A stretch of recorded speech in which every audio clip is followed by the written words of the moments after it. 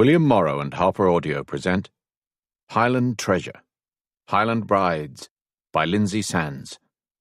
Performed by Derek Perkins.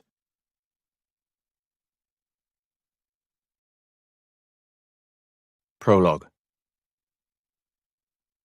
The soft jingle of keys stirred Ellisand from a fitful sleep.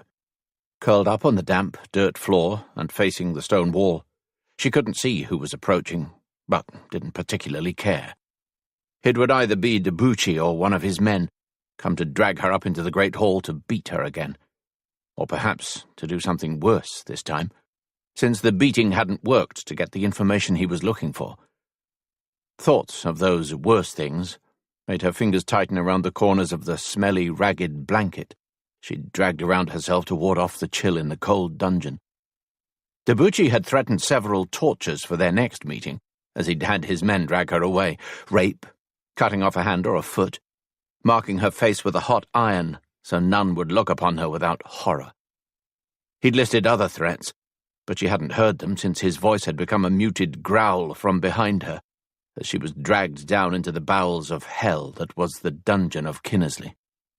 Ellisand had never much considered whether she was a brave woman or not, but this experience had taught her that she wasn't. Because had she the answer the man was looking for, she would have given it to him about halfway through the earlier beatings. But she didn't know the answer to his repeated and insistent roar of, "Where is it?" "What?" she'd cried just as often, desperate to end the abuse, only to be told, "You know what! Where is it?" But Ellisand hadn't known. That morning she'd woken, happy and cheerful, in her bed, in the home she'd grown up in, with loving parents and a castle full of servants and soldiers who she considered family. Now, the sound of the key in the lock finally had her lifting her head off the floor to look over her shoulder. Ellisand stared blankly at her mother's maid, who now stood at the door to her cell, and then she sat up with surprise. The abrupt movement immediately sent pain rushing through her body, but she ignored it and rasped out a confused, "Betty?" The maid's eyes widened with alarm. She put a finger to her mouth in the sign to hush, then peered anxiously to the sleeping guard slumped in the chair by the table outside Ellisand's cell. When the man continued to snore loudly, Betty turned her attention back to the keys she held. Pulling out the one presently in the lock, she tried the next on the ring of half a dozen large keys. Ellisand watched silently, half afraid she was dreaming. Then the third key worked, and Betty eased the door open. They both winced at the squeal of the hinges, their gazes moving to the guard. But he continued snoring loudly. "Can you get up?" Betty whispered. Ellisand shifted her gaze back to the maid, a little startled to find the woman now standing right in front of her. She hadn't seen her move. Rather than answer, Ellisand released her hold on one corner of the ratty blanket to reach out to the girl. She wanted to touch her, to be sure she was real, but the maid must have thought it a silent request for help, because she immediately took her arm and began to pull upward. Steeling herself against the pain, Ellisand managed to stagger to her feet with the maid's help, but it was an effort that left her sweaty and swaying as she fought the pain and dizziness that assailed her. "Can you walk, my lady?" Betty whispered anxiously, looking close to tears as she clutched her arm to steady her. Ellisand swallowed the bile rising in her throat and nodded grimly. She would walk if it killed her. Betty pulled Ellisand's arm over her shoulders and helped her shuffle out of the cell. It was a slow, laborious effort, but once she had her out of the cell, Betty urged her to grasp the smooth bars to help her stay upright, then rushed to the end of the small hall and snatched up a bag by the wall. Ellisand frowned slightly, but didn't ask questions. She merely watched her pull a gown from the bag and quickly begin to stuff it with the fetid straw that covered the hall floor. The maid filled the bag itself last and then hurried into the cell and arranged her creation under the ratty blanket. Only when Betty straightened to examine her handiwork did Ellisand understand what she was doing. She'd managed to make it look like a huddled figure curled against the back wall of the cell. Like she was still there, Ellisand realized, as the maid rushed back and closed the cell door. They both stiffened and glanced warily to the guard when the action set up another protesting squeal. But the man remained asleep. Ellisand released a relieved breath and drew in another, only to hold that one, when Betty moved cautiously over to the man to set the keys carefully on the table in front of him, where she'd apparently got them. Despite the maid's caution, they made the faintest clanking noises as she set them down. Still, the man didn't stir. Releasing a shaky little sigh, Betty moved quickly back to her side and took her arm over her shoulders again. "This way," she whispered, and led her to the end of the hall where the bag had been. "Mother?" Ellisand asked in a soft voice, when the girl pushed and turned the correct stone to open the secret passage. She told me how to open it," Betty admitted. It wasn't what Ellisand had been asking. She wanted to know how her mother was, but as the wall swung open to reveal what seemed like 1,000,000 stairs stretching upward, she decided that her mother must be all right to have given the girl directions. So she saved her breath and moved into the hidden passage. Hewn into the stone and disappearing up into darkness, the stairs were too narrow for them to move side by side. Betty couldn't help her here. She would have to manage them on her own. And she would, Ellisand told herself firmly, even if she had to drag herself up them on her belly. And she very nearly did. Ellisand was on her hands and knees by the time they reached the top of the stairwell. Gasping with relief as she made it off the last step, Ellisand collapsed to the cold stone passage, every muscle in her body trembling with exhaustion. "Milady." Ellisand sighed at that whisper from Betty. She wanted to just lie there and die, but she couldn't. Her mother. The brush of cool cloth across her arm and cheek made her open her eyes. She couldn't see in this Stygian darkness, but guessed that Betty was stepping carefully over her to stand by her head in the narrow passage, and it was the maid's skirts she'd felt. "Milady, it isn't much farther now." The girl's whisper was accompanied by her hands clasping Ellisand's shoulders. The maid was going to try to help her to her feet. Ignoring her aches and pains, Ellisand ground her teeth together and pushed herself up onto her knees. She then braced one hand against the stone wall, grabbed the girl's arm with the other, and managed to drag herself to her feet. "Are you all right?" Betty whispered with concern. "I am fine," Ellisand said, panting, and then took a deep breath to steady herself. "Let us go. I would see Mother." She sensed, rather than saw, the girl move away. Ellisand took another deep breath and then braced her hands against the cool stone walls on either side of her and shuffled forward, following. She didn't realize how far behind she'd fallen until Betty opened the secret entrance to her mother's room and light spilled into the passage from a good 10 feet ahead. Straightening her shoulders, Ellisand tried to move more quickly. It still seemed like forever before she reached the opening, and then she was blinded by the light in the room. There were only 2 small candles there to chase away the night's gloom, but after her time in the dark dungeon, those candles were like staring directly into the sun. Ellisand had to close her eyes to protect them. Fortunately, Betty recognized the problem at once, and took her arm to lead her across the room to her mother's bed. Much to her relief, Ellisand had adjusted enough by then that she could at least see, though she was still squinting against the light when she dropped to her knees next to the bed. Her strained eyes slid over her mother's frail form and swollen face, and Ellisand could have wept at the bruises covering every inch of maigre de Valence that wasn't covered by the furs on the bed. "Mother," she breathed, clasping the hand closest to her, and then quickly releasing it when she felt how swollen they were. Only then did she recall that they had been broken. "Oh, Mama," she moaned, resting her forehead on the bed with despair. "Ellie." That broken whisper made her lift her head at once. "Yes, I am here." "The Buchanans," she managed, her voice so faint Ellisand wasn't sure she'd heard her right. "The Buchanans?" she asked with confusion. Ellisand was tired and achy, her mind such a clutter with worry, pain, and fear that she couldn't imagine why her mother would bring up the clan. "The Buchanan healer is in England. You must go to him. He can take you to my sister." "Nay, I will not leave you," Ellisand said at once, and her mother's eyes shot open full of fire and determination. "You must," her mother ordered, and then spoke quickly, telling her what to do.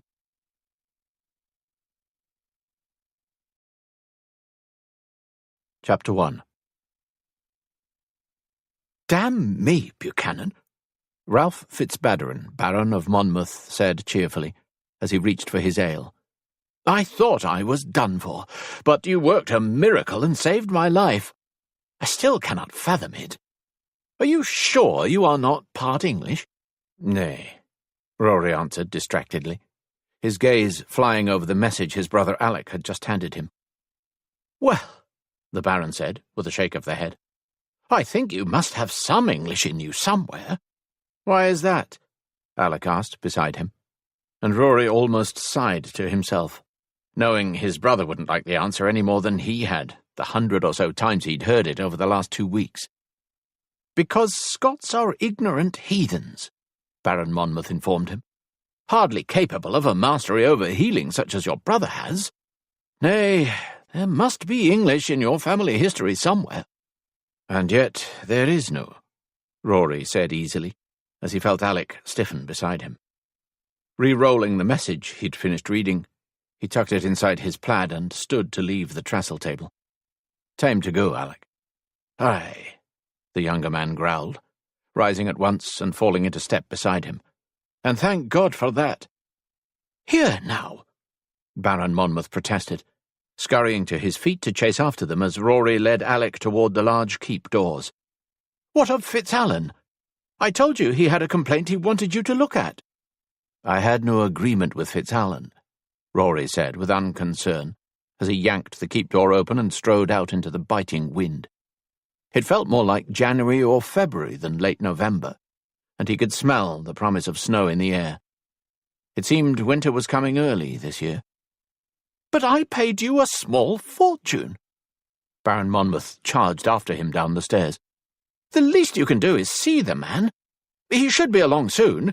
Ye paid me to get ye well, and I did that," Rory pointed out mildly, drawing the top of his plaid around his shoulders as he crossed the bailey in long, quick strides. "Ye're well, the deal is complete, and we're leaving." "Praise God," Alec muttered beside him, with a combination of relief and disgust that Rory understood fully. This had not been his first visit to England, but he was determined it would be his last.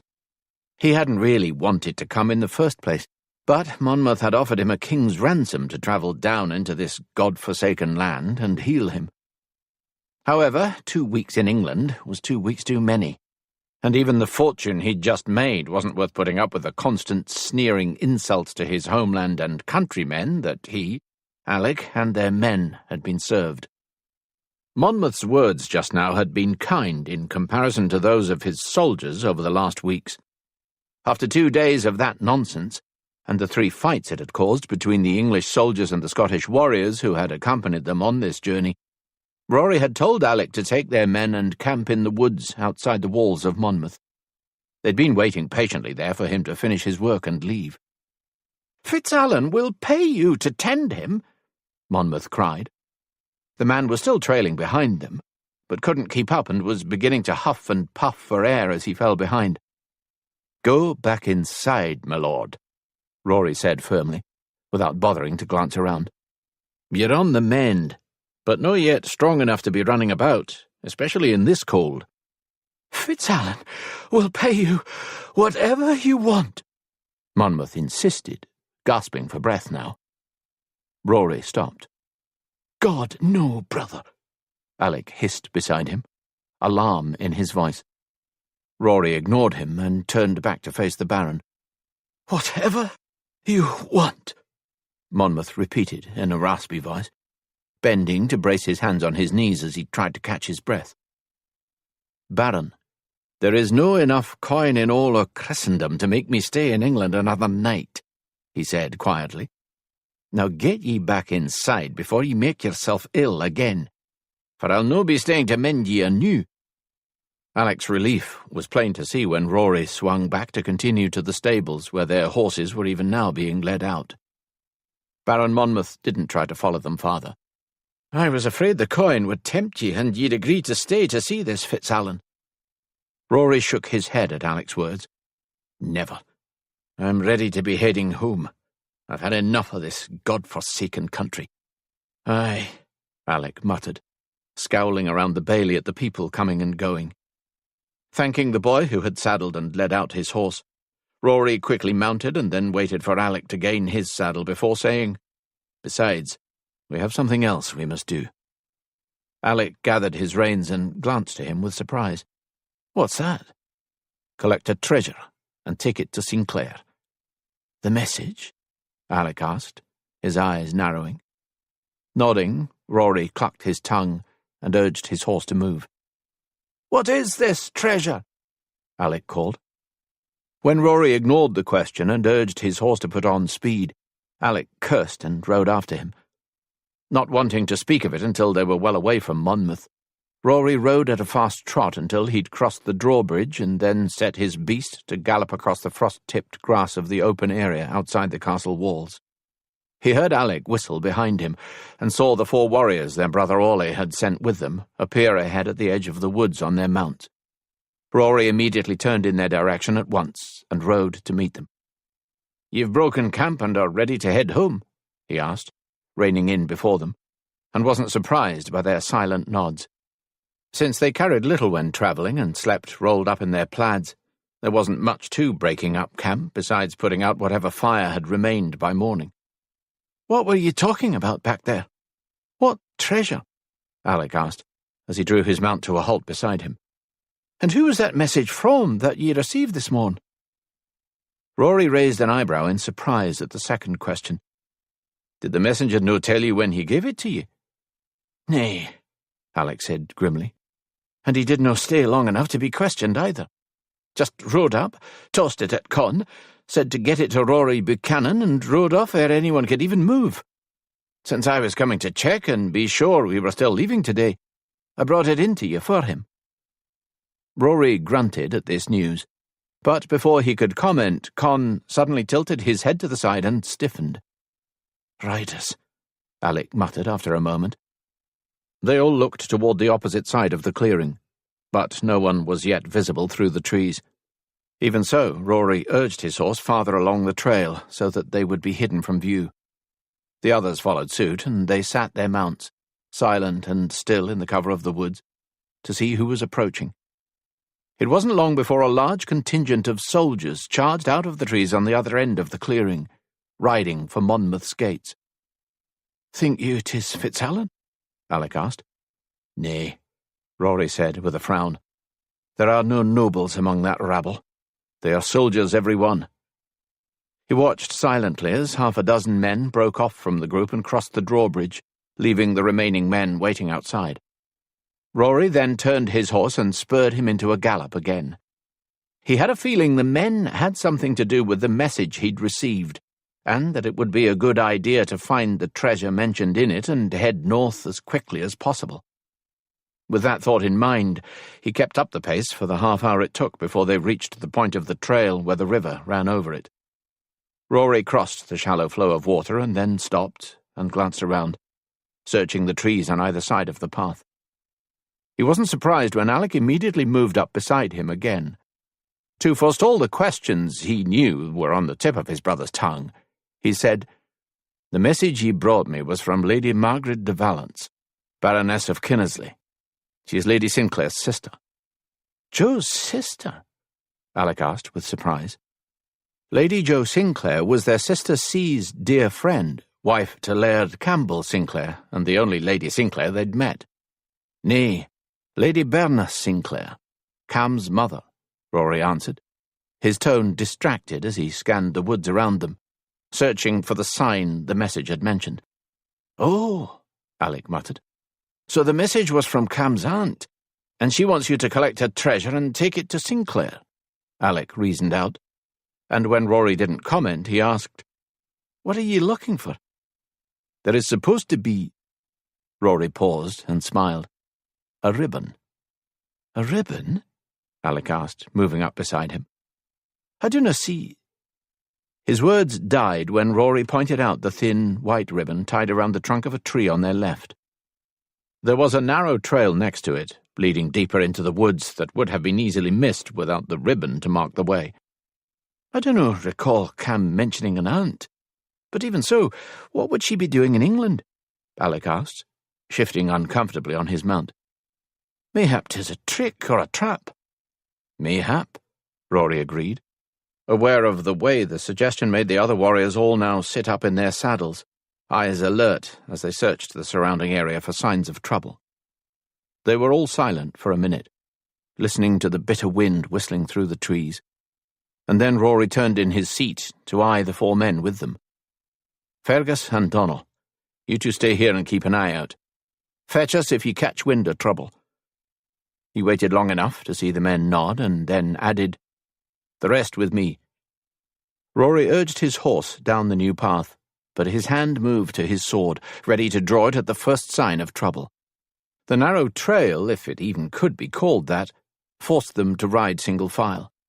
They took it at a walk, Rory leading the way, Alec behind him and Con and Enan following to guard their backs.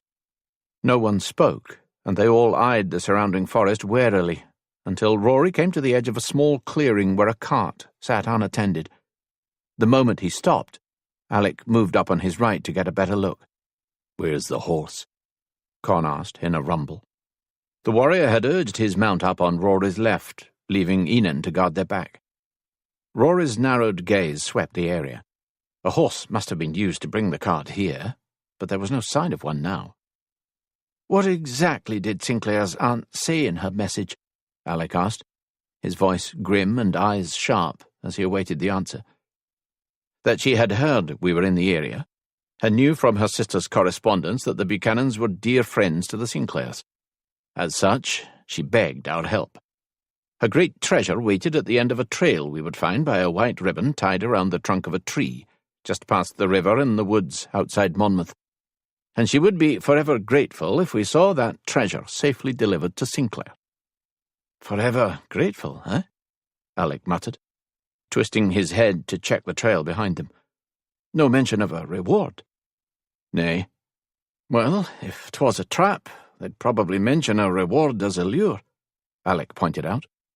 "Aye," Rory murmured, and then, gesturing for Con and Enan to wait in the cover of the trees, he urged his mount cautiously out of the woods and crossed the small clearing until he could look down into the cart. There was something in the bottom, a lumpy bundle covered by a large fur. Rory hesitated, and then took another look around the woods before leaning down to snatch up a corner of the fur and tug it aside. "What is it?" Alec asked, urging his own mount up next to the cart. Rory didn't bother to answer. His brother was already close enough to see. He grabbed one of the 4 lumpy bags that had been hidden by the fur. His eyebrows rose slightly at the lack of weight to the item. It wasn't light as a feather, but not heavy enough to carry any kind of jewels or gold. Cloth of some sort was his guess. Proved true when he opened the bag and peered inside. Blue velvet lay at the top, concealing the cloth beneath it. Rory took a moment to feel the bottom of the bag to see if there was anything solid inside, but all he felt was more cloth. Pulling the strings to close the sack, Rory hung it from his saddle to keep it out of the way as he swiped up another bag. Like the first, it was light, carrying mostly cloth and something he would guess was a brush by the shape of it when he squeezed the bottom. "Clothing?" Alec guessed, eyeing the bag he held, and when Rory grunted in the affirmative, he asked, "Then where is the treasure we are to transport?" Rory opened his mouth about to admit he had no idea when movement drew his gaze to the opposite edge of the clearing. They watched in silence as 2 men on horseback moved out of the woods. They were English soldiers and moving at a snail's pace, so that a full minute seemed to pass before they were fully out of the trees, and a 3rd horse appeared behind them. This one carried a woman, though they could see none of her beyond the fur-lined silver-blue cloak and matching coif and veil she wore. Rory's eyebrows rose at the sight. While he'd seen many a woman in a headdress and veil, the veil usually hung below the face. This one completely covered the face so that she must be having trouble seeing them. He certainly couldn't make out any of her features. Lady de Valence, he guessed, thinking the woman had come herself to deliver the treasure into their hands. Aye. Her voice was a soft whisper, and he found himself leaning forward over his horse's neck to better hear her if she spoke again. "I am Rory Buchanan, and this is my brother Alec," he announced, when she said nothing more. "You requested our aid in getting a treasure to Sinclair?" "Nay." Despite his leaning, Rory barely heard the word. But then she cleared her throat and said with a little more volume, "'Twas my mother, Lady Margaret de Valence, who wrote to you. I am Ellisand de Valence. 'Tis me she wanted you to see to Sinclair." Rory sat back as her words rushed over him. Lady Margaret de Valence's greatest treasure was her daughter, and she wanted him to escort Ellisand north to Sinclair. A glance at Alec showed that he was not the only one stunned by this news. While he was still digesting this information, she added, "I felt sure that Tom and Simon here would be enough to escort me north. We could ride fast as a small party. However, Mother seemed to think it would be better to have Scots with us. She said the English are not well liked in the Highlands, and 'twould be safer to have Scots for escort as well." When Rory was slow to respond, she shifted slightly and added, "Mother also said, as a friend to our kin, the Sinclairs, you may be willing to aid us. Howbeit, I understand if you do not wish the trouble. We will do fine on our own." "Nay," Rory said abruptly, when she began to gather her reins as if to leave at once. "The Sinclairs are good friends. We would be pleased to see ye to them." Rory noted the way her shoulders seemed to ease a bit at his agreement, but she offered no gratitude, merely gave a stiff nod and said, "Then shall we?" Rory hesitated the briefest moment, pondering the fact that it apparently hadn't even occurred to her that there might be some reason he could not leave at once. For surely there was no way she could know that he'd planned to leave this morning anyway. But more important to him was the fact that she offered no explanation for this journey, and he knew there must be an interesting one. Usually a simple trip to visit relatives would have included a large retinue of soldiers and servants, along with wagons to carry tents and such for the lady's comfort. It definitely would have included other women to accompany her. But she was alone with 2 soldiers. Before he could ask any of the questions now rushing through his mind, a sharp whistle drew his attention to where he'd left Con and Enan at the edge of the woods. Their number had doubled. Fergus and Donald were now with them, and the foursome was moving into the clearing to approach. Eyebrows rising, Rory rode to meet them, knowing that only trouble would have made Donald and Fergus follow them when they had been ordered to stand guard. "Riders," Fergus announced once Rory was close enough to hear. "A large group. At least 20 riders, but I'd guess more from the noise they're making. I'm thinking 'tis the soldiers we saw approach Monmouth as we left." Rory frowned and then glanced back to the woman and her 2 men to see that one of the soldiers was grabbing up the last 2 bags and the fur from the cart. He passed the fur to the other man to roll up and tie to his saddle, while he hung the bags from his own. It made Rory realize that he still held the second bag he'd picked up. Hooking the tie to his own saddle with the first, Rory considered the situation.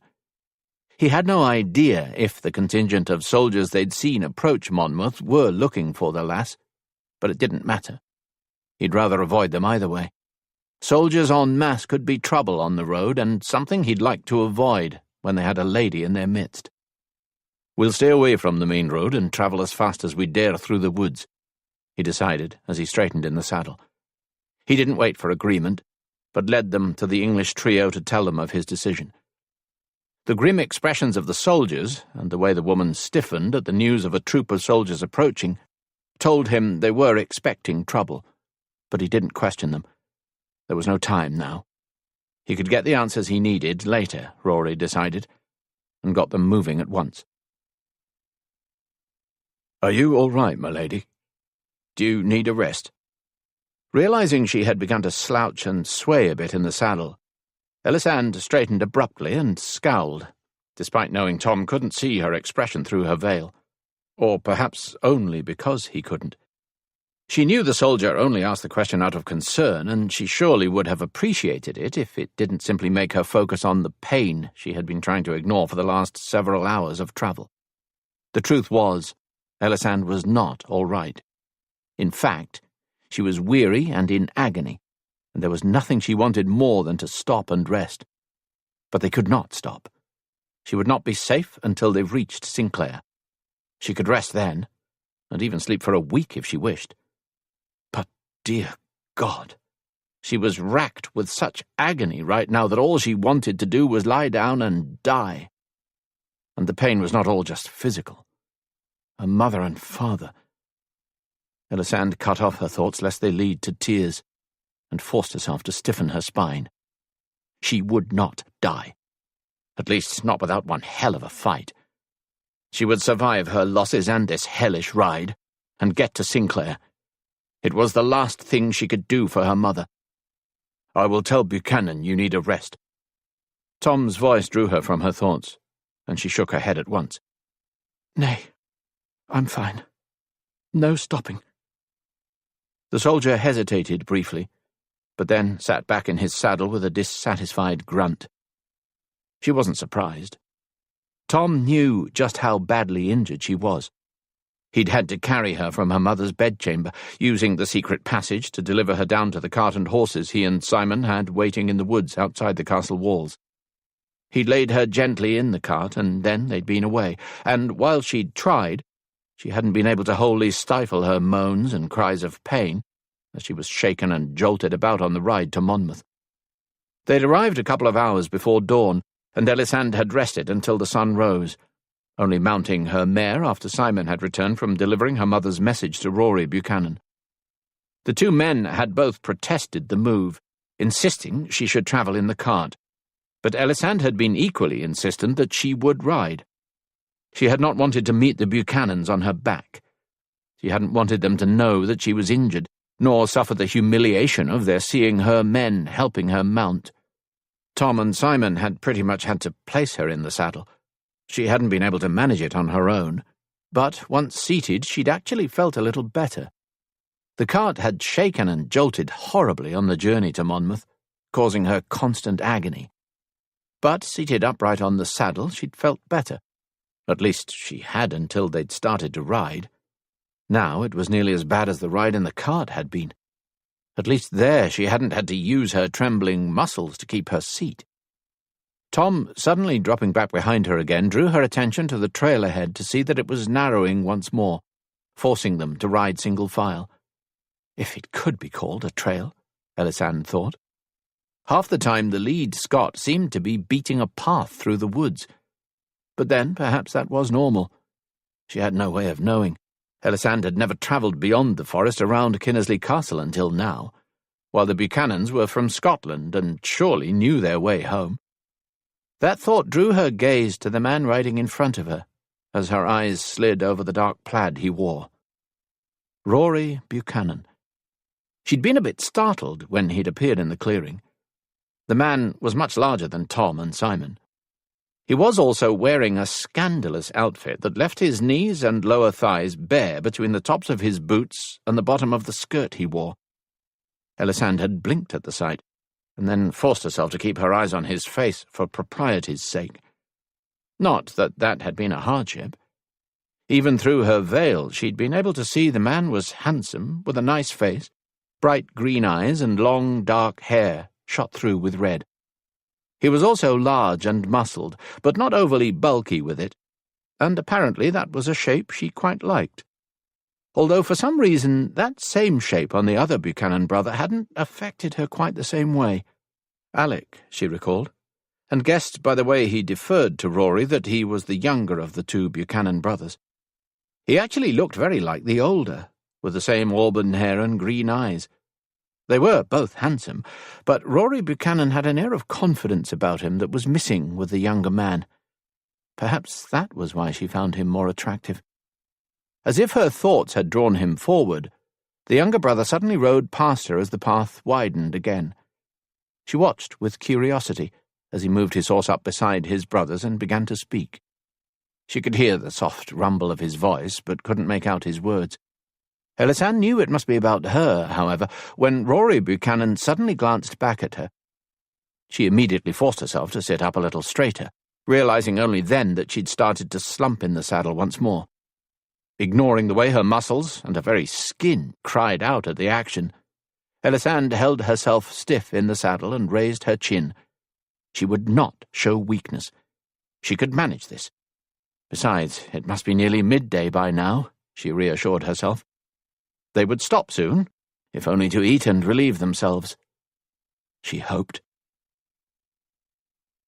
Rory let his gaze slide over the veiled figure behind them. Lady Ellisand had been riding slouched in the saddle when he first glanced back, but had straightened when she realized he was looking. There was little to see but the headdress and veil that hid her hair and face from him, and the rich, warm cloak she clutched closed against the cold with one gloved hand, while handling the reins with her other.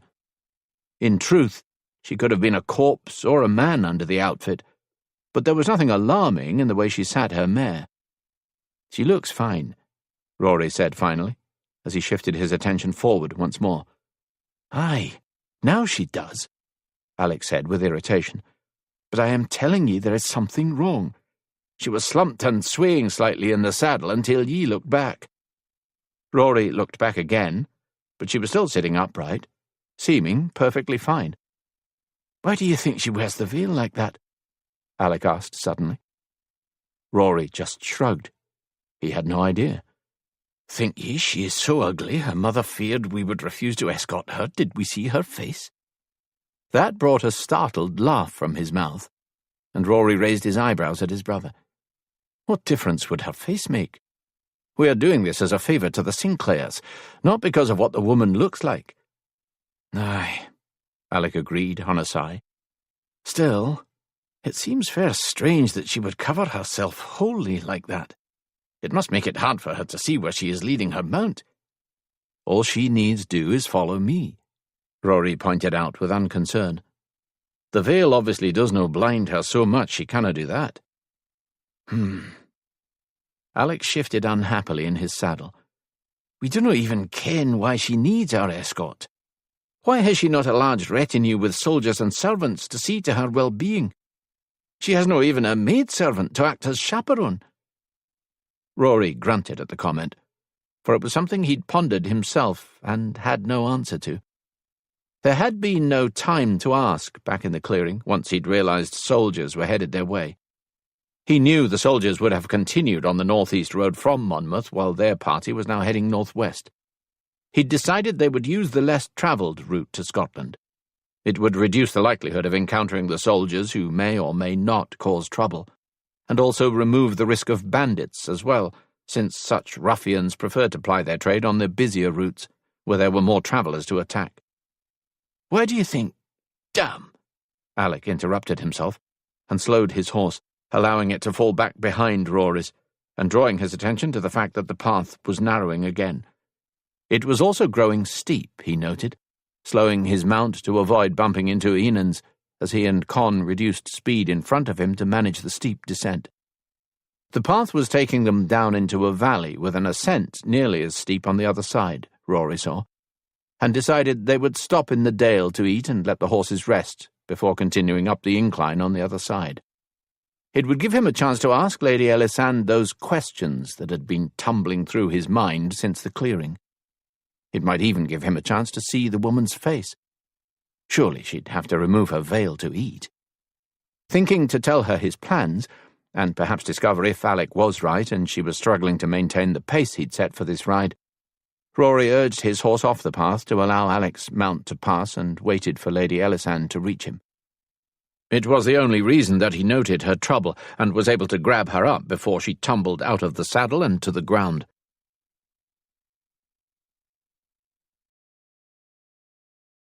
Chapter 2. My lady! It was a wonder Rory heard that shout over Lady Ellisand's scream of pain as he pulled her into his lap, but he did. Glancing around to see the English soldier trying to manoeuvre around the riderless mare to reach them, Rory barked, "Get her horse!" even as Lady Ellisand went limp in his arms. Much to his relief, the man obeyed at once, pausing to gather the reins of his mistress's horse, though his expression was dissatisfied and anxious as he did. Rory lowered his gaze to the woman lying unmoving in his arms. Her veil had shifted, revealing half of one cheek, and the swollen skin there, black with bruising. Mouth tightening, he shifted her to a more stable position in his arms, and urged his horse to continue down the steep pass into the valley. He would have to wait until they reached the valley floor to examine her, and he now wanted to get there as quickly as he could. Someone had beaten the lass. She needed tending. It was a good 20 minutes before they reached the valley floor and stopped. Ellisand was beginning to stir by then, but hadn't woken fully. She was moaning, though, a low, pained moan between gasps for air that he knew spoke of agony. Rory didn't understand what was paining her until Tom and Simon leapt from their horses and rushed to his side to take Ellisand from him. It was the way they handled her that told him it was more than her face that was injured.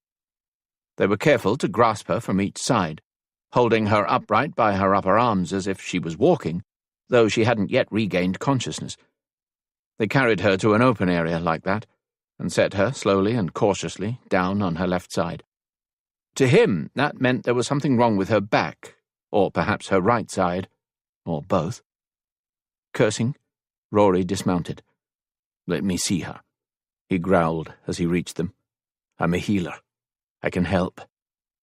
Much to his surprise, Lady de Valence struggled to sit up, saying, "I do not need a healer." Rory stopped at her feet and stared down at the top of her coif at that soft growl.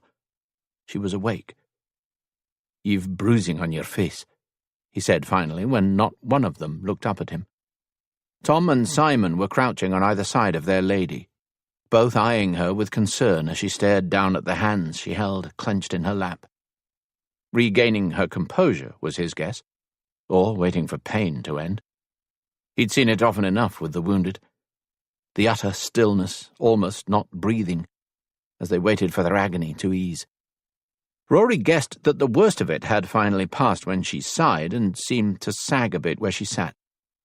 After a moment she raised her head, peered at him through the filmy veil, and said wryly, "I have bruises everywhere, but there is naught you can do about bruising, is there?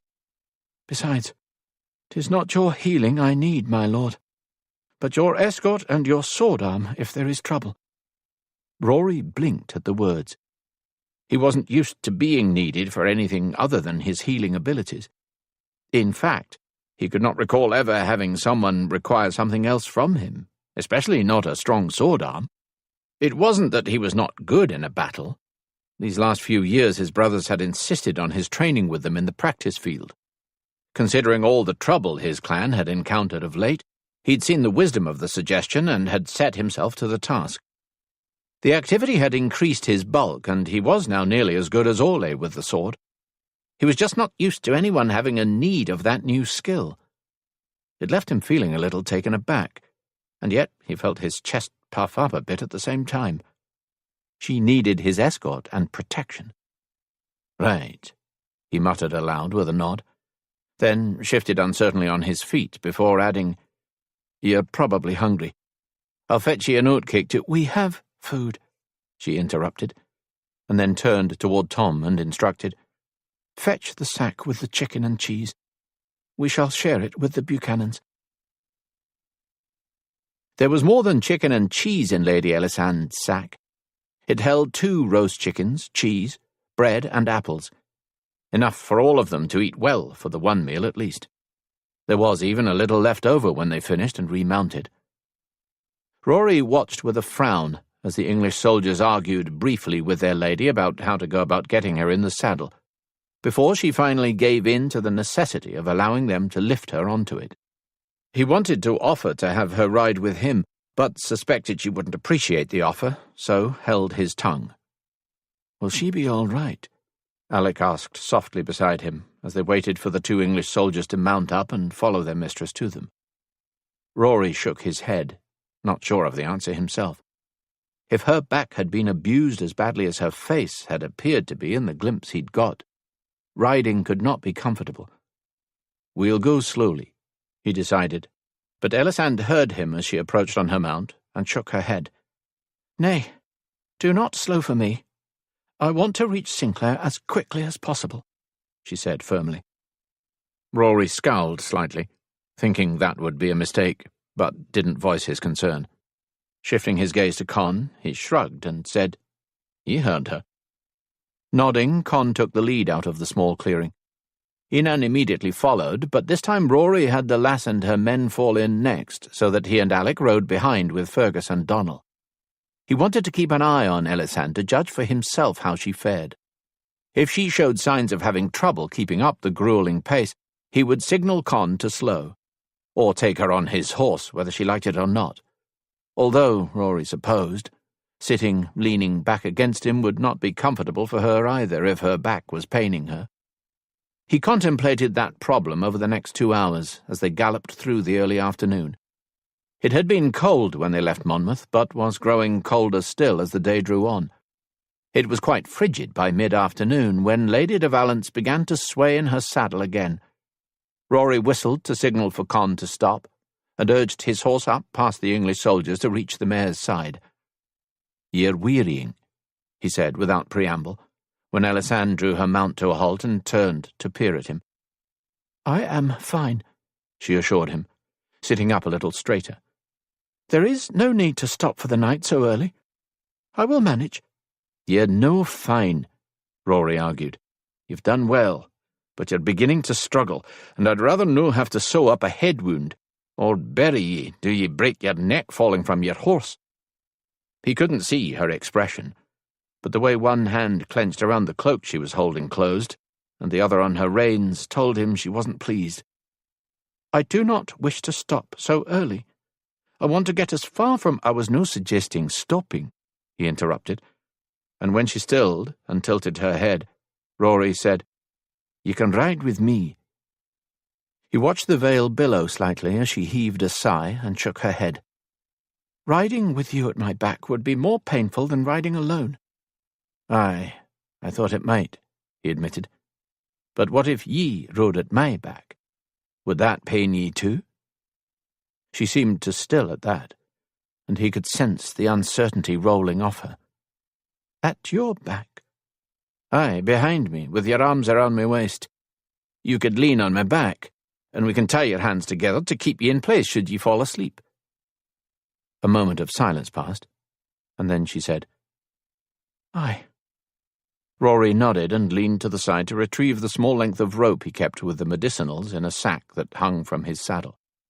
By the time he straightened, with the rope in hand, her soldiers had dismounted and moved up to help her from her horse to his.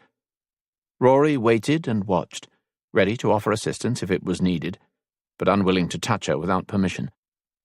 From his position he was able to see that Ellisand had been sitting astride her mare rather than side-saddle.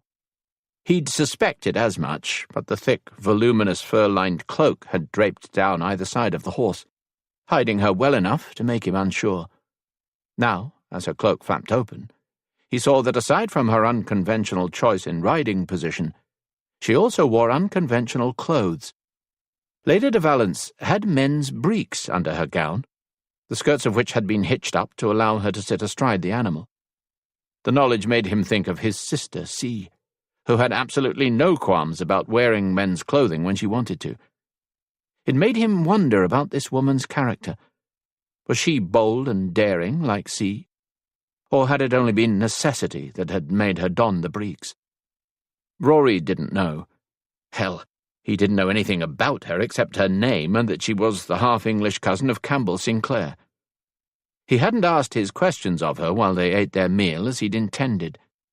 Her posture had been so exhausted and stiff as they'd sat on a fallen tree partaking of the food her men had presented, that he left her to cope with her pains and consume her meal, which she had managed to do with the veil on. She'd simply slipped the food under the cloth and up to her mouth.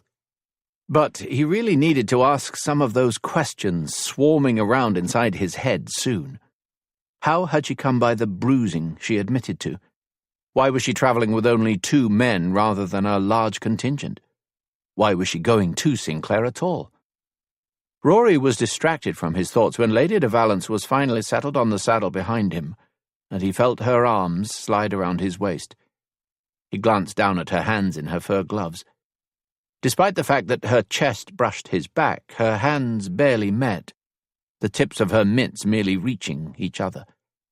Hoping that was because she was petite and not a sign that he'd gained weight during his stay in England, Rory tied one end of the rope to one wrist over the gloves, and then tied the other to her second wrist, leaving a little slack so it didn't pull on her while they rode. "Is that all right? Is no too tight?" he asked, once he was done. "Nay, 'tis fine," she assured him quietly. "Sleep if ye wish," Rory suggested. "I'll ensure ye stay in the saddle." When Ellisand didn't respond and remained stiff and upright behind him, he glanced around to be sure someone had the reins of her mare. Seeing that the soldier named Tom had taken on that chore, he whistled to Con to let him know they were ready, then urged his horse to follow when Con, Inan, and Alec headed out before him. They rode like that until near dark. At first Lady de Valence remained stiff and upright behind him, but gradually she began to relax and lean into him. When she finally slumped against his back, he knew she'd either fainted or fallen asleep. Either way, it was for the best. She was right. There was no healing for bruises except the passage of time, and sleep could only help with it. Ellisand didn't wake up right away when Rory finally called a halt to their journey, not even when he untied the rope around her wrists. It wasn't until her men had lifted her from his saddle and had her halfway to the ground that she woke, and then it was with an agonized cry that she quickly cut off. She remained stoically silent after that as they set her down, but he suspected the movement was causing her great pain, and wished he could see her face to know just how much. He also wished he could examine the bruises to see how much damage she'd suffered, but suspected that wasn't likely to happen. The woman was covered from head to toe, and her complete refusal of his help earlier made it obvious she would not willingly reveal her injuries to him. That being the case, there was little he could do except perhaps offer her a tincture to help her sleep through the pain. That last thought had Rory grabbing his bag of medicinals the moment he'd dismounted and opening it to see if he had the weeds needed to make such a tincture. Much to his relief, he did have them. He also had the metal chalice he carried with him to mix such tinctures in. All he needed was water. His gaze slid to the river that sided one end of the clearing they'd stopped in. It was narrow and ice was forming along the sides, but the centre was bubbling with moving water. It would be cold, but would do. Rory glanced around for Lady Ellisand then. She was moving stiffly away into the woods, no doubt to find a private spot to relieve herself and manage personal issues. He'd have the tincture mixed and waiting when she returned, he decided, and walked to the river's edge to scoop up water with the chalice. She'd be asleep within minutes after drinking the tincture he planned to make for her, and that would be a good thing. Every step Ellisand took seemed to jar. Her muscles screamed at the movement, and her skin would have wept if it could have. So would she, but she'd cried herself dry hours ago, grateful for the veil that hid her body's response to her pain. Ellisand wasn't one who usually cried, but she hadn't been able to stop and hadn't tried. It wasn't just the physical pain that brought the tears on. She was grieving, too, and knew those tears must flow at some point. Better to let them out while she was on horseback and no one was likely to hear, than to be sobbing when she was surrounded by the men. Ellisand made herself walk a good distance from the clearing before she decided she'd gone far enough to ensure privacy while she took care of her personal needs. She then leaned her good shoulder wearily against a tree, giving herself a moment to gather strength before she bent to the effort of pushing her breeches down, hiking her skirts up and squatting to relieve herself. It was all hard work for her at this point, But pulling up her breeches and straightening was even harder, and for one moment she feared she'd have to suffer the humiliation of calling for help to rise. But the idea of the pity on the men's faces was enough to force her upright, despite the screaming agony it caused. Ellisand paused again to rest, leaning her face and chest against the tree as she waited for her breathing to slow. Dear God, her life had become some sort of hell, and so quickly. She'd never suffered such pain in her life. Not like this. Feeling depression and grief pressing down on her, she shook off her thoughts for now. She couldn't let herself weaken. She needed to remain strong, at least until she reached Sinclair. She had no idea how long the journey was, but surely they could be there within a week at the speed they were travelling. Then she could collapse and let her aunt and cousin deal with everything while she healed. 1 week. 7 days. She could bear anything for 7 days, Ellisand assured herself. She would just take 1 day at a time. Sighing, she lifted her head and straightened. She was turning to head back to the men when she heard the sound of bubbling water. On impulse, Ellisand moved toward the sound until she broke out of the trees onto the edge of a fast-moving river. This was the sound she'd heard, the water rushing downstream, splashing over and around the rocks and boulders in the riverbed. Ellisand stared at it for a minute, noting the ice forming on the sides where outcroppings forestalled movement and the water was still. It would be bitter cold, she knew, but cold was supposed to be good for bruising, wasn't it? At least her mother had always told her that it helped. Usually that was directly after an injury, though, and it had been a couple of days since she'd suffered hers. On the other hand, the cold might numb her pain a little. At this point, Ellisand was willing to try anything, including a dip in the shallow, icy river. Except that she didn't trust herself to be able to get in and out with her body as weak and pained as it was now. But perhaps she could dip the tunic she wore into the water and then put it back on. That might help a bit, numb her back and ease the pain enough to let her fall asleep. Sleep was her only escape from it at the moment. Aye, she'd try it, Ellisand decided grimly, and reached up to undo the clasp that held her cloak together. Rory used a small branch he'd found to again stir the tincture he'd made, and then glanced toward the spot where Ellisand had disappeared into the trees. She was taking an extremely long time about her business. Long enough, in fact, that he was starting to worry. He wasn't the only one. He'd noticed the way Tom and Simon were watching the woods and talking quietly, concerned expressions on their faces. Alec's arrival at his side drew his attention from the men, and he glanced at his brother as he settled on the log next to him. She's been gone a while. Rory grimaced. Alec was the least observant of his brothers. If he thought it had been a while, it had been much longer than he'd realized. Cursing under his breath, Rory handed the full chalice to Alec, muttered, "Hold this," and then stood. He would just go check on her and make sure she hadn't fainted or run into difficulties of some sort, Rory told himself as he headed for the woods. He wasn't at all surprised when the 2 Englishmen hurried to follow him. None of them spoke as they moved into the trees. Rory didn't because he was listening for any noise that might lead him to the lady. He supposed that was also why the other 2 men were silent. They'd gone quite a distance when Tom suddenly grabbed his arm and pointed ahead and to the left a bit.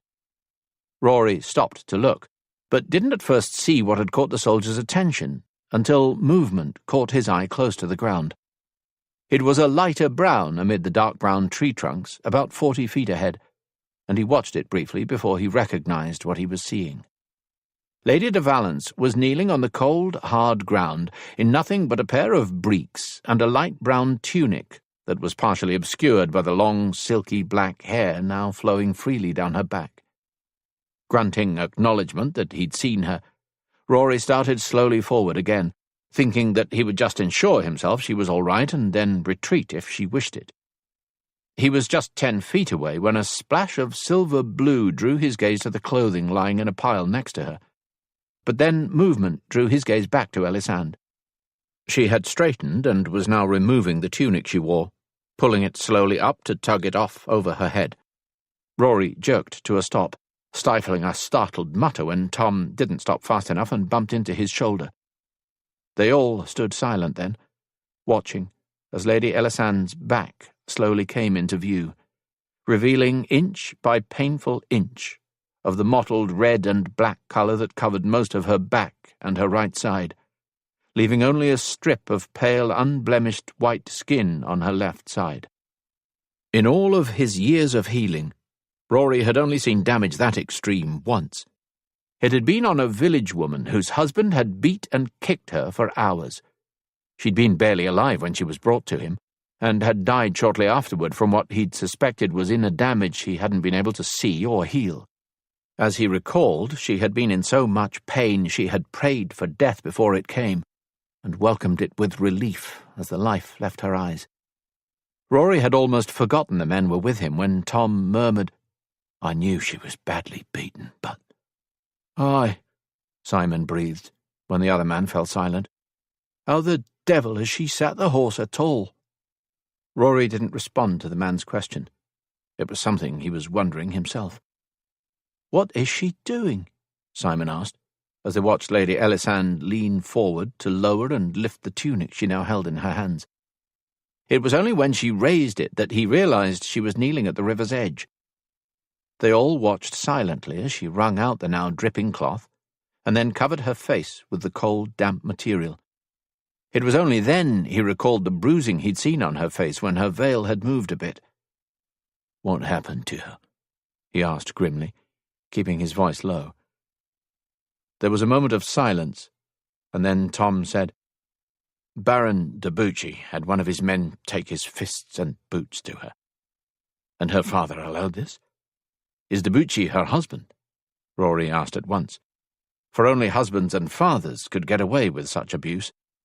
"Nay, Duchi is no relation at all. He was a friend to our lord and lady ere all this happened," he added grimly. "What is all this?" Rory asked, as he watched Ellisand remove the cloth from her face and bend to dip it in the water again. A moment of silence passed, and he could almost feel Tom and Simon exchanging glances behind him to ask each other how much they should reveal. And then Tom finally said, "We are not sure.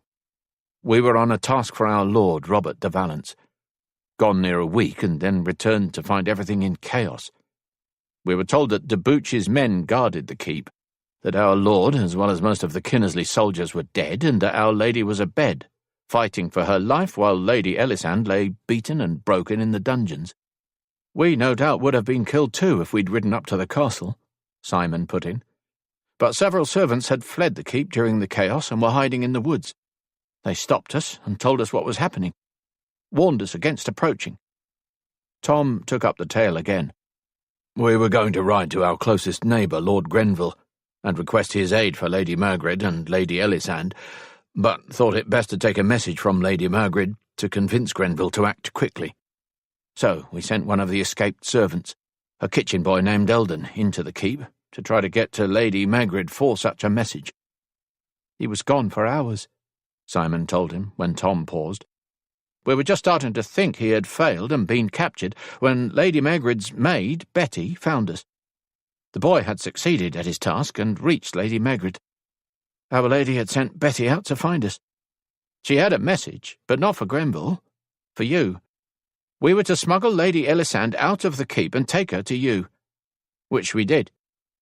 But this is the first time we have seen the extent of Lady Ellisand's injuries," Tom said solemnly, as they watched Ellisand wring out the tunic again. This time she didn't press it to her face when she was done, but began to pull it on over her head in slow, torturous moves. Rory instinctively started forward again, intending to stop her, but paused after only one step. Putting on a cold, wet tunic in this chill weather was a bit risky. Falling ill to a lung complaint was the last thing she needed.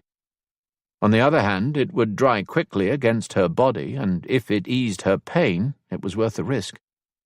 He would just have to make sure she was kept warm tonight, he thought, and then realized Tom was talking again.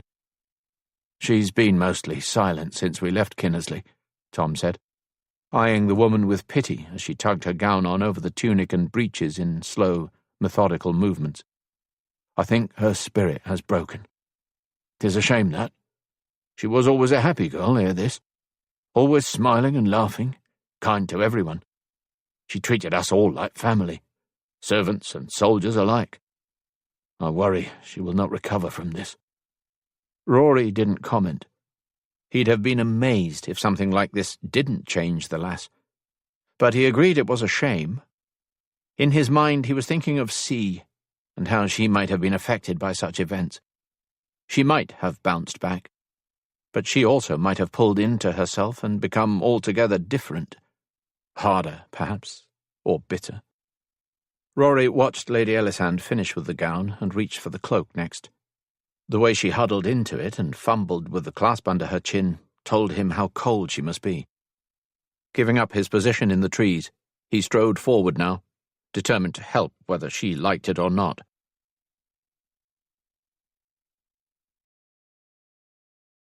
Chapter 3. Ellisand's hands were stiff and shaking so with cold that she couldn't fasten the clasp at her throat.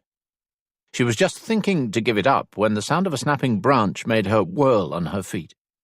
Her eyes widened when she saw Rory Buchanan step out of the trees, with Tom and Simon at his back. "You took so long we began to worry," the Scot said mildly as he approached. Ellisand stood stock still, her heart suddenly hammering rapidly in her chest. She knew he was no threat to her, especially with her men there, but he was a huge man, and with the memory of the beating she'd taken still fresh in her mind, she was hard-pressed not to back instinctively away from him. Ellisand was still struggling with the urge when he stopped before her and quickly fastened the clasp of her cloak. It was done so swiftly she didn't get to embarrass herself by pulling away or even stiffening in response before the task was done, and he was bending to pick up something. It was only when he straightened and held out her coif and veil that she realized her face was still uncovered. Taking the item from him, she quickly redonned it, a small sigh of relief slipping between her lips once she was hidden behind the veil again. Ellisand had no idea how bad her face must look at the moment, but it felt lumpy and was swollen to the point that her skin hurt, so she feared she must look like a monster. She didn't mind that so much. She wasn't interested in looking pretty for him, but she'd hidden her face in the hopes of avoiding the pity and dismay she feared it would elicit from anyone who looked upon the damage. She'd also wanted to give the appearance of being strong and well, fearing that if the Buchanans had realized the shape she was in, they might decide she was more trouble than they wished to take on and refuse to escort her to Sinclair. But he'd seen her face now. Hopefully that wouldn't make him refuse her further escort. Ellisand was just grateful he hadn't approached a few minutes earlier and seen her back. He'd probably mount up at once and leave them behind then. "Are ye ready to return to camp?"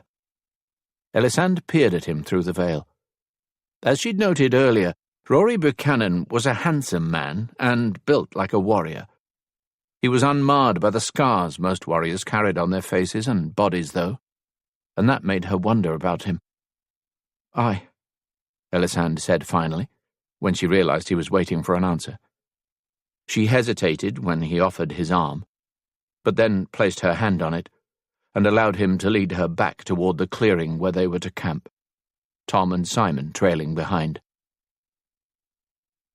"I made ye a tincture," Rory announced as they stepped out of the trees. "I left it with Alec while I came to look for ye." "A tincture?"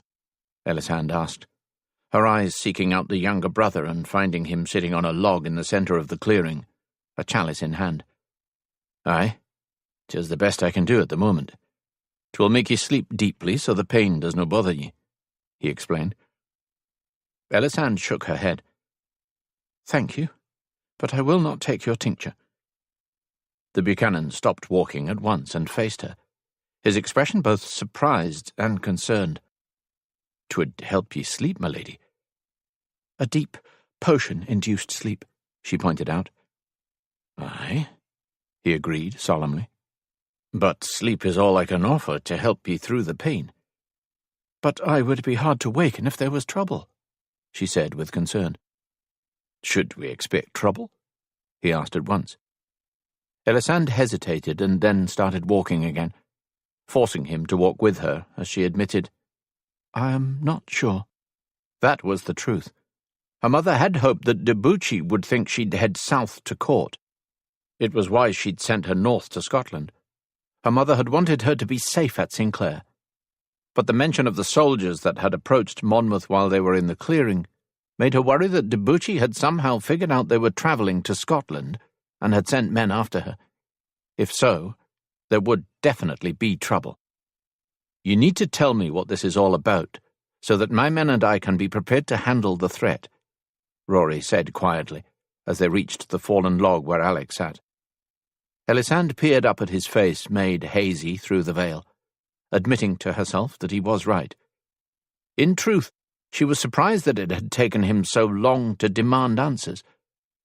She steeled herself against the memories, and put off the telling by moving in front of the log and slowly and carefully easing herself to perch on it next to Alec.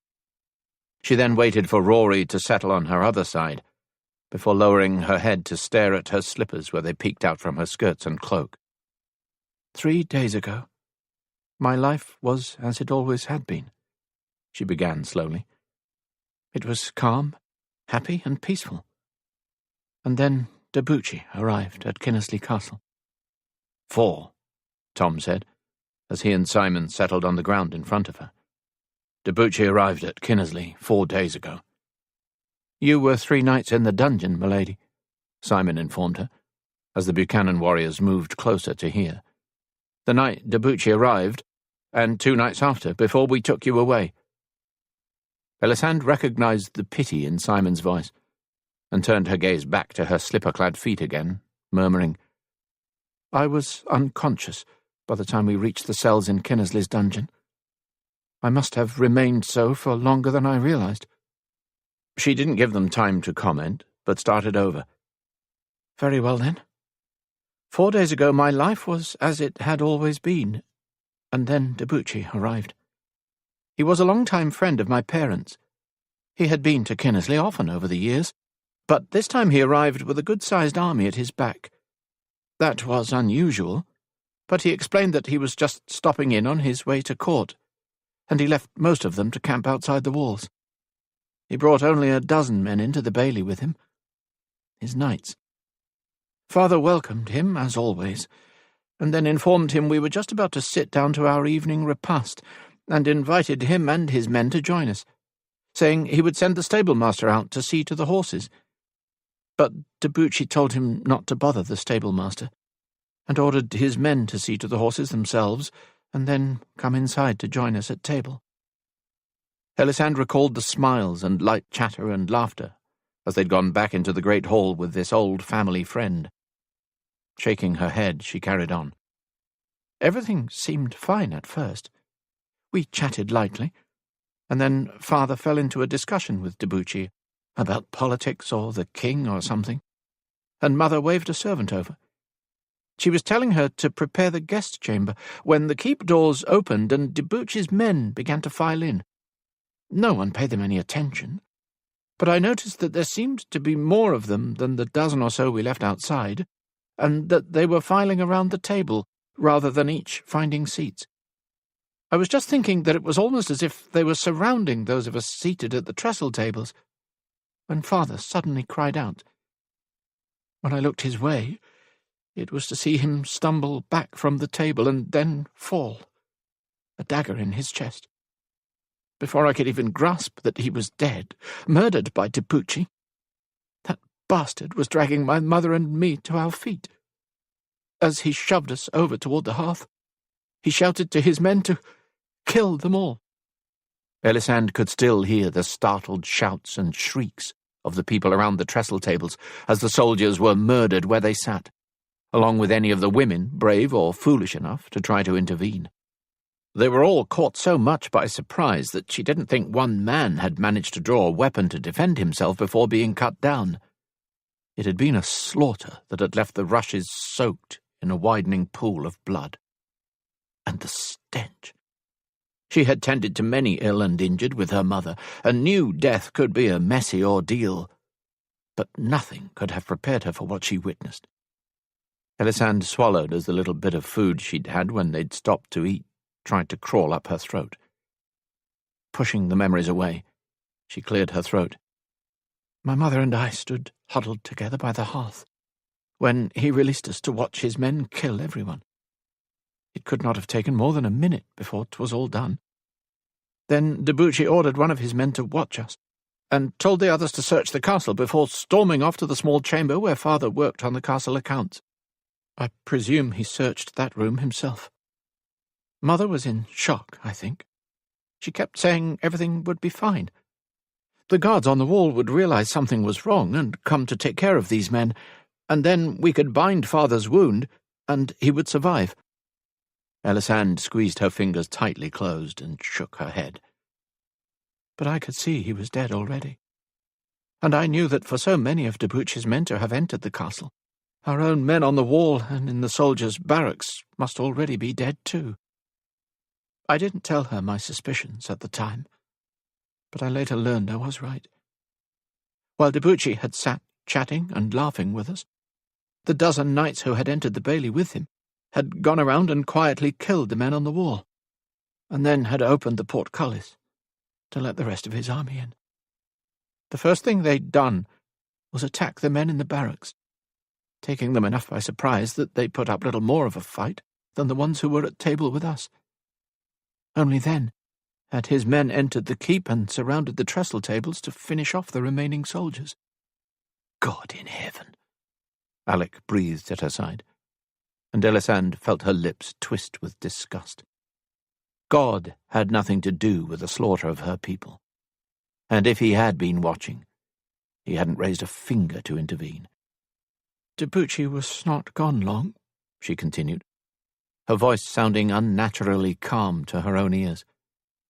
He immediately began questioning his men as to whether they'd found anything. When the last man returned from the ordered search and said no, he turned his attention to us. Straightening her shoulders, Ellisand tried to brace herself against the memories as she told them. He started with Mother, tearing her from my arms and shaking her so violently I feared he would break her neck. The whole time he was yelling, "Where is it? Where is it? Where is it?"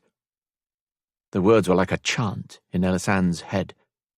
It was all the man had said at first, shrieking it over and over again, spittle flying from his mouth as he roared that question. When he stopped to let her speak, some of Mother's shock seemed to have left her, and emotion was setting in.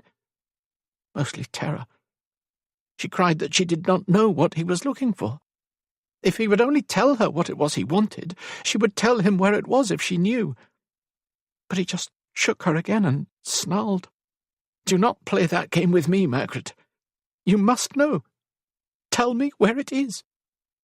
When that did not get the answer he wanted, he began to break her fingers one after the other. Pausing between each, he would demand, "Where is it?" And then break the next as she cried and begged him to stop or just tell her what it was. Her mouth tightened as she recalled her mother's helplessness in the face of Duchi's strength. I tried to stop him. I rushed forward, intending to hit him or jump on his back or something. But his soldier caught me around the waist, scooped me up and dragged me back. He then held me there, and all I could do was watch and scream and beg him to let her be, but he just continued, moving on to her other hand when he finished with the first. And then once he ran out of fingers, he began to shake her again. Ellisand lowered her head unhappily.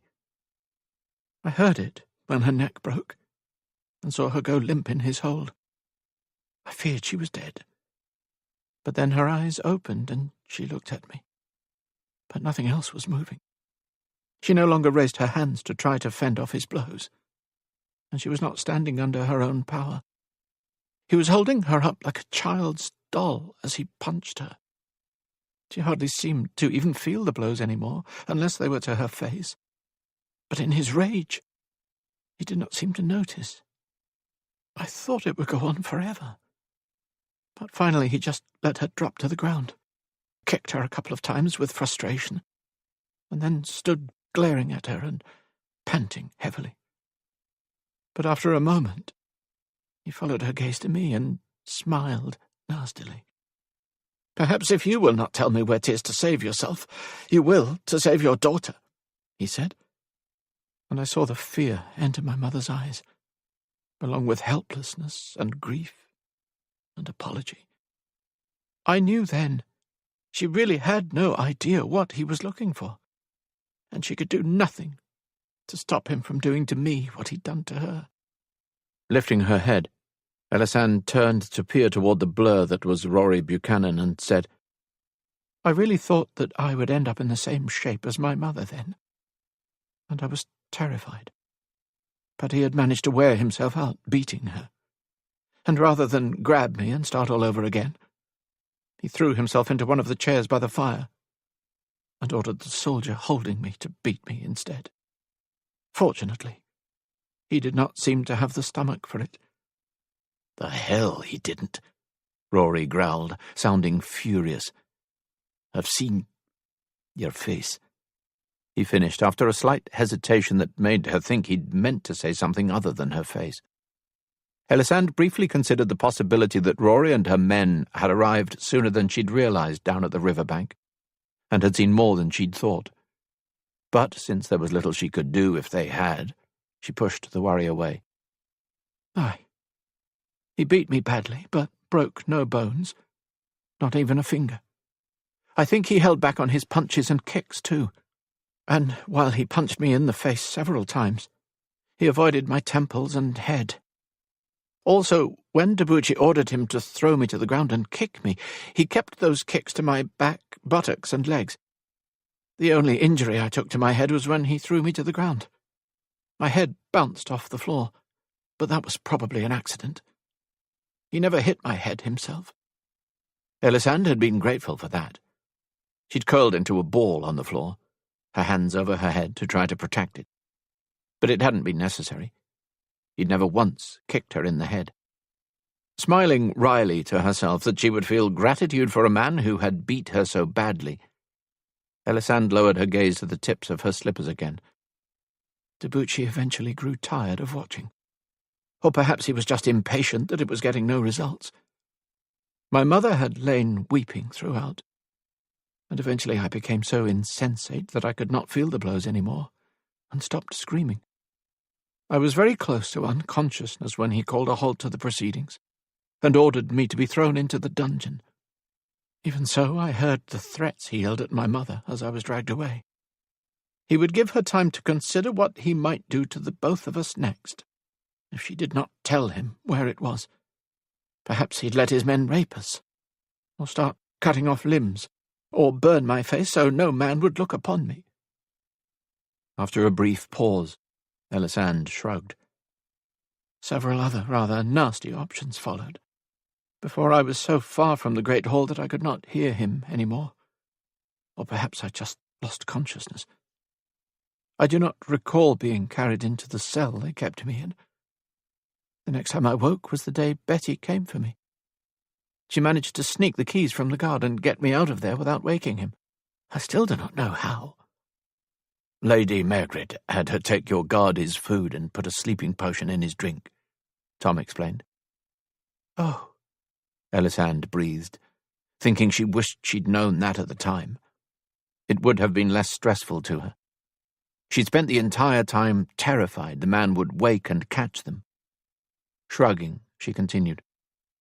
"Betty helped me to the secret passage, and up to my parents' chamber. Mother was in bed."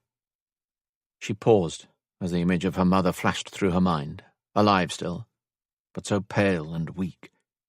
She'd been unable to move anything below the neck, but was still able to talk, though she appeared to be having trouble with her breathing and swallowing.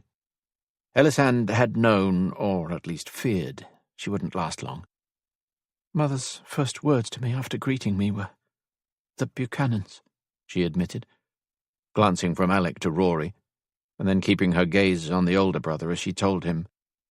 "She said you were a healer, and a friend to our kin, the Sinclairs. She wanted me to come to you for aid getting to them. She then told me that Simon and Tom were still alive, and outside the wall. She'd had Betty pack clothes, coin, and food for our journey, before the maid had rescued me from the dungeon, then sent her to fetch the men. But while we waited for them, she needed me to write messages for her to both you and the Sinclair. Ellisand paused then to peer curiously at Simon and Tom when they released small ahs of sound, as if she'd just explained something they'd wondered about. Supposing they'd wondered about the written messages when her fingers were broken, she explained, Mother dictated the messages and I sealed them with her ring. She then insisted I change into a boy's breeches and tunic and don a fresh dress over them for the journey. I was in a lot of pain, and moving about just increased it. I managed the task, but only just, before collapsing beside the bed. That last part was a lie, or at least a lie of omission. She'd left out that she'd argued with her mother the entire time, trying to convince her to come with them, pointing out that if this Rory Buchanan was such a grand healer, perhaps he could help her. But her mother had refused to even consider it. No one can help me, love, and you know that, she'd said. 'Tis fine. I am going to be with your father. You are the only reason I still live. I must see to your safety ere I can rest. Sighing, Ellisand continued, I woke when Tom arrived and picked me up, and I'm afraid I caused a bit of a kerfuffle that could have got us caught. She paused and turned her face toward the two English soldiers with an apologetic expression they couldn't possibly see through the veil. Tom had stifled her cries with a hand over her mouth. If he hadn't, and the guard she suspected was in the hall had heard... I am sorry for that, she said finally, but I could not leave my mother there so weak and defenceless. Duchi had left her alone because she had been feigning unconsciousness since that first night. He had apparently tried to rouse her several times each day with blows to her stomach and such, but Mother said she could not feel the blows, and so continued to feign unconsciousness by merely keeping her eyes closed. She worried he was growing impatient, however, and she did not think he would leave me be in the dungeons for much longer. She feared he would take those frustrations out on me soon, and I needed to go or I would be dead right next to her. Ellisand lowered her eyes to her slippers again. I knew she was right. Still, I could not just leave her. She breathed out slowly. Apparently she had feared as much, and had prepared ahead of time for it. When I refused to leave, she told Betty she was thirsty and it was time for her drink. Only after Mother had emptied the chalice Betty held to her mouth did she admit to me that it had held poison. Ellisand's throat constricted, and she had to swallow several times before continuing. I was horrified. 'Tis a sin to take your own life. But she assured me that she felt God would understand. She had done it to save me, and she was dying anyway, and had just sped it along. She then said that if she was wrong about God's thoughts on the matter, and was banished to purgatory for the act, then she considered it worth the sacrifice so long as it got me away from Duchi. She wanted me to leave at once, find you, stay alive, and get to Sinclair. She said it was the last thing I could do for her as a daughter, to live, marry, and have children to love and treasure as much as she loved and treasured me. Ellisand broke off then, fighting the tears that were trying to swamp her. Lady Megrid died minutes later, Simon continued for her, and Tom scooped up Lady Ellisand again, and we slipped into the secret passage, using it to get back out beyond the wall. We thought we would be taking her on one of our horses, but Betty and Eldon had managed to arrange for her mare to be hooked to a cart and brought out. How the devil did they manage that? Rory asked with surprise beside her. There was a moment of silence before anyone spoke, and this time it was Tom who answered. The blood-soaked rushes in the great hall were apparently starting to stink, and at dinner that night Duchi had finally had enough of the stench. He ordered them taken out beyond the wall and burned at once. It took several trips to haul it away. The servants had been working on it since the evening meal and were still working on it at that late hour. So Betty and Eldon had one of the carts lined with fresh hay, attached Lady Ellisand's mare to it, and then filled it with the dirty rushes, and the boy rode it out along with the others. He went with them to where the dirty rushes were to be burned, but rather than return inside the walls with the others, he broke off from the line of carts and took it to where our horses waited instead. Fortunately, it was a moonless night, and his defection seemed to go unnoticed. So we placed Lady Ellisand and our bags and furs in the cart and headed to Monmouth. "And you know the rest," Ellisand said into the silence that fell.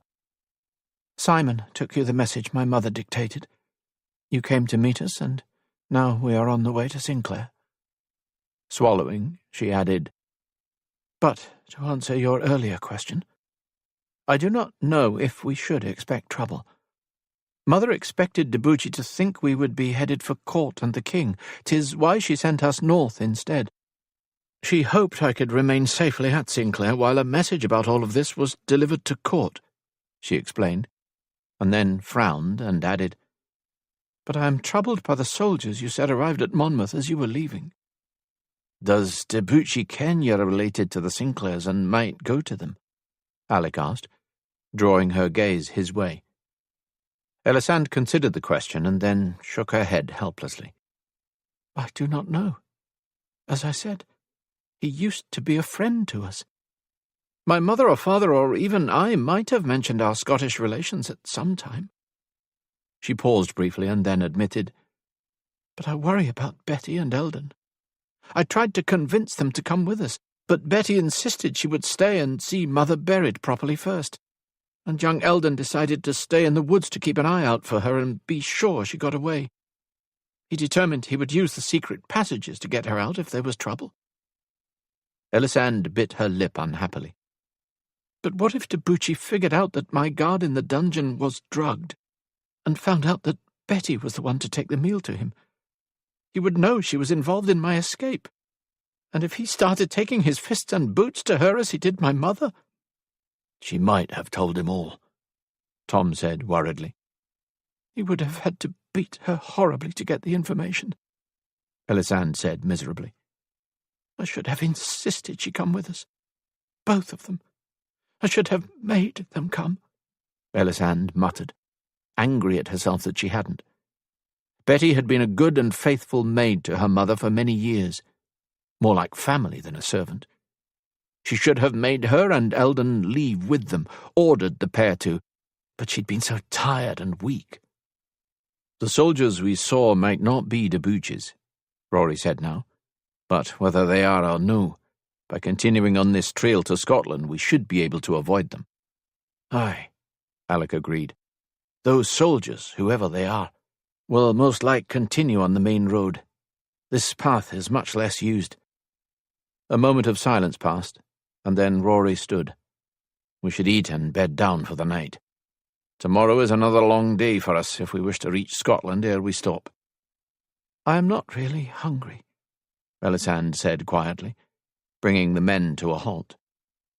She thought Rory Buchanan was frowning at this, but his voice was gentle when he said, "You really should eat. You need your strength for healing." "Aye, but—" Ellisand grimaced. The truth was that recounting all that had happened had stolen any appetite she might have had, and she feared she might be ill if she tried to eat now. But she simply said, "I will eat when I wake up." When Rory didn't argue further, Tom stood and offered his hand to help her up. Glancing to Simon, he said, "Lay out the fur for her to sleep on." Ellisand accepted the help, and was grateful for it when her abused muscles protested their use as she got to her feet. Her movements were slow and stiff, and Simon had the fur unrolled and laid out by the time they reached him. Ellisand then grasped Tom's hand tightly and used his strength as she lowered herself to the fur. She lay down on her uninjured side, tugged the cloak around herself, and pulled a corner up to cover her face. It had been cold all day, but was growing colder still as night fell. The damp tunic she wore beneath her dress was not helping.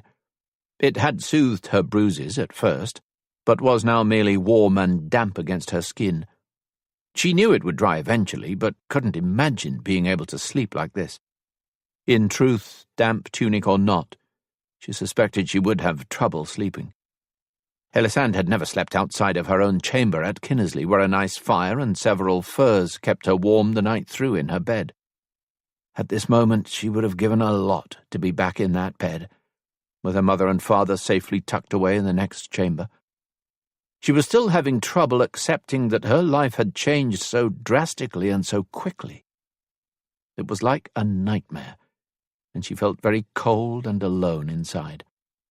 That thought had barely slipped through her mind when something pressed up against her front. Stiffening, she tugged the cloak away from her face and blinked at the figure in front of her. It was growing dark enough that she couldn't be sure, but she thought it was Rory Buchanan who had settled on his side in front of her with his back to her chest. He was close enough that she could feel his warmth through his plaid and her cloak, and smell the woodsy scent she recognized from riding with him. Movement at her back distracted her, and she glanced over her shoulder to see Tom settling himself down behind her, leaving a couple inches between himself and her sore back, but close enough that she could enjoy his warmth too. "Sleep, milady. We will guard you well," the soldier said solemnly when he saw her looking. Having no idea what to say, Ellisand merely nodded, then glanced around at the other men as they lay down around them. Simon was settling himself lengthwise at her feet, so that her toes pointed at his chest. She could tell that it was he by his silhouette. He was the only one, besides Tom, not wearing a skirt. She tilted her head upward then as another man lay lengthwise above her head and recognized Alec Buchanan's voice when he whispered, "Good sleep," as he curled up in his plaid. 3 of the other Scottish warriors were arranging themselves around the other men, doubling the barrier between herself and anyone who might approach from the sides or above. But she could see the last man had moved to sit on the log they had just left. To keep watch, she guessed, and supposed the men would take turns at sitting watch, each of them doing so for a couple hours before waking someone to replace them. "Cuddle closer if you're cold, milady. The last thing we need is for ye to fall ill during this journey." Ellisand lowered her head to peer at Rory Buchanan's back at those words. She was very tempted to do just that, slip her arms around his waist and lean her face against his back as she had on the horse. But it wouldn't be proper, so she merely pulled her cloak back over her face to keep it warm and tried to relax. She was positive she wouldn't sleep, but at least she was warming up, Ellisand thought, just before drifting off. Rory woke up on his back, his face cold, but with a warm weight on his shoulder, chest, and legs. Not the sort to take women to his bed for a night, he blinked his eyes open with confusion, and started to turn his head, but froze when his lips brushed against Lady Ellisand's coif. The contact made him stiffen, and then he pulled back slightly to stare at the sleeping woman now draped over his body. Her head rested on his shoulder, her chest half on his, with her arm and cloak wrapped around him. She had also cast one of her legs over both of his. They were as entwined as lovers, and he couldn't say he minded, but suspected she would when she woke. Unsure how to extricate himself without disturbing or inadvertently hurting her, he glanced around the clearing and grimaced when he saw that he and Ellisand were the only ones still sleeping. The other men were all up and about, going about the business of starting a fire and tending the horses, even the 2 English soldiers. Although he noticed that Tom and Simon kept casting worried glances to where he and Ellisand slept, as if unsure what to think or do about their cosy sleeping position. It was completely improper, of course, Rory acknowledged. But then little about this journey was proper. The lady was travelling alone with 8 men due to circumstances beyond anyone's control. Besides, it wasn't like he'd deliberately arranged this. The last thing he remembered was falling asleep on his side in front of the woman. He had no idea how he'd ended up on his back, with her snuggling into his chest like a sleepy kitten. The fact that he quite liked waking to find her there was a bit disturbing, though. That thought was enough to make Rory decide he should try to ease out from under her. He was tensing in preparation of attempting just that, when she murmured in her sleep and shifted her leg, sliding it up his thighs to rest over his groin. A most unfortunate event, Rory decided grimly, when his cock stirred with immediate interest. Rory was lying as still as death, taking deep breaths to try to calm his body so he wouldn't embarrass himself when he did manage to get out from under her, when she shifted again. This time her hand slid across his chest under the cloak, even as her leg moved down a bit and then up again, rubbing against his growing erection. Oh, this was bad, Rory thought, and then tilted his head to look down at Ellisand when she suddenly stiffened against him. For a moment he wasn't sure if she was waking up to their situation or merely suffering a nightmare. He got his answer when she suddenly gasped and pushed herself upward, then cried out and flopped back onto him, panting for breath as she fought against the pain her abrupt action had obviously caused her. "Breathe," Rory instructed, his voice rough from sleep as he clasped her upper arms to keep her from moving again too quickly and causing herself more pain. Ellisand whimpered in response, but then released the breath she'd been holding and took in a fresh one. "What can we do to help?" Rory glanced up to find Tom and Simon standing over them, concern on their faces as they watched their lady struggle with her pain. Alec and the other warriors were right behind them. It seemed that while he had only noticed the two Englishmen glancing their way, the others had been just as aware of them the whole time. Now they were all there, wishing to help. The hell of it was, they couldn't. Even he couldn't. He had nothing to take away her pain except that sleeping draught she'd refused to take. "Lift me up, please." Rory glanced down at that muffled request from Lady Ellisand, realizing only then that when she'd dropped back down, her face had landed in the curve of his neck. He could feel her warm breath through the veil there, and the way her lips had moved the cloth against his skin as she spoke had been quite nice. Rolling his eyes at his own thoughts, he shifted his attention to Tom and Simon as they moved up on either side of him and bent to clasp her upper arms. "Brace yourself, my lady," Tom said gently, and then glanced to Simon and said, "On 3. The man then counted out the numbers aloud, and they both lifted her by the arms at 3. Ellisand did not cry out, moan, or make any sound at all as they lifted her. But, once on her feet, Rory saw that her headdress was askew, leaving a bit of the undamaged side of her face on view. One look at the grey tone to her skin told him that she was definitely in agony, and probably biting her lip to keep any pained sounds in. Mouth tightening, he got quickly to his feet and then bent to retrieve the fur they'd laid on.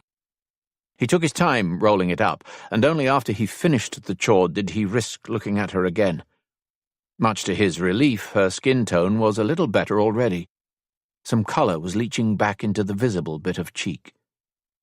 "I need to—" Lady Ellisand didn't finish that sentence, but headed into the trees, carefully raising her hands to straighten her coif and veil as she went. They all watched her go with concern, knowing she no doubt needed to relieve herself, but every one of them, he suspected, worried over whether she could manage the task on her own. She was walking like an old woman, her movements stiff, one hand at her lower back, and her spine slightly bent backward as if her muscles or skin could not bear to be stretched to get her fully upright. But she would not welcome aid with this task, and they all knew it. When she disappeared from view, Rory finally turned away and handed the fur to Tom as he said, "Today is market day in Carlisle, I think, and we should reach there by late afternoon. If I can find some wolfsbane at market, I will make a liniment from it that should ease her aches and pains." "That would be good. Thank you," Tom said, and Rory noted the other men were nodding in agreement. None of them enjoyed seeing her suffer the way she was. It left a man feeling helpless and useless. Rory would rather suffer the pain for her, but since that wasn't possible, he would do what he could to ease it for her.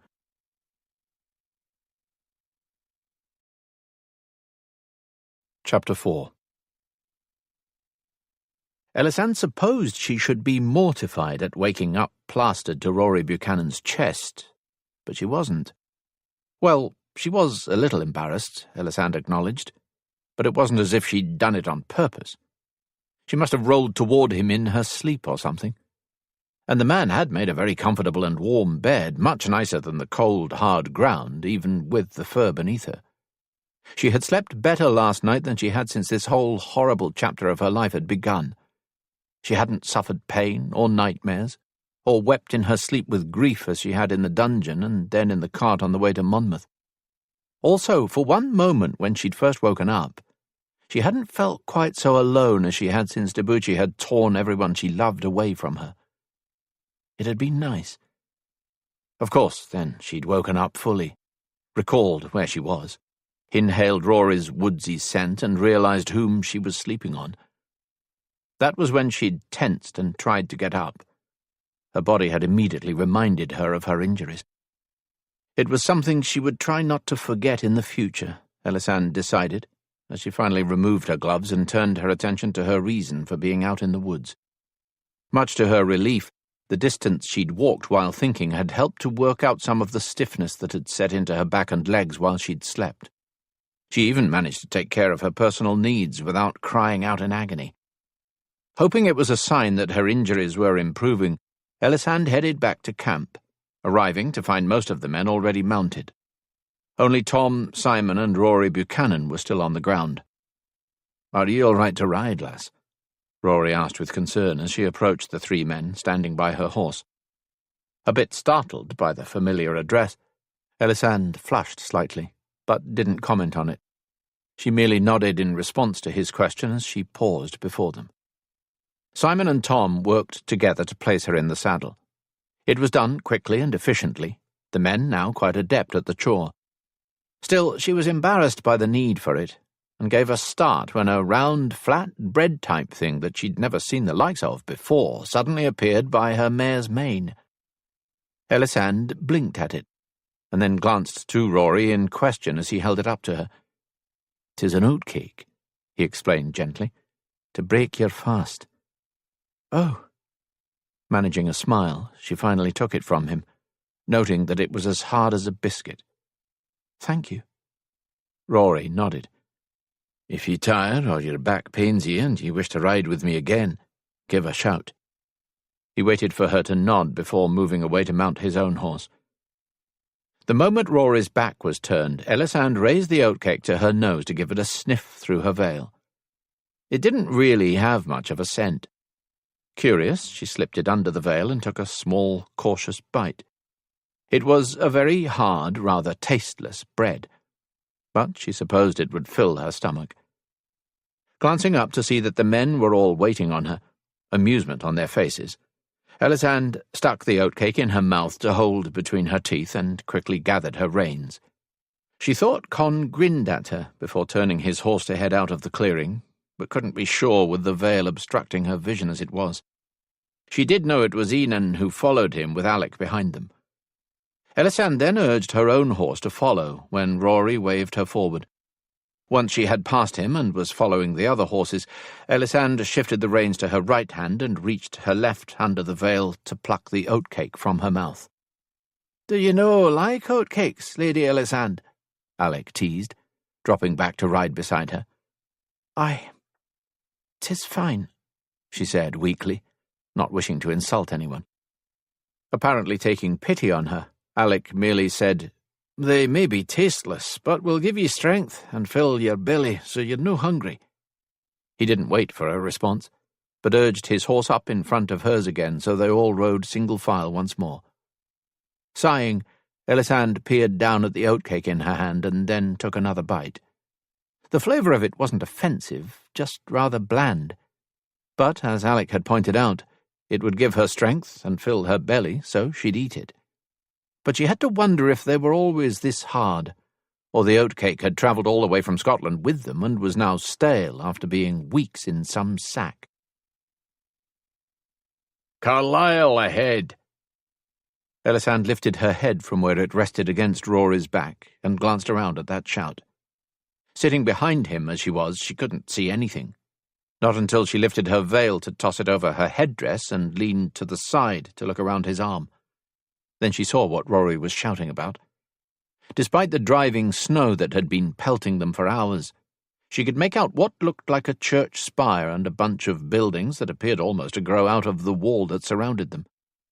They were merely a dark silhouette against a grey and black sky, but it was a welcome sight nonetheless, Ellisand decided, as she tugged her veil back into place.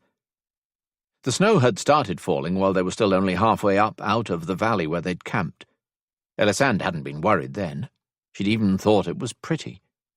But the moment they'd crested the hill, the wind had slapped at them, and those pretty, soft little flakes fluttering to the ground in the valley had quickly become icy needles stabbing at her neck and the side of her face where the wind blew her veil aside. It had made for a cold and bitter ride through the morning, and she'd been relieved when they'd stopped to rest, huddled together in the shelter of a group of close-growing trees to eat another oatcake each. The shelter had spared them from the wind, at least, but it had still been bitterly cold, the kind that settled in your bones and left your teeth chattering. Ellisand had chewed methodically on her tasteless oatcake and listened dully when Rory mentioned his intention to stop at Carlisle because he wished to visit the weekly market. But when he added that they would hopefully find some place to warm up and purchase a hot meal as well before continuing on their journey, her interest had been engaged, and she had been as eager as the others to cut short their rest and set out again. But an hour later the light snowfall had become a blinding deluge. Where the earlier snow had been more wind than snow, barely peppering the ground, this was equal parts of both. The trail had quickly become buried under a blanket of white that had grown deeper by the minute, and their party had been forced to slow down both to avoid wandering off the trail and because the snow had become so deep the horses were having trouble galloping through it. Still, they'd pushed on. They'd had no choice. Stopping could be deadly in this kind of weather. But late afternoon had passed without their reaching Carlisle as they'd expected when they'd set out that morning. Now the sun had disappeared beyond the horizon, and they were travelling through a grim, grey world as the last fingers of light drifted away. Ellisand knew they would not make it across the border into Scotland this night, and was quite sure the weekly market Rory had hoped to visit would now be done and the vendors gone in search of a warm bed too.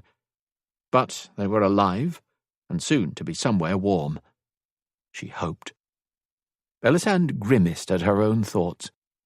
She was actually much warmer now than she had been before Rory had stopped and had Tom and Simon help her from her horse onto his. She'd done well, lasting much longer on her own horse than she had the day before, but about an hour ago she'd been exhausted to the point that she'd feared tumbling from her mare. Riding behind her, Rory had obviously noted that she was having difficulties. She'd heard his whistle that had called the party to a stop, and had felt only relief when he'd announced she would ride with him from there. Ellisand had felt even more relieved to share his heat as she'd settled on his mount behind him. It had made her wonder how the men were faring. Tom and Simon should be fine.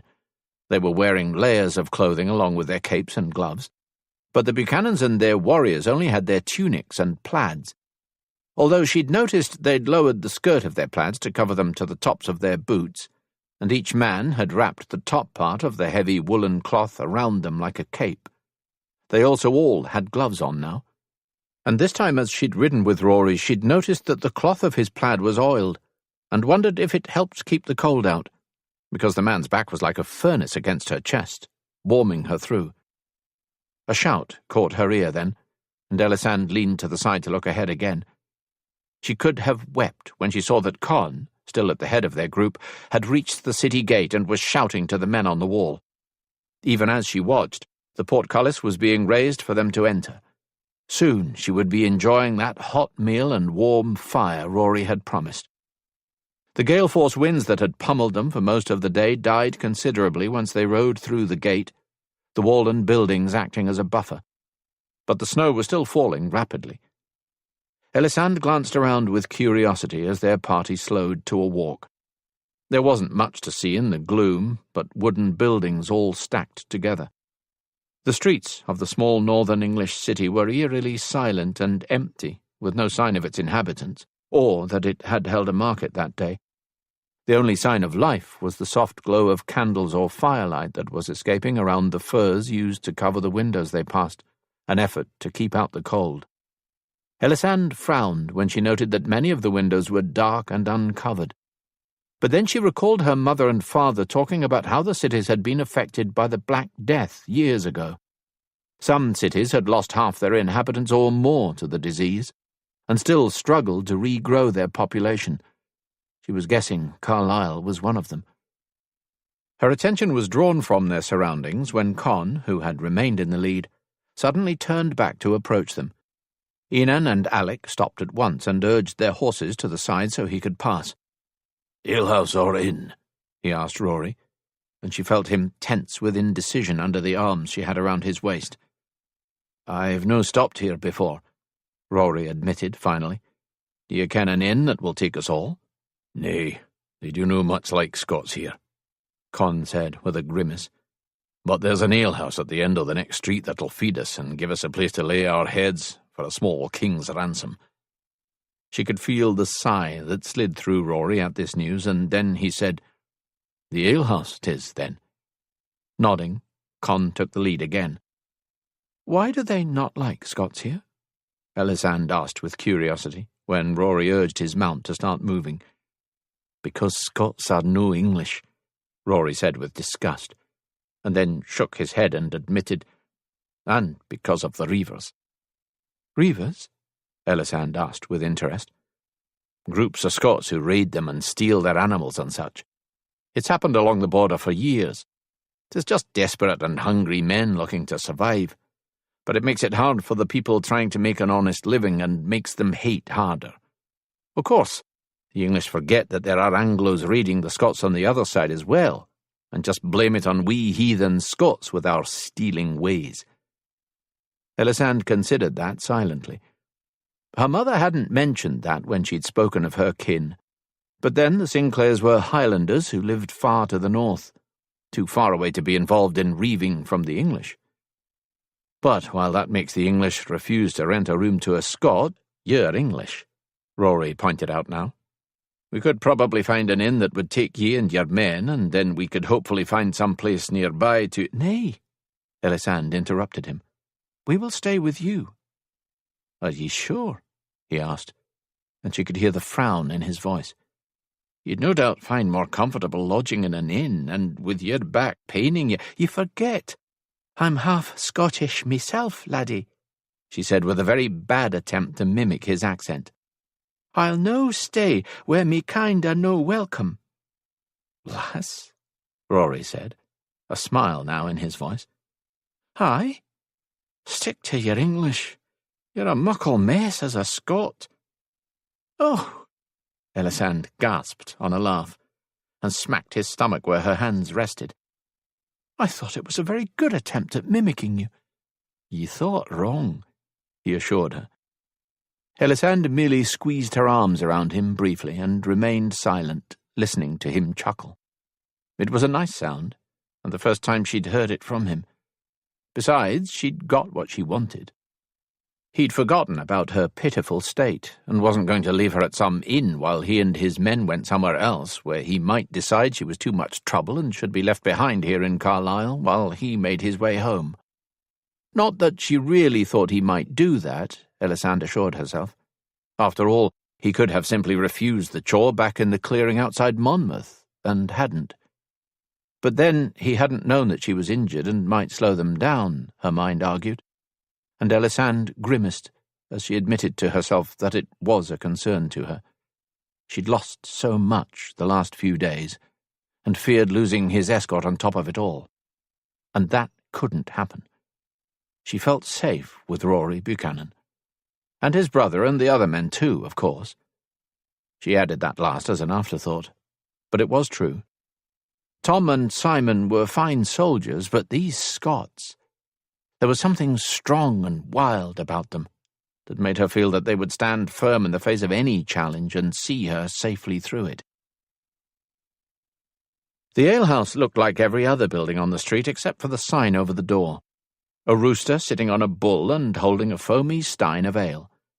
There was no writing on the sign, but then most people couldn't read, so businesses had to depend on images to advertise themselves. "The Cock and Bull alehouse?" Ellisand asked. "That'd be my guess," Rory said, his words reminding her that this establishment had been Con's choice. "You told Con you had never stopped here before. So this is the first time you have been to Carlisle?" Ellisand asked with curiosity as they followed Con, Enan, and Alec up a tiny alleyway between the alehouse and the building next to it. "Nay," he said, "but 'tis the first time I've stopped here for the night." "But Con has stayed the night here before?" Ellisand asked. It was the only explanation she could come up with for why the man had known of a place to stay while Rory hadn't. "Aye," Rory nodded.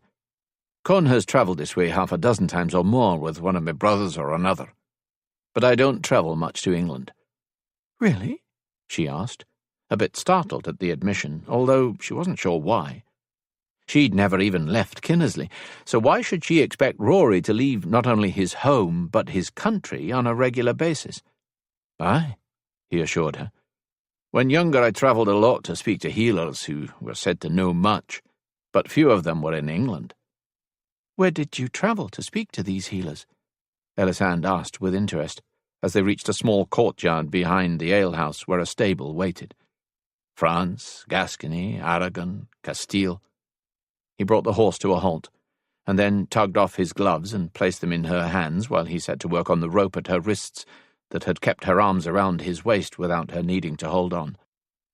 While she waited, Ellisand noted that the last two Scots, Fergus and Donnell, she thought their names were following Tom and Simon and her riderless mare into the courtyard. It made her realise that she hadn't even thought to check to be sure they were still behind them when they'd ridden through the city gates. "There ye are, lass," Rory said as he finished freeing her. "Thank you," Ellisand murmured, reluctantly retrieving her arms from around his waist after he took back his gloves. She'd enjoyed sharing their body heat, but now sat back and pulled her cloak closed as she waited for Tom and Simon to come help her down. "There now. How many horses have you?" Ellisand peered down to see a round-bellied, bow-legged little man scurrying toward them, clutching a ratty old blanket around his shoulders. "9, Rory answered, "and we'll be needing food and drink and a place to sleep for the night." The man's eyes fairly glowed with avarice at this news. "It'll cost ye, but we've got plenty of pottage, and you're welcome to bed down in the stable." "The stable is fine for us, but the lady'll need somewhere warmer," Rory said at once, and Ellisand stilled as the man's greedy eyes found her. "Well now, we sometimes let travellers bed down in the kitchen, and I wouldn't mind if she did, but I'm thinking my wife won't be happy letting her sort sleep there." Ellisand felt Rory stiffen at the words, and wasn't surprised when he growled, "And what sort is that?" "A woman what travels so freely and alone with men, and some of 'em Scots," the man answered as if it should be obvious, and Ellisand supposed it was, at least the travelling alone with men part. That was not how a lady was expected to travel. She should have servants and at least one older kinswoman or maid for propriety's sake. Unfortunately, the situation hadn't allowed for that. Aware that Rory was almost vibrating with fury, Ellisand touched his arm gently and said, "The stable is fine. I would rather be with the rest of you in case we need to leave quickly."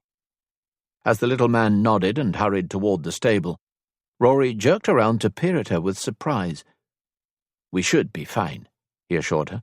"The soldiers took the other route north, and we dunno even ken if they were Duchi's men." Ellisand shrugged. "But they could be, and they could also easily have split up later and sent half the men the way we came when they did not encounter us on that other route." When he looked dubious, she said, "I can see you doubt me, but you did not witness Duchi's actions at Kinnersley. I have known him all my life, and never seen him act like that. He was mad with desperation. If those men at Monmouth were his, or even if they were not, and he has discovered I am missing, he will search high and low for me and will not stop," she assured him grimly.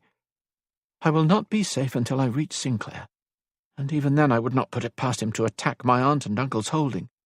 His very life depends upon it, and Duchi knows it." Rory's mouth spread into a smile at the suggestion. "He would no even make it to Sinclair with an army, lass. Scots like the English as little as the English like us. No clan would let a horde of English soldiers cross their land, and there are a lot of clans between here and Sinclair. Once we're in Scotland, you'll be safe." "Then I look forward to reaching Scotland," Ellisand said, though she didn't really think what he said was true.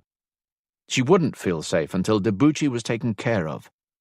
While she hadn't known what he was searching for that night at Kinnersley and why her mother and father, along with most of their faithful soldiers, had died, she had found out afterward.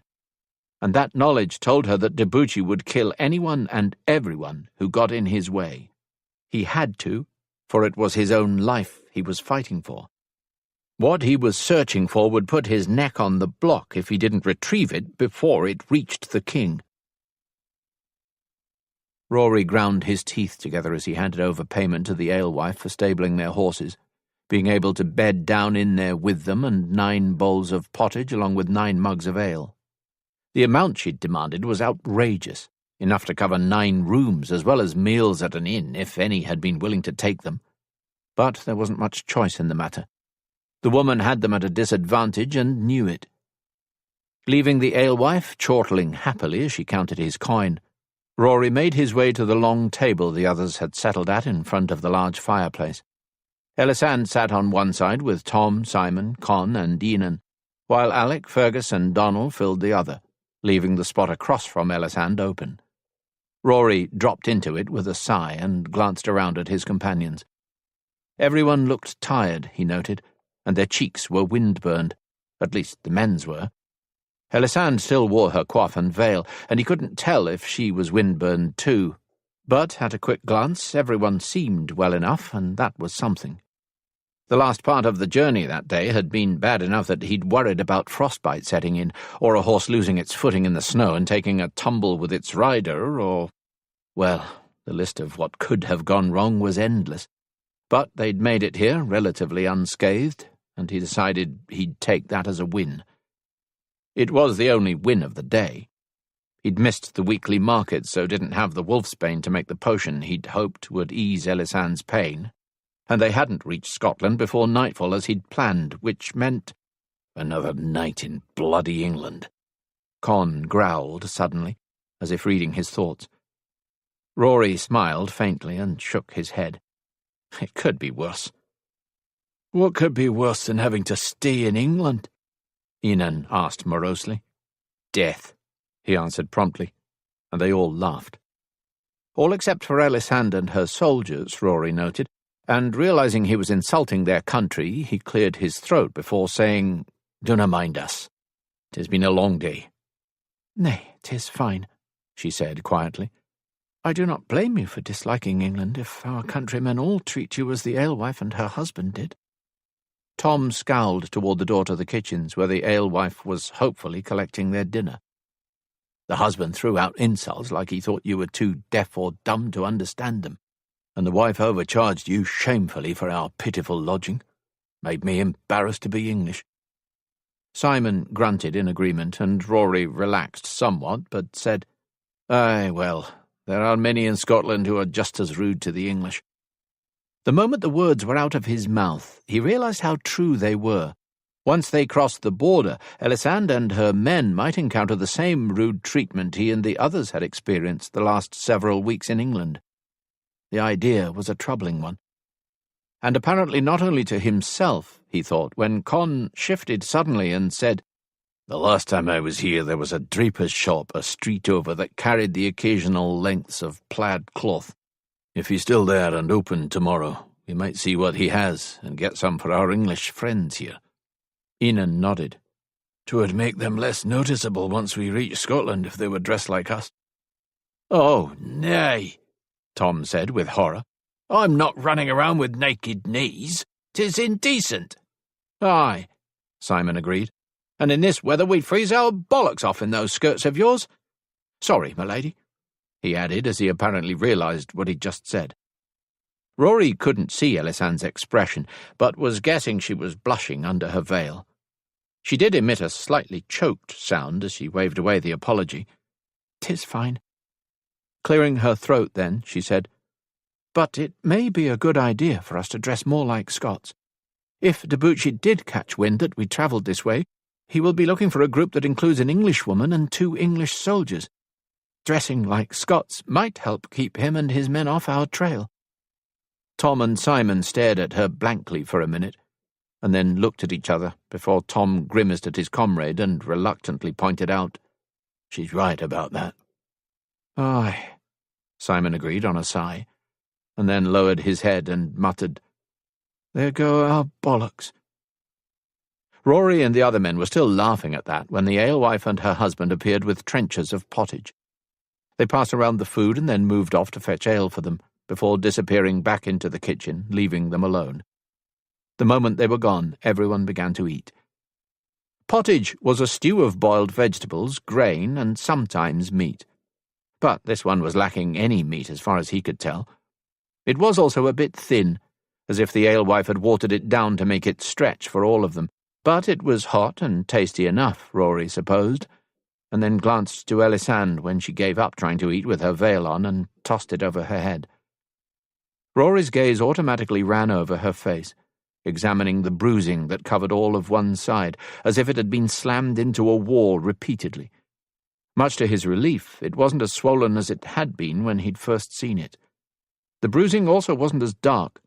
The almost black cast it had originally been was fading more to a reddish-purple colour.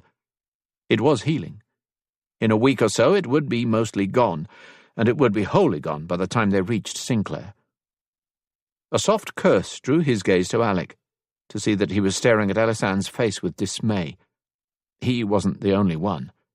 Every man at the table was taking in what had been done to her, even her own soldiers who had already seen it, and every man there was wearing an expression of dismay mixed with disgust that anyone would abuse a woman so. Rory glanced quickly back to Ellisand, hoping she hadn't noticed the attention focused on her. Though she was staring steadfastly down at her pottage, there was a tinge of pink in the cheek on the undamaged side of her face that told him she was very aware of it, and embarrassed. Mouth tightening, Rory cleared his throat to get the attention of the others and then scowled at them in a silent order to stop their gawking. They got the message and immediately dropped their gazes down to their food. Satisfied, he glanced back to Ellisand to find her looking at him with a somewhat wry smile. "I do not mind their looking," she said quietly. "I would stare too if I were them." "I assumed you wore your veil to avoid being stared at," he said solemnly. Ellisand shook her head. "I wore the veil because I did not want any of you to feel sorry for me, or think I was weak." Rory's eyebrows rose at the admission. "Milady, I cannot imagine anyone thinking for a moment that you're weak. The very fact that you've sat a horse for the better part of the last 2 days with your back and side as black bruised as your face fair boggles my mind. I've tended grown men, warriors, who did naught but lay about and moan for days after suffering less damage than was done to ye. You're no weak," he assured her. "Her back and side are as badly damaged too?" Alec asked with dismay. While they'd all heard her tell of the beating she'd taken, Rory recalled then that only he, Tom, and Simon had seen the damage done, and then they'd only seen part of it. He suspected that black bruising that covered her back and side ran down over her buttocks and at least the upper backs of her legs too, perhaps even her shins. "Aye," he sighed, and then turned back to Ellisand and paused at the narrow-eyed gaze she was giving him. "So you did come upon me in the woods earlier than you let me think?" she accused quietly. Rory muttered, his gaze shifting to Tom and Simon, who were looking about as dismayed as he felt. And he was feeling like a boy caught sneaking a peek at the maids at their bath.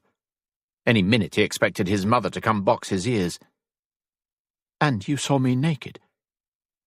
Rory shifted his eyes quickly back to her with alarm. "Half naked. You still had your breeks on," he pointed out. "Breeks?" she asked with bewilderment. "We called them breeches," Tom explained to Rory, and then told Ellisand, "And it is not his fault that he saw you, my lady. We were all quite concerned when you were gone so long from camp, and the 3 of us set off together to look for you, me, Simon, and Lord Buchanan. It was too much to hope you'd leave me out of it, wasn't it? Simon muttered under his breath with disgust. Well, you were there too, Tom pointed out with exasperation. Aye, but she didn't know that, Simon countered. A small burst of laughter broke up their bickering, and they all turned to peer at Ellisand. Rory was surprised to see her eyes dancing with amusement. "'Tis fine," she told her men at once. "I am not angry, Simon. I suspected you may have arrived sooner than you let it be known anyway. I was just teasing." The soldiers looked relieved, and then Tom assured her, "All we saw was your back, my lady, and God's truth, I was so focused on the bruising, 'twas all I saw." When Ellisand merely nodded and began to eat again, the rest of them continued eating as well, and it wasn't until everyone had finished before anyone said anything more. This time it was Tom who asked, "How long should it take us to get to Sinclair?" "Better than 2 weeks," Rory said. 2 weeks? Ellisand asked with dismay. "Aye," he said slowly, when she continued to stare at him with horror. "Sinclair is nearly as far north as you can go in Scotland. We have to cross the whole of it to get there, and after 2 days' travel we are no even out of England yet." He paused briefly and then added, "We could do it more quickly had we each a spare horse to switch to halfway through the day. But as we do know, 'twill take better than 2 weeks to get there," he explained, this time stressing the better than part. "And that is only do we no end up snowed in here or somewhere else until the spring," Alec added. "Nay, we cannot be snowed in here or anywhere else. The spring will be too late to warn him. I must—" She stopped talking suddenly and snapped her mouth closed. Rory cast a questioning glance at Tom and Simon, but the two men looked as bewildered as he was by her upset.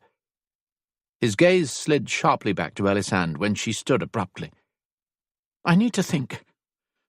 Sleep," she muttered, and left the table. They all watched silently as she turned away and hurried from the room. But the moment she disappeared down the hall, Tom and Simon stood to follow. "Who do you think she was talking about when she said spring would be too late to warn him?" Alec asked. "And what does she need to warn whoever it is of?" Donald asked. "I am thinking it has something to do with what that Duchi bastard was looking for," Con said slowly. Rory glanced at him sharply.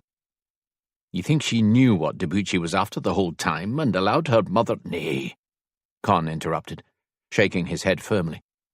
"No daughter would see her mother beaten and not give whatever she must to save her.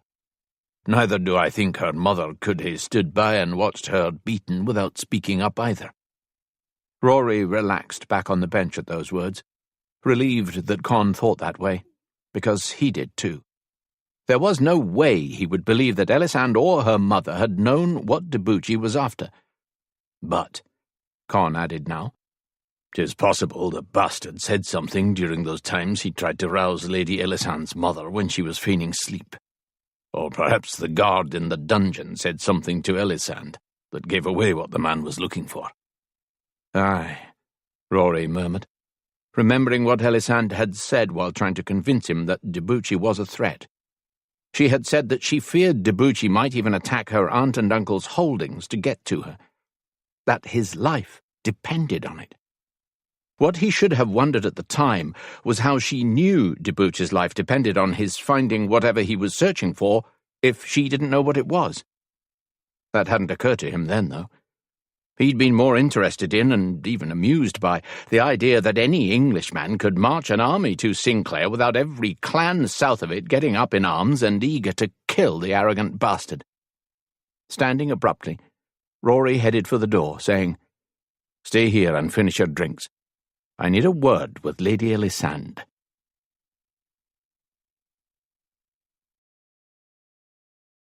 Chapter 5. "Nay," Ellisand said firmly. "But, my lady, 'tis warmer in the loft, and there is fresh hay there for sleeping," Tom argued with frustration, as she gathered her cloak around her in preparation of easing herself down onto the hay of the only empty stall left in the stables. "That may be so," she admitted wearily, But I cannot climb that ladder in the state I am in, and you certainly cannot carry me up it. So I fear I am sleeping down here." "If Simon and I work together," Tom began soothingly, "surely we can get you up there, milady." "How?" Ellisand asked with exasperation. "I am bruised from my shoulders all the way down to my calves. Will you lift me by my ankles?" "All the way down to your calves?" Tom echoed with dismay, and then turned toward the stable door as it swung open. She saw him reach for his sword, only to relax when Rory entered. "Go back inside and finish your ale, lads. I'll help your lady up to the loft." Ellisand stared at the man. His words suggested he'd heard their conversation as he approached, but it was his demeanour that had caught her attention. He seemed different somehow, stiffer, almost stilted. By her guess, he was angry about something. Tom considered him silently for a moment, and then straightened and said, "We will stay in case you need help." Rory wasn't impressed. "Nay, you'll know. I need a word with Lady Ellisand," he said firmly, and then eyed her grimly as he said, "about why Duchi's life might depend on his getting what he is looking for." Ellisand's eyes widened at the words. She recognized them as her own from a previous conversation, though somewhat rearranged, and realized the mistake she'd made. Nodding that she understood, Ellisand told Tom and Simon, "Go ahead. He is right. We must talk." Tom hesitated, his concerned gaze shifting between her solemn expression and Rory's grim one. But then a determined glint entered his eyes, and he shook his head. "It would not be proper for you to be alone with him." "'Tis not proper for me to be alone with all three of you either," she pointed out sharply, and then relented. "He is our protector, Tom. My mother trusted him with our lives. I think my virtue is safe." And then, smiling wryly, she added, "Besides, 'tis not likely he could want to seduce me the way I look now, is it?" Ellisand suspected she should be insulted by the way Tom and Simon both nodded and relaxed at those words, but she was just glad they finally obeyed her and headed out of the stables. Sighing as the door closed behind them, she turned toward Rory and then gasped in shock when she found his shoulder lodged in her lower stomach, and herself being lifted into the air and nearly tumbling over his back, before he caught her by the ankles to steady her.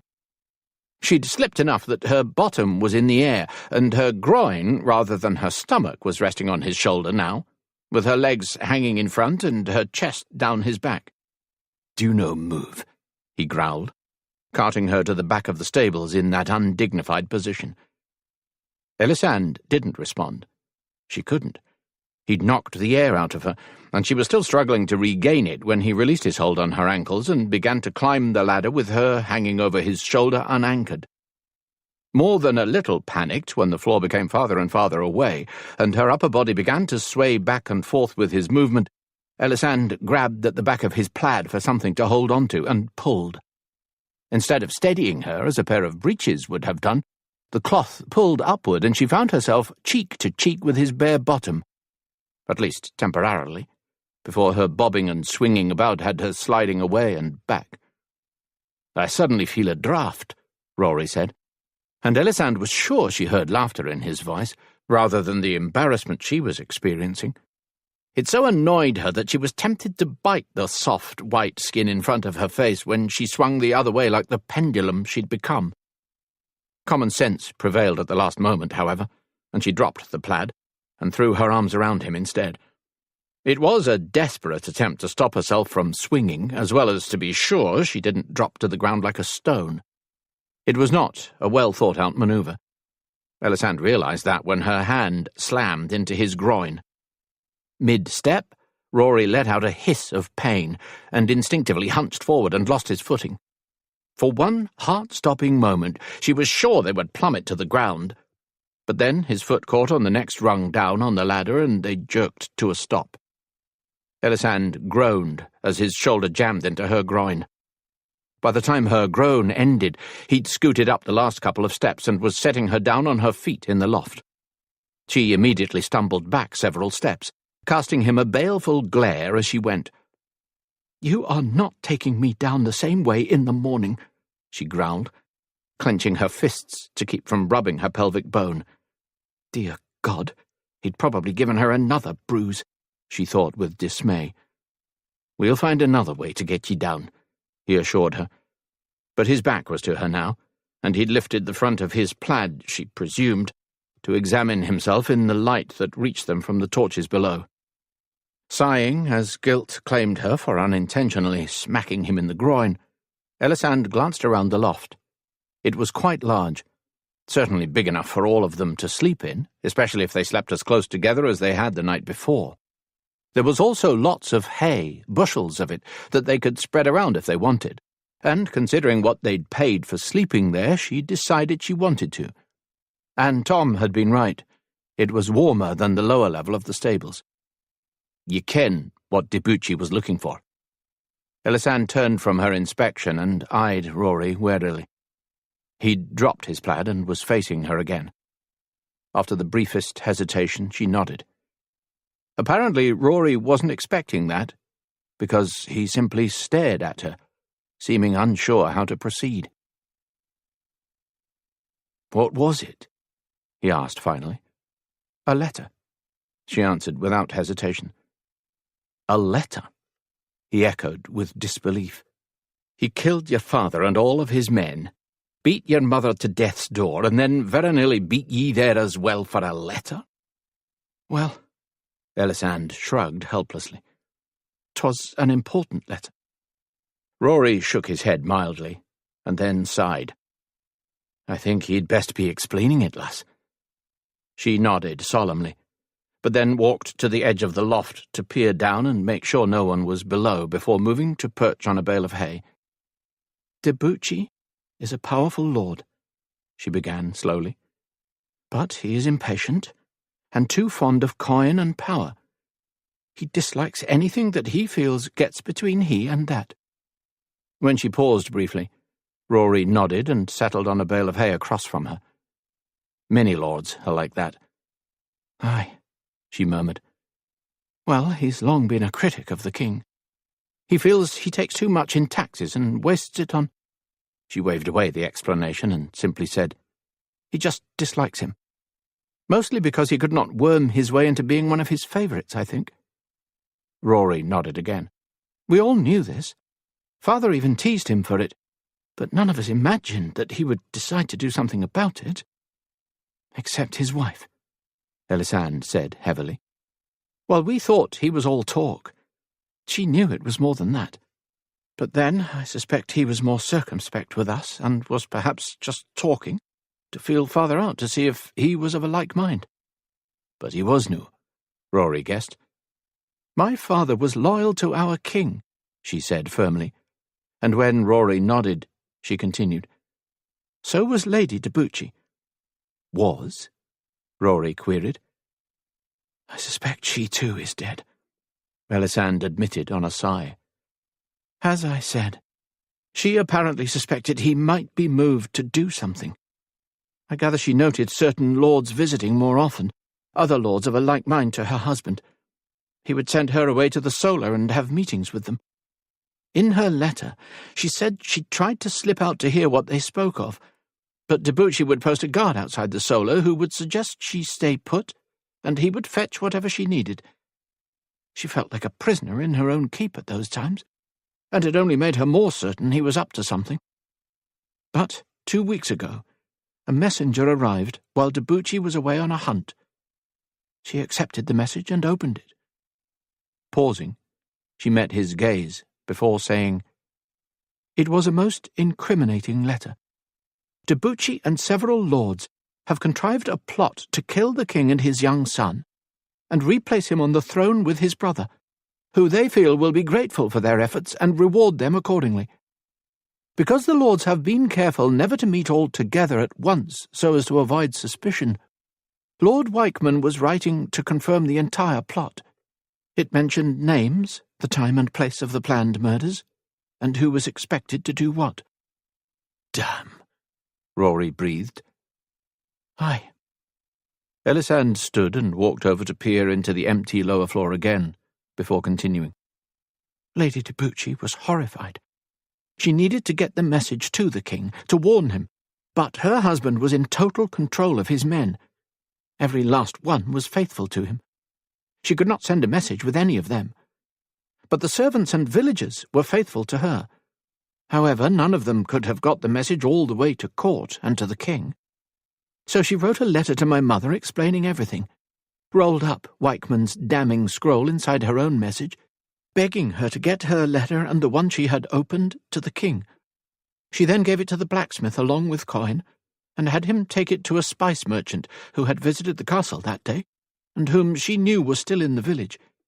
He was to give the coin and the message to the spice merchant, and have him deliver it to my mother when he stopped in at Kinnersley. It was not an unusual occurrence. Messages were often delivered by the slow-moving travelling merchants if they were not urgent. This message had been urgent, but Lady Duchi had felt she had no choice but to send it the slower route. "What happened to the spice merchant?" Rory asked, drawing her back to their conversation.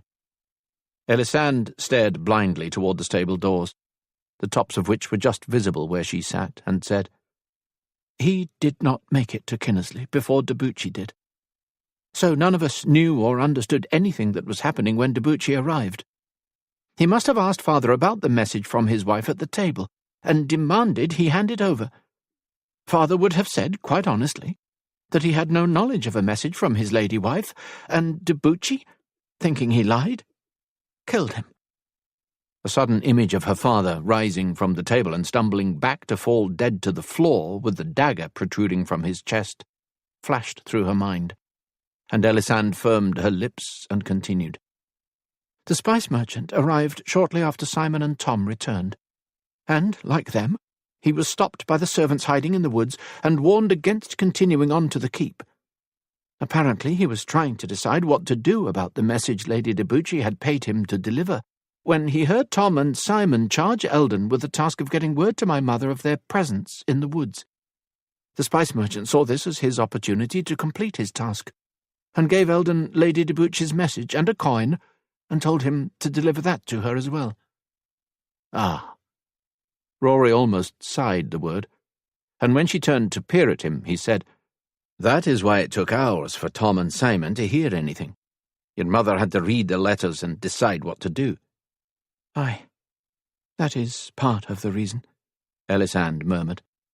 "When Eldon said the message was from Lady Duchi, Mother knew at once that it must have something to do with what was happening at Kinnersley. She immediately had Betty open both scrolls and hold them up for her to read. And then she—" Ellisand paused abruptly. Her mother had admitted to her that she'd cursed Lady Duchi and her husband to hell in that moment of realization, and then had wept for all she'd lost and the troubles they were in through no fault of their own. Leaving that out, Ellisand simply said, "She started to plan then. She had Betty take Eldon down to the kitchens using the secret passages, and while he gathered food for our journey, she prepared the dungeon guard's evening meal, dosing his ale with a sleeping potion as she did, and then delivered it. She then returned to the kitchens, collected Eldon and snuck him back up to the master chamber with the food for us. Then they had to wait for the sleeping potion to take effect. Once they felt enough time had passed, Eldon waited with Mother, while Betty came down to the dungeon to free me. And then she took Eldon out to the woods with her when she went to speak to Tom and Simon." "And while they were fetching Tom and Simon, your mother told ye about Lady Duchi's message and dictated her own messages to Sinclair and myself," Rory finished for her solemnly. Ellisand merely nodded. There was nothing else to say. He knew everything now. "You should ha' told me this, lass, when you told me the rest," Rory said. That made her sigh unhappily. "I would have told you, but Mother cautioned me not to. She said 'twould put your life even more at risk than your escorting me would. She said that would be a poor thank you for your aid." Rory's eyebrows rose, and a smile tugged at his lips at that. "I suspect just aiding ye puts my life and everyone else's at risk. Kenning the danger involved could only help us, lass." Ellisand didn't comment. She didn't know if he was right or not. Not knowing was the only reason she herself was alive. Had Lady Duchi's letter arrived before Lord Duchi had shown up, and had they handed it over, she was quite sure he would have immediately killed them all anyway. He wouldn't have been able to risk anyone who knew about the letter carrying word of it to the king. "So the letter to Sinclair has the other letters inside it?" Rory asked suddenly. Ellisand's mouth curved into a half-smile. "Actually, it has 3 messages inside it. The original letter Lady Duchi opened, Lady Duchi's letter to my mother about it, and my mother's letter to the king about Lady Duchi's letter and the other." "You have them somewhere safe?" he asked. "Aye," she assured him, but didn't tell him that the bulky scroll was in a small sack that Betty had quickly sewn into the lining of her skirts. "So ye need to get news to the king ere the attempt is made on his life," he said slowly. Ellisand nodded unhappily. "The plan is set for late December, before the new year. Even if we are not snowed in somewhere until spring, better than 2 weeks. From here to Sinclair means most like another 5 weeks for a messenger to get all the way down to court to warn him." Pausing, she shook her head and then fretted. "I do not know why Mother did not think of that, when she insisted I travel to Sinclair first." "Has she been home since she travelled to England to marry your father?" Rory asked. "To Scotland?" she asked. Quite sure that's what he meant, but she found it odd to think of Scotland as her mother's home. Their home had been Kinnersley her entire life. "Aye. Has she travelled back and forth to Scotland at all since our marriage?" "Not that I know of," she said slowly, scanning her mind for any mention of such a trip, and then she added, "Definitely not since I was born." "Then she probably just did no recall how long a journey 'twas to get from one place to the other," Rory reasoned, then pointed out gently, "And she was very ill at the time she made these plans. It is no surprising that a few details may have been fuzzy for her, or slipped her mind altogether." "Aye," Ellisand nodded agreement. That made perfect sense. "But it does cause problems. I must get Mother's message to the king ere the end of December. Mayhap I should not go to Sinclair at all. Mayhap Tom, Simon, and I should head to court to give the king Mother's message." "Nay," Rory said at once. "You could ride right into Duchi, or he could have men watching the roads for you." He shook his head. "Nay, your mother sent you to me to see ye safe to Sinclair, and that's what I'm going to do." When she opened her mouth to protest, he added, "But I'll think on a way to deliver her message to the king that will get it there faster," he assured her, standing and moving toward the ladder. Pausing there, he looked thoughtful and murmured, "Perhaps if we had the messenger travel by sea part of the way." Ellisand's eyes widened slightly at the suggestion. Travelling by sea would be much quicker, she was sure. The idea at least gave her new hope that they might accomplish the task in time after all, something she'd begun to seriously doubt when she'd learned how long it would take to reach Sinclair. "Anyway, that's enough talk for now. You need your rest. We all do, if we hope to leave tomorrow if we're able," Rory said as he began to descend the ladder. "You go ahead and get settled. I'm just going to fetch the men and let them ken they can join us now." Ellisand waited until he was out of sight, and then moved to the edge of the loft to watch him walk out of the stable. She couldn't help noticing how the light from the torches caught the red in his hair. Most of the time his hair just looked a rich, dark brown, but there was actually red among the brown. And wasn't she pathetic for even noticing? Ellisand thought with disgust. She was acting like she'd never seen a handsome man before, when there were plenty of fine-looking men at Kinnersley. Or there had been, she corrected herself solemnly. They were all dead now. Suddenly wearied by the realization, Ellisand turned to survey the loft. The fur she'd slept on the night before was lying in a corner with the bags that held her clothes. Tom and Simon had obviously put them up here earlier, probably when they'd tended the horses with the other men, though Ellisand had been here and hadn't noticed at the time. She'd probably been too busy watching Rory brush down his mount, she admitted to herself. She did find her eye drawn to him more and more the longer she knew him, which made her feel rather guilty. Her father had been murdered, and her mother too, along with every man under them except for Tom and Simon. She should be grieving too much to notice that any man was attractive.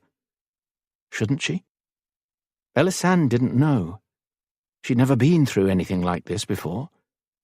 And where was the numbness that had claimed her directly after those horrible events? It had cloaked her for the journey to Monmouth, and even for the beginning of her journey with the Buchanans, but it had been fading ever since she'd told Rory and Alec and their men what had happened at Kinnersley. It was as if talking about it had stolen the protective numbness from her. Or perhaps it was the tears she'd shed on her horse. Whatever the case, she missed that numbness. Ellisand didn't know how she should behave or feel or what was appropriate. She felt like she should be numb still over such a great loss.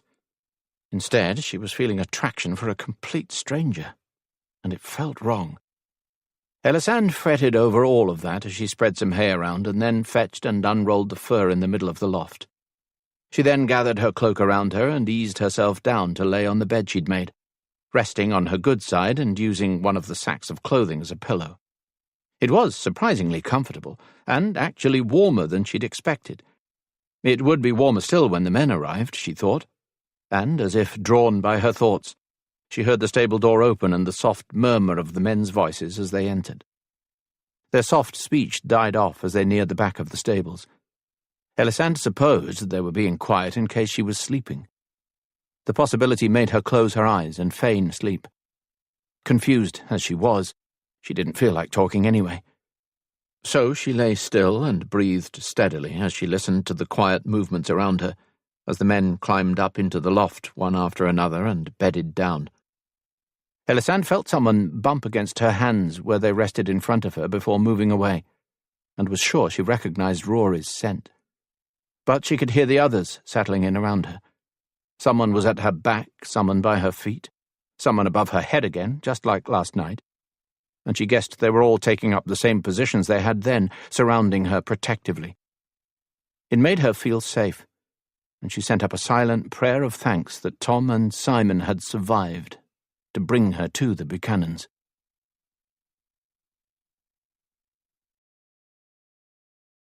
Chapter 6. Rory woke slowly, his mind reluctant to leave the warm comfort of sleep, but his body telling him there was something missing. It was the warm weight of Ellisand curled into his body, he realized.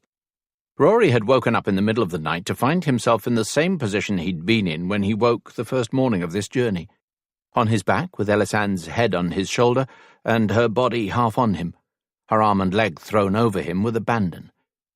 He'd lain there for the longest time, trying to decide what to do about it, but in the end he'd just settled back, enjoying the heat from her body and inhaling her scent and wondering what it would be like to wake up every morning like this, with this woman in his arms. Oddly enough, he'd quite liked the idea, and that had kept him awake for hours, as he'd pondered why that would be. He didn't really know the woman, and at the moment she wasn't much to look at with half her face battered and bruised. Of course, the other half of her face was mostly undamaged and attractive enough, and the one eye that wasn't swollen closed was large and a lovely grey-blue. But his attraction definitely wasn't lust-based. Most of the time she had that veil covering her face so he couldn't see her at all. Nay, it was definitely something other than her looks he was attracted to. She did feel good in his arms, soft and warm, and she smelled good too. But he admired her for her courage. She was so damned brave, and showed a quiet strength that was truly impressive. Ellisand had lost everything. Most women would have been weeping and wailing over what had happened to them, but not Ellisand. If she cried, she did it silently behind her veil.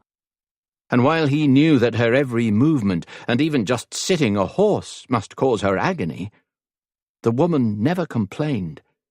She'd kept up with the men despite the grueling pace he'd set, and ridden until she was tumbling from the mount rather than beg them to slow down or stop for rest.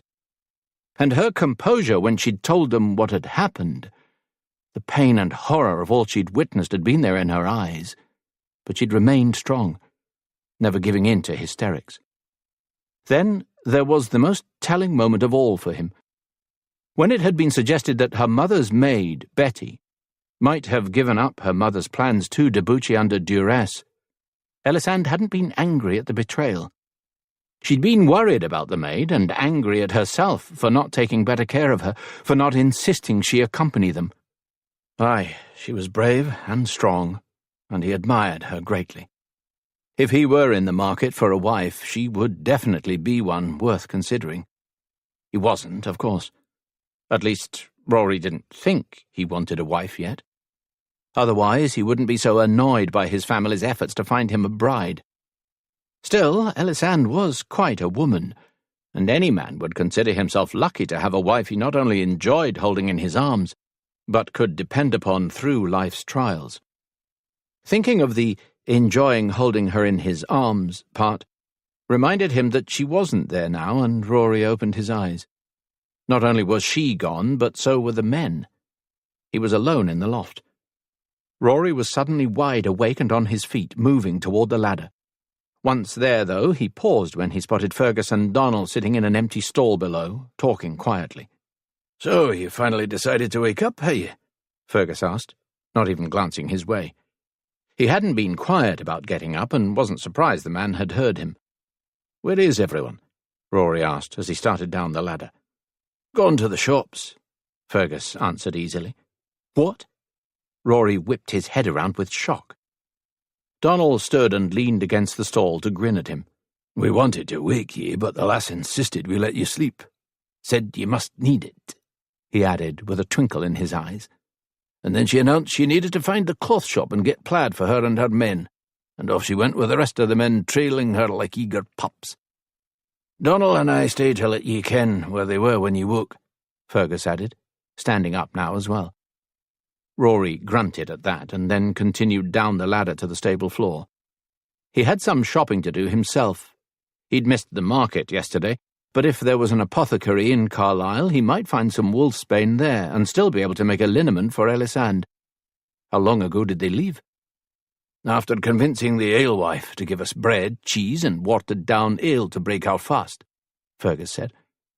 Rory's mouth twisted with disgust. "That must have cost us a muckle load of coins." "Nay," Donald said solemnly. "The alewife gave it up for free." Rory blinked at this news. How did Ellisand manage that miracle? "I'm no sure exactly. When we went into the alehouse to break our fast, the alewife was no pleased to see us. Said as we should clear off now that 'twas morn, and then stomped off into the kitchen. We all started to turn back to the door, but Ellisand told us to sit, removed her headdress and veil, set them on the table, and sailed into the kitchen after the woman like a queen pursuing an honorary servant." "Aye, just like a queen she was," Donald said with a small smile of admiration that matched Fergus's. "Shoulders back, head up, and following her nose like she was on the trail of a terrible stench." He shook his head, his smile widening as he described it.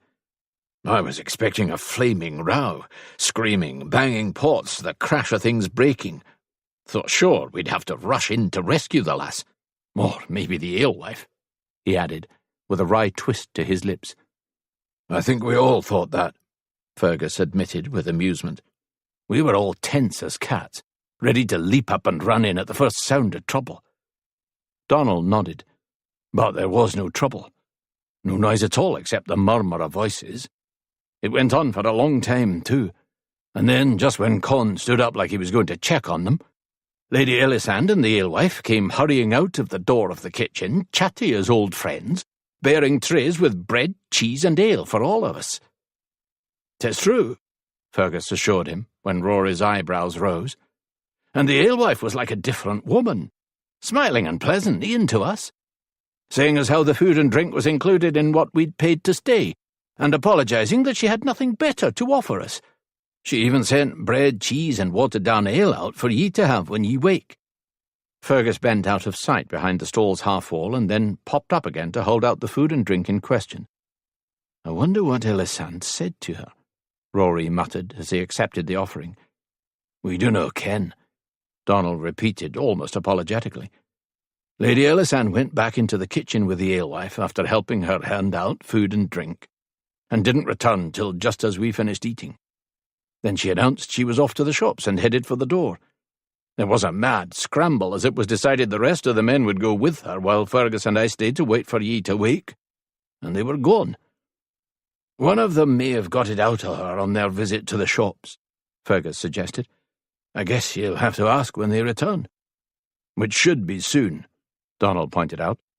'Tis nearly the nooning hour. Rory stiffened, his head jerking up, eyes wide with shock. 'Tis that late? Aye. Donald smirked. I've never kenned ye to sleep so long.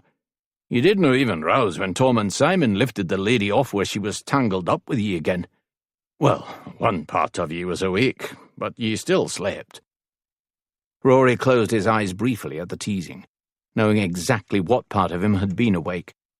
No doubt he'd been tenting his plaid in response to her body pressed up against his. Especially if she'd been shifting her leg over his groin in her sleep as she had the first morning. He only hoped Ellisand hadn't noticed. He wouldn't want her embarrassed or uncomfortable around him. Sighing, he downed his ale and headed for the stable doors. "Where are we going?" Fergus asked at once, hopping over the stall and falling into step beside him. "I need to ask the alewife if there's an apothecary nearby. I might yet be able to get some wolfsbane to make a liniment for Ellisand's bruises," Rory answered around a bite of bread. "There is," Donald announced from his other side, and when Rory glanced to him in question, he explained, "Lady Ellisand asked after one while they were passing out the bread and cheese. The alewife told her where to find it." "Aye, we may run into them there," Fergus commented. Rory merely grunted at the suggestion as he led them out into the courtyard. He ate the bread and cheese quickly and was just swallowing the last of it as he entered the back door of the alehouse. A good thing, too, or he might have choked on it when they reached the main room and he saw Tom and Simon, both in plaids so short he was surprised he couldn't see their bollocks hanging out the bottom. "Are you sure this is right?" Simon was tugging at the bottom of the plaid. "Yours aren't this short." "We told ye," Alec said patiently. "The plaid'll drop lower by the sup." "Do you put it any lower now? You'll be tripping on it when it does drop, and we'll have to start all over." "Alec," Rory growled the warning, and then crossed his arms over his chest to scowl at his brother, as well as Con and Enan, for this trickery. "Quit messing about and fix the plaids for them." "Ah, Rory," Alec complained. "did you have to ruin the first bit of fun we've managed to find since leaving Scotland?" Rory felt a moment's guilt at the words, because Alec and the men had camped outside Monmouth for 2 weeks, sleeping on the cold, hard ground and hunting their own food while he'd been in the keep. But that guilt quickly died when he thought of Ellisand seeing her men like this, and he scowled again. Would ye have the lass see them like this and be embarrassed? Speaking of which, where is she? "In the kitchen, making a liniment for her pains," Con said solemnly. A liniment for her pains? Rory echoed blankly. "Aye, with the wolfsbane, willow bark, and several other weeds she purchased from the apothecary this morn," Tom said almost apologetically. "She is making my liniment?" Rory asked with dismay. "Ah, well, most like 'tis a recipe Lady Margaret taught her," Tom said with a grimace, and then explained, "I fear I may have forgot to mention that Our Lady was a somewhat renowned healer in England, and that she trained Lady Ellisand in all she knew." Rory gaped at the man, his mind in an uproar. He'd wanted to make Ellisand a liniment for her pains. It was his one skill, healing. Or at least the one skill he was known and valued for. Any man could wield a sword. Hell, every man at Buchanan did. But healing was the one thing about him that was special. It made him much in demand. Monmouth was not the first man who had paid him a small fortune to travel to heal them.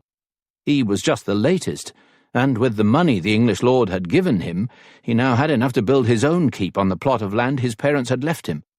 That was how sought after he was. He'd earned a fortune any man would envy.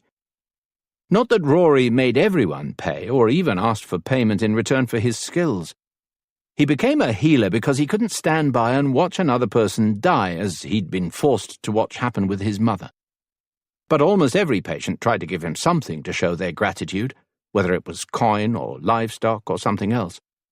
Even the poorest patient he'd healed had gone picking wild herbs and medicinals they hoped would come in handy in his healing capacity. But wealthy lords who lived far away and feared he would need an inducement to travel to them often offered coin. And because it was an inconvenience to travel long distances and be away from home and family, and because they could afford it, he accepted the payment. But with Ellisand it had been different. He'd wanted desperately to use his skills to help her. He'd wanted to be the hero and take away her pain. He'd wanted her to see him as special, he realized. Instead, she was in the kitchen making a potion herself. One her mother had taught her, using wolfsbane, an extremely poisonous plant that had to be handled with extreme caution to prevent accidental poisoning and death. Concern rushing through him now, Rory turned on his heel and headed for the kitchen door, growling, "Fix their plaids."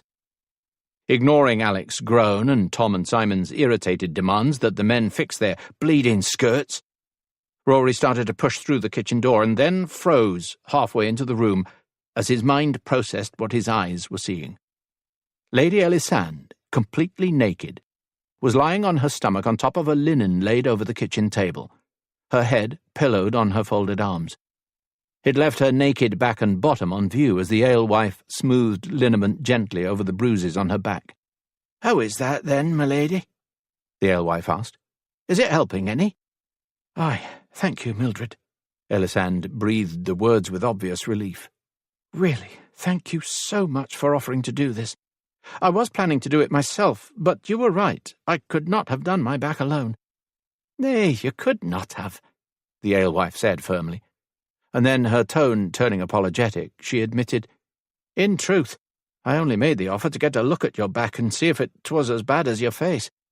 But seeing it—" She clucked under her breath and shook her head as she scooped more liniment out of a bowl next to Ellisand's hip and continued her work before murmuring sympathetically, "How ye must have been suffering, my lady.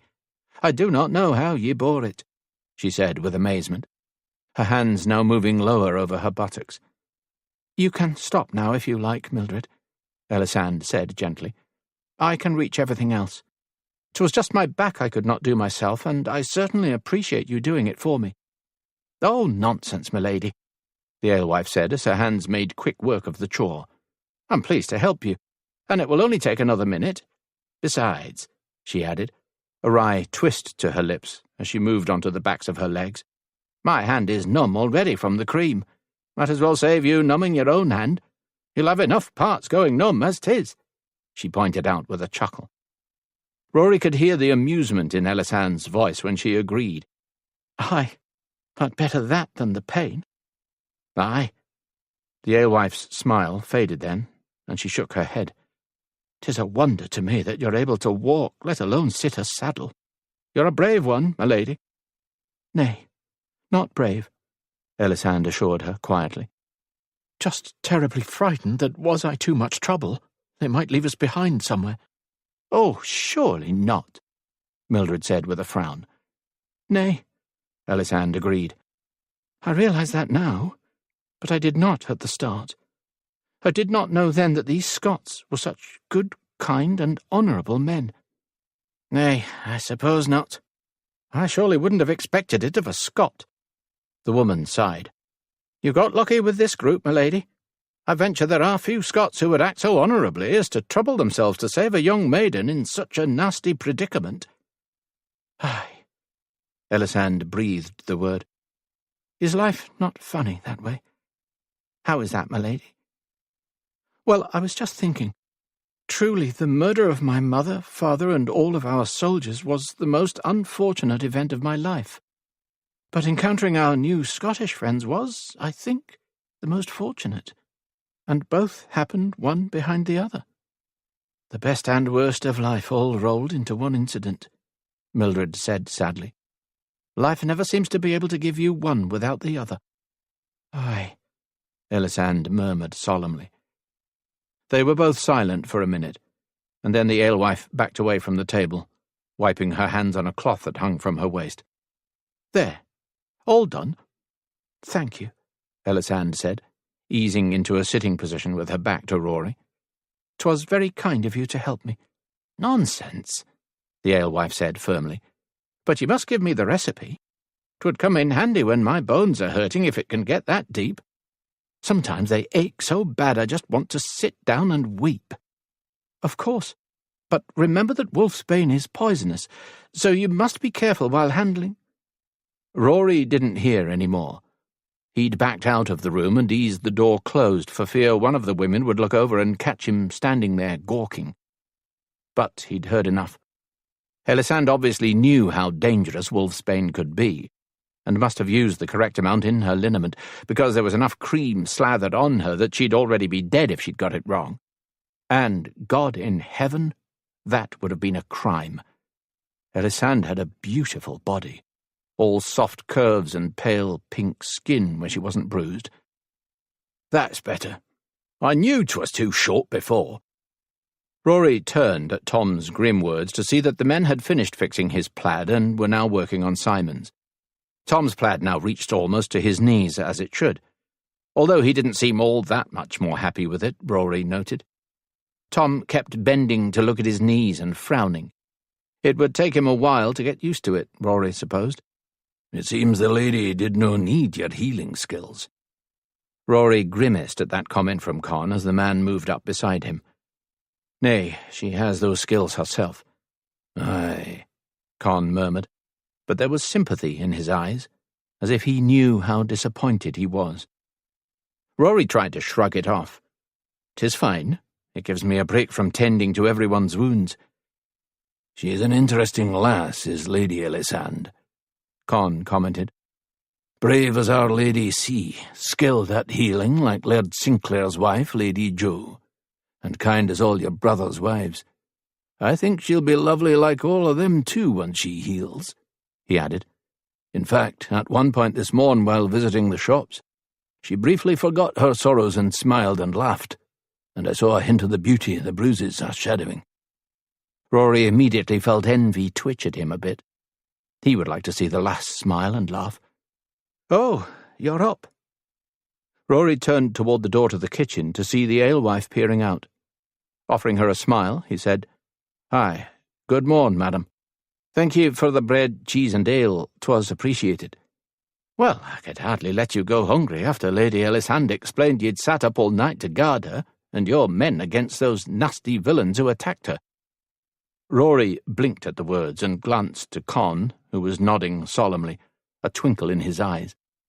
Apparently he was aware of the lie Ellisand had told to cover for his sleeping in, one that made him look better than he deserved, he thought as the woman began to speak again. "And 'tis handy you're here, because we need some help with the plaid," the alewife said with a slight frown. "I've done my best, but my lady suggested I fetch you if you were up, or your brother if you were not." "I'd be pleased to help," Rory said, and moved toward the door when she gestured for him to follow. When he entered the kitchen this time, Ellisand was fully dressed in not just her own gown, probably her breeks and tunic still under, but now she also had a strip of plaid over it and belted around her waist with a bit of rope. The hem, though, was a bit lopsided, the pleats uneven, and the part above the rope at her waist had just been pulled around her shoulders like the blanket it was. "I fear, while I've seen a Scottish lady or two wearing the plaid over their gowns, I wasn't sure how they managed it," the alewife said fretfully. "I couldn't seem to get the pleats right, and actually ye did well for your first try," Rory assured her kindly. "I told you, Mildred," Ellisand said at once, smiling at the woman. "It just needs a tweak or two." Rory stared at her blankly, losing his train of thought at the sight of her smile. Ellisand was at a slight angle to him, with the bruised side turned away, and when she smiled kindly at the alewife, or Mildred as she called her, he was stunned to see just how pretty she was under all that damage. "Is that not right, my lord?" Ellisand prompted him, making him realize he was just standing there, gaping at her. "Aye," he said finally, his voice gruff, and moved forward to perform those tweaks. "I still don't know why you think you and your men need to wear Scottish dress," Mildred commented as she watched him work. "Because if Duchi forced my mother's maid to tell him what she knew, he and his men will be looking for an English lady and her 2 soldiers travelling with Scots. not a Scottish lady and her men." Rory had just knelt to straighten her pleats, but leapt up in horror at her words. "You told her about Duchi." Ellisand's eyes widened slightly at his reaction, but then she patted his arm soothingly. "Aye, but 'tis fine. Did you not see the portrait of our king in the great room where we ate last night? Mildred is a loyal subject who would not see our king murdered either. She is more than happy to help us now she knows the importance of our mission." "Aye," Mildred said firmly. "Why, our king is a saint. Much better than his father, Edward II, or that Mortimer, who basically ruled and bankrupted the treasury while our king was a child. Only Satan's henchmen would wish to see our king and his son dead so they could place his brother on the throne. Nay, we do not need that happening." Rory had some difficulty with anyone calling Edward III a saint. He knew the man had done some good things, like an overhaul of the government and such, and unlike his father, he wasn't trying to take over Scotland, at the moment. But that was only because he had his hands full with France. Still, the woman seemed sincere in her loyalty to her king. Besides, with the roads unpassable, there was no worry that she could send a messenger to Duchi to betray them for coin, and he intended they would leave the moment the roads were passable, so he supposed it mattered little if she knew. Sighing, he merely nodded, and turned his attention back to straightening the plaid, and quickly had the skirts fixed. "I need a pin to clasp the top," he muttered, after pulling the material up and around her throat. "If we pin it here, you can leave the remainder to lie, or pull it up over your head like a cloak hood."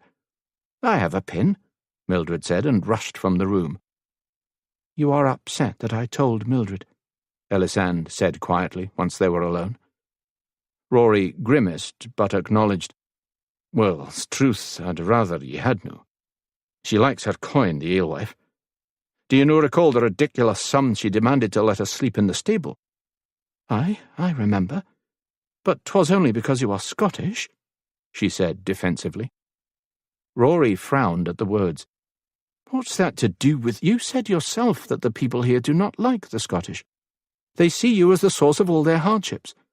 Why, English children are raised being told to behave, or the Scots will drop from the trees and get them." "Were ye told that as a child?"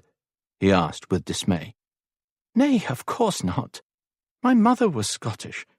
She said we are a strong, brave people determined to hold on to our independence." Rory smiled, liking the way she included herself as a Scot, despite being half English. "The point is," Ellisand continued firmly, "Mildred is naturally afraid of Scots.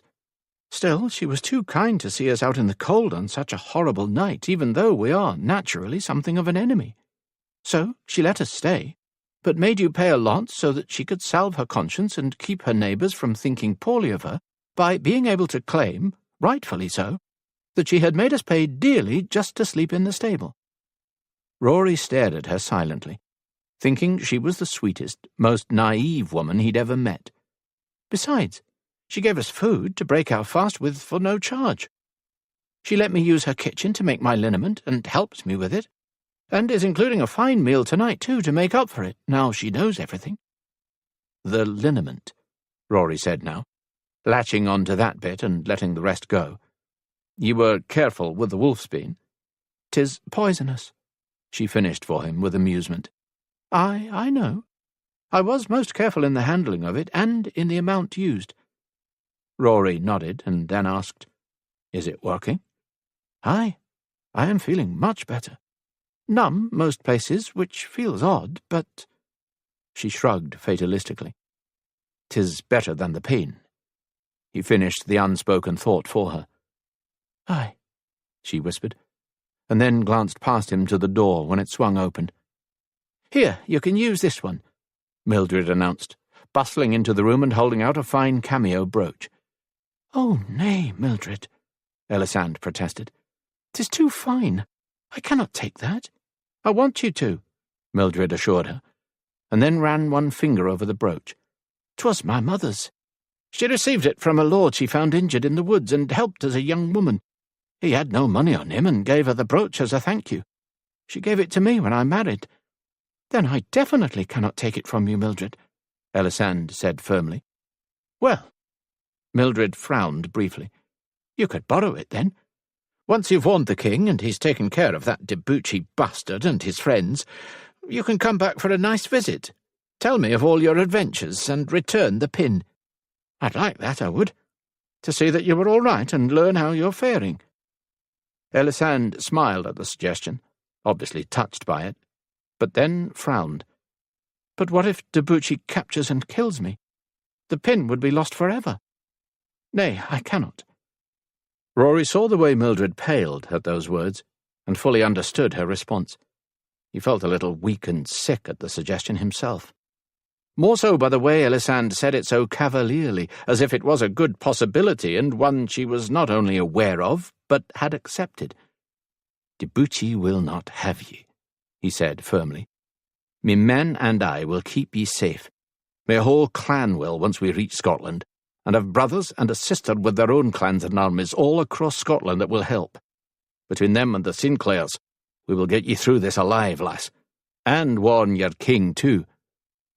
Mildred seemed to start breathing again then, and even cast a smile his way. "There, you see. He and his men will keep you alive. So you can borrow this." "Aye, we will," Rory said firmly. Taking the pin, he used it to fasten the plaid around her neck, saying, "But only for a short while. We'll go out at once, purchase a much less expensive brooch for her to use, find our lunch at one of the inns, and then return yours when we get back."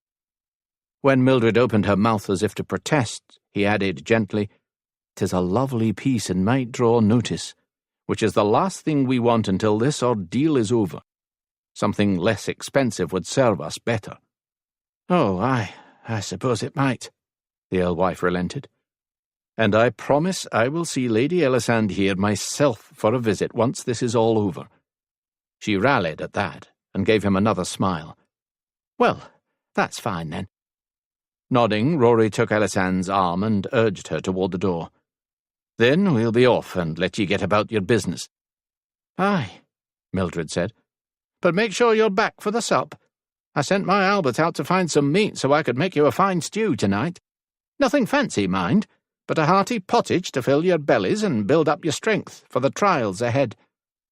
"We shall look forward to it," Ellisand assured her, as Rory whisked her out of the kitchen. He was moving her so quickly now they were several steps into the ale-room before she got her head turned forward again, and then she drew to an abrupt halt, as her gaze settled on Tom and Simon in their new finery.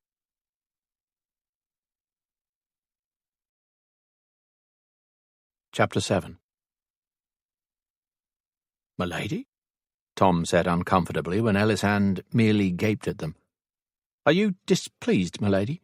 Simon added, glancing from her to Tom and back, and then he asked almost hopefully, "Should we change back into our own—" "Nay," she blurted, starting forward again and smiling now. "You look like Scots, and that is what we wanted." And it was true. They did look like Scots. Just a little shorter and a little less brawny than the real Scots they'd travelled with, Ellisand thought as her gaze slid over them. Tom and Simon had looked much larger in their hauberks, chainmail and padded tunics. Now they didn't seem very threatening at all. At least not next to the Buchanans, each of whom were a couple inches to half a foot taller, and most definitely wider, with much larger upper arms. Even Rory, who was supposed to be renowned for his healing rather than his sword work, had huge upper arms. But Tom and Simon were two of her father's youngest men. It was why they'd been away delivering a message when Duchi arrived and hadn't returned home until after the slaughter was over. Still, it was shocking to her to see how much smaller they appeared in the Scottish gear. "You look lovely in your heresy, Lady Ellisand," Con said in his quiet voice. "Like a true Scots lass." Ellisand flushed with pleasure at the compliment, until she recalled the damage on one side of her face and that she couldn't possibly look lovely. The man was just being kind. Taking it in the manner it had been intended, she smiled at the man, drew the sides of her plaid skirts out a bit and quickly dipped into a curtsy. Popping back up, she smiled widely and tried to mimic their Scottish accents. "Thank ye, kind sir. 'Tis pleased I am to be a Scottish lass." The horror on the Buchanan men's faces told her they were no more impressed than Rory had been with the effort. Rolling her eyes, Ellisand spun on her heel and headed for the door. She pulled the top of the plaid over her head, drawing it across the damaged side of her face as she went, adding, in that accent they so abhorred, "Come along, then, laddies. Apparently we're off to the shops again, and then on to find our noonin meal somewhere." "Ye'll have them weeping, do ye keep that up, lass?" Rory said with amusement, as he appeared at her side to open the door for her. "'Tis nae that bad," she protested as they left the alehouse. "Aye, 'tis," he assured her with a grin as he took her arm. Ellisand merely gave an annoyed sniff and kept walking. "Why are we heading back to the shops?" Alec asked as he and the other men moved out around them. "Lady Ellisand needs a pin for her heresy," Rory answered.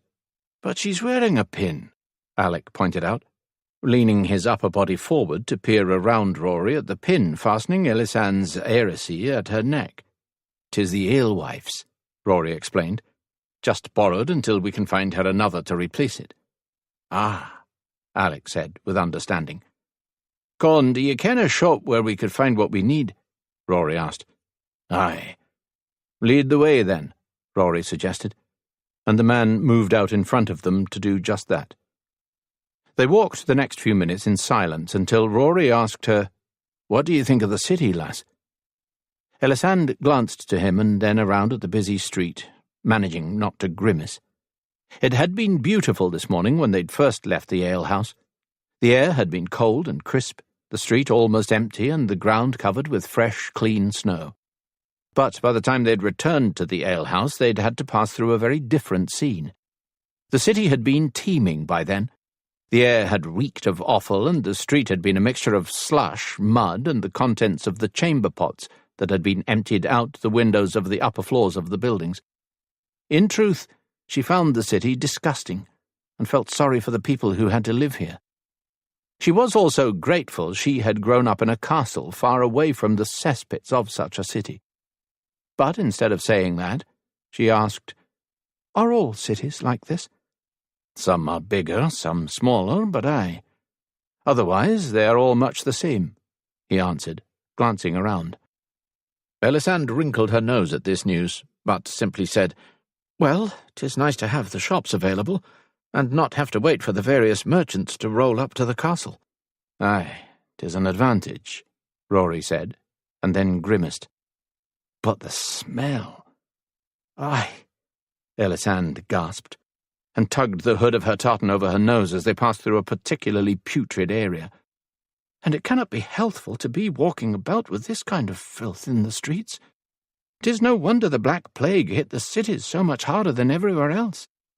"Aye," Rory said grimly, and then pressed her closer to the building they were passing and rushed her along as they heard a shutter open overhead. They were just quick enough that none of their party got splashed by the contents of the chamber pot that someone tossed out. "Where do the children play?" Ellisand asked with sudden concern. "What?" Rory asked with surprise. "At Kinnersley the servants' children played in the bailey when they were not helping their parents. But where do they play here? I have not noticed any children about." Rory glanced around now as if in search of them. "Mayhap the cold keeps them inside today, but I have no idea where they would play on nice days." They were both silent as they followed Con down another street. Ellisand glanced around to see the men beside and behind them. Alec was on the other side of Rory, while Inan was beside her and the rest of the men were behind them, but all of them were alert, their eyes scanning the people in the streets on the lookout for trouble. Ellisand supposed Rory had told them to keep an eye out for Duchi's men. Not wanting to think about that just now, Ellisand sought her mind for something to say and asked, "What was it like growing up with so many brothers and a sister?" Rory looked surprised by that question, and then he smiled crookedly and shrugged. "I've never really thought about it. I guess 'twas noisy, busy, and sometimes a pain in the arse." "Why a pain in the arse?" she asked with curiosity. She'd always wanted brothers and sisters. It had never occurred to her that it would be anything but wonderful. "Because of the pranks we pulled on each other," Rory said with a fond smile of remembrance. "After my mother died, I always had my nose in any book on healing I could find, and they were fond of teasing me o'er it, or snatching them away and making me give chase." He shrugged wryly. "Although, to be fair, they ne'er picked on me as much as each other." "What kind of pranks did they play on each other?" Ellisand asked with interest. "Oh, well, shaving each other's heads if they were fool enough to drink too deep and lose consciousness, putting crushed rosehip in their beds to make them itchy, putting pigs in their beds while they slept, or carting their beds out to the bullpen while they were still sleeping in them," Alec put in, joining the conversation. Leaning around Rory, he met her gaze and explained, "Those last two were when we were older, and the brothers we did it to were in their cups." "Aye," Rory agreed, "but I think the worst was when we were younger. One of our brothers carefully cut out the stem of a pear, hollowed it out and filled it with beetles, then put the stem back and waited to see what would happen." "What happened?" Ellisand asked, her eyes wide. "C started to eat the pear, got a mouthful of beetles and started choking." He grimaced at the memory. "That was probably the nastiest. We only figured out how 'twas done because the stem popped out when she dropped it." He shook his head at the memory. "We never found out who the culprit was, and no one confessed." "Aye," Alec said grimly. "No doubt whoever did it was afraid of the retribution should they be discovered. We were all upset by it. Any one of us could have picked that pear, and C near choked to death. She was only 10. "Dear heavens," Ellisand breathed, and then shook her head. "I always wished I had brothers and sisters, but now I think I must have been lucky not to. Who knew children could be so cruel?" "You were an only child, then?" Rory asked solemnly, and when she nodded, he admitted, "I'd assumed as much, but did no ask for fear of bringing up a painful memory." "Mother was with child several times ere I was born," she said quietly, "and several more after. But I was the only one to survive more than a few days past birth. 'Twas a source of terrible sadness for her. She had always wanted several children." "Which is why you were her treasure," Rory murmured. "Aye." She smiled faintly. "She used to call me that all the time." Rory nodded with understanding and opened his mouth as if to comment, but then paused and glanced around with surprise when he bumped into Con, who had stopped. "We're here," the warrior said, gesturing to the shop he'd stopped in front of. "The pinner should have what ye need, or be able to make one." "Oh, right." Rory smiled wryly, and then ushered Ellisand inside. "Ye men wait here. We'll no be a minute, and then we'll find somewhere for our nooning meal." Ellisand glanced around the shop with interest as Rory explained what they wanted to the shopkeeper. She'd never been in a pinner's shop before, and was surprised at the array of goods available. There were pins for headdresses and clothing in wood, iron, bronze, silver, and even gold. She'd never seen this kind of selection from the travelling merchants. It was really quite wondrous to her. Despite the selection, however, he didn't have exactly what they were looking for. Plain pins were popular because they were less expensive, and he claimed he'd sold his last one just before they'd arrived. But he was planning to make more that afternoon if they'd like to return later in the day. Once Rory described what was needed, Ellisand gave the man a coin to be sure he didn't sell it to someone else before they returned, and they thanked him and went out to rejoin the men. They left there to find an inn willing to feed them, and filled up on sausages and Lee's fries, a sweet cheese tart that was quite good. With time to kill, they dawdled over their meal, and then visited several more shops they came across. They stopped at a glover's, where Con and Rory purchased new leather gloves to keep warm on the ride, a girdler's, where Ellisand purchased a belt to replace the rope Mildred had used to secure the plaid around her waist, a suitor's, where Simon had a hole in the bottom of one of his boots repaired, and then a potter's with beautiful bowls and pots. Even with all their stops, the brooch wasn't quite ready when they got back to the pinner's shop, and they had to wait a bit while it was polished. By the time Rory had approved it and she'd paid, it was getting late. They returned to the alehouse to find Mildred had their dinner ready for them. This meal was much different than the night before. Tonight they were served fresh bread for trenchers and a hearty stew with mutton in it. Albert and Mildred even joined them, Mildred blushing and pleased, while her husband flushed with pride at the many loud compliments the men all gave her on the meal. Afterward they sat over their ales and talked of this and that. Ellisand was enjoying the company and talk at first, but as the night wore on and the numbness in her back began to fade, she began to stiffen in her seat. She finally had to excuse herself and leave the table. Tom and Simon immediately started to rise, but she waved them back to their seats. Murmuring that she was just going to fetch something, she slid out of the room and headed for the stables. What she needed to fetch was her liniment, and only to put more on. She did not need witnesses for that. Climbing up the ladder to the loft wasn't the trial it would have been the night before after riding all day, but it was bad enough that she would have been grateful for Rory's carrying her up again.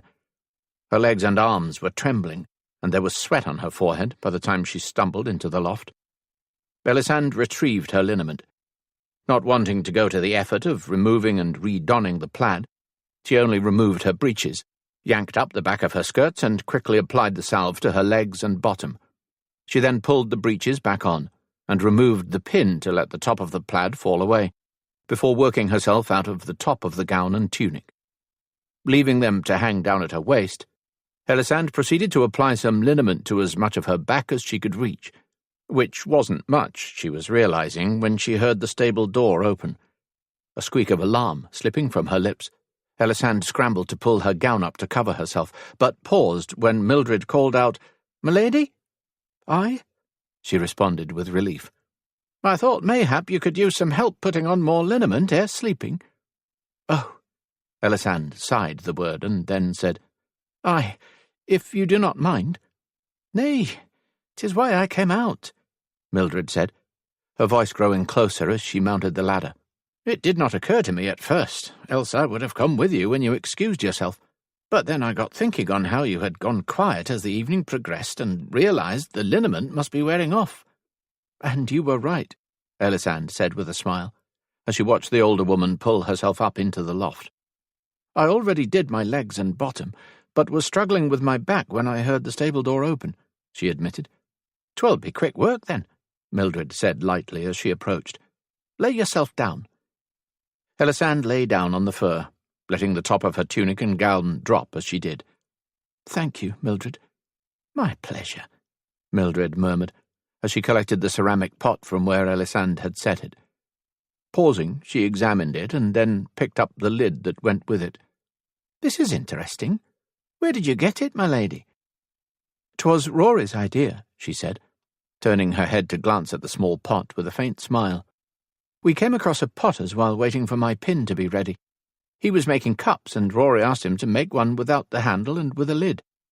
He offered to pay him extra did he have it done by end of day, and he did.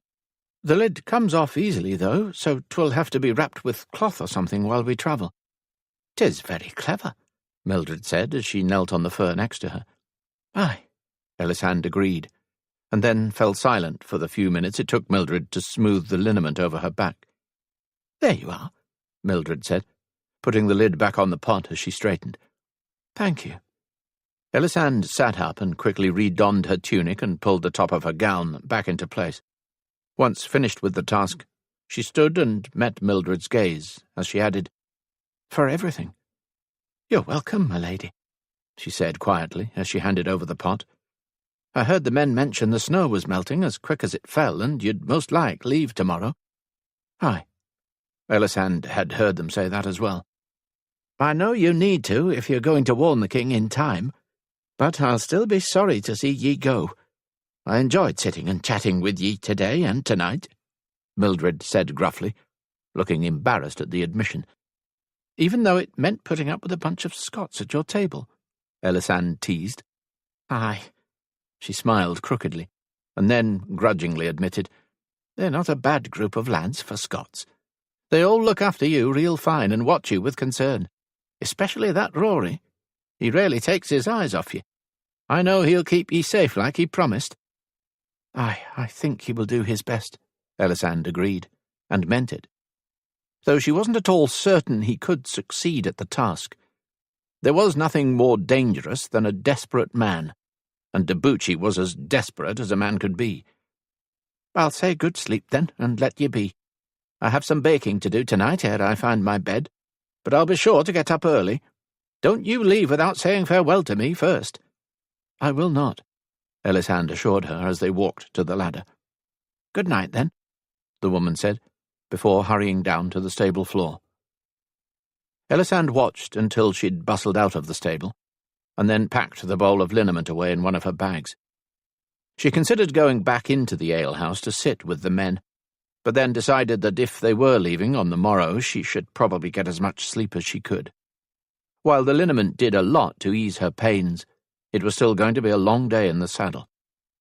She was just trying to decide if she should wrap herself in the tartan she wore as the men did, or leave it be and use the cloak as a cover, when she heard the stable door open again. Deciding to use the cloak as a cover so she wouldn't have to struggle with the pleats in the morning, Ellisand grabbed it from where she'd left it lying across a bale of hay and pulled it around herself, then quickly dropped to lie on the fur on her good side.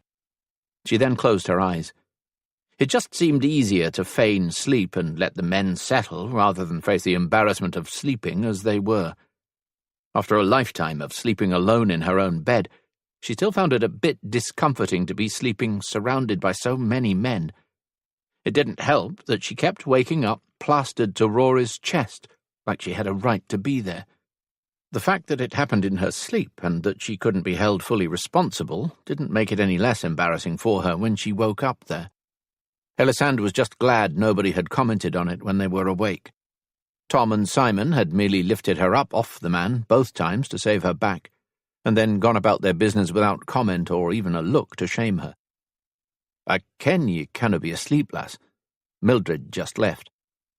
Recognizing Rory's voice, Ellisand opened her eyes, and then pulled her head back slightly with surprise when he dropped to lie down next to her, but facing her rather than with his back to her as usual. "How is your back?" he asked, pillowing his head on his arm so he could look at her in the faint light cast by the torches below. "Much better now. Mildred helped me put on more liniment," she admitted. "Aye, I suspected it was paining ye after the sup," he admitted, and when she raised her eyebrows in question, he explained, "Ye'd gone unnatural quiet and pale ere ye excused yourself." "Oh," she grimaced. "'Tis good for hours after the salve is put on, but then the benefits fade. I should have thought to reapply it ere the sup." He murmured, and then they fell silent, and stared at each other for a moment.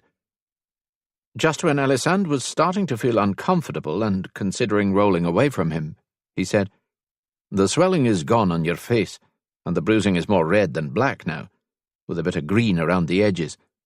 'Tis healing." "Is it?" she asked with interest. She had no mirror here to check her face, and couldn't see her back. She had managed to get a glimpse of her bottom and the backs of her legs by twisting about, but just enough of a glimpse to see that it seemed a little better. Her muscles were still sore from the beating she'd taken and had protested at the movement. "Aye, another few days and the worst of it should be done," he assured her. "'Twill be at least another week or more before 'tis gone completely, though," she said wryly.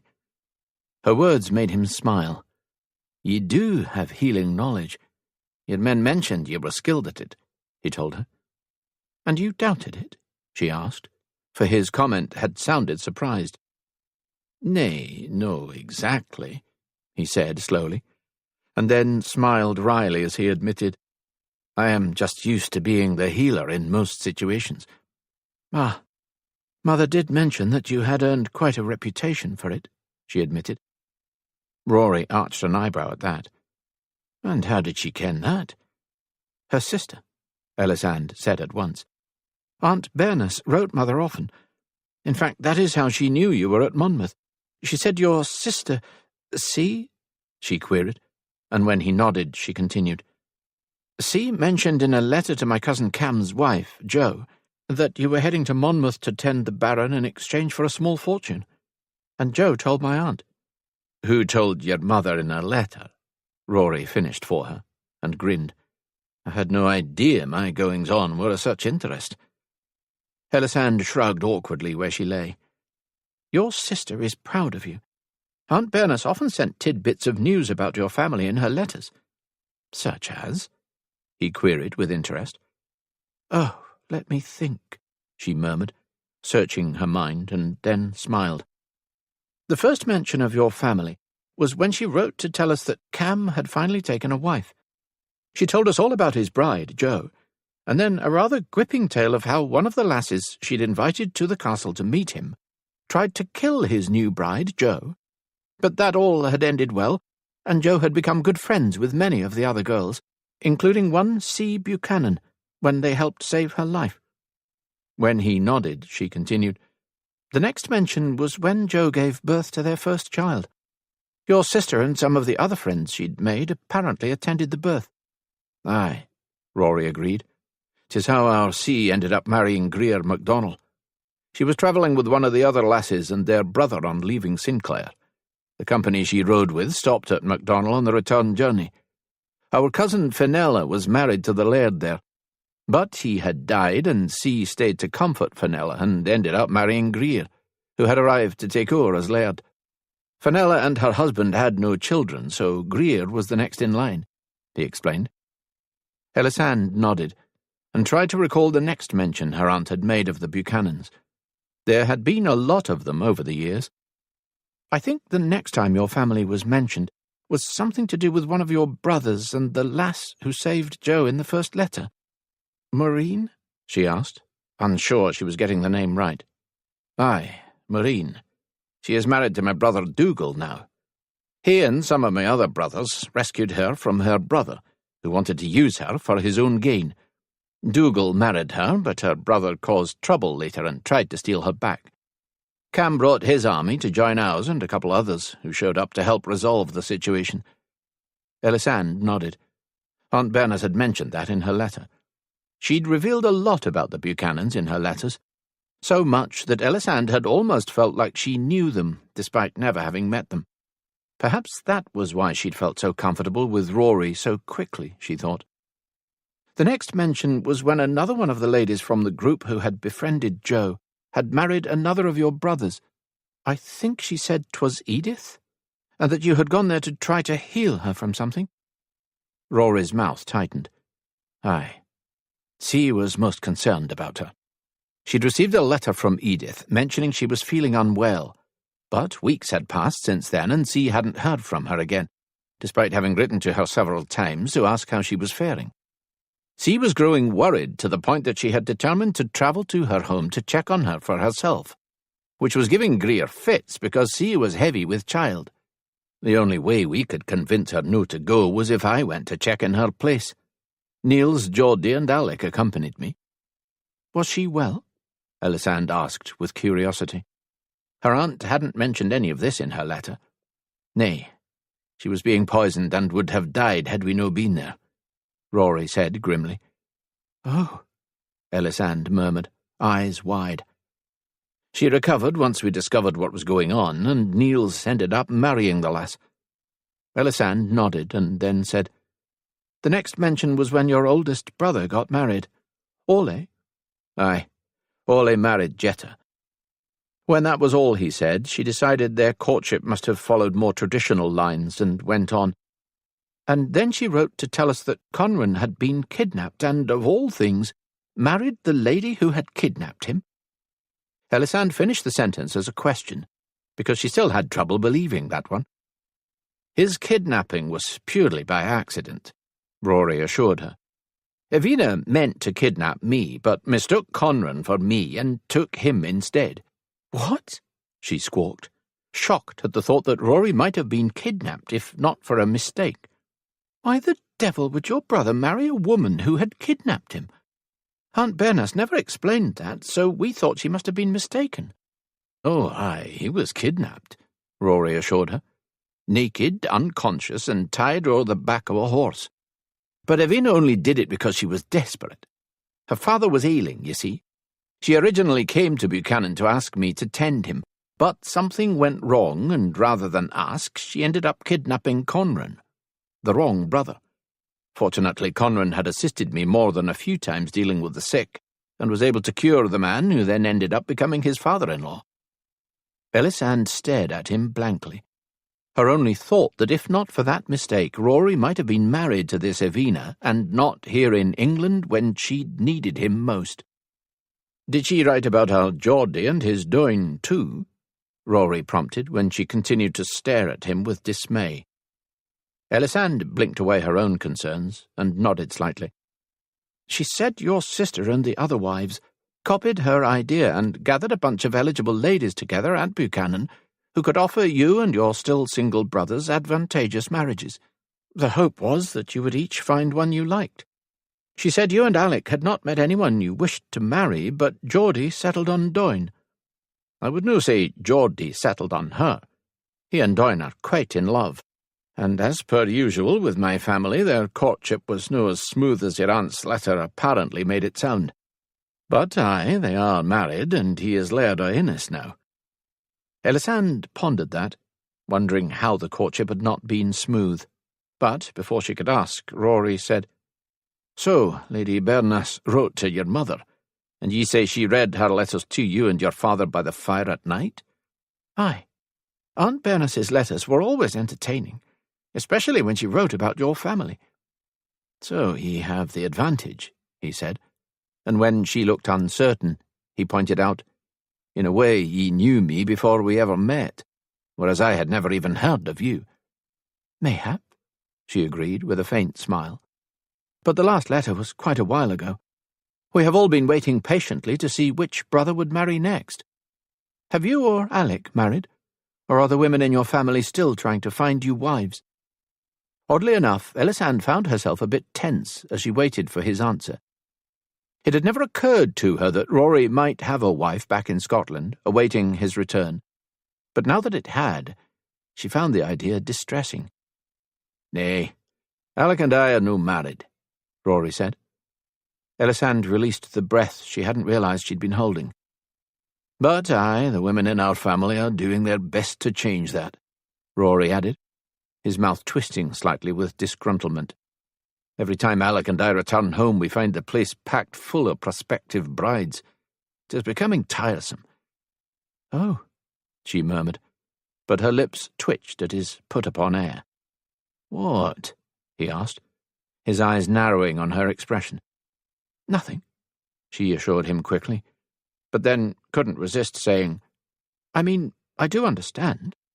It must be terrible having so many people who love you and put themselves out to try to see you happily settled in an advantageous marriage. Well, when you put it like that, lass, Rory said with a wry smile, and then his smile faded. It must have been lonely growing up without any brothers or sisters. Ellisand lowered her gaze to the fur. It had been lonely. Growing up, she'd often wished she had a sister to play with or share secrets with, but she was only now realizing what else she'd missed out on by being an only child. Unlike Rory, she didn't have any siblings who cared and wished to see her happily settled in marriage. She would have liked that, but merely said, "'Tis for the best that I did not have any brothers or sisters. Duchi would have just killed or abused them too, and 'tis doubtful we would have escaped if there had been more than just myself." "Aye," Rory said with a frown, examining her face solemnly. Ellisand withstood it for as long as she could, and then shrugged. "I am sure whomever I marry will have them, though, and perhaps can share them with me. Well, if I marry," she added with uncertainty. "Why would ye no marry?" Rory asked at once, and then added, "Why are ye no married already, lass? You're old enough to be wed, and surely your father arranged a betrothal contract for you when you were a child." "Aye, he did," she assured him, "but the boy I was to marry died when I was 11. "And your father did no arrange another marriage contract?" Rory asked with surprise. "He was going to, but said most of the good prospects were already contracted to others." She grimaced. "And then, too, what he wanted for a husband for me had changed by then." "In what way?" Rory asked. "Well, when he made the first contract, I was just a bairn. He chose the eldest son of a wealthy lord who had his own castle to leave him. Father had assumed he would have a son some day to take over Kinnersley," she pointed out. "But by the time my betrothed died when I was 11, he was resigned to the fact that I would be his only heir. He no longer wanted a titled lord with his own castle. He said he needed a special man, someone without his own estates to distract him, but with the skills to keep Kinnersley's safe and prosperous, and who would also treat me well." Ellisand smiled wryly. Apparently that was not an easy man to find. He was still looking. "I see," Rory murmured thoughtfully. Ellisand shrugged.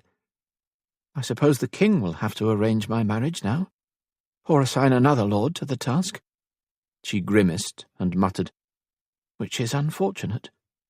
"Why is that?" Rory asked. "Because I doubt the king or anyone he saddles with the duty will be as concerned as my father was that any prospective husband would treat me well," she pointed out quietly.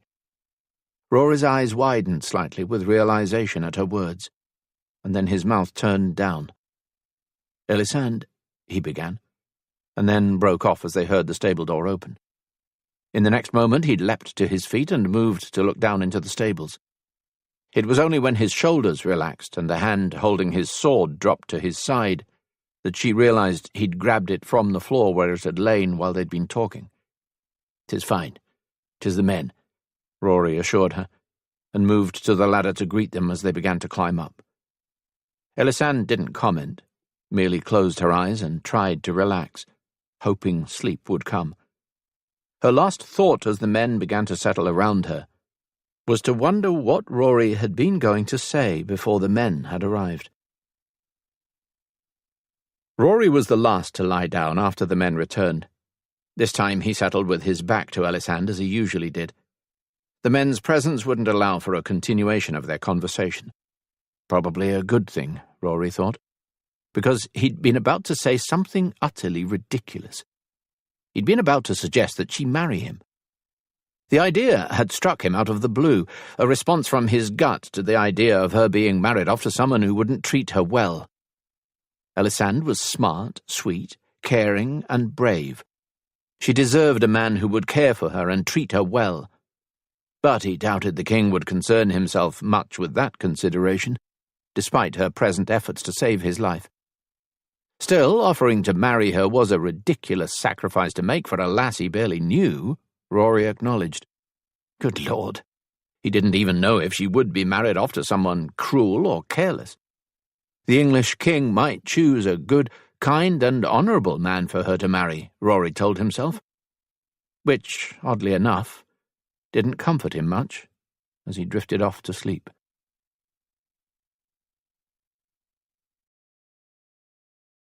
Chapter 8. "Milady. Psst. Milady." Ellisand opened her eyes sleepily and blinked around, trying to understand where the sound was coming from. "From below, lass," Con's deep voice said from somewhere over her head. He sounded very alert, and since she knew none of the men stood guard at night here, she suspected he'd woken at the sound of the stable doors opening and shifted into immediate wakefulness. "Thank you," Ellisand mumbled to the man, and then, still half asleep, she planted her hands and started to push herself up, only to cry out and drop back down again as pain shot through her back. Her cry was joined by Rory's as she apparently did him some injury, and it was only then she realized she was lying on the man again, as she had been every morning since the Buchanans had agreed to escort her to Sinclair. "Milady? She's coming," someone whispered down to the woman, just before Ellisand found herself grasped under the arms and lifted off Rory. By Con, she realized, when a torch suddenly burst to life in the lower part of the stable. The big warrior smiled at her bemused expression, and then twisted his upper body to set her down away from the other men now stirring and starting to sit up. "Thank you," Ellisand managed through gritted teeth, as she rode the wave of pain still pulsing through her. She started to turn then toward the ladder, only to find Rory in her way. He was wincing and standing funny, but the wince was replaced with a frown as he took in her expression. "Sit," he said firmly, urging her to one of the bales at the side of the loft. Pushing her onto it, Rory then walked to the ladder. "Can ye come up?" he asked in a low rumble. "Her back is paining her this morn." "Oh, aye, of course. The liniment will have worn off," their landlady said at once in a hushed voice, and Ellisand heard the ladder shake a bit as she started up. By the time Mildred reached the loft, every man was awake and on his feet at the opposite end of the loft from Ellisand, as if to offer them the chance to talk in private. And, despite her waking them, the men all greeted the alewife with quiet good morns and curious expressions that only became worried when they noted her pallor and distress. "What is it, Mildred?" Ellisand asked with concern, catching the older woman's elbow and drawing her to sit on the bale next to her when she rushed to her side. The woman was still wearing her nightclothes under the blanket she'd pulled around her shoulders. Her hair was standing up every which way, and she was clutching a bag to her chest. She'd obviously been roused from her own sleep by something, and it had been distressing enough that she hadn't even dressed before hurrying out to them. "English soldiers," Mildred gasped anxiously, a little breathless from her rush to reach them. "Where?" Rory asked sharply, giving up any pretense of allowing them privacy and moving to stand in front of them. The rest of the men were right behind him, faces grim. "In the tap room," Mildred moaned, and then shook her head. "Elizabeth came ahead to warn us, but we were up so late and didn't hear her pounding at the door. She had the devil of a time waking us, and finally just barged in and ran up to our room. Scared the life right out of me to wake to her shaking my arm." "Oh, dear," Ellisand murmured sympathetically. Rory was more concerned with the soldiers. What are the soldiers doing in the tap room? "Drinking ale by now, I should think. Albert was fetching it for them when I slipped out to warn you." All the men blinked at this news, and then Rory said slowly, "So a bunch of English soldiers are drinking ale in your tap room?" "Aye." When he looked a bit bewildered as to what to make of that, Mildred shifted impatiently. "They're looking for you lot. Well, for Lady Ellisand, really, but—" "How do you ken that?" Rory interrupted with alarm. "Because the first thing they did when my Albert answered to their banging was ask if he'd seen an English lady travelling with 2 English soldiers, and possibly some Scottish warriors as well," Mildred explained with exasperation. "It must be you lot." "What did Albert say?" Rory asked at once. "He said nay," Mildred assured him with a frown for even asking. "Said 'twas a shame, though, because we could use the coin and would have overcharged ye horribly if he'd come to us." Rory didn't comment on the fact that they'd done just that. After all, Mildred and Albert had more than made up for it by feeding them and allowing them to stay a second night free of charge. "Right. So he said nay, and then invited them in for ale?" His voice rose a bit at the end with his upset. "I told him to," Mildred informed him with some dignity. "I figured it was better we know where they are if we're to get you all out without encountering them. So I said to him, 'Albert, you say nay if they ask, do we have Lady Ellisand or any Scots here?' And then say as how they must be fair cold and thirsty if they just rode in, and offer them ale on the house they can drink by the fire to warm up, and then keep 'em here as long as you can so I can get Lady Ellisand and those men away. Then I slipped into the kitchen, grabbed some things and hurried out here to wake and warn you." "Oh, Mildred, that was brilliant," Ellisand praised when Rory just gaped at her. Shoulders slumping, Mildred managed a worried smile. "I thought so, but now I'm worrying that if they stay too long, they'll want to put their horses in the stables rather than leave them out front as they are now. The man standing out there with them will surely want some ale and to warm up too." That suggestion had a galvanizing effect. The men were suddenly moving for the ladder and hurrying down it one behind the other, even as Rory caught Ellisand's elbow and urged her to her feet. "Time to go, lass." I... Her words ended on a gasp of surprise as they reached the ladder, and rather than urging her to climb down, Rory suddenly picked her up and dangled her over the side by her upper arms. Before she could squawk in alarm, she felt hands at her hips, clasping her and taking her weight when Rory released her. "Thank you," Ellisand whispered, as Con set her down on the stable floor, and then turned at a startled sound from Mildred to see Rory handing her down the same way and Ian there to take the alewife. "Oh, my," Mildred breathed, looking a little stunned as Ian set her down next to Ellisand. "English soldiers," Alec growled, as he worked to saddle the horse in the stall next to where Ellisand and Mildred were standing. "They must have arrived at Carlisle ere we did, and been staying at the inn the whole time." Somehow they must have got word that an English lady was spotted walking about with 2 English soldiers and a bunch of Scots yesterday, and decided to start the search early this morning and catch us abed." "Nay," Mildred said, appearing surprised at the suggestion. "They only arrived this morning with the dawn. Did I not mention that?" "Nay," Ellisand assured her. "You left that bit out." "Oh, well.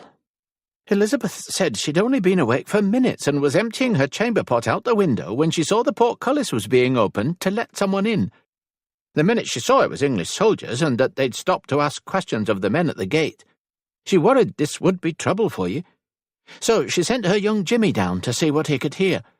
He came back saying they was asking after an English lady and 2 English soldiers what might be travelling with Scots. She knew then it must be Duchi's men here about you and came to warn you. She said she would have rushed straight to the stables, but she was afraid the Scots might be quick with their swords and kill her ere she could explain the problem." Ellisand bit her lip as she noticed the way Rory's men all stiffened at that suggestion. Rory, however, didn't seem to care about that. He was looking amazed as he asked, "How did this Elizabeth woman ken it must be about Ellisand? Who is she?"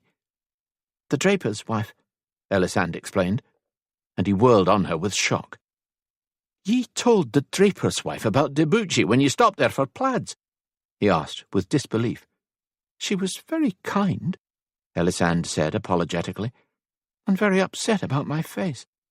She assumed your men had done it, and I could not have her thinking that when you were all risking yourselves to aid me."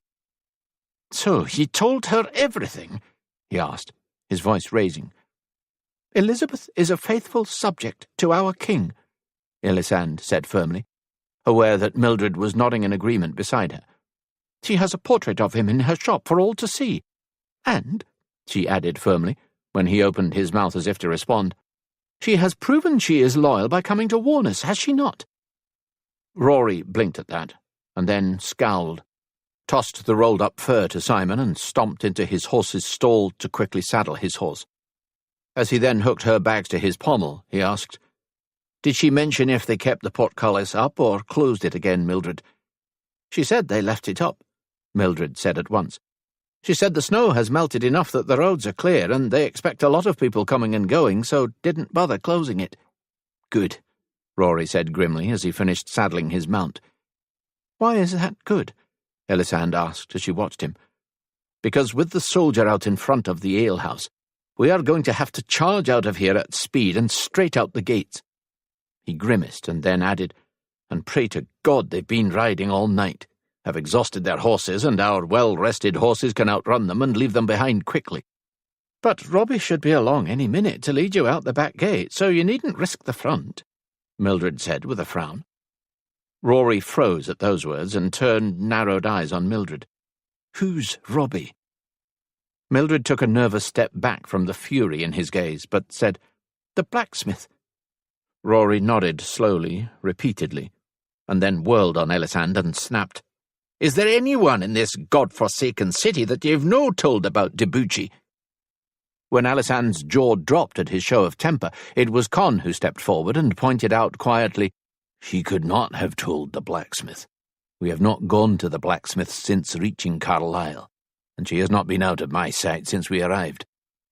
When Rory merely closed his eyes and dropped his head briefly, muttering, "Right," Ellisand snapped her mouth closed and glared at him. It was Mildred who stepped forward and said, "I'm the one who told the blacksmith. In fact, I told several shop owners that I considered trustworthy about Lady Ellisand's situation." She emphasized Lady Ellisand as if to say he had no right to be angry about it. Chin lifting, she added, "And I did so because I was worried about just such a situation as this. I thought it might be best to have some people watching out for any English soldiers who might arrive looking for her, and it appears I was right to be worried. Thank goodness Elizabeth spotted them and came to warn me.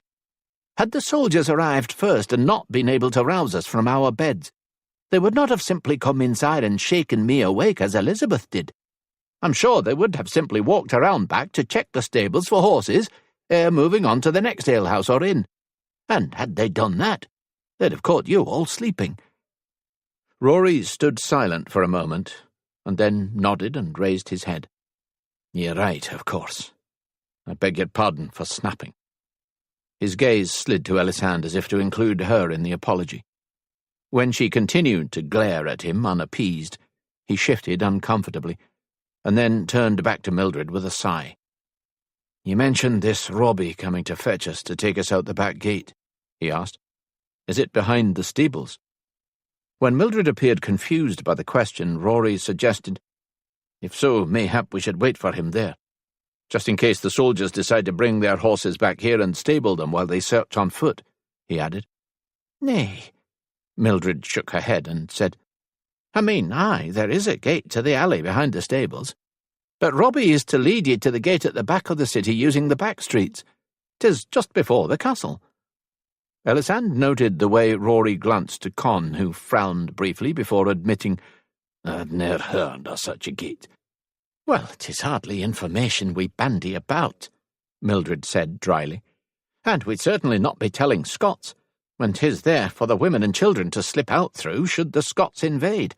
In fact, Robbie and the others were reluctant to let you know about it now, but I convinced them 'twas for the greater good if it saved the king. And I assured them that Lady Ellisand would not let you reveal it to anyone else," she added, and then, clutching Ellisand's hand, she asked anxiously, "You'll make sure they don't tell anyone, won't you?" Before Ellisand could respond, Rory said, "We vow on our lives that none of us here today will reveal the presence of a back gate to Carlisle." When Mildred nodded, but still looked anxious, Ellisand suggested, "If 'twould make you more comfortable, we could always have Rory and his men go out the front, while Robbie leads Tom, Simon, and I out the back. Duchi's men should not be interested in a group of Scots on their own. 'Tis me they are looking for," she pointed out. "And once outside the wall, we could wait for them in the woods and go from there." "Oh!" Mildred brightened at the suggestion. "That would be perfect." "Nay," Rory said at once, scowling at Ellisand for the suggestion. "How can I guard ye if I'm no with ye?" Ellisand scowled right back, but did say, "Fine. Then the others can leave Carlisle through the front gate, and you can come with us, blindfolded." Rory's mouth opened, closed, and then he growled, "I canna guard ye blind either."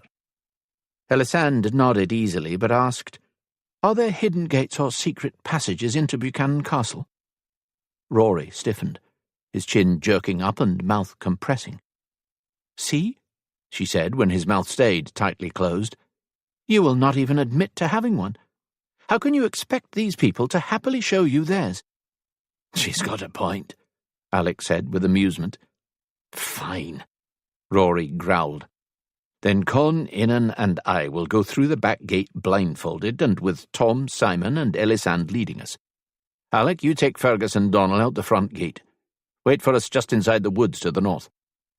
Relieved he understood, or at least was willing to cooperate, Ellisand moved past him to his horse and removed one of the bags. "What are ye looking for?" Rory grumbled, moving to join her. "The leftover plaid," she said, opening the sack and digging around inside. "We can use it to make blindfolds." "Right," Rory muttered, sounding pretty grumpy.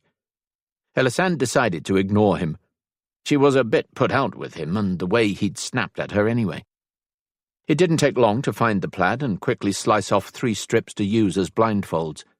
Mildred then peeked out the door to be sure the courtyard was empty, before waving them out and hurrying around behind the stables to a stone wall with a gate in the centre of it. While Ellisand and the others followed, walking their horses, she opened the gate and peered out, then waved them through. "Milady." Mildred rushed to her side as Ellisand prepared to mount in the alley. "Aye?" she asked, pausing. "Here." Mildred thrust out the bag she'd been clutching. "Fruit pasties to break your fast. 'Tis why I was so hard to wake. I was up late baking them. I wanted to give you all a fine treat to break your fast before you left," she admitted, and then added, "And there's cheese and bread in there too to eat later, and a bladder of ale as well. Hopefully there's enough for everyone." "Oh, Mildred," Ellisand murmured, accepting the bag and then hugging her impulsively. "Thank you. That was kind, and I know the men will appreciate it. I certainly do." Mildred was flushed and smiling shyly when Ellisand released her, but her smile fled under wariness when Rory joined them. Ellisand was a little wary herself until Rory took the woman's hand and said solemnly, "Mildred, I apologize for snapping earlier. You've been a fine host and a good friend to us, helping us this way. In fact, you've saved us all this day with your cleverness in enlisting your friends to help us. Thank ye." He then bent and kissed her hand, bringing a bright red blush to the woman's face and a flustered look to her eyes. "Oh, well, you just keep her safe," she finished finally, as he released her hand. "Lady Ellisand is a fine woman, with a most important mission." "Aye, she is," he agreed solemnly, "and I vow I will keep her safe, and I'll bring her back to visit when 'tis all over, as I promised," Rory assured her. "Oh, good." Mildred beamed at him, and then glanced past Rory and sighed with relief. "There is Robbie now. He's been out telling the others what to do." "The others?" Rory asked with a wince. "Aye, the other shop owners who know about Lady Ellisand," she explained. "He and Elizabeth have been visiting them all to warn them Duchi's soldiers are here, so they know that, when asked, to tell them they did see an Englishwoman and 2 soldiers here or there, but always on the streets closest to the front gate. I thought it best to keep Duchi's men busy running in circles far away from where Robbie is taking you." A startled laugh slipped from Rory, and then he grasped Mildred by the shoulders, lifted her off her feet and gave her a loud, smacking kiss on the cheek. "You're a wonder, Mildred," he said with appreciation as he set her down. Her hand pressed to the cheek he'd just kissed. Mildred breathed, "Oh, my," and then hurried off to consult with Robbie the blacksmith. Rory watched her briefly and then moved over to talk to Con. It seemed like he'd barely left when Mildred led Robbie over to her. "Thank you for your assistance," she said before either of them could speak. "My pleasure," the blacksmith rumbled, nodding his head politely. He frowned as he took in the damaged side of her face. "You should maybe cover that, my lady. We don't want anyone taking note of you and mentioning to Duchi's soldiers that they saw a woman what looked like she was beaten passing through." "Oh, aye." Ellisand felt herself flush with embarrassment and quickly pulled the top of her plaid over her head and around to cover the bruised side of her face. "Better?" "Much," he said, and then glanced around at the men waiting. "Mildred said 3 of the Scots are going out the front gate and the other 3 will come with us, blindfolded." "Aye," Ellisand nodded. "The Buchanans did not wish to leave us completely unguarded, so agreed to blindfolds. My men and I will lead them." Offering him the strips of plaid, she said, "We will use these to cover their eyes." Robbie took one and held it over his eyes, then grunted with satisfaction and relaxed a little. "That's fine, then," he said, as he handed back the strip of plaid. "Which are your men?" "Tom and Simon there are English soldiers from my father's castle," she said, pointing them out.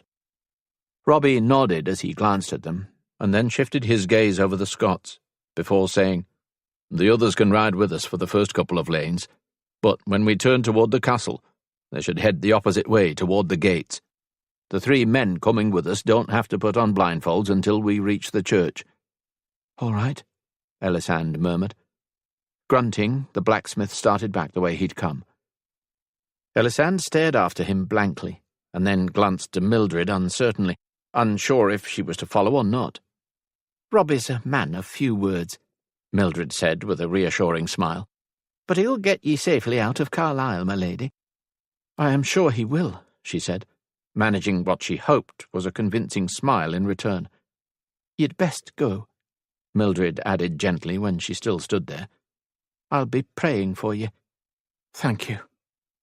Swallowing a sudden thickness in her throat, Ellisand gave her another quick hug, and then grabbed her mare's reins and started reluctantly away. She was actually unhappy to leave Mildred behind. The alewife had reminded her of her mother in some ways, and Ellisand had enjoyed working and talking with her. She'd even found herself smiling on occasion since arriving in Carlisle, and now felt as if she was leaving that behind. "Are ye all right, lass?" Rory asked as he fell into step beside her, leading his own mount. "Aye," she said sadly, and then cleared her throat and told him Robbie said Alec and the others should go with us until we turned toward the castle. I heard. So did Alec and the others, Rory assured her. And then they both fell silent and kept their attention on Robbie, watching for any signal that there might be trouble ahead, or that they should hurry. But after a moment he said, I truly am sorry for snapping at ye, lass. I was just a bit overset by waking to the news that the English were here. I ken ye have been worried this very thing might happen, but I was sure we'd avoided them by using this route, and the knowledge that I put ye at risk with me arrogance upset me. You have not put me at risk, my lord, Ellisand said quietly. If anything, I have put you at risk by requesting your escort. She briefly fell silent, and then, because she didn't want him to ever feel guilty should they fail at their escape, she added, And I want you to know that, should the worst happen, and Duchi does catch or kill me, I do not hold you responsible. This game was weighted in his favour from the start, and just grows more so by the day. Ellisand, I'll no have ye talking like that. You sound like you're already resigned to being captured, but I'll no fail ye. Wait. He interrupted himself suddenly, and caught her arm to stop her. What mean ye the game grows more weighted in his favour by the day? Ellisand shrugged. I just mean that by now Duchi has no doubt sent messages to the other lords involved in his murderous plot, and they too will be desperate to kill me. There are probably now several armies presently scouring England and Scotland in search of me. Good Christ, he breathed with realization. Robbie's wanting your attention, milady, Tom said suddenly from behind her, distracting them both. Ellisand glanced toward the blacksmith, and then started walking again, moving more quickly as Robbie waved them forward. This way, trying to keep up, the man added, leading them down another street. They followed, making sure to stay close behind him this time until he stopped at the corner and gestured for them to wait as he walked forward and surveyed the next area. They all tensed a little when a man rushed up and held a brief conversation with Robbie, glancing repeatedly toward them as he did. Is that no the potter who made the handleless cup for us? Rory asked with a slight frown. Aye, Ellisand said, as she returned the nod the potter sent their way before he hurried off. He must be one of the shop owners Mildred talked to, who are helping to keep the English busy. Mayhap he had news to aid Robbie. Rory murmured, and then took her elbow to urge her to move again when Robbie waved them forward once more, but took them down a different road. Damn, I can hardly believe it, Rory said with wonder after the fourth such incident, where someone rushed up to talk to Robbie and their path was changed. What? Ellisand asked with a faint smile. That so many English would work together to help us. They're helping you, lass, and your men, perhaps. They're only suffering us as a necessary evil, Rory assured her, and then said, But what is hard to believe is that Mildred could put together a small army of shopkeepers and others to work as a unit to get us out of here. She should have been a man. Aye, she'd have made a fine warrior, Con agreed from behind them. Ellisand smiled at the words, and told herself to remember them so that she could tell Mildred if she survived this. She was sure the woman would get a hearty laugh from it. Shortly after that, Robbie announced it was time for the group to split up. Rory nodded and asked Ellisand to hold his mount's reins as he had a brief word with his brother. She waited patiently as the four men grouped together briefly, and then they broke apart and Rory watched Alec, Fergus and Donal ride off, before returning to Ellisand's side and taking back the reins to his horse. They'll be fine, he assured her, but she knew he was the one who was worried. They will be fine, she responded. They are 3 men alone. Duchi's men will not bother them. Aye, Rory muttered, and ushered her after Robbie as the blacksmith led them in the direction of the castle. They were all silent after that, but Ellisand didn't miss how often Rory glanced over his shoulder, and suspected the other men were doing the same thing. They were all tense, and obviously worried about someone coming up behind them. Ellisand was a little less so, but only because she was looking forward, and noted many of the people they passed were standing about doing nothing but watching the road behind them, and nodding reassuringly at her, as if to say all was well.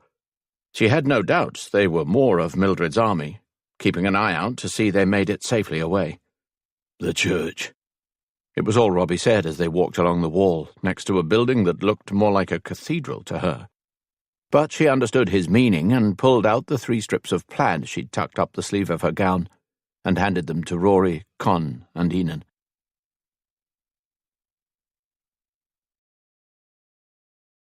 Chapter 9. How are we going to do this? Con asked, accepting his blindfold, and then warned, I'm no holding Tom's or Simon's hand. Ellisand bit her lip at the consternation on the man's face as he said that, and then suggested, I can lead you. Con relaxed at that and nodded, but now Rory was scowling. Nay, I was going to have ye lead me. I have 2 hands, I can lead you both, she said with exasperation. But Tom will have to take the reins of my horse. You will both have to hold on to the reins of your own mounts, though. And I'm left to hold Simon's hand, Enan said with disgust. Well, 'twill be no picnic for me either, Simon snapped with irritation. I can lead him. Ellisand glanced around with surprise as the draper's wife rushed up, a little out of breath as she made that offer. Elizabeth, she said, smiling at the woman and reaching out to clasp her hand and squeeze it gently. Thank you so much for warning Mildred about the English soldiers. You have saved us all. My pleasure, my lady. We must all do our part to help ye save the king, she assured her, squeezing her hand back. I was just coming to let you know the other men made it out through the front gates just fine. The English paid them no attention at all. Oh, good. Thank you for letting us know, Ellisand said. I thought 'twould ease your minds, she said, grinning, and then glanced to Enan and added, But now I'm here, I'd be pleased to walk this young fellow to the gate if 'twill help. Aye, I believe it just might. Thank you again, Ellisand said with amusement, as Enan nodded fervently and moved to the older woman's side. I thank ye too, Enan assured her. 'Tis always a pleasure to walk with an attractive woman, and definitely preferable to holding hands with that ugly sod. Ugly sod? Her soldier protested, and then rolled his eyes. I'll remember you said that the next time you need my help sneaking out of an English city. Enan smirked at the words. Since we'll be in Scotland shortly, that will no be an issue. A sharp whistle from Robbie silenced the 2 men and drew their attention to the blacksmith. Blindfolds, he growled, glancing anxiously around. They cannot keep the soldiers busy forever. Of course, Ellisand murmured, and handed her mare's reins to Tom, before turning expectantly to Rory, Con, and Enan. Will wearing blindfolds no draw attention to us? Enan grumbled, even as he tied his on. 'Tis fine, Elizabeth assured him. Most people know what's going on, and the rest think Scots are strange anyway. 'Twill be fine. Ellisand had to bite back a laugh at Rory's, Con's, and Enan's disgruntled expressions at the suggestion they were thought strange, although she suspected Rory's countenance had more to do with the increasing number of people who knew about them and what was happening than with the insult. It did seem to trouble him a great deal. Shrugging that worry away, she took the reins to both Con's and Rory's mounts to free their hands, even as Elizabeth took Enan's reins.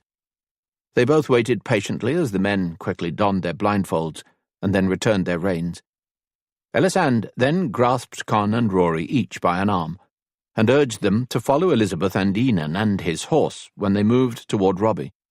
She did check to be sure Tom and Simon were following with their horses and her mare first, but after that Ellisand kept her gaze forward and concentrated on steering Con and Rory in the right direction, which was surprisingly difficult to do.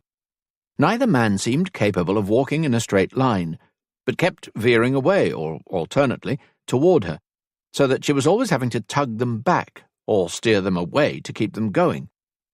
I do not like this, Con muttered suddenly. Aye, Rory agreed grimly. I feel helpless as a babe without my sight. How much farther is it? Not far.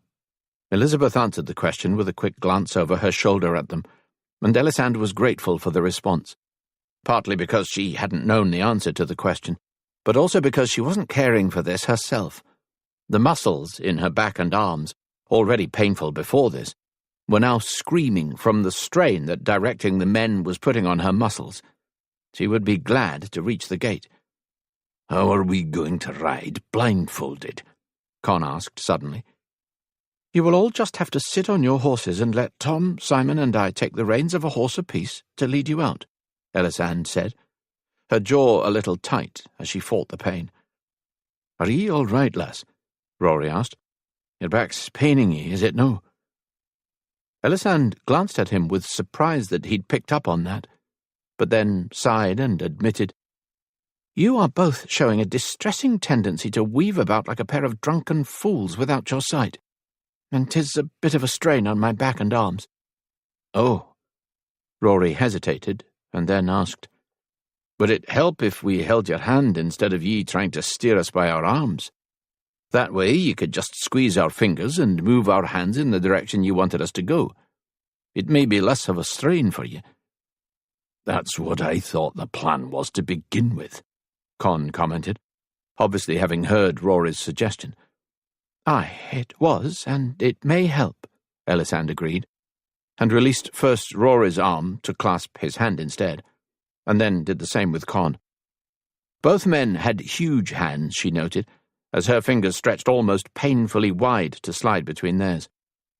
But it actually was a little easier that way. It certainly hurt her back and arms less, she acknowledged, as Robbie turned left and led them along the front of the church. "Better?" Rory asked, after several minutes. "Aye, thank you," she murmured, and then smiled with amusement and said, "Although I fancy it looks odd to anyone watching, to see a woman walking down the street holding hands with two men." "And the blindfolds do no look odd?" he asked dryly, and then, still in that dry tone, added, "But then, most people ken why we're blindfolded." Ellisand grimaced at the comment. She'd known he'd be irritated by Elizabeth's words about most people knowing what was happening, but she was just glad there were so many people willing to help. She only hoped everyone who knew was on their side, and there wasn't a Judas among them who might approach the English soldiers to exchange the knowledge for coin. Ellisand wasn't a fool, and knew that was a possibility with so many holding the knowledge, but she also knew there was nothing she could do about it if it happened, so tried not to think about it. Her life was in God's hands at the moment. "Is anyone following us?" Rory asked suddenly. "Nay, I am sure—" "Oh," Ellisand said with surprise when she looked over her shoulder. Actually, there were several people following them, and several more joining every moment. Mildred had mentioned to her that Carlisle had a population of 2,000 people. It looked to her like half of them were now following them to the gate. They seemed to be coming from everywhere, and filling the road behind them, trailing them past the church. The street was full of children and adults both, and every single one smiled and nodded reassuringly when they saw her looking. "What is it?" Rory asked tensely, his hand jerking in hers as if he would pull off his blindfold. "Nothing." Ellisand tightened her hold on his hand and flashed the crowd a smile before facing forward again. She was quite sure he wouldn't be happy knowing they had what looked to be almost half the city following them this last stretch to the gate. She wasn't sure she was either, actually. Who was distracting the soldiers searching for her if half the city was following them to the gate? The other half of the city, she hoped. Robbie turned right next, leading them down a slightly angled street with perhaps 10 dwellings on the left and 11 on the right. Much to her relief, she could see the city wall now at the other end, running at a slight angle to the street they were on. She thought the gate couldn't be far now. "I ken ye only told Mildred and Elizabeth about Duchi here, and that they then spread the news far and wide. But, once we're in Scotland, I suggest ye no be so free with the tale of Duchi, lass." "Oh, nay, I will not be," she assured him firmly, glancing over her shoulder to see the crowd still following. When they all smiled and nodded, some waving, She smiled again before facing forward once more and adding, "I will not be telling anyone in Scotland. Not a single person." "Good," he said, sounding relieved. "Then I'll say no more about it." Ellisand murmured agreeably to that, but her wide eyes were taking note of the people now coming out of the dwellings they were passing to watch them parade by. "Why are ye no going to tell anyone in Scotland?" Con asked suddenly, curiosity filling his voice. "Well, they are Scots, and I suspect most Scots would be pleased to see the English king die, or at least would not care if he lived, so would not be likely to help," she pointed out, and then added under her breath, "Besides, it appears information spreads like seeds on the wind." "Oh, aye, it does," Rory assured her. "Just look at how many here know about Duchi already." "Oh, I am," she muttered, glancing over her shoulder again. Ellisand breathed a sigh of relief when they finally reached the end of the street and she saw Robbie walking toward the wall. She was near enough now to see the gate. It was much smaller than the main gate, but big enough to walk the horses through without problem. They could even ride them through to a pace. "What is that noise behind us?" Rory asked, his voice tense, and Ellisand glanced back to see the crowd had drawn closer to watch them leave. "Just children playing," she said. She wasn't really lying. Some of the children were playing as they followed. "We are approaching the gate now. Robbie is opening it." She didn't mention that another man was helping him. "Thank God," Rory said, relief heavy in his voice. "I cannot wait to take this bloody blindfold off." "Aye," Con growled in agreement, and she almost felt guilty that they'd had to wear the blindfolds. Ellisand did feel responsible. It had been at her suggestion, after all. But she hadn't wanted Mildred and the others fretting over their secret gate being common knowledge to men whose countrymen they considered their enemy. "Why are we stopping?" Rory asked a moment later, as she drew them to a halt behind Enan's horse. "We are at the gate," she explained, and glanced from Robbie to Elizabeth, as they both suddenly looked to her as if for instructions on what should be done next. Realizing that was exactly what they were waiting for, she glanced around at the men and horses and then back to Elizabeth, still holding Enan's arm. She doubted the woman wanted to walk them out the gate, so... "I guess we should get them on their mounts," she suggested to Robbie and Elizabeth. When Robbie nodded and then moved to Elizabeth and Enan to help the warrior mount, Ellisand glanced back toward her soldiers. "Tom, give Simon my mare and mount up. You will lead Enan's horse until we get to the woods." "Should I help Con and Rory mount first?" Tom asked, as he passed her mare's reins to Simon. "Nay," Rory said firmly. "You should help your lady onto her mount. Con and I can manage on our own." Con grunted his agreement to that, and then both men looked expectantly in her direction. Ellisand didn't realize what they were waiting for until Rory squeezed her hand gently. "Oh," she gasped, and released their hands.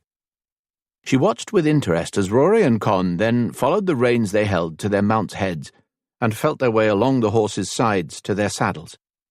She was rather impressed when both men then felt for the stirrup, inserted a foot and mounted without any aid at all.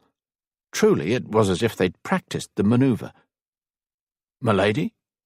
Ellisand turned to find Tom and Simon waiting next to her with her mare and sighed with resignation.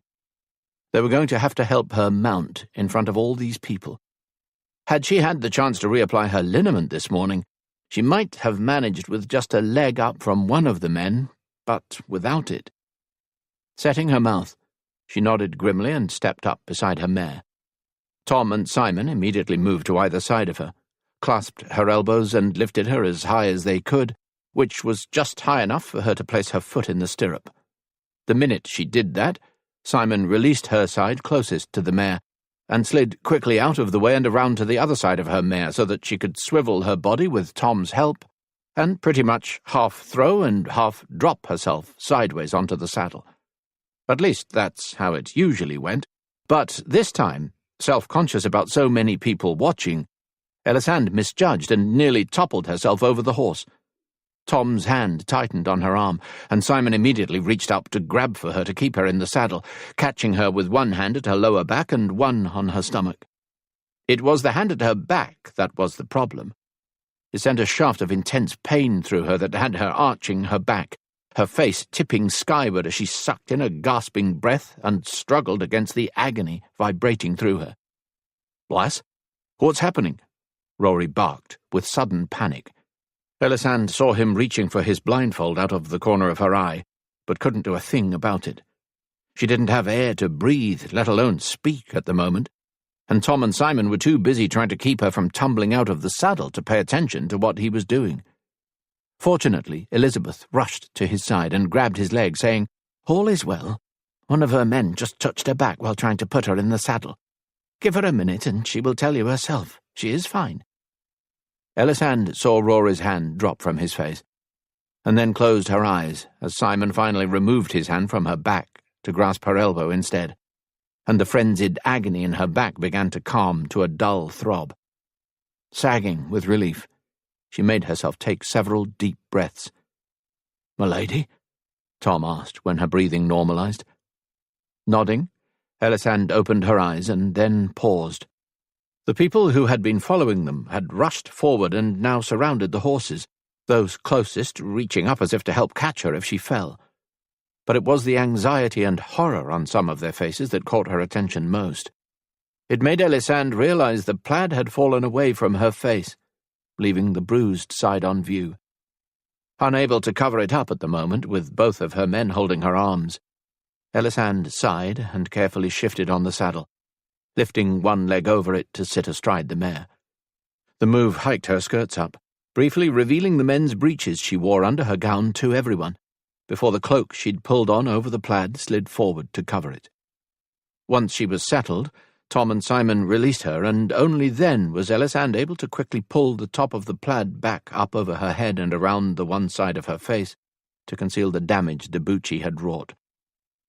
When Tom then gathered her mare's reins for her and held them out, Ellisand murmured, "Thank you," and took them before looking toward Rory. He was stiff and still in his saddle, tension in his body and expression, and she realized he must be aware there was a crowd around them. They were pressing up around all the horses on all sides.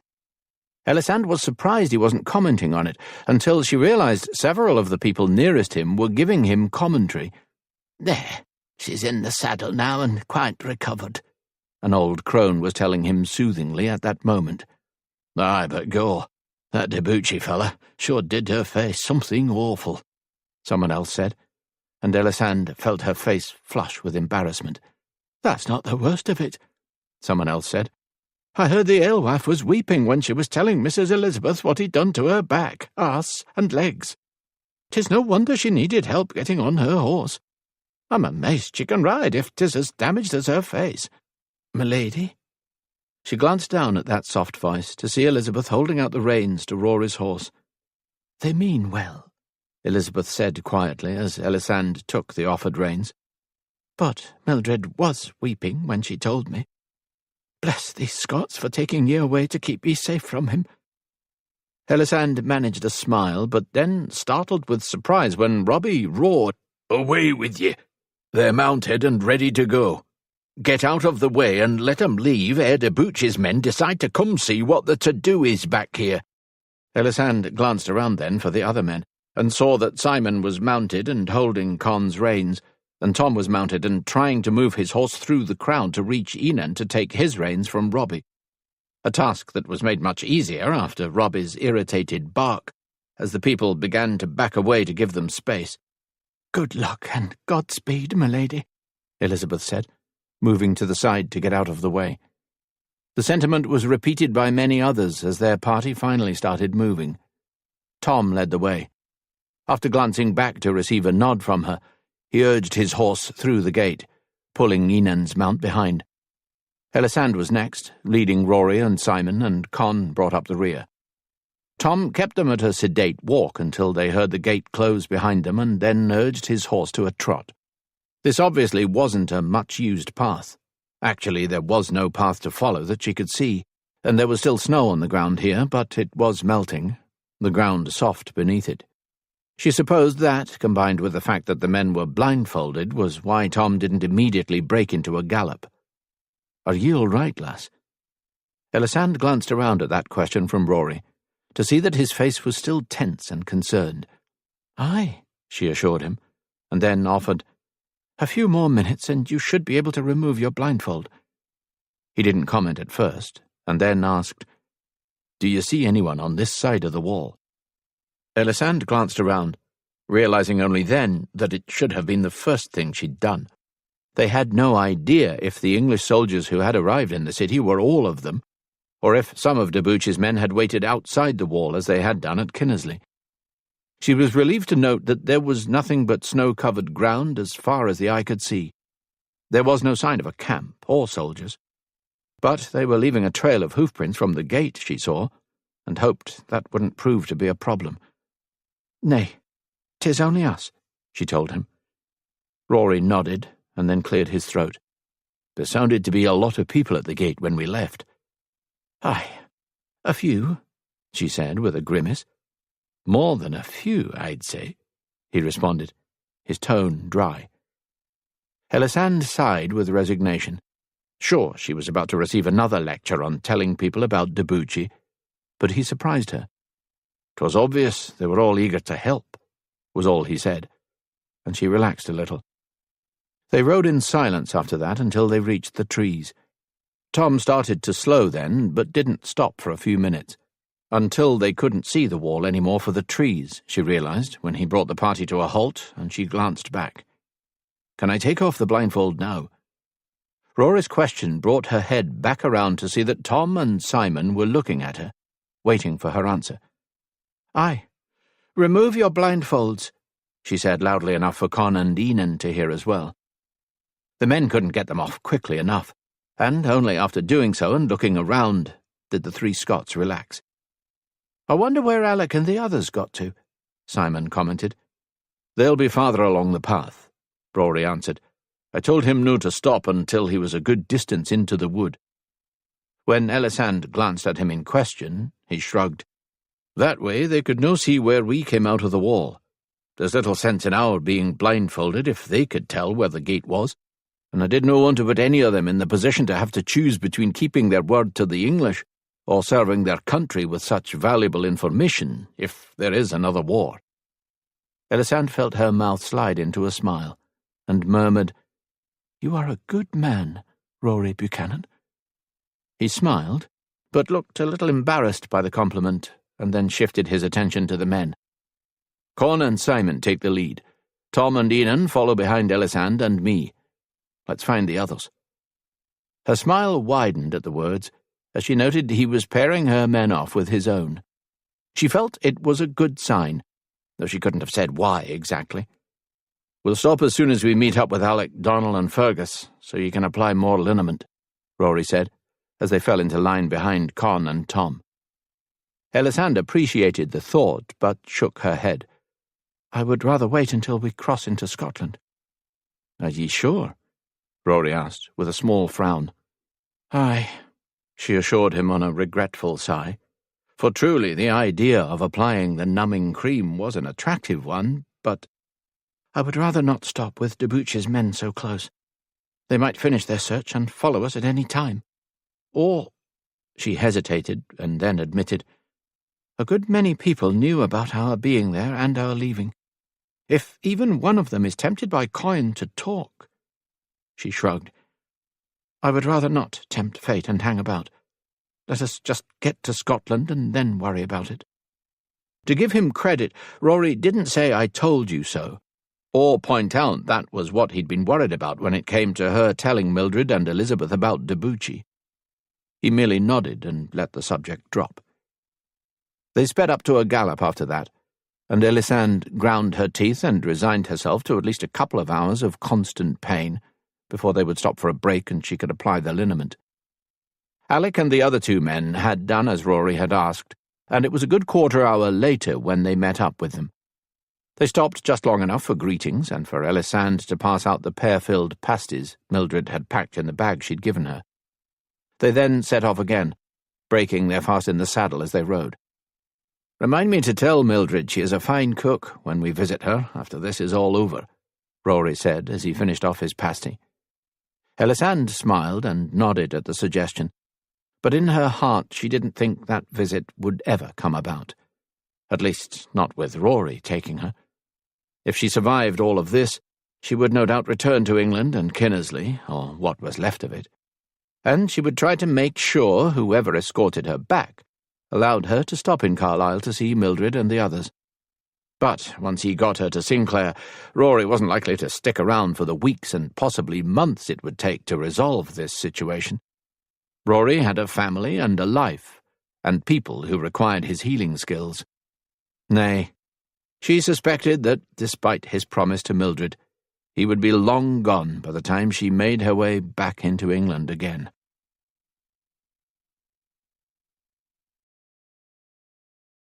Chapter 10. Will she be able to apply the liniment on her own?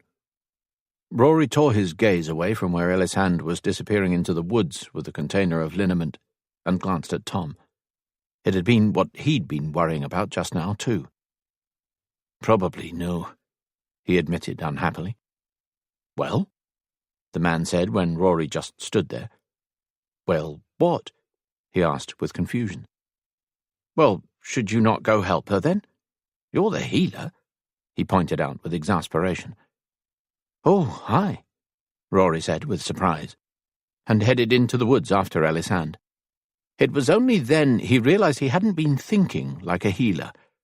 He'd been thinking like a man who had no right to be looking on her naked back and buttocks and smoothing his hands over all that soft, warm flesh.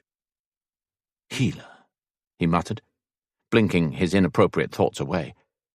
"She needs your help, no your lusty thoughts." And, much to Rory's surprise, his thoughts were quite lusty where the lass was concerned. It was sleeping with her half on top of him that had done it, he supposed. Waking every morning to her scent in his nose, her warm body nestled against him, her leg rubbing over him. Aye, he didn't feel much like a healer at those times. But that's what he was and what she needed, so Rory tried to adjust his thinking now as he hurried to catch up to her. She was just another ailing lass who needed his care. He would spread the liniment on her back, bottom, and legs as quickly and adeptly as he would any other patient, and then leave her to dress in privacy. "Oh!" Ellisand's startled gasp drew his attention to the fact that she'd glanced back to see him following and stopped. Pausing as well, Rory nodded and tried for the usual calm attitude he used when healing others. "You'll need help applying the liniment, lass, so I've come in my capacity as healer to help ye, because I'm a healer, and 'tis my job, to heal ye, and put on liniment for ye." The way Ellisand blinked, and then peered at him a little oddly, told him that he might have overstated his case. Sighing, Rory swung around so his back was to her. "I'll give you privacy to undress. Let me ken when you're ready." There was a moment of utter stillness where he suspected she was going to protest, but then he heard her give a small sigh. It was followed by the rustle of clothing that told him she was moving, or undressing. Probably undressing, he told himself as he listened to the sounds. He hoped she was undressing. Purely because it meant she trusted him to tend her, he told himself, though in his mind he was recalling her laid out on Mildred's kitchen table, her naked body on display, and his hands flexed at the thought of smoothing over all those rounded curves. "I am ready." Rory gave a start at the soft call and spun around, disappointment claiming him when he saw she was lying on her cloak with only her bare back on display. She was covered from the waist down by the plaid, her gown, and probably her breeks. She'd merely slid her arms out of her gown and removed her tunic and then lain down. "I will no be able to spread the liniment everywhere you need it like that," he muttered, not moving closer. "I can get my legs and bottom myself. 'Tis only my back I need help with," Ellisand said.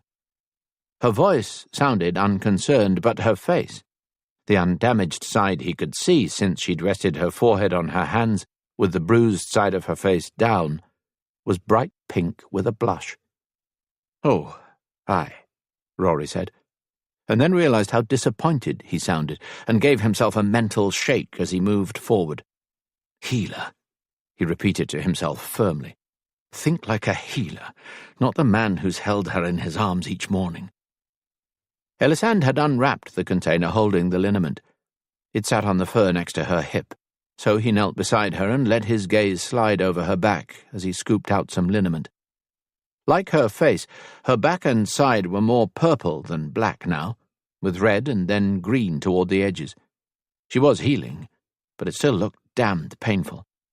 It made him feel bad for not insisting they stop sooner. With the path a boggy mess from the melting snow, they hadn't travelled as quickly as Rory had hoped, and it had taken longer to cross the border into Scotland than he'd expected.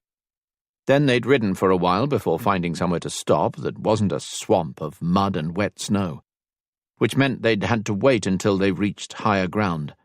It was well past the nooning now. "What are you doing?" Rory blinked at the question and then explained, "I'm warming the liniment between my hands so the cold does no shock ye."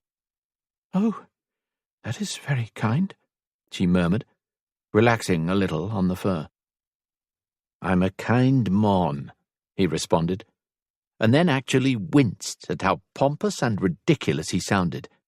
Good Lord, the lass chased his good sense away by just being near. Sighing, he leaned forward and began to smooth the liniment over her back. Rory started out just spreading it, but when she sighed with pleasure, he began massaging it into the damaged muscles. "Oh, that is lovely," Ellisand breathed, seeming to melt into the fur under his touch. "I'm no hurting ye?" Rory asked with concern. He knew it shouldn't hurt. His hands were already numb from the cream, so the skin on her back should be as well. But he wasn't as sure that the muscles underneath her skin wouldn't be paining her under his touch. "A little, but 'tis nice too," she said, and then gave a small laugh and admitted, "Which probably makes no sense, but when you knead the muscle like that, it hurts a bit, but when you move on to another muscle, the first feels better than it did ere you pressed on it." "Because it encourages fresh blood to come to the area, which is supposed to help with healing," he explained, watching his rough hands move over her soft skin. "Really? Mother never told me that. Where did you learn it?" "Ibn al-Nafis." "Where is that?" she asked with curiosity. "No where, but who," he said with amusement. "He was a physician in Egypt during the last century. A fascinating man who dissected the dead and wrote over 100 volumes on what he discovered about blood and its circulation through the body. Ollie gave me one of his books for Christmas some years back, though I dunna ken how he got his hands on it. It was probably brought back this way by a crusader in the last century, and Ollie bought it from a trader or perhaps another lord who had ended up with it." He shrugged. "I dunna ken, but 'twas fascinating reading." "It sounds it," Ellisand murmured, sounding almost sleepy now, and then she stirred herself to ask, "The church allowed this healer Ibn to dissect the dead?" He wasn't surprised by the question. That kind of thing was prohibited by the church. Even reading about his work would probably be frowned on by the church, but Rory had learned a lot from it. They follow a different religion in Egypt. I presume 'twas allowed there, or he would no have been able to write about his work. "I suppose, aye," she agreed. "Do you think—" Whatever she'd been about to ask ended on a gasp, and she went still beneath his touch. Rory had moved on to working on her side, and his hand had brushed along the edge of her breast, startling her. She wasn't the only one who reacted to it either. His body quite liked the unintended caress and wanted him to do it again. Actually, it would prefer he slide his hand under and cup the soft globe his fingers had just brushed against. Repeating the word healer in his mind, Rory resisted that urge and moved his hands lower to massage her waist briefly, and then pulled his hands back and straightened. "All done," he said abruptly, and stood. He had intended to offer to apply the cream to her bottom and the backs of her legs again, but that no longer seemed like a good idea. If just brushing the edge of her breast was enough to have his mind run off on a tangent of other things he would like to do to her, he did not wish to know what actually cupping the round curves of her bottom might spur him to do. "I'll return to the others and let ye dress and apply liniment to your legs and—" Nay, he wasn't even going to mention her bottom, Rory decided, and simply turned and strode back through the trees to the safety of the other men. Rory briefly considered that it might be best if he didn't sleep beside her tonight when they stopped for the evening. Waking up with her in his arms was apparently giving him ideas. But he knew Ellisand cuddled up to him in her sleep and was embarrassed when she woke up to find herself on his chest, as she had each morning. That being the case, she'd probably do the same with whatever man took his place next to her, and the idea of her cuddling up to another, well, Rory just wasn't having that. He was still irritated at the very thought of that happening when he stepped out of the woods and joined the others in the small clearing. "Everything all right?" Tom asked, approaching him the moment he appeared from the trees. "Aye. I applied the liniment to her back. She's just taking care of the other areas, and then will join us," he said grimly. Tom raised his eyebrows at his grumpy tone, but merely nodded. "Good. Then riding should be much easier for her for the rest of the day." "Aye," Rory agreed, relaxing a little at the thought. He'd finally been able to do something to help her, even if it was only applying the liniment she'd made. Of course, that meant he probably wouldn't get to enjoy having her ride at his back with her arms around his waist later today. The thought made him grumpy again. It was pain in her back as something pressed against her that woke Ellisand from a dead sleep. Instinctively shifting forward to escape the pain, she pressed up against Rory's back and glanced over her shoulder. She was just able to make out Tom's outline in the faint light cast by the embers of the fire they'd enjoyed before retiring. He'd rolled toward her in his sleep, bumping her back. It made her wonder if that wasn't the reason she'd ended up on top of Rory each morning, an effort to escape Tom bumping and paining her back. Sighing, she lay there for a minute, debating what to do. Her back had still been fine when they'd stopped for the night. She'd considered applying some more liniment anyway before going to sleep, but then Rory had suggested it and she'd known he would insist on doing her back for her. So she'd said it was fine and lay down to sleep. She hadn't wanted his help, not when he was so grumpy, and she was still confused about the feelings his helping her the first time had caused her. Even now, Ellisand could almost feel the warm tingling that had raced through her when his hand had moved along her side and brushed against her breast. She'd never experienced anything like it before and had been shocked, but she'd also liked it and the excitement it had aroused in her. Ellisand had held still after that, hoping he would do it again, but he'd quickly spread the liniment over the rest of her side and then headed back to camp as if nothing had happened. That made her suppose the touch had just been a part of his spreading the liniment and he hadn't experienced any of the tingles and excitement she had. He'd also been short-tempered by the time she returned to camp and had stayed that way the rest of the day. So, when they'd stopped and he'd suggested more liniment should be applied, she'd shook her head and said no, she was fine.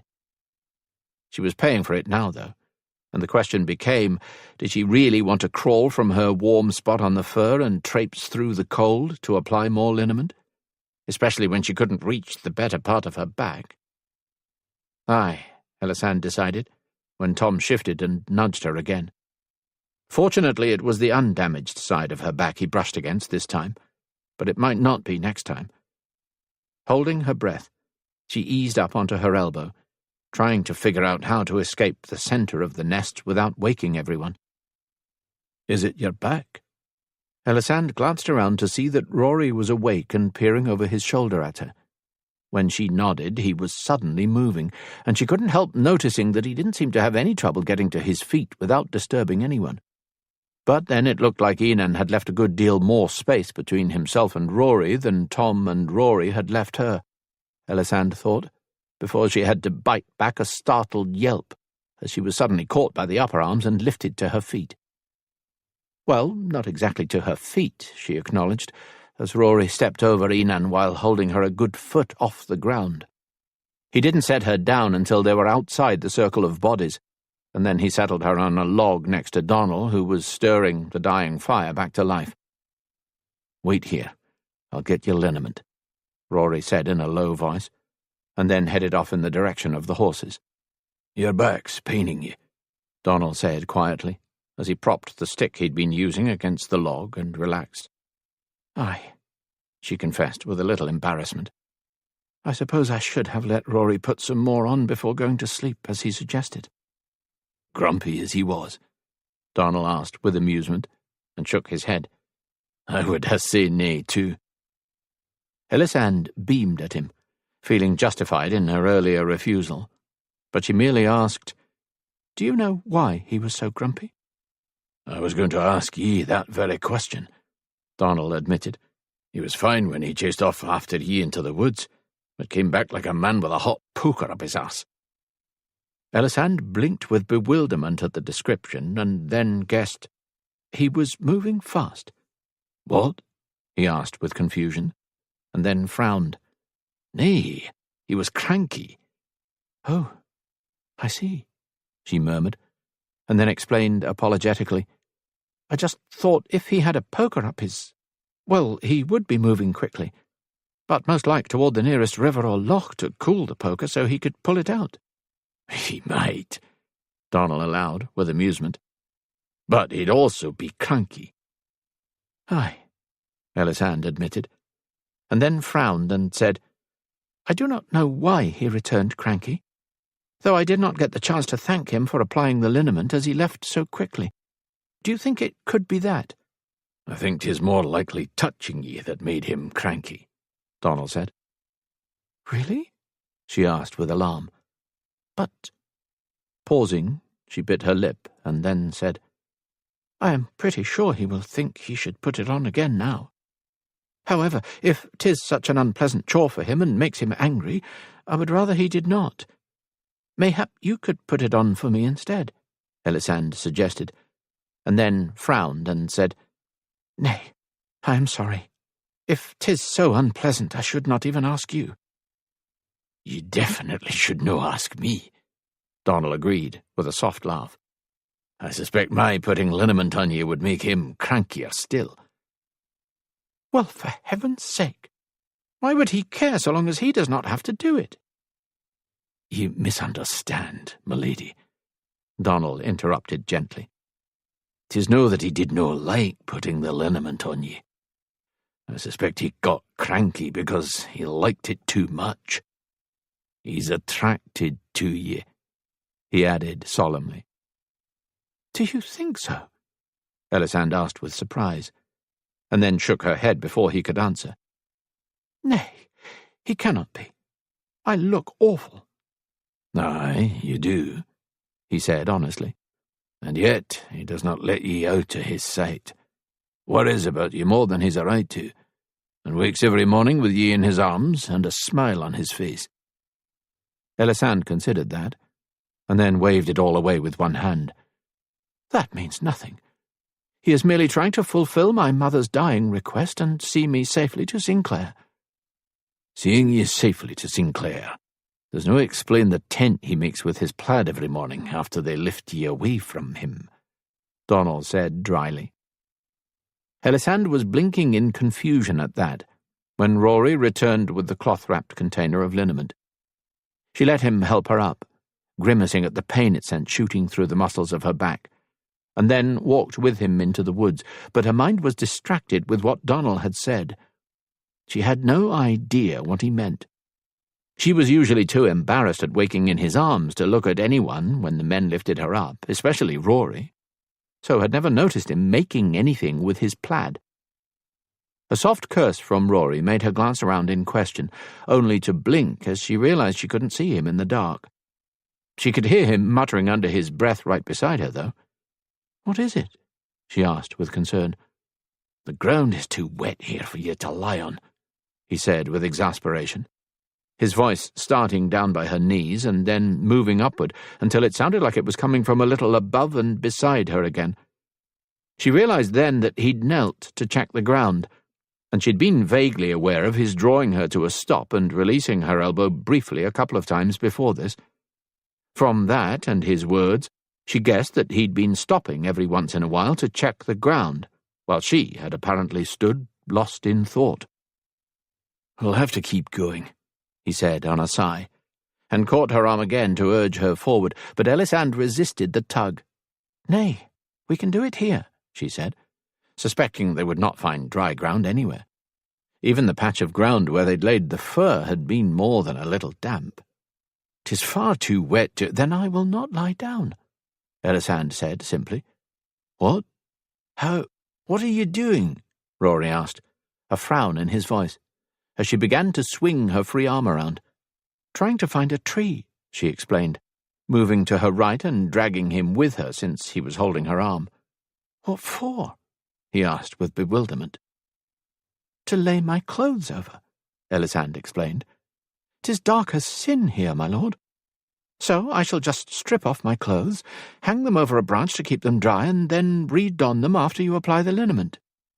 "Oh," Rory said with a touch of surprise. "Aye, that should work."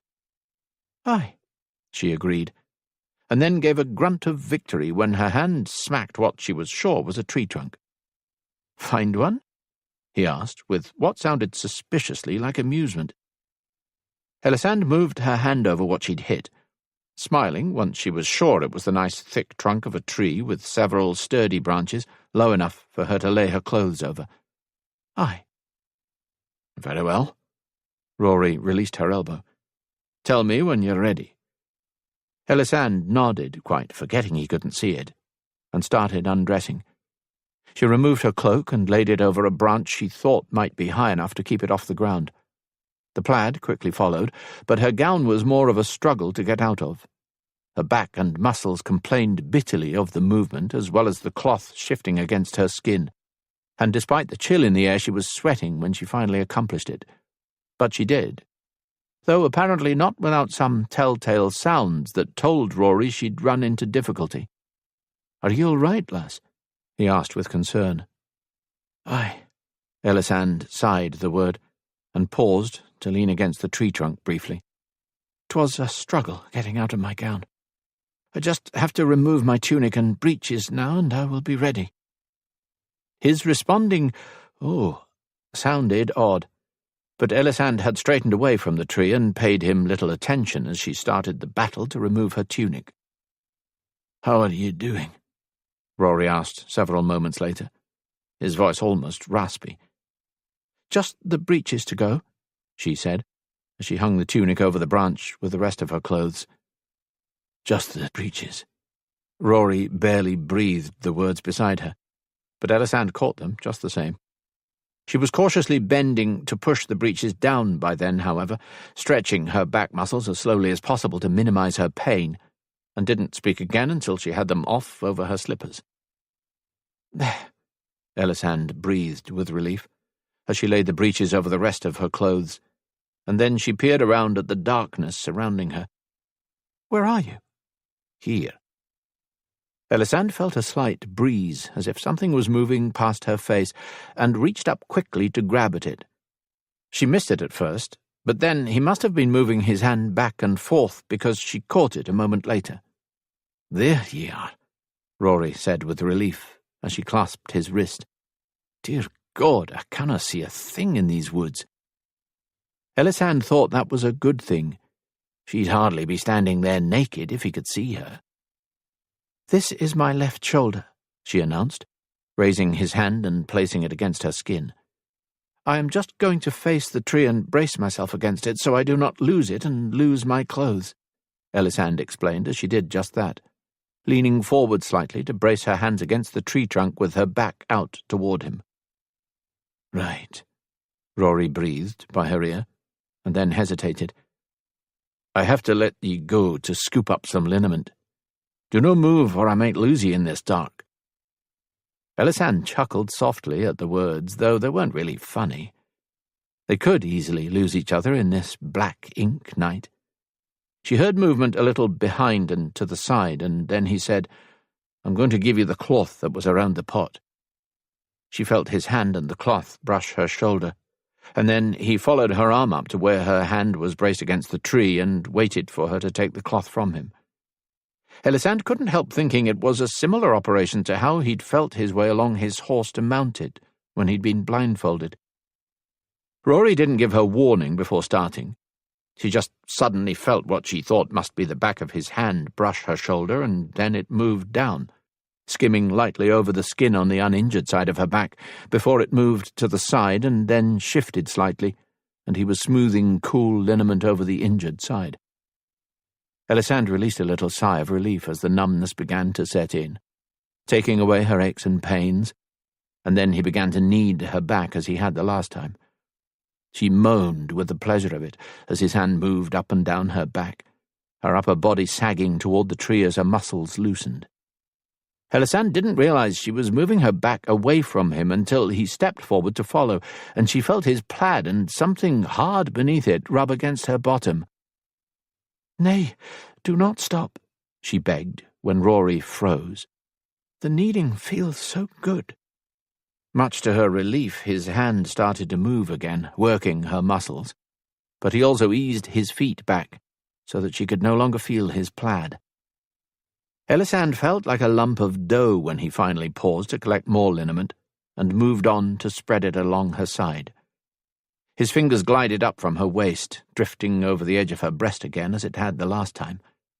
The same excited tingle slid through her at the touch, but then his hand was gone, dropping back down to knead the muscles below her ribs. The next time he stopped to collect more liniment, Rory must have knelt as well, because his hand didn't return to her back, but to the backs of her legs, skipping her bottom altogether. His oily fingers glided from the backs of her knees, slowly upward, and Ellisand's eyes blinked open, as did her mouth a bit, and her breathing became a little shallow and erratic as he skimmed his way up toward her bottom. She was fighting the urge to close her legs, or to shift them at least. They definitely wanted to move, but she forced herself to remain still as he slathered the oil on first one leg and then the other, before he started to knead them just as he had her back. Ellisand could feel his warm breath on her lower bottom as he worked one leg, followed by the other, his breath moving from one side to the other, brushing across the apex in the centre with each pass. Every one of those times that his breath hit her there, it sent a bevy of tingles through Ellisand that drew a soft moan from her, and had her shifting slightly despite her best efforts. With one movement she squeezed her legs together, with another she widened her stance and eased them apart. Her body didn't seem to know what it wanted to do, and then his hands dropped away again. A moment later she felt his plaid brush against the backs of her legs and bottom and guessed he had stood up again.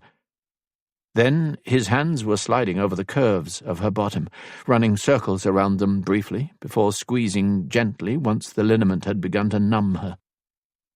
"Straighten for me, love." His voice sounded gruff and raspy, and he squeezed her bottom a little more firmly as he made the request. Ellisand didn't even consider disobeying. She simply pushed her upper body away from the tree to stand upright. The moment she did, he rewarded her with a kiss on the side of the neck that made her swallow and still. "Lean back a little," Rory murmured, one hand leaving her bottom to travel up her injured side and glide across the side of her breast. Ellisand leaned back and he kissed her neck again, and then nipped lightly, and she moaned and tilted her head to the side to give him better access as he began to nibble and suckle the length of her throat. When he reached her jaw and began to follow it toward her chin, she instinctively turned her head to make it easier, and then sighed when his mouth found hers with first just a brush of lips, and then his tongue skimmed across them before urging them open. Ellisand was more than a little startled when she let her lips open a bit, and his tongue slid in to fill her. For one moment she froze, and then she tasted him, and his tongue moved, rasping against her own, and she liked it and opened wider for him. Rory immediately deepened the kiss, and his hand left her side to cup the back of her head, twisting it toward him until she released the tree and rotated in his arms. Rory let go of her bottom for her to do that, but immediately clasped the soft cheeks again once she'd finished the move. He then used his hold to press her lower body firmly against his, as his tongue thrust in her mouth. Ellisand gasped and moaned, her hands clutching at his shoulders, trying to get as close to him as she could. Her nipples tingled where they pressed into his plaid, and liquid heat was pooling between her legs, as if his squeezing her bottom was milking her, but it wasn't enough. She wanted more. And then he broke their kiss to blaze a trail of them down her throat, across her collarbone and down the slope of one breast, until he found one of her aching nipples and drew it into his mouth. The lash of his tongue over the hard tip had her almost thrashing in his arms with need until she gasped, "Rory, please, I need—" The feverish words merely made him suckle harder and drove her wild so that she began to moan, "Please, please, please," over and over, until he finally let her nipple slip from his mouth and lifted his head to nip her ear and growl, "Please what, love? What do you need?" I do not know," she admitted plaintively, and then turned her head to catch his mouth with her own. This time she kissed him. Ellisand had no idea what she was doing, or if she was doing it right, and didn't care. But it got a wondrous response.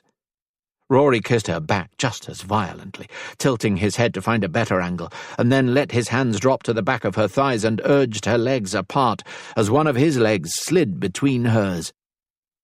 Ellisand cried out into his mouth as the top of his thigh rubbed over the centre of her entire body quaking with the excitement it caused, and then he did it again. She clawed at his shoulders, feeling like cloth wound too tight and about to unravel, and then a branch snapped somewhere behind her and they both froze.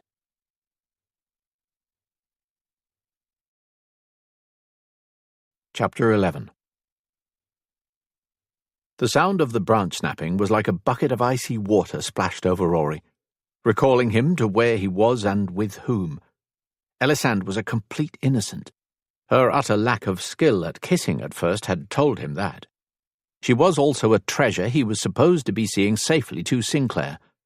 He suspected her mother wouldn't consider what he was presently doing as seeing her safely anywhere. Another branch snapped, closer this time, and Rory pulled his mouth from Ellisand's and eased his leg from between hers. He then followed the tree trunk behind her until his hand brushed cloth. Grasping the material, he drew it off the branch and pulled it between them to press against Ellisand's chest. She didn't need to be told what to do. The moment he eased back, she took the piece of clothing and began to turn it between them, no doubt trying to sort out what it was. Breeches was his guess when she urged him farther back, and he felt her head brush his arm, the soft strands of hair caressing his skin as she no doubt bent to pull them over one foot and then the other. Rory gave her the space she needed, but no more. It was still pitch black in the woods, and he couldn't see her or anything else. It would be too easy to lose her out here. Besides, he hadn't brought his sword with him, and was very aware he would be a poor protector if whoever was moving through the woods attacked them. The best hope was that it was one of the men looking for some place to relieve himself, he thought, and then moved closer to Ellisand when he sensed her straightening. Her arms brushed against him as she finished pulling up her pants, and then her hip bumped his as she retrieved more clothing. He left her to it, his ears straining to hear any more sounds, and his hand finding her body every once in a while to be sure she was still there, and check her progress. With the liniment numbing her pain, she dressed much more quickly than she'd undressed, and soon she found his arm and squeezed. Guessing that was the signal that she was finished, Rory turned in the direction he thought camp was and started to move cautiously that way. He hadn't heard any more snapping branches or other sounds, and supposed what they'd heard could have been an animal. A stag, perhaps, or some other woodland creature. Still, he moved slowly, making as little sound as he could. When several moments passed without any sign of the campfire ahead, Rory was beginning to think he had led them in the wrong direction. But just as he was about to try a different direction, he caught a glimmer of light ahead. He realized then that in his search for a dry spot to apply Ellisand's liniment, he'd led them much farther into the woods than he'd realized. Much farther than any of the men would have gone to relieve themselves, too, he thought grimly, as he began to move a little more quickly. "Do you think the noise was one of the men, or just an animal?" Ellisand asked, as they neared the edge of the trees. Her voice was anxious, and he realized she was probably worried one of the men may have heard her moans of pleasure. It apparently also hadn't occurred to her that it might be someone other than one of their men. But he didn't want her worrying, so said, "Probably a rabbit," to soothe her. It seemed to work. At least, she didn't say anything else. Rory wasn't at all surprised to note that every man was there and accounted for when he ushered Ellisand out of the woods and over to the fir. Donal still sat on the log, watching, and the rest of the men were curled up on or around the fir. Catching Ellisand by the arm, he whispered, "I'll be right back," and then kissed her gently on the forehead, before lifting her over Enan's body and onto the centre spot where she slept. He waited until she had lain down and curled inside her cloak before moving toward Donal. It wasn't until he saw the man's raised eyebrows that he realized what he'd just done. Rory turned back sharply then, but Ellisand was already asleep, or at least her eyes were closed. He couldn't tell how she'd reacted to the automatic show of affection. He couldn't even tell how she was reacting to what had happened between them in the woods. Her face was expressionless, and other than a little extra colour in her cheeks, and the fact that her hair was a little mussy, she didn't look any different. And her hair might have been mussy before they'd headed off into the woods, since she'd just woken from sleep. He hadn't really noted it at the time. Sighing, he continued on to Donal, his expression grim. "Ye two took a while," Donal said mildly, as Rory dropped onto the log next to him. "It's dark as pitch in the woods, but I swear I took her halfway to Glasgow before I gave up looking for a spot dry enough for her to lie down. I ended up having to apply the liniment with her leaning against a tree." He shook his head. "And then it took so long before I saw the light of the fire. I thought I'd got us lost." "She looked startled when you kissed her forehead," Donal announced, and when Rory grimaced, he added, "But then she looked pleased." "Did she?"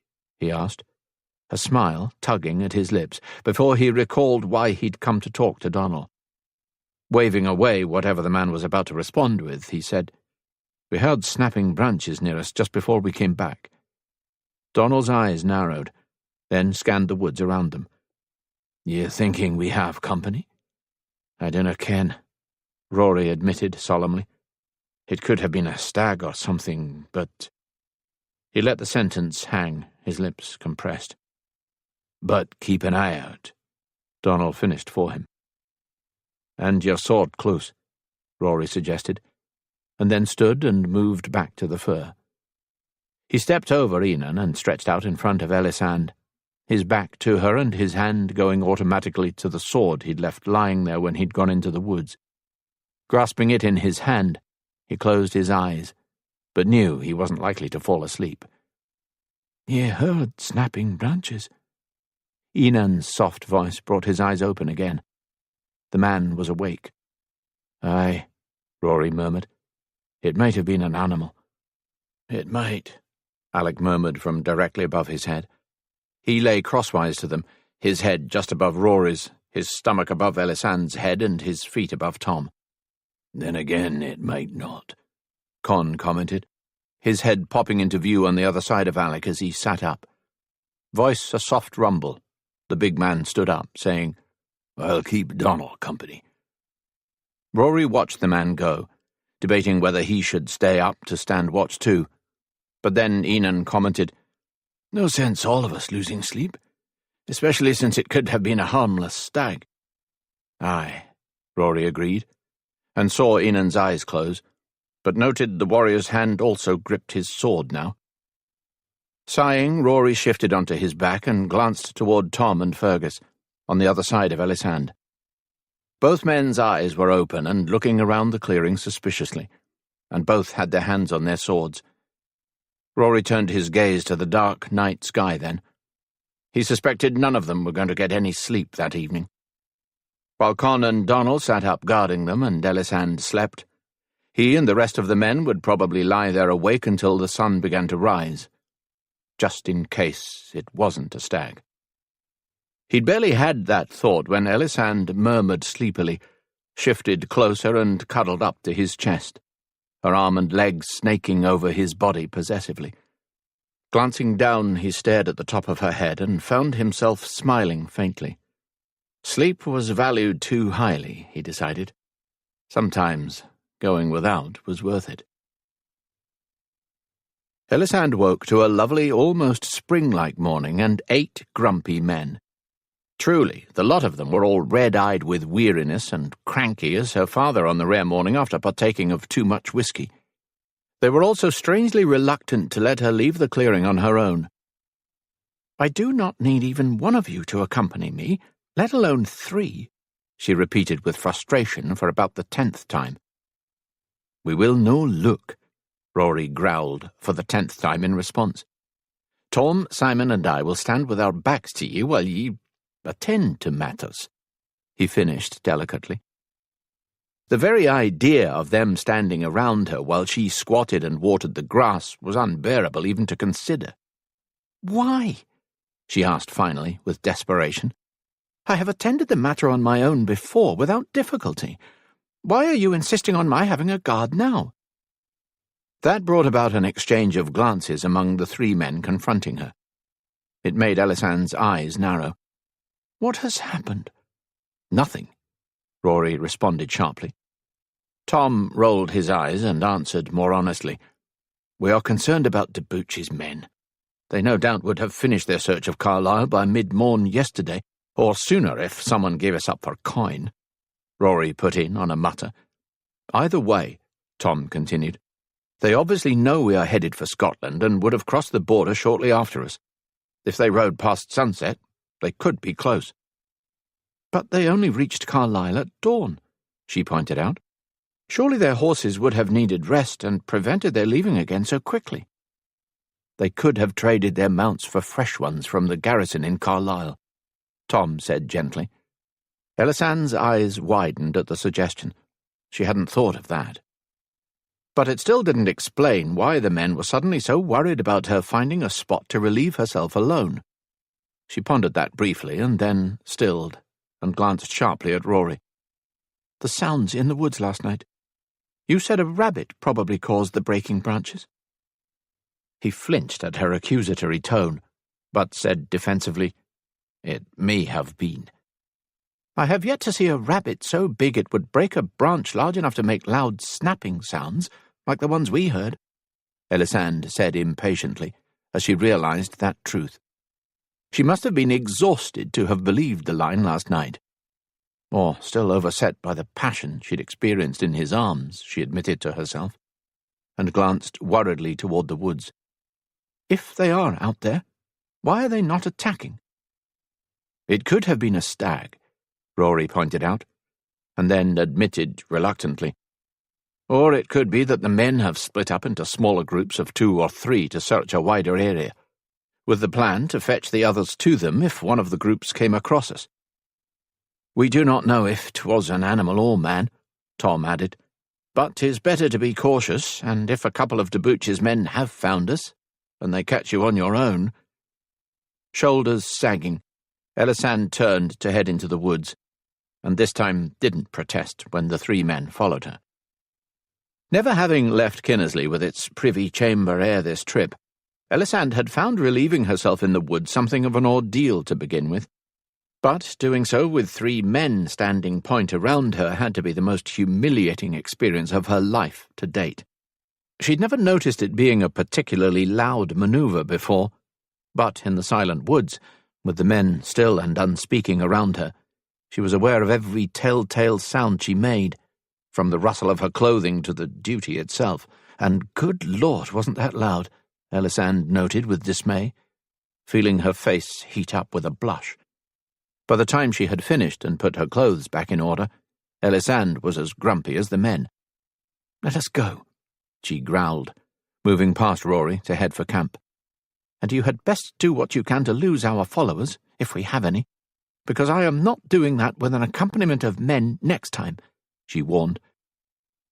Whether because of her words or not, Ellisand didn't know, but they rode hard through the first part of the morning. Then they slowed to a trot and veered off the trail to travel through the woods when they came to a thick stand of trees that offered cover. They travelled through it and onto another trail and then picked up speed again. With the weather much warmer, the snow had completely melted away, leaving mud in its wake. Ellisand hoped that didn't make it easy to follow them, but suspected it would. Perhaps that was why Rory didn't call a halt for the nooning meal. Instead, Alec dropped back briefly to pass out oatcakes to each of them that they ate in the saddle. Determined not to have to relieve herself with a guard, Ellisand refused to drink anything when they passed the ale-skin around. Still, by mid-afternoon, her teeth were floating, as she'd once heard one of her father's soldiers say. Even worse, though, the liniment was wearing off and her back was starting to pain her again. Ellisand did her best to ignore it, but was relieved beyond measure when Rory apparently noticed the way she was shifting repeatedly in the saddle, trying to ease her discomfort, and called out to Con to halt. She agreed at once when he rode up beside her to suggest he apply more liniment to her back, and Rory escorted her alone into the trees to perform the task. Unlike the night before, he was quick and efficient without the least hint of impropriety. Ellisand didn't know whether to be relieved or disappointed at that.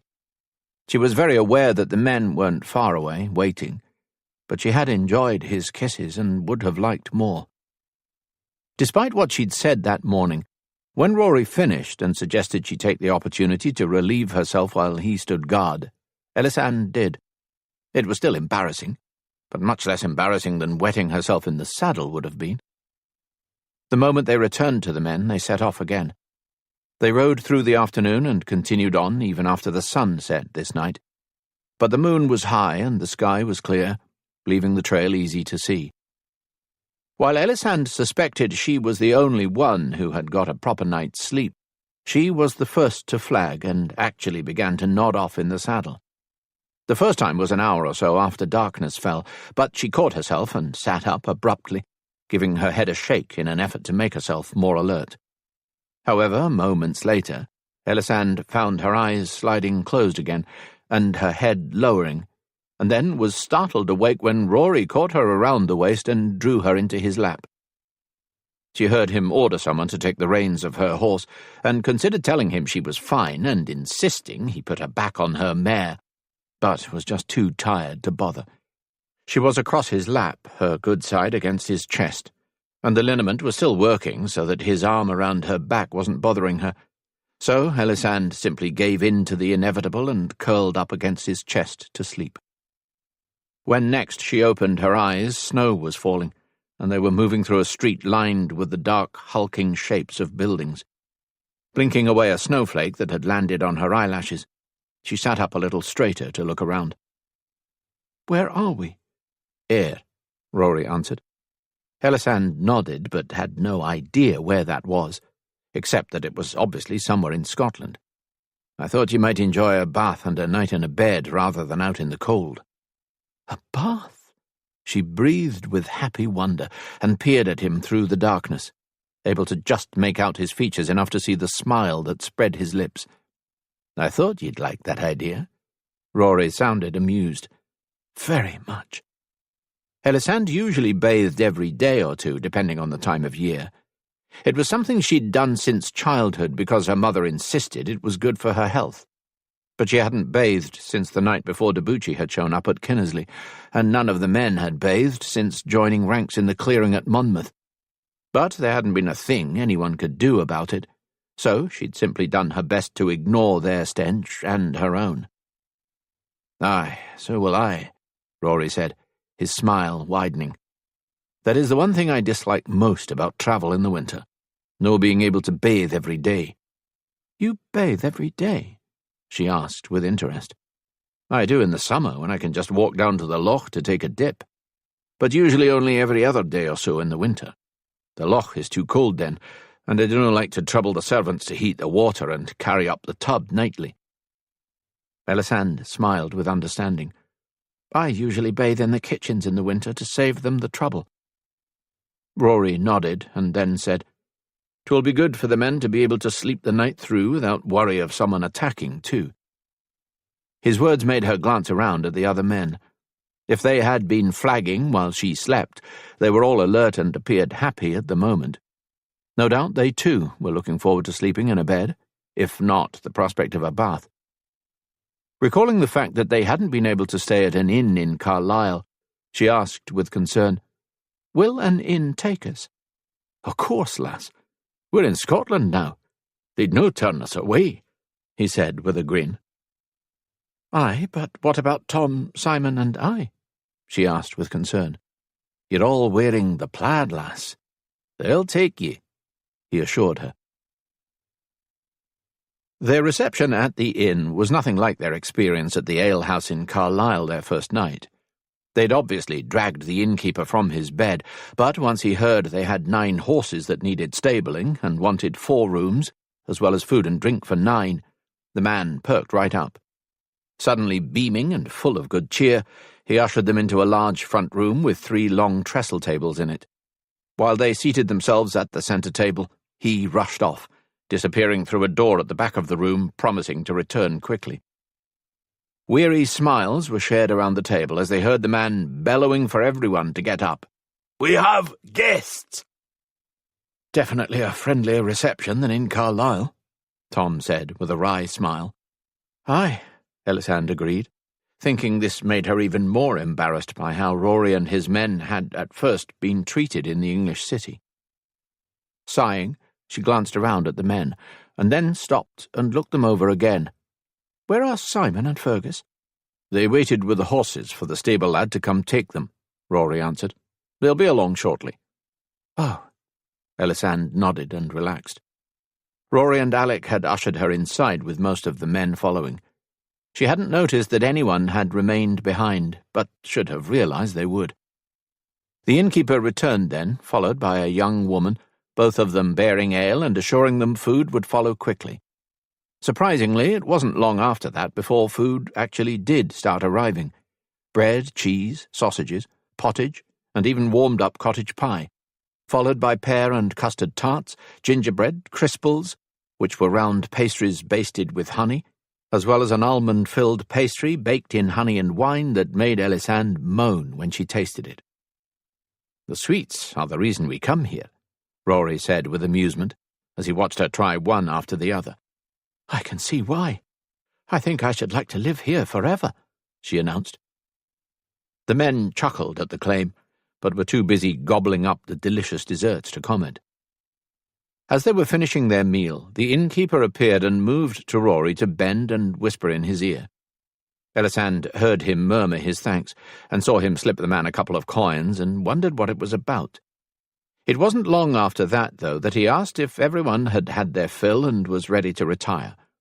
Ellisand wasn't surprised by the round of eyes in answer. They'd ridden hard all day and part of the night, and now that they'd eaten, the men were no doubt beginning to feel their lack of sleep from the night before. Rory escorted her from the room and up a set of stairs to the 2nd floor. He stopped at the 3rd door along the narrow hall and opened it, announcing, "Fergus and Donald, you're in here." Ellisand glimpsed a double bed and a table with a water basin and ewer on it, and then Rory urged her along as Fergus and Donald went into their room. The next room was for Con and Enan, and Ellisand watched them slip into the room with a small frown. There were only 2 rooms left, and 4 men plus her still in need of a bed. Her frown only grew when Rory opened the 3rd door and announced it was for Alec and Simon. But now Simon and Tom were frowning too. Ellisand began, even as Simon asked with concern, "Where is my lady sleeping?" "In the next room along the hall with Tom and I to guard her," Rory answered. Simon relaxed, but now Ellisand was scowling. "There is no need to guard me here, my lord. I am sure I will be fine. You and Tom should not have to give up your chance to sleep in a bed just to guard me." "We'll be sleeping too," he assured her, urging her along the hall. "And I managed to convince the innkeeper to drag up his personal tub and have a bath prepared for you too, as I promised. 'Tis waiting." "Oh, aye, a bath." She sighed the words, forgetting her worry about the men sleeping on a pallet for the moment at the thought of sinking into silky hot water. "Oh." She stopped and whirled suddenly to glance between Tom, who was a step behind her, and Simon, who was still loitering in the door to the room he was to share with Alec. "My bags," she said. "I will need clean clothes after I bathe." "I left them on the horse," Simon realised, and headed for the stairs, saying, "I will go fetch them and bring them to you, my lady." "Thank you," Ellisand called out, and then turned to Rory and allowed him to walk her to the next door. Her mind was already on the pleasure of a hot bath to wash away her stench, as well as clean, fresh-smelling clothes to wear after, and a warm, comfortable bed to sleep in. It all sounded like heaven after sleeping on the cold, hard ground and in a stable. Although, to be fair, the stable hadn't been that bad. The hay under the fur had made it quite comfortable, and with the body heat of the horses and men it had actually been warm, or at least not cold. Ellisand's thoughts fled when Rory opened the door and urged her into her room. Not only was a large tub full of steaming water waiting, but there was a hearth in this room that she was sure she hadn't seen in the others, and a fire was burning merrily in it, making the room warm and cosy. "Oh," she breathed, moving quickly to the fire and sticking her hands out to warm them. "I thought you'd like that," Rory said, and she could hear the smile in his voice. "'Tis the only bedchamber in the inn with its own hearth. It's above the hearth in the tap-room below, so shares the chimney." Ellisand smiled and surveyed the room, noting that the bed was a little bigger than the one she'd spotted through the doors of the other rooms, and the room itself seemed larger too. She suspected the bedchamber cost more than the others as well, and Rory had paid for it, she realised, as well as the other rooms. "My mother sent coin with me. I can help pay for our stay here," she offered.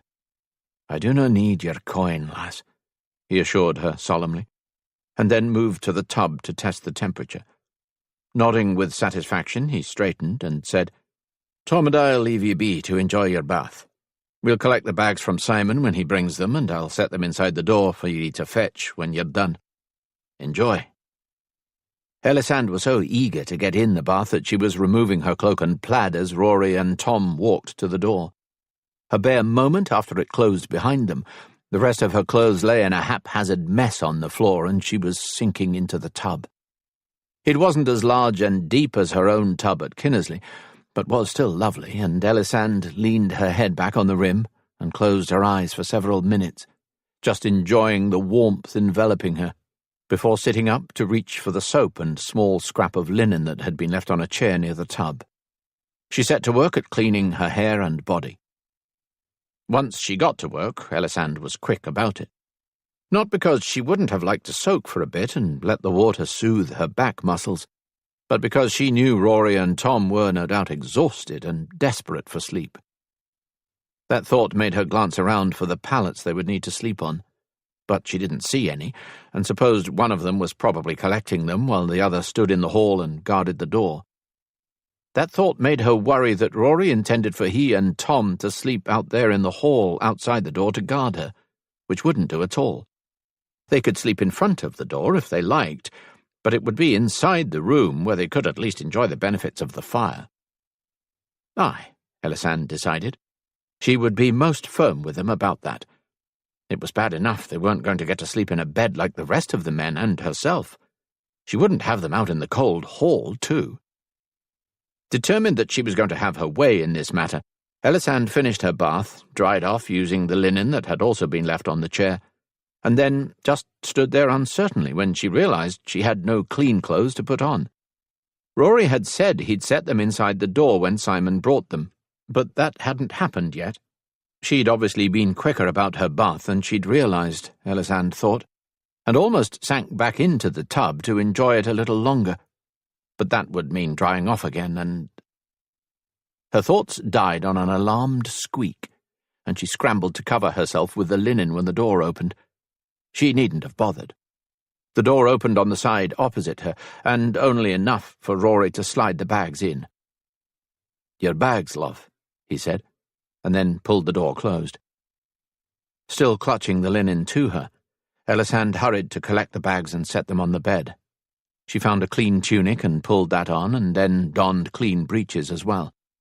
She picked which dress she'd wear next, a white and blue creation she liked a great deal, but Ellisand didn't put it on. She simply laid it over the chair the soap and linen had been on by the tub. It was terribly wrinkled from travelling in the bag, and she was hoping they would fall out by morning. Besides, she was decently covered in the tunic and breeches, and it would be more comfortable for sleeping if she didn't have lengths of skirt beneath her. Setting the bags on the floor against the wall beside the bedside table, she gathered her dirty clothes, folded them quickly, and set them next to the bags to go through later. The coin and messages her mother had sent with her were still in pockets sewn into the lining of her skirts. She'd have to transfer them to the clean gown in the morning, Ellisand thought, as she picked up the brush she'd retrieved from the bag earlier and sat on the bed. Walking to the fire, she stood in front of it while she quickly brushed her hair to get the tangles out, and then set the brush on the bedside table and went to open the door. Chapter 12. Rory was alone in the hall, leaning against the wall when Ellisand opened the door. He looked to her to be half asleep, but straightened with a start when she asked, "Where is Tom?" "He went below to have a drink with Simon. I'm to call him after I've applied the liniment to your back." "Oh, aye, the liniment," Ellisand murmured, and backed into the room when he started forward. While he stopped to push it closed, Ellisand kept backing up until her legs bumped up against the bed. She bit her lip and glanced toward the bed, and then the bags where the liniment was. Instead of going to get it, though, she blurted, "The bath seems to have eased my aches and pains. Mayhap I could do without the liniment tonight." Rory tilted his head and eyed her with concern, before saying, "Are ye afraid of me, lass?" "What?" she asked with surprise. "Nay, of course not. Why would you think that?" "Because you're wringing your hands and looking like you're ready to bolt for the door the minute I move away from it," he said gently. Ellisand glanced down at her hands to see she was indeed wringing them, and immediately let them drop to her sides. "Nay, She paused to try to sort out why she was suddenly so skittish, and then sighed as she realized it was the bedchamber. They were alone in a bedchamber with a bed, which wasn't proper at all. And after what had happened in the woods the last time he'd put liniment on her. A little shiver slid through her, as Ellisand recalled the pleasure she'd experienced before they'd been interrupted. And that was the problem, she realized. She had enjoyed it, and would like to enjoy it again, but it was so wrong. Circumstances may have forced her to travel alone with 8 men who were neither related nor married to her, but there had seemed little choice in the matter. That would be accepted or not by people, but she, God, and her mother knew it had been out of necessity. However, if he started kissing and touching her again and she gave in to it, and she would give in to it, Ellisand knew, then that would be her shame to carry. She couldn't say all of that to Rory, though, at least not without possibly dying of embarrassment. So she said, "I would rather not use the liniment tonight." "Lass, dawn is no far off. I'm tired and planning to sleep until the nooning tomorrow. I would rather no be woken in the middle of my sleep because ye refused to allow me to put liniment on now." Ellisand chewed her lip a bit more and then said, "Well, then, mayhap we should have Tom up here while he put the liniment on. 'Twould be more proper." That had his eyes widening incredulously. Tom up here, seeing ye half naked, would be more proper. "Nay, not to watch. He could keep his face to the wall while you did it, but his presence would ensure—" When she paused, blushing, he narrowed his eyes and then scowled and finished for her. "To ensure I behave. Ye think I'd take advantage of—" "Nay, so I behave," Ellisand countered quickly, and felt her face go up in flames. She'd only blurted the truth because he appeared to be taking offence, and she hadn't meant for that to happen. But the moment the truth left her mouth, she wished she could call her words back.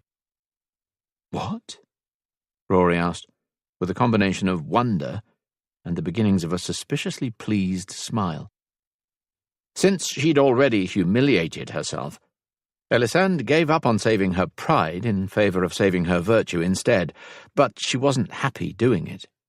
In fact, she clucked her tongue with irritation before saying, "My lord, I am sure you are aware that you are a very handsome man. You are also a highly intelligent and an exceptionally skilled healer. But, as skilled as you are there, you are even more skilled in the arts of the bedchamber of the woods." "The bedchamber of the woods?" he queried with a crooked smile. "I thought it sounded better than at the art of tossing up a lady's skirt in the woods," Ellisand snapped, annoyed that he would tease her for her choice of words when she was admitting to something so embarrassing. "You were no wearing your skirts, lass," Rory said, his voice husky. "As I recall, you were no wearing anything at all. There was no tossing up. Just darkness and your warm body and soft cries." Ellisand's flush deepened, and she was quite sure the room was growing over warm from the fire, but she ignored that and struggled on. "The point, my lord, is that you are so damnably skilled in the arts of loving that were you to try them on me again here, I fear I would happily throw off my clothes and toss my maidenhead at you like flower petals before the king." She frowned at him as she said that, because she was sure it was all his fault, and then she added accusatorially, "And you smell good even though you have not bathed since I met you, which is, frankly, just unfair." When Rory bowed his head briefly, her gaze narrowed on him. Ellisand was quite sure he did it to hide his amusement from her, because she'd spotted his lips twitching just as he lowered his head. However, she couldn't be sure, and when he lifted his head again, his expression was solemn. "Lass, I am very pleased you find me attractive, like me smell and find me attentions pleasing, for I feel the same way about you," Rory assured her, and then scowled and said, "What?" when she rolled her eyes at the claim. "My lord, only a blind man could be attracted to me at the moment with my face swollen and lumpy like a black mass is growing out of it," she pointed out dryly. "The swelling is gone, and the black has faded to red like a wine stain on your cheek. It does no hide that you're a pretty lass," he said firmly. "Besides, there is more to ye than just your pretty face. And do you really think I'd have acted like such a rotting bull if I did no find ye attractive?" Ellisand considered his words, and then shrugged unhappily. "My mother did say there were men who so enjoyed mating they'd bed a sheep or old crone. 'Twas all the same to them." Rory's jaw dropped, and then he shook his head with disgust. "I am no one of those men," he assured her grimly. "I find ye attractive, lass, and usually smart and kind, though I do wish ye'd show yourself some of that kindness now, for I've never met a lass so cruel to herself." When Ellisand didn't say anything, he sighed wearily. "Me point is this. You need no fear tossing your maidenhead at me, because while I find ye attractive, I'm too damn tired right now to accept it," Rory assured her. "Now, take your tunic off and turn around, so I can spread the liniment on and we can get some sleep." Ellisand didn't know if it was his irritation, his commanding attitude, or the exhaustion now plain to see on his face, but she stopped arguing and spun away to tug her tunic off. "Where's the liniment?" Rory asked testily. "In the middle bag against the wall," she answered without looking around, and heard him cross the room.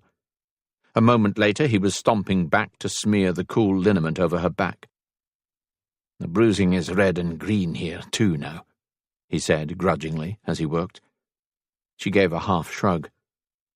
"It no longer hurts to touch, but my muscles still ache back there. I think Duchi's man damaged them." "Most like," he muttered. "Damaged muscles can take weeks to heal with rest. Riding as we have been will just slow the healing." "I can rest after we get to Sinclair and send the message to the king," she said, straightening her shoulders determinedly. Rory merely grunted, and then fell silent as he finished covering her back and side with the liniment, massaging it quickly and impersonally into the skin. "Put your tunic on and get in bed," he ordered when he'd finished. Ellisand heard him cross the room to replace the liniment as she shook out the tunic she'd been clutching and pulled it over her head. When her head popped through the neck hole and she opened her eyes, he was standing in front of her. "Ye are beautiful," he said firmly, and then kissed her. It was a quick brushing of lips, followed by a slower melding that had her melting against him before he ended it. Easing her away then, Rory sighed and said, "Get into bed, lass. I'll go tell Tom he can come up." Nodding, she just stood there and watched him leave the room, then turned and walked over to crawl under the furs on the bed. Ellisand settled on her side in the middle of the bed, her fingers rubbing over lips that were warm, wet, and swollen, and still tingling from contact with his. Rory woke, feeling warm, well-rested, and reasonably content, but like something was missing again. It took him a full minute to realize that what was missing was the warm weight of Ellisand on his shoulder, chest, and legs. Blinking his eyes open, he glanced to the side, and then sat up abruptly when he realized he was the only one abed. Rory frowned when he spotted Tom sitting in the chair beside the tub of bathwater from the night before. The English soldier was also eyeing him expectantly and a little resentfully. "Where is she?" Rory growled, in a voice raspy with sleep. "Gone to the shops with Alec and Simon. She wouldn't let me go," Tom added, his tone testy. "She said she needed to get more of those weeds the two of you are so fond of. She said her liniment was running low." "Aye." Rory ran a hand wearily over his face. "'Tis. I noticed last night when I was putting it on her." When Tom gave a humph of sound, Rory narrowed his eyes on the man. "What?"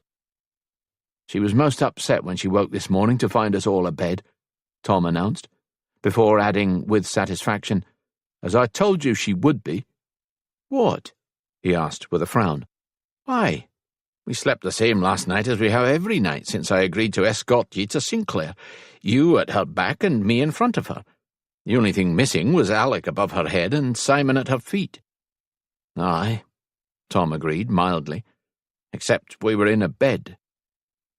Rory waved that away with irritation and slung his feet over the side of said bed to get up. "What difference does that make?" Tom arched his eyebrows at the question. "We were in a bed, the three of us, in a bedchamber, in an inn where anyone, for instance a servant, might enter at any time." He let that sink in for a minute, and then added, "and did." "What?" Rory stopped in the midst of pulling his boots on to look at him with horror. "A servant came in while we were sleeping." "Aye, the innkeeper's wife was wanting her tub back, and one of the maids came up to see if it was all right to take it," he explained. Rory's gaze swiveled to the full tub still sitting there as he finished pulling on his boots. "Lady Ellisand scared the lass off with her shrieking when she woke to find herself abed with the both of us," Tom explained dryly. "She bellowed at me, called me Judas, and then said if the lass returned, to let her take the tub. Since her shrieking hadn't woken you, she did not think anything would. However, the maid has not returned." Rory stared at the tub and shrugged. Ellisand must have given her a good scare with her yelling. Tom's mouth compressed with irritation. "Frankly, I am amazed that she did not wake up the whole inn. But you and your men appeared to have no trouble sleeping through it, which is rather concerning since you are supposed to be helping us protect her," he added, with an unimpressed look. "It must have been an angry shrieking," Rory said with confidence. "No one of us would have slept through a frightened cry. But camp followers are always fighting among each other and shrieking angrily. We learned to sleep through that." "Oh, aye," Tom said, with a nod of sudden understanding. "I should have realized.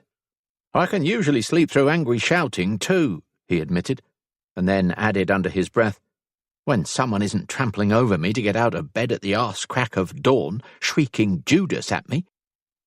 Rory gave the man a sympathetic smile and suggested, "Why do ye no crawl back into bed and get more rest? I have business to attend to here, and will no be leaving until the morrow."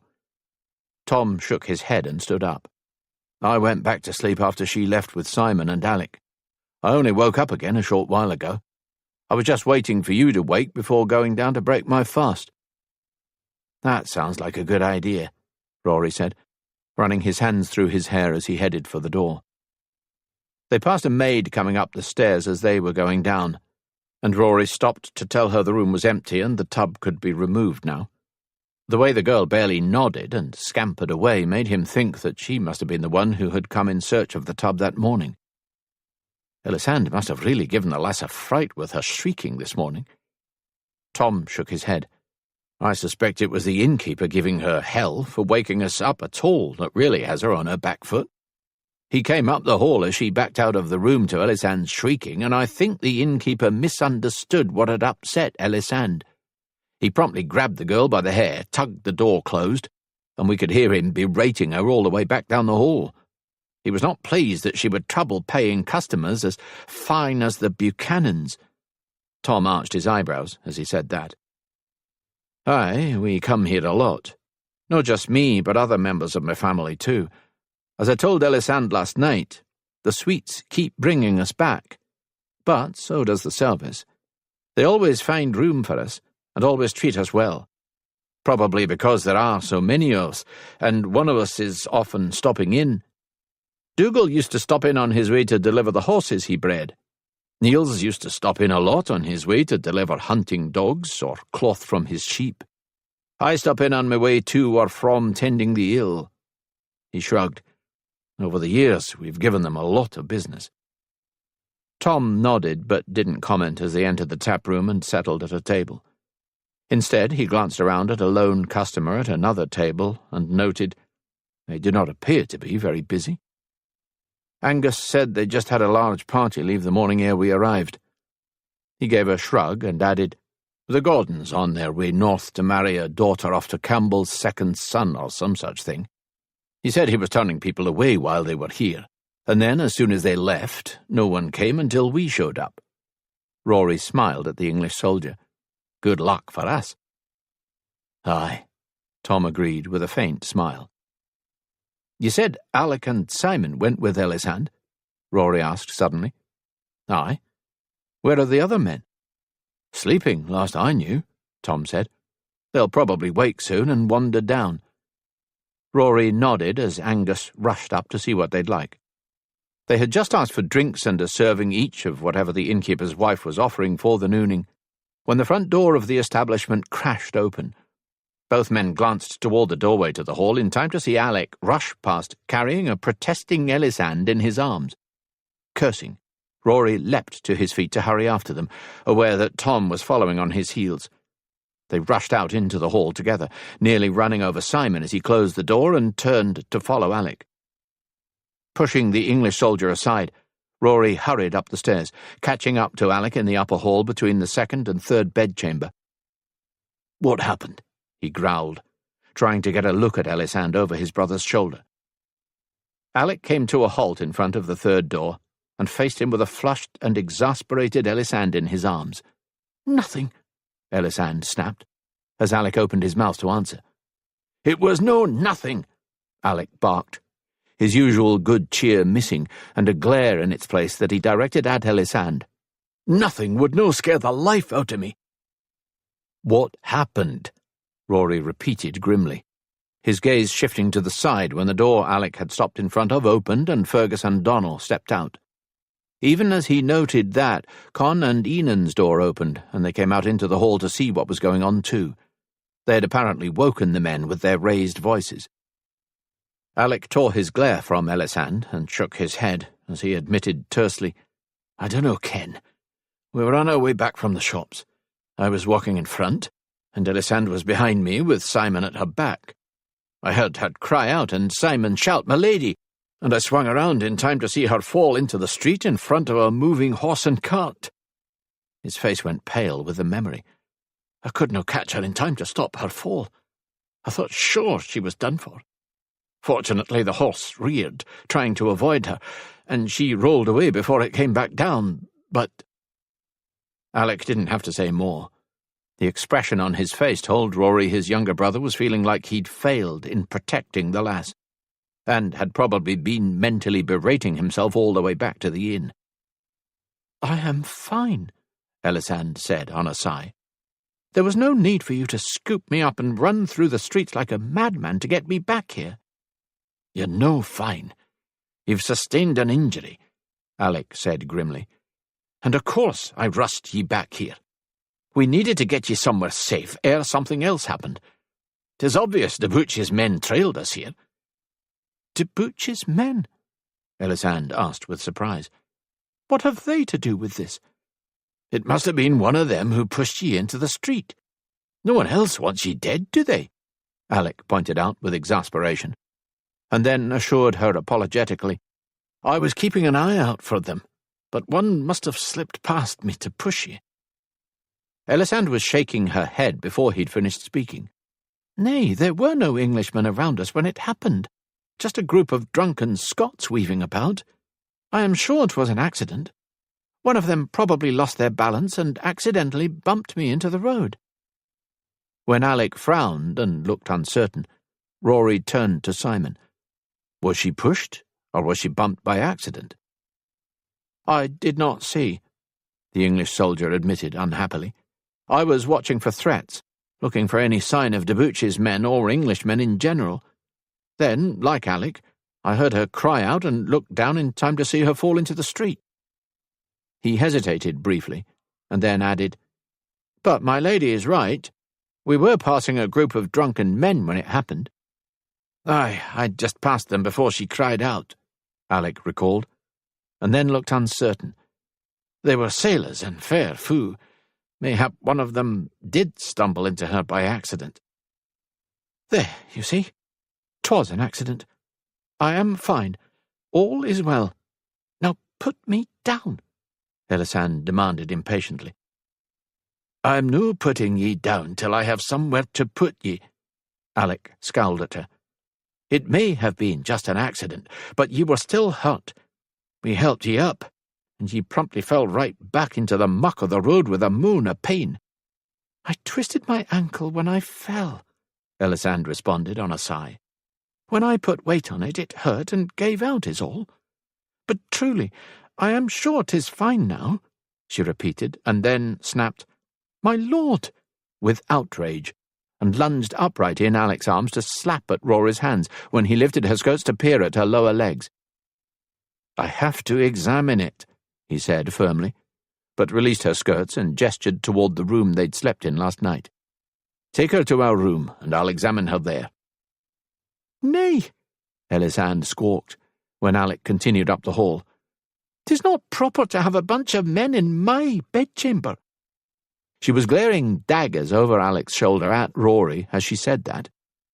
Turning a kinder face to his brother, she added, "He may look at me in the tap room below where we can all have some food and drink. You did mention you were hungry just before the accident happened, and now so am I. But I can walk," she added, when he turned back toward the stairs. "Please put me down." When Alec hesitated and glanced at him, Rory considered Ellisand briefly and then nodded. He didn't miss Ellisand's little sigh of relief when Alec released her legs so she could stand on her own. He also didn't miss her gasp of pain and the way she wobbled when she tried to put weight on the injured ankle.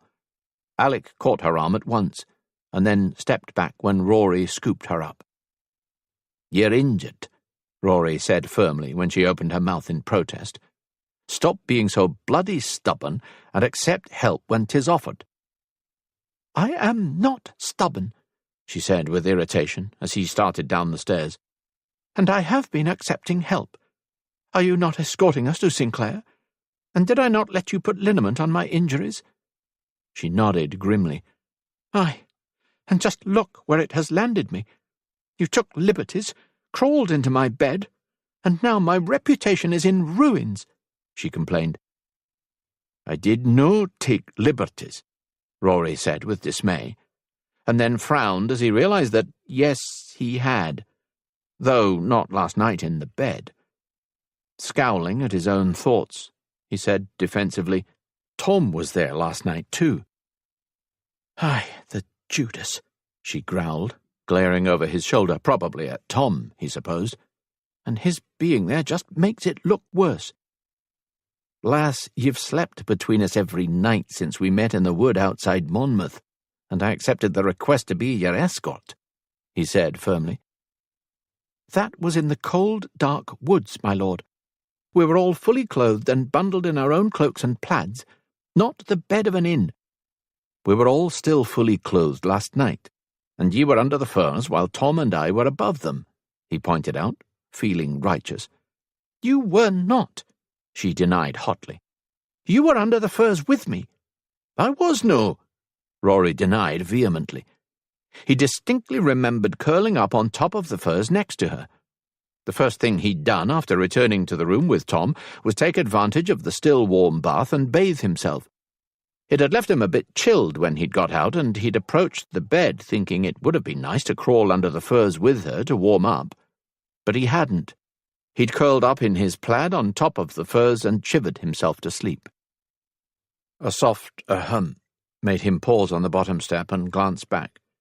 Tom was directly behind them, with the other men filling the stairs behind him, Rory noted, and then tilted his head back to focus on Tom, who had one eyebrow raised. The man shook his head once their eyes met and told him, You were under the firs with her this morning, and she was plastered to your chest as usual when the maid arrived. See, I told you, Ellisand said at once, and then sighed unhappily. Why could you not have slept on a pallet? Or just told me you planned to use the bed, then I could have used a pallet. Now I am ruined. Rory frowned at her desolate tone and then heaved a sigh and stepped off the stairs and carried her into the tap-room. Angus was standing by the table he and Tom had been seated at earlier, 2 drinks in hand and uncertainty on his face, but he brightened when he saw them returning and set down the drinks. Your food'll be right out. Good. Thank ye, Angus. I suspect Ellisand and the others will be wanting food and drink now as well, he said. And when the innkeeper smiled widely and started to head back to the kitchens, Rory called out impulsively, Angus? The innkeeper turned back at once, one eyebrow raised in question. We were so tired when we rode in last night. I do not believe I introduced ye to my wife. He nodded to Ellisand in his arms and said, Lass, this is Angus, the finest innkeeper in Scotland. Angus, this is my wife, Lady Ellisand Buchanan. Oh, ho! A broad grin claimed Angus's face. Finally found the right lass to settle down with, did ye? He asked. Lady Jetta and your sister must be well pleased. Aye, Rory agreed, as he squeezed Ellisand in warning. She'd stiffened against him at his words, but now quickly changed her expression from shock to a poor attempt at a smile, as Angus bowed to her. "'Tis a pleasure, my lady," the innkeeper said sincerely as he straightened. "You've a good man there, the finest healer in all of Scotland." Rory was just puffing up a bit at the words when Ellisand said, "So I have heard. However, I am more in need of his other talents, so let us hope they are just as fine." Rory knew she was referring to his sword arm and escorting her safely to Sinclair, but Angus had no idea she would need either, and his eyes twinkled with wicked merriment as he gave her a wink and said, "Well, I'm sure he'll no let you down there, my lady. Now I'll fetch drinks for the rest of ye, and see about food as well, shall I?" A chorus of ayes from the men was enough to send him on his way. The moment he was gone, Ellisand asked Rory, "What talent did he think I was referring to? It was not your sword arm, was it? And why on earth did you tell him we were married?" "To save your reputation," he answered the last question, happy to use it as an excuse to avoid the first two. "How does claiming me as your wife save my reputation?" she asked with surprise, as he set her down sideways on the bench with her legs out. "It excuses my presence in your bed," he pointed out. "Aye, but not Tom's," she pointed out with exasperation. "And besides, once he learns you lied, what are you doing?" she gasped, trying to snatch her legs away when he started to push her skirts up to her knees. Rory grabbed her legs by the calves to hold them in place. Settle. You're wearing breeks. 'Tis fine. Now, which ankle did ye hurt? He asked, ignoring her outrage. The right one.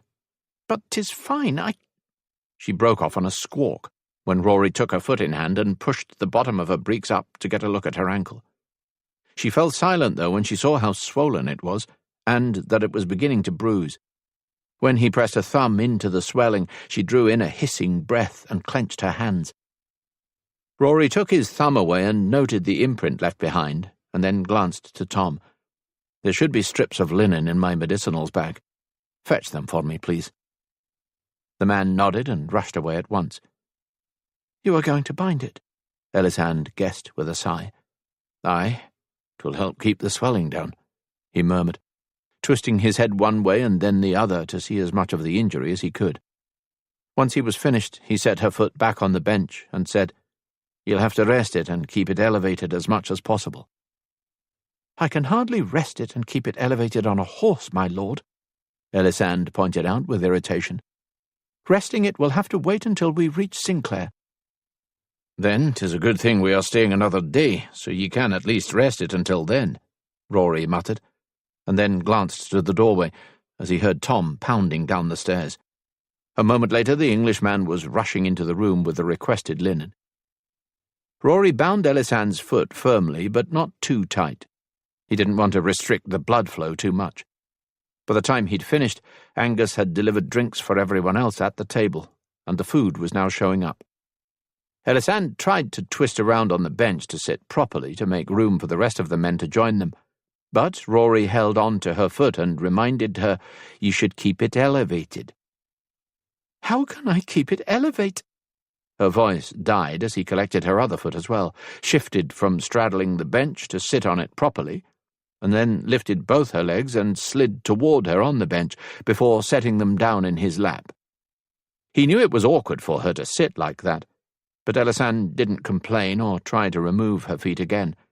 She merely twisted her upper body to face the table and began to eat when one of the maids set food in front of her. But she didn't join in the conversation he and the men had about the weather and how long they thought it would take to reach Sinclair while they ate. I need to go above stairs and make more liniment. Rory glanced to Ellisand at that announcement, and then started to get out from under her feet, intending to pick her up, but she scowled and said, I would rather go alone. I'm guessing you have business to take care of here anyway, else we'd be leaving today. Rory met her gaze. His own eyes slightly widened with surprise, but in the end he nodded as he stood. Aye, I do. But I'll carry ye up first, and then Simon and Alec can guard the door, he added, his gaze sliding to his brother and the English soldier. I can stand guard with Simon, Tom said, getting up as well. Nay, Simon and Alec will do fine, Ellisand said at once, scowling at the man. She was obviously still annoyed about the sleeping arrangements from the night before, Rory supposed, and gave him a sympathetic look as he bent to pick her up. Ellisand didn't protest, but crossed her arms and stared straight ahead as he carried her upstairs. Rory tried to think of something to break the silence, or get her past her irritation with him, but nothing was coming to mind, so he simply carried her upstairs to the chamber, set her on the bed and headed out of the room to find Alec and Simon waiting in the hall. Do you want us in the room or outside the door? Alec asked as Rory pulled the door closed. Out here is fine. You can play dice or cards to pass the time as you like, he suggested. I'm taking Tom, Con and Enan with me, but I'll tell Fergus and Donald to replace you in an hour or so if I'm no back by then. Where are you heading? Alec asked. I want to go see about spare horses, Rory admitted. 'Twould speed up the journey if we had horses to switch to halfway through the day, and the sooner we get Ellisand to Sinclair the better. We need to get her mother's message to the king. Alec nodded and said, Good luck, as Rory headed for the stairs.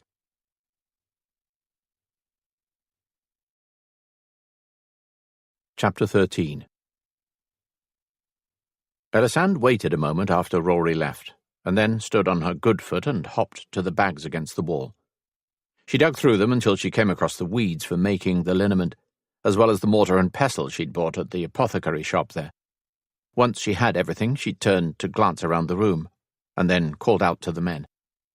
She wasn't at all surprised when the door immediately opened and Alec stuck his head in. "I need you two to help me," she admitted, and thought to herself, "See, I'm not too stubborn to accept help." "Of course." Alec pushed the door open and led Simon in. "What do you need, my lady?" "Would you please move the bedside table and that chair over by the fire?" she asked, and as the men quickly moved to grab a piece of furniture each, she began hopping toward the fire with the items she'd gathered. Cursing, Alec set down the table he'd just picked up and rushed over to grab her arm. "You should no be on your feet at all, but hopping around like that, if you fell and hit your head—" He shook his own head, and then scooped her up and set her down in the chair the moment Simon finished moving it. Ellisand bit her tongue on any protest. The man was trying to help, after all, so she remained silent and waited as Simon brought over the table. "Thank you," she murmured the moment they were done, and then set her things on the tabletop as the men started to leave, only to blink at the items as she took them in and then squawk in alarm, "My bag!" Alec and Simon stopped at once and turned back. Ellisand stared at them wide-eyed. "The wolfsbane and comfrey we went out to purchase. I must have dropped the bag when I fell. You rushed me away so quickly I did not realize."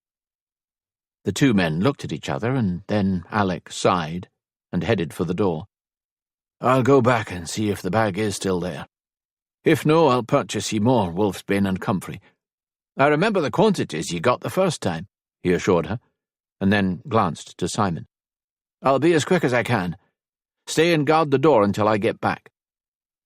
Simon nodded as he followed him out of the room. Once they were gone, Ellisand began to measure out the items she did have into the mortar. She had about half of the wolfsbane she needed, but no comfrey. She did have the willow bark and other weeds, though. Once she'd added what she could to the mortar, Ellisand stood on her good foot, picked up the pestle, and began to grind the weeds into a fine powder. She hadn't been doing it long when she suddenly stopped and called out for Simon. The door opened at once, and he stuck his head in. "Aye, my lady?" Ellisand smiled apologetically. "I need you to fetch a bucket of water from the well, and then see if you can borrow a pot about yea big."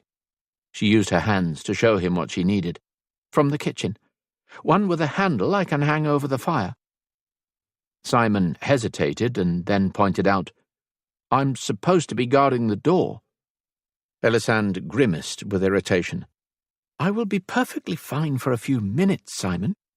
Even if Duchi's men did track us here to Ayr, they have no idea where we are staying or what room I am in," she pointed out. And when he shifted uncertainly, she narrowed her gaze and reminded him, "I am your lady, Simon. Please do as I requested. You may tell them I ordered you to do it should Rory or anyone else find out. But I should like to get the water warming before Alec returns with the rest of the weeds." Giving in, Simon nodded. "I'll be back as quick as I can," he said, and then warned a bit irritably, "But I will be blaming you if I get held for this." Ellisand went back to her grinding as he pulled the door closed with a snap.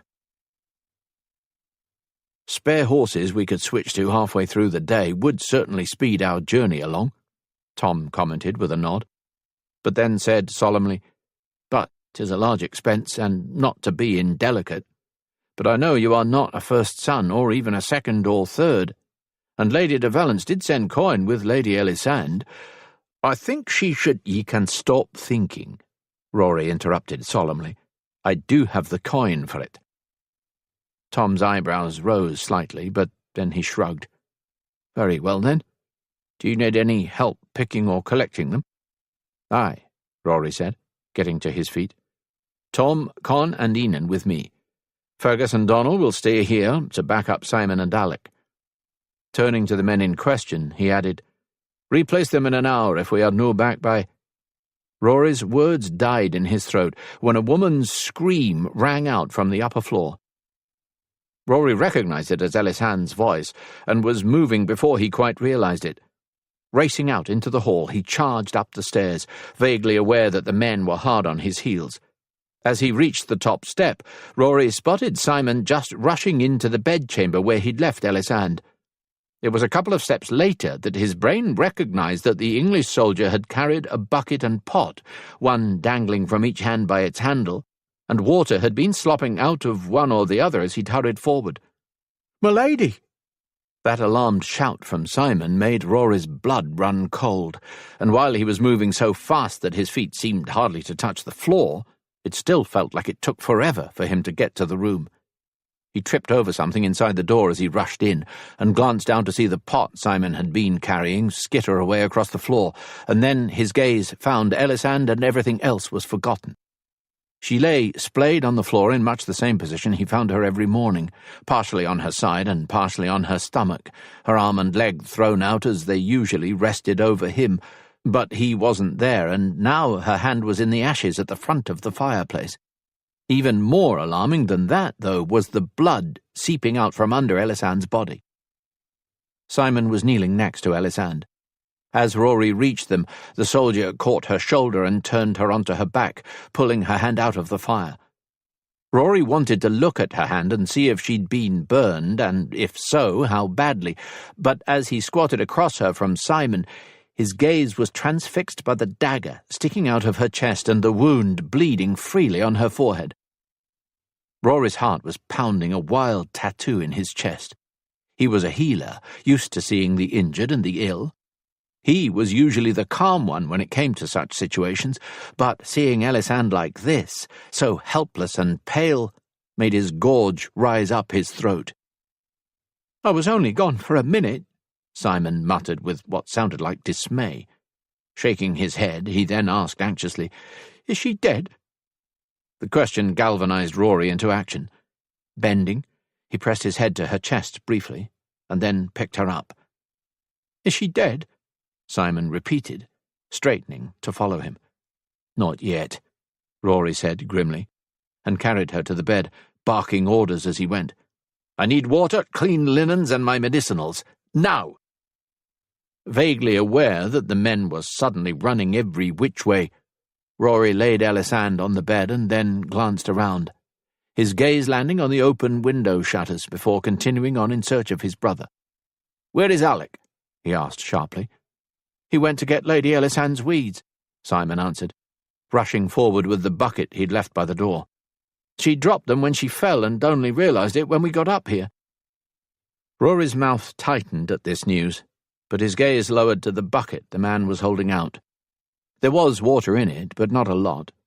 Rory was guessing there was more of it on the floor by the door than remained inside, but there was enough for him to at least start on washing away the blood, he thought, his gaze moving to the knife in Ellisand's chest. He couldn't remove it until he had linens to staunch the bleeding with, and... Turning abruptly as his mind processed Simon's words, and he recalled seeing him enter the room with the bucket and pot, he asked sharply, "Neither one of ye was guarding the door." "She ordered me to fetch her water and a pot to make her liniment with. She ordered me," he repeated helplessly, still holding out the bucket. Rory's mouth tightened, but he made a mental note to himself that if Ellisand survived, he would make sure he left only his men to guard her in the future. Men she couldn't order away, he thought, and told him, "Set the bucket on the bedside table." "Here." Tom was beside him, holding out fresh linens and Rory's medicinal bag. "Thank ye," he muttered, accepting both. He set the bag on the table, but held on to the linens and bent over Ellisand. Now that he had the cloth, Rory didn't hesitate, but yanked the dagger from her chest and quickly pressed the linens over the open wound, applying pressure as he tossed the knife on the table. He waited then, watching to see how quickly the blood would soak the linen cloth, when what he really wanted to do was look at the wound itself. Unfortunately, he had to get the bleeding to stop, or at least slow down, before he would be able to examine the wound. But it seemed to him that it was actually in her breast, not as near the heart as he'd thought. There was something hard over her heart, though. He could feel it against the back of his fingers through the linen. Rory had just noted that when the bedchamber door opened and Alec entered, only to stop abruptly on the threshold. "What on earth is all over the floor?" Is that wolfsbane? Christ, that's poisonous. What? When Alec's question ended on a curse, Rory guessed he'd either spotted the blood by the hearth, or the men gathered around the bed, or both. But Rory was more concerned with what Alec had said, and glanced at the floor by the fireplace, noting only then that Ellisand's mortar lay on the wood, its contents spilled in a wide starburst that now had boot prints all through it. "Do not come any further into the room," he warned Alec, and then turned to Ellisand, searching for any sign that the powder might have gotten in either of her wounds. If it had, she was as good as dead. Fortunately, he didn't see any of the powder on her face or the front of her dress. Thank God. She must have fallen just outside the starburst of powder. Able to breathe now that he saw no sign of the poison on her, Rory glanced to his brother again. "You need to go get a broom. The wolfsbane needs to be swept up so we do not traipse it throughout the inn." Nodding, Alec backed out of the room at once and closed the door. Rory shifted his attention to the men then, his gaze sliding over their footwear. "When he brings the broom back, he'll need to brush off the bottoms of your boots, and do it well. Mayhap even go rinse them off outside, too. Use a bucket and do it far from the horse trough or any other water source." "Surely wolfsbane is not that poisonous?" Tom asked with concern. "If ye take your boots off, get any on your hand and raise it to your mouth without thinking and swallow some, you'll die. Or if you've a wound on your hand and it gets into that, you'll die too," he said grimly. "That's how poisonous it is. You want to make sure 'tis off your boots ere you touch them." "Jesus," Tom breathed with dismay. "And Lady Ellisand has been rubbing it on her bruises." "What she's been using is no full strength," Rory explained, and then glanced to the door when it opened again. Much to his relief, it was Alec, back with a broom. "Give it to Simon, Alec, and go fetch some whiskey from Angus. I need to clean Ellisand's wound before I sew it closed." Alec was gone almost before he finished speaking, and Rory said to the other men, "I need the room, but ye canno leave until Simon's brushed any wolfsbane from your boots. I will no have ye dragging this out into the hall and possibly poisoning one of the maids or another guest." Shifting his gaze fully to Simon, he added, "Be thorough." He waited long enough to see Simon nod and then turned his attention back to Ellisand. The head wound wasn't too bad, he noted. In fact, it had already stopped bleeding. The chest wound had him more concerned, although now that he had pressure on it, the bleeding there had slowed a great deal as well. The linen was bloody where he pressed it to the wound, but hadn't leaked up through the bunched-up cloth to his fingers yet. That was good, and unexpected for such a serious injury. Daggers had to be driven deep for them to stay in. She really should be bleeding more, he thought, and then glanced toward the door, wishing Alec would hurry. When his gaze landed on the men and he noted that half of them were already gone, he watched to be sure Simon was being careful to get the men's boots clean. He seemed to be, but he was also quick, Rory noted, as he watched him clean off the bottoms of Con's and Enan's boots. When he finished those last two men and started to set the broom aside, Rory ordered, "Yours too, Simon. You're leaving as well." "Shouldn't I stay to help?" Simon asked with a frown. "Nay. Tom can sweep up the floor and Alec will help me with Ellisand when he returns. He's helped me before and kens what he's doing. Brush off your boots and then go down to rinse them off. Then I need you to get a bucket and mop up the stairs and hall floor, just in case any of the powder was missed," he ordered.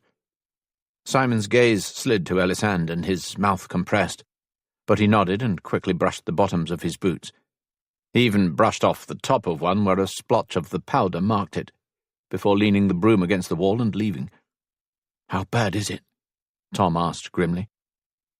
Rory lifted the linen slightly to check how badly Ellisand was still bleeding, and frowned again when he saw how little blood there actually was. "You're frowning. What does that mean?" Tom asked worriedly.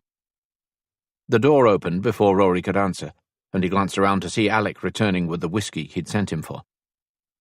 "Avoid the powder on the floor, Alec," Rory reminded him, and then glanced to Tom and said, "Sweep up as much of the powder as you can while we attend to your mistress.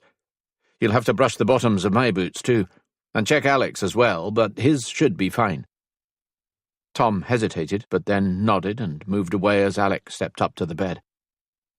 "Set that on the bedside table, Alec, and then move around the bed and get your knife out," Rory instructed when his brother stopped next to him.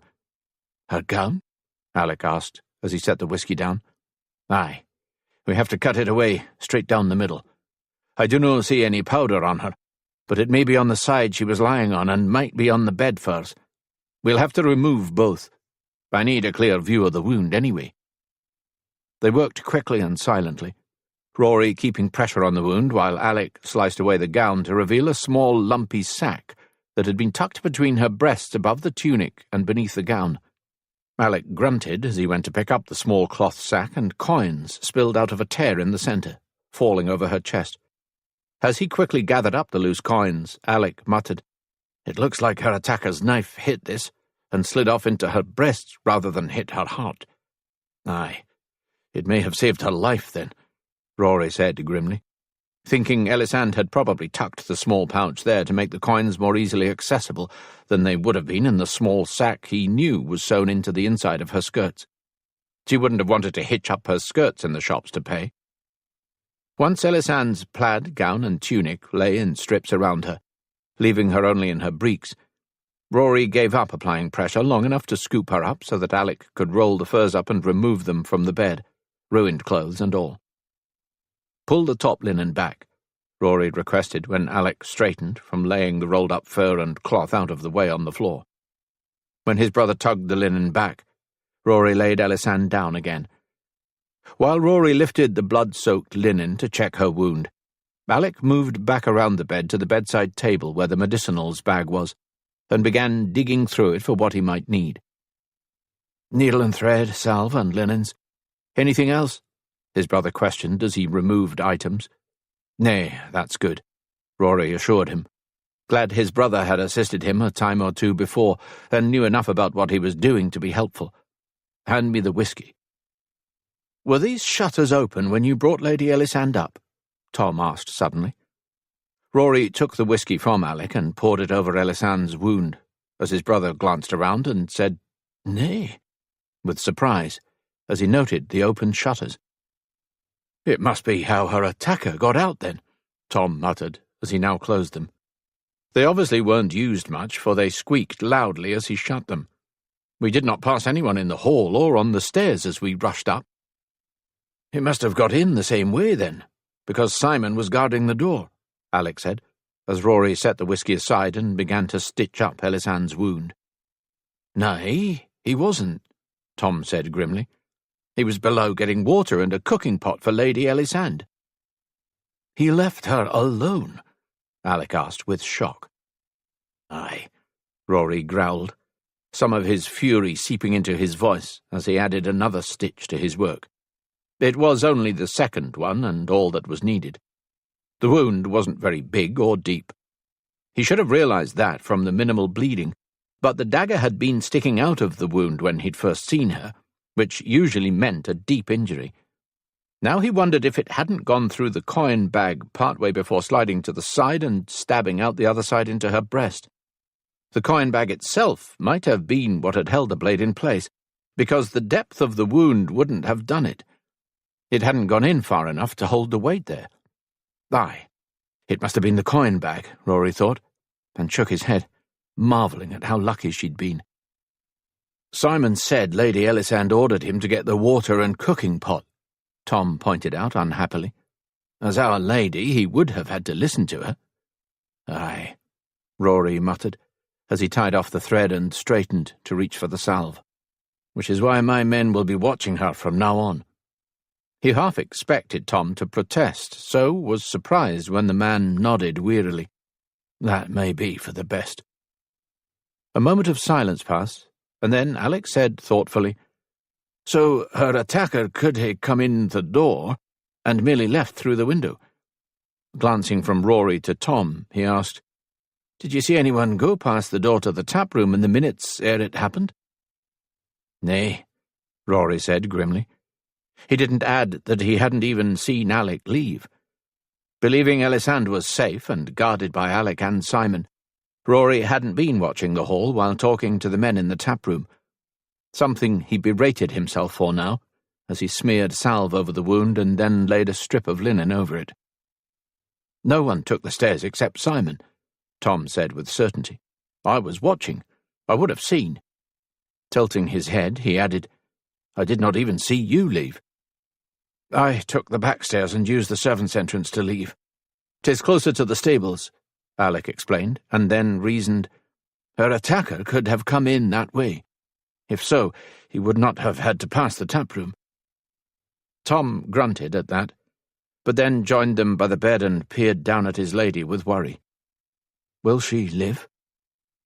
Rory hesitated, his gaze shifting from Ellisand to the shuttered window and then to the door as he thought. The truth was, he thought she should be fine. She hadn't lost as much blood as he'd first feared, and the head wound appeared to be mild. He didn't say any of that, however. Instead, he said, "I dunno ken. She lost a lot of blood, and head wounds can be tricky too. If she does no catch a fever—" He shrugged, and then added, "The fact that she has no woken up yet despite the pain we're causing her worries me, though. 'Tis no looking good." Tom heaved an unhappy sigh at that, and turned to head for the door. "I'll go ask the servants if anyone saw a stranger enter from the kitchens," he decided. "Brush your boots off first," Rory reminded him, as he reached for the linen wrappings, "and bring back a bucket of water and a mop. We'll need to clean the floor in here." Nodding, Tom quickly brushed off the bottoms of his boots and then tramped out. "Help me sit her up," Rory requested, setting the linen wrappings on the side of the bed. He waited for Alec to crawl on the bed and kneel on the other side of Ellisand, and then they lifted her up and Alec held her upright by the shoulders while Rory began to wrap the linen around her chest. "For all the blood on the floor, it did no look to me like the chest wound is very deep," Alec commented after a moment. "Nay, it is no," Rory agreed. "And the knife did no hit any vital organs," he pointed out. When Rory grunted in acknowledgement, he added, "I've seen ye heal worse than this." "Aye," Rory muttered as he worked. "And you're usually no so pessimistic with family and friends," he pointed out. When Rory didn't comment, he asked, "Why are ye wanting Tom to think she's dying?" Rory didn't respond for a long moment, and then admitted, "I dunno ken. Something's bothering me, but I haven't had a chance to think what it is. I need to think about—" He let his words trail away as he worried over the thoughts running through his head. "Something's bothering ye about what? Tom?" Alec asked with a frown. "Nay." He shook his head firmly, quite sure Tom had nothing to do with what was troubling him. But something was tickling at the back of his mind. He just couldn't seem to grasp it yet and needed time to consider everything that had happened. Lifting his head, he met Alec's gaze and said, "I'm thinking 'tis best to let everyone think she's at death's door. If one of Duchi's men is sniffing about and hears she's dying, it might prevent another attempt and keep her safe until we can sort this out or get her to Buchanan." "Buchanan?" Alec asked with surprise. "I thought we were headed to Sinclair." "Aye, well, Buchanan is closer. A little more than 2 days' ride compared to more than 2 weeks to Sinclair," Rory pointed out grimly. Much as he hated to admit it, he feared he was going to fail at the task he'd promised to perform. Now, his main concern was keeping Ellisand alive. "We'll never get her to Sinclair alive with Duchi's men hounding us. But we could take her to Buchanan and send a messenger to Sinclair. Then Cam could come to her at Buchanan and take care of getting the message to the English king." Alec considered that and then shook his head. "I suspect she'll fight ye on that. The lass is determined to fulfill her mother's last wish." "Her mother wanted her safe," Rory countered firmly. "She would be safe at Buchanan." "Aye, well, just do not be surprised if Ellisand leaves us behind to head for Sinclair on her own," Alec warned, and then smiled wryly and added, "Oh, mayhap she'll head for court instead, to deliver the warning to her king personally. But either way, I'm thinking she'll not sit idly by at Buchanan, safe or no." Rory didn't comment, but suspected his brother was right. Ellisand would not be happy to simply go to Buchanan and wait safely there for Sinclair to come to her, especially not when they were under such a tight time constraint to get the warning to the king. That meant he'd have to come up with another solution, Rory thought grimly, as he finished binding her and eased her back on the bed. He turned his attention to cleaning her head wound then, his mind preoccupied with the more immediate concern of keeping her safe while they were at the inn, and, after a moment, he said, "I want either you or I with Ellisand at all times from now on." He was aware that Alec was watching him with a troubled glance, and wasn't surprised when he said, "None of our men would hurt her." "I ken that," Rory assured him. "Well, neither would Simon or Tom," he added. "She would no even be alive if no for them." "I ken that too," Rory said. "But she can order Simon and Tom away as she did today, and while I trust all our men, I trust ye more." Alec seemed to accept that and didn't question him further. Rory finished cleaning the head wound, relieved to see that, as he'd suspected, it was more bluster than wound. Still, she had a bump and a cut from where she'd hit the edge of the stone hearth of the fireplace. Ellisand would have a sore head when she woke up, and despite what he'd said to Tom, he was pretty sure she would wake up. While she hadn't woken as he'd sewn her up, she had twitched a couple of times, as if struggling to wake. "Does she really need her head wrapped?" Alec asked, when Rory finished smearing salve on the wound and picked up the linens to start wrapping her head. Rory shrugged. "'Tis best, in case some of the powder did get on the bed and fell off the furls when ye folded them up. The bandage will keep it from her wound." He didn't add that it would make her look more poorly than he thought she really was, and he wanted that.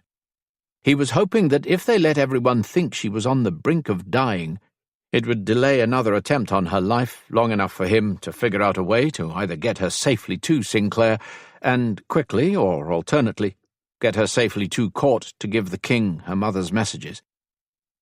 Once he finished wrapping her head, Rory straightened to peer at Ellisand. Alec had tugged the linens up to cover her bandaged chest, but she still looked pale and weak in the bed, her skin whiter than the off-white bandage and linens covering her head. After a minute, he glanced to Alec and said, "Ye did no finish your nooning meal before I ordered ye up here to guard the lass earlier. Go on down, rinse your boots off and get something to eat. If the men ask how she is, just shake your head and say it does no look good." Alec considered him briefly, and then nodded and headed for the door, promising to be quick. Rory eyed Ellisand for another moment, and then glanced around the room. She'd obviously been at the table by the fire, grinding the weeds, when she was attacked. Either she'd bumped the table trying to avoid being stabbed, and that had knocked the mortar to the floor, or her hand or something else had hit it and sent it tumbling. He suspected she'd bumped it as she'd tried to get out of the way of the knife coming at her, because she'd fallen several steps past the table and spilled powder, and closer to the fire. That made him recall her hand being in the ashes of the fireplace, and Rory picked it up now to examine it. But the ash from the fire prevented his seeing much. Grabbing the damp linen he'd used to wash the blood from her head and chest, he rinsed it, wrung it out, and then wiped the ash away from her hand and fingers. Much to his relief, her fingers were a little red and dry, but there was no blistering or scorching. She hadn't suffered more of a burn than one got by being out too long in the sun. Sighing, he set her hand back, and then glanced to the door when it opened. When Tom entered with a mop and bucket, he slid off the bed and walked over to move the table back to the other side of the bed. He then returned for the chair and carried it over to set up against the wall. "No one was seen coming or going through the kitchens and the servants' stairs," Tom said glumly, as he began to mop the floor. Rory straightened from setting the chair down and then moved to the window and opened the shutters, wincing at the loud screech it made. He leaned out then to peer down. He could see the stables to his left, but the area directly below was open and unused. Unfortunately, while snow had been falling when they arrived the night before, it hadn't stuck around, and there was nothing but grass below. No nice prints in mud or snow for him to follow. He'd take a closer look when he went down to rinse off his own boots, though. Rory closed the shutters, grimacing at the loud sound it made, and then paused briefly before opening them again, bringing about another squeal of protesting metal. He couldn't have come in the window. Lady Ellisand would have heard him and been able to run out of the room before he climbed in, Tom commented, saying what Rory was thinking. Aye, but he could have escaped this way. We would know her heard the squeal below, Rory murmured, and closed the shutters again, and then turned to survey the room thoughtfully. So, Tom said, dipping the mop in the bucket and then pulling it out to sweep it across the floor. Her attacker came up either the front stairs or the servants' stairs unnoticed, attacked Milady and then panicked and went out the window because she screamed and he knew we would come. Or he fled out the window when he heard us pounding up the stairs, or Simon running up the hall, Rory suggested, and paused to consider his own words. But how did he get up here without anyone in the kitchens or the tap-room seeing? Tom asked in a frustrated growl. Mayhap he was already above stairs, Rory suggested quietly. Tom stopped shoving the mop around at that suggestion, his eyes widening and imagination taking over. Aye, he could have come above stairs earlier, mayhap while you and I were still sleeping. He could have been hiding in one of the rooms or in the servants' stairwell, just waiting for an opportunity, and then you brought Lady Ellisand up here and left Alec and Simon to guard her. But Alec left, and then Lady Ellisand sent Simon for water. He saw his chance, slipped into the room, and attacked. "'Tis possible," Rory allowed. Mouth tightening, Tom snapped, "Damn Duchi! If she dies and the king is never warned." Pausing, he shook his head and growled, "Edward III is a good king. Better than the alternatives. No matter what, we have to warn him," he said firmly. "I'll take the damned messages myself if I have to." Rory blinked at the words, and then nodded slowly as he turned them over in his head. His voice was considering when he said, "I'm thinking you may just hate to do that." When his words made Tom cast a stricken look at Ellisand, Rory realized he'd misunderstood him, and almost explained that he hadn't meant the man would have to go because Ellisand was near death. But then he changed his mind. He wanted people to think Ellisand was at death's door, after all. This could only help. Still, it made him feel bad, but he pushed those feelings away and took the mop from him. "I'll finish this. You go check on Simon and see if he's done washing the hall and stairs. If he is, tell him to go get some rest, and then find Con and Enan and tell them the same thing. The three of them will be guarding Ellisand tonight, and I want them alert." Tom hesitated, his gaze sliding to Ellisand, and then he nodded and slipped from the room, pulling the door silently closed. Rory started swishing the mop over the floor then, his mind only half on the job, as he considered the plan that had started forming in his mind since Tom had made the comment about delivering the warning to the king himself. The idea actually had merit, and he considered it as he cleaned the floor. Once he'd finished, Rory stuck the mop back in the bucket and strode to the rolled-up fur Alec had set beside the bed. He quickly unfurled it on the floor. The remains of Ellisand's plaid, gown and tunic rolled out with it. His gaze slid over the bloodstains, and then he began to run his hand over the skirts until he found what he was looking for between the layers of cloth. Pausing, he began to shift the material until he found a long, narrow pocket sewn to the inside of the skirt. Opening it, he plucked out the thick, stiff scroll inside and stared at the de Valence seal for a moment, imagining Ellisand pressing her mother's ring into the wax. Then he slipped it into his plaid and rolled up the fur and cloth again. Straightening, Rory then turned his mind to Ellisand's attack and walked to the window to open the shutters again. The squeal of metal seemed loud in the room, but he hadn't heard it from below. Ellisand would have heard it in here, though. Her attacker definitely hadn't come in through the window. He peered down at the ground below for a moment, but then closed the shutters once more. Finally, he moved to the bed and settled next to Ellisand. Leaning his back against the wall, Rory closed his eyes and tried to recall what the room had looked like when he'd entered. and then replayed everything that had happened from the time he heard the scream until now. Somewhere in there was a memory of something that had bothered him. He was still going through his recollection of events when Alec entered the bedchamber looking a bit upset. "Tom told Simon, Con and Enan that ye said they should go to bed and sleep, that they'd be standing guard tonight," he said, and then, raising his eyebrows, he added, "I thought ye trusted only you and me for the task." "Aye, well, I trust only us in the room, but Con, Enan and Simon can stand in the hall." "Oh." Relaxing, Alec nodded and moved to the bedside to peer down at Ellisand. "She has no woken?" "Nay." He peered at her solemnly, and then leaned down to feel her forehead. It was cool and dry, but that didn't really mean anything. It could take a full day and up to 3 for fever to set in. Straightening, he asked, "Are the men resting?" "Aye," Alec said. "Well, they were going as soon as they finished their drinks, which should be soon." Rory nodded and then announced, "I need more linen. Between the lass's chest wound, head wound, and my binding her ankle, I've used up nearly all of mine. I'll need more to change her bandages later." "Do you want me to go to the shops and—" "Nay," Rory interrupted, getting up off the bed. "I'll go. I need some more weeds anyway. I'm taking Tom, Fergus and Donal with me. Do no leave Ellisand's side while I am gone. No even for a moment. No even if one of the other men offers to stay with her. Understand?" He waited for Alec to nod before heading to the door, assuring him, "I'll be back as quick as I can."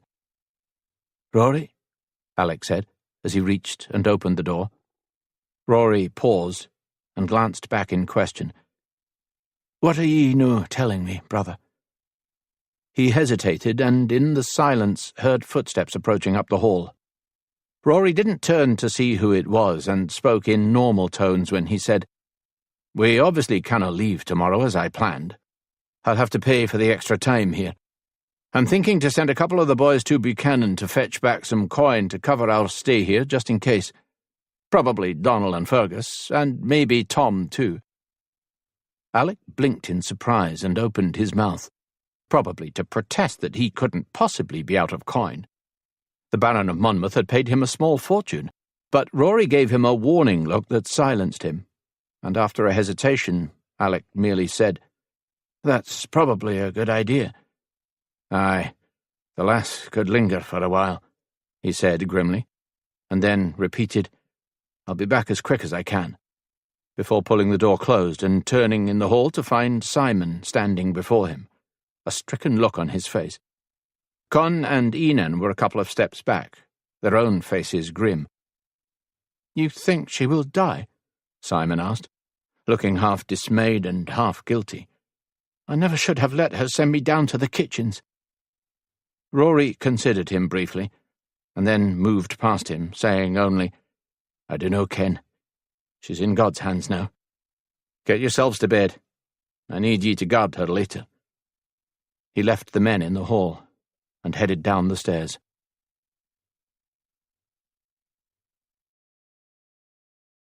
Chapter 14. Ellisand woke up with a splitting headache, and that was the only thing she was aware of when she first opened her eyes.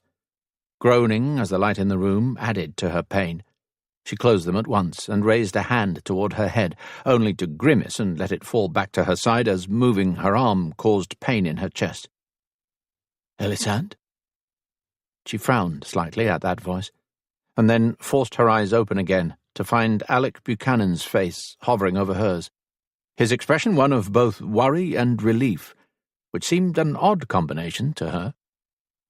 "Why are you looking at me like that?"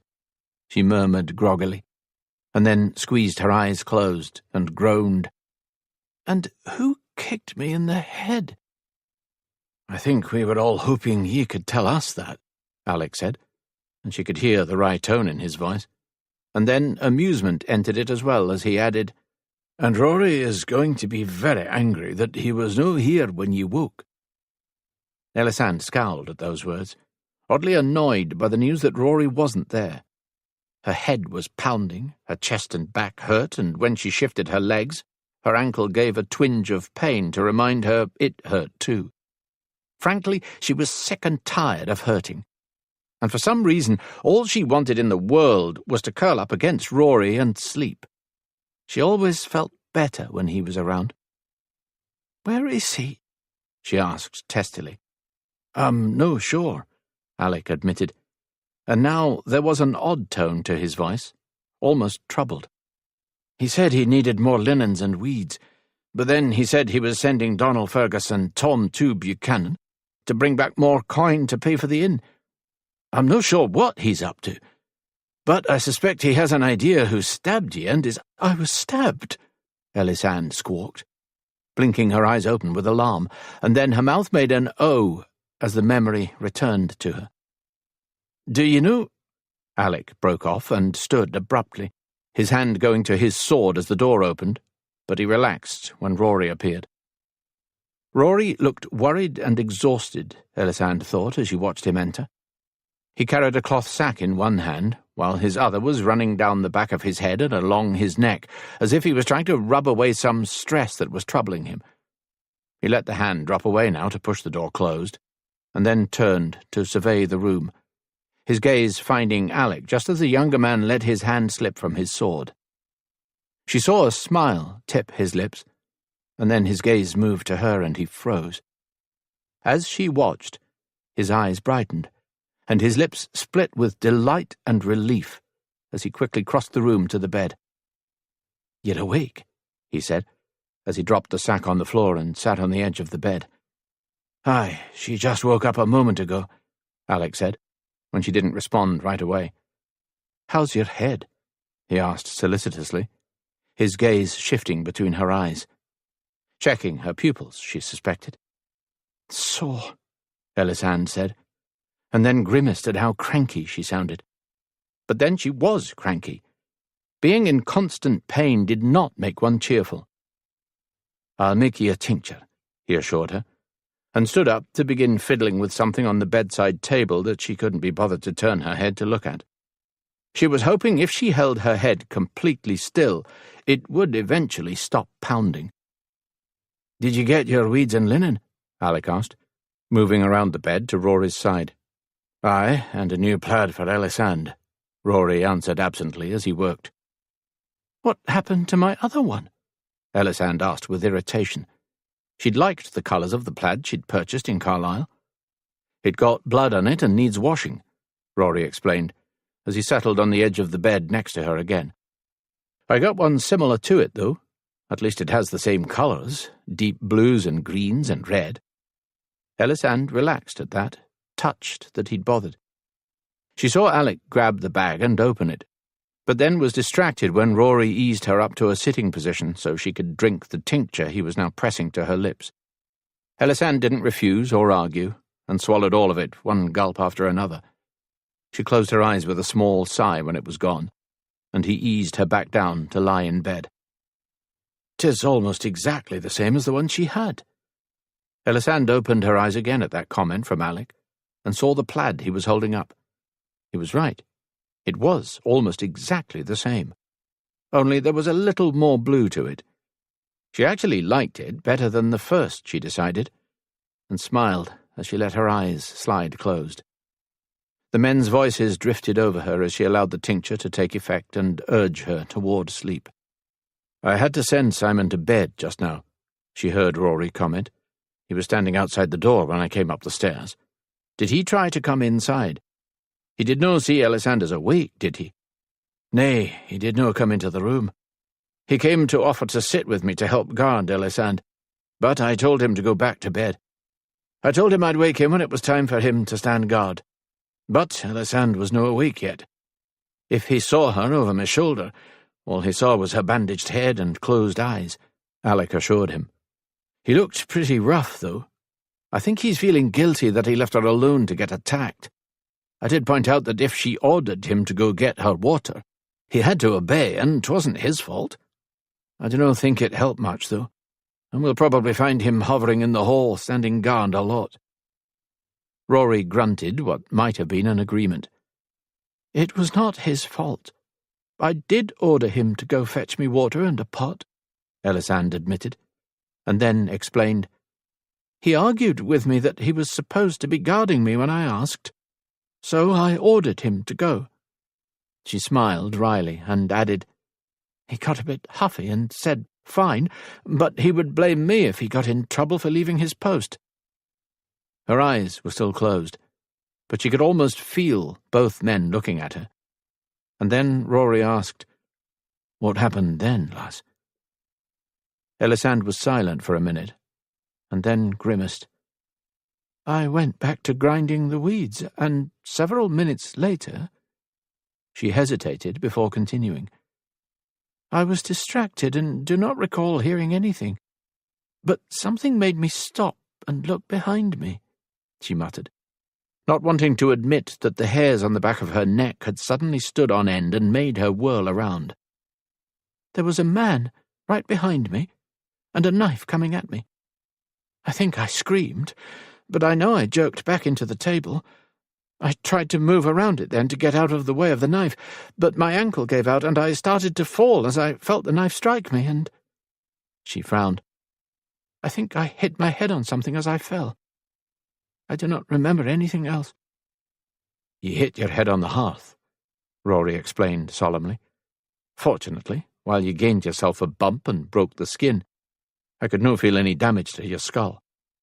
The headache should pass in a day or so, and you'll be right as rain again. But I want you to stay abed for the next day or two. I'll no risk your ankle giving out and you're hitting your head again.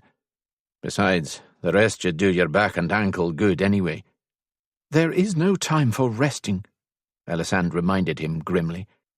I need to get to Sinclair quickly, because we need to sort out a way to get the warning to the king. Ye let me worry about that, lass, Rory said soothingly. I think I've a plan to get your king that warning more quickly. Ellisand tried to push her eyelids open to look at him and ask what plan, but they didn't seem to want to open, and she was losing her grasp on what she wanted to ask him anyway. The tincture was obviously taking effect, she realized, and allowed herself to drift off into sleep. When Ellisand woke without any pain for the first time in what seemed like forever, she thought she must still be asleep and dreaming. She even lay there for a minute, waiting for whatever came next in the dream. When nothing happened, she cautiously opened one eye, ready to blink it closed again at the first sign of pain. But there was none. No pounding headache, no screaming back pain, not even a twinge from her ankle when she moved it tentatively under the linens and furs covering her. Huh, she murmured, unsure what to make of that. She had woken up several times over the last 2 days since the attack, and each awakening had been accompanied by screaming headaches that had been bad enough that she hadn't fought Rory giving her the tincture that sent her back into blessed, pain-free sleep. But now that pain appeared to finally be over. Ellisand opened her other eye and glanced around the room. She recognized the bedchamber from the inn and realized they were still in air, then shifted her gaze to the man in bed next to her. Men, she corrected herself, when she looked to her other side and spotted Alec there. Rory was on her left and Alec on her right. Both men were sleeping above the furs while she was under them. They had also left a good bit of space between themselves and her, which was the only reason she was able to wiggle her way out from under the furs and escape the bed.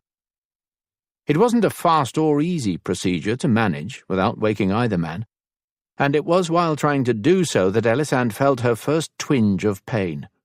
It wasn't bad, though, just enough to draw her attention to the bandages that ran across her chest and around her back, and make her realize that they and her breeches were her only covering. She'd been stabbed, Ellisand recalled, staring down at herself where she now sat in the bed, the fur only covering her from the hips down. Or maybe that had been a dream, because she felt sure a stab wound should cause more than just a twinge of pain. The thought had her moving a little more quickly to get out from under the fur, and within moments she was crawling down the centre of the bed to the bottom, and then shifting to sit on the end of it with her feet on the floor. Glancing over her shoulder, Ellisand considered the 2 men still sleeping soundly, and then peered at her bandages again. She wanted to unwrap them and take a look at her wound, But that seemed a risky endeavour when Rory or Alec could wake up at any moment and catch her without the wrappings. They'd probably already seen her without them. At least Rory probably had, since she suspected he would have been the one to tend her wound and bandage her up. But that had been while she was unconscious. She was awake now. Muttering irritably under her breath about the lack of privacy since encountering these Buchanans, Ellisand got cautiously to her feet, half expecting her ankle to pain her or suddenly give out. But it did neither. There was the faintest twinge when she put her full weight on it, but nothing more than that. Still, it was enough to make her walk slowly and cautiously as she made her way to the bags lined up against the wall.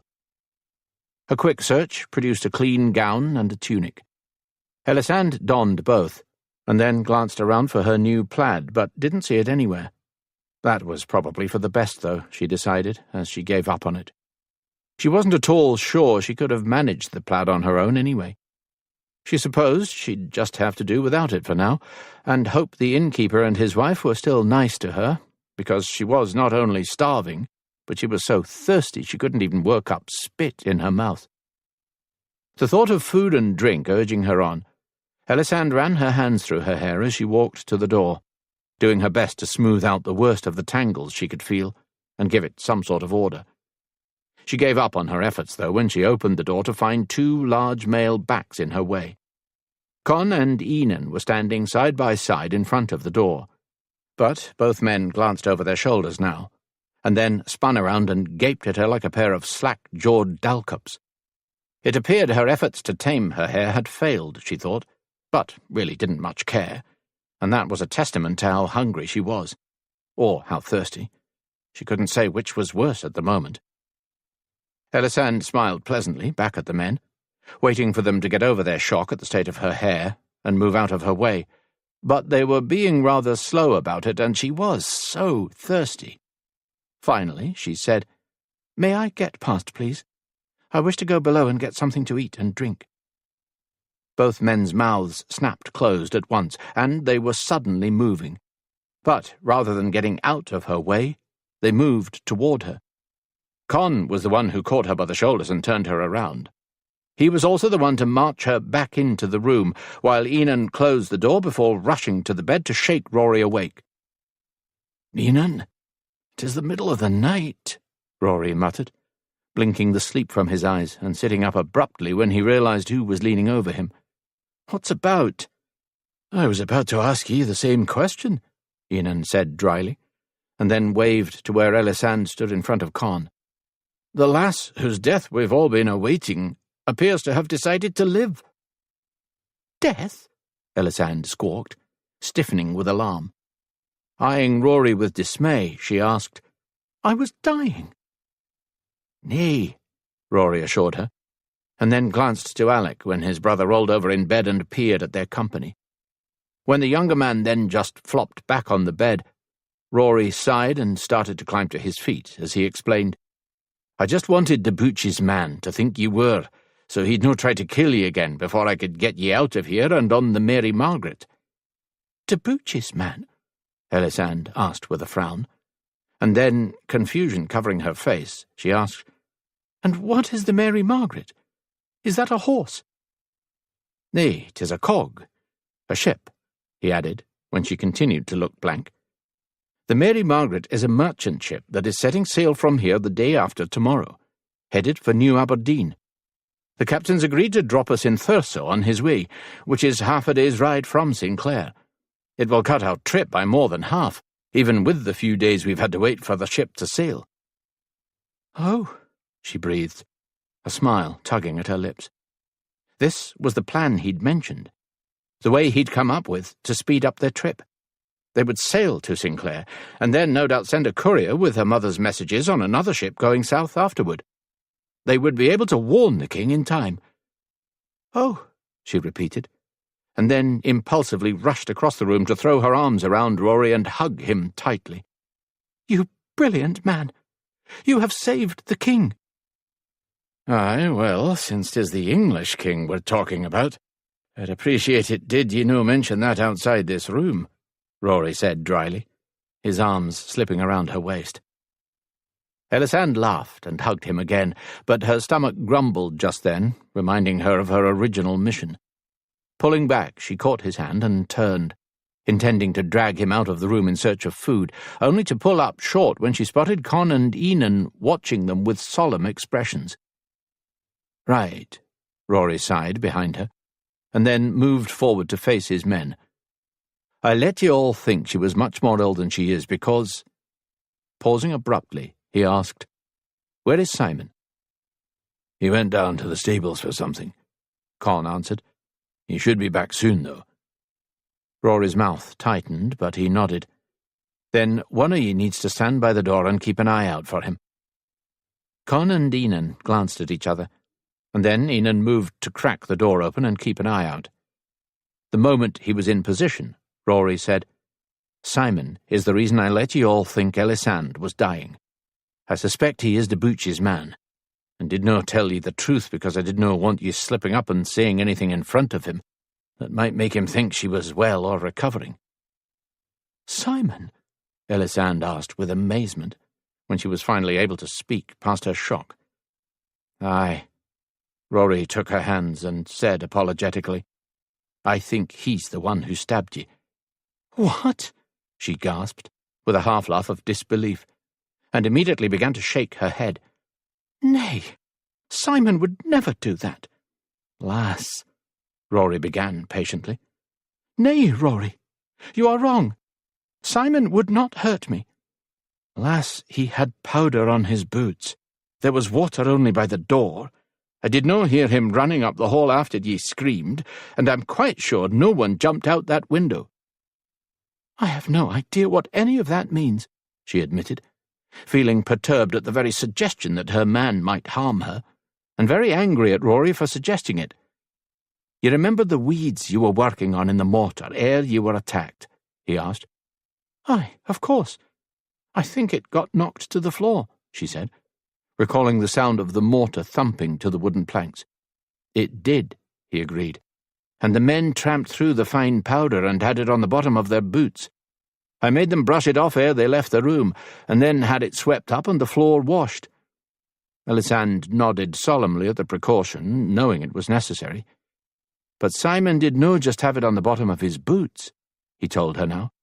"He had a spot of it on the top of one of his boots too, just in front of his ankle. That troubled me. You do not get it on the top of your boot by walking through it."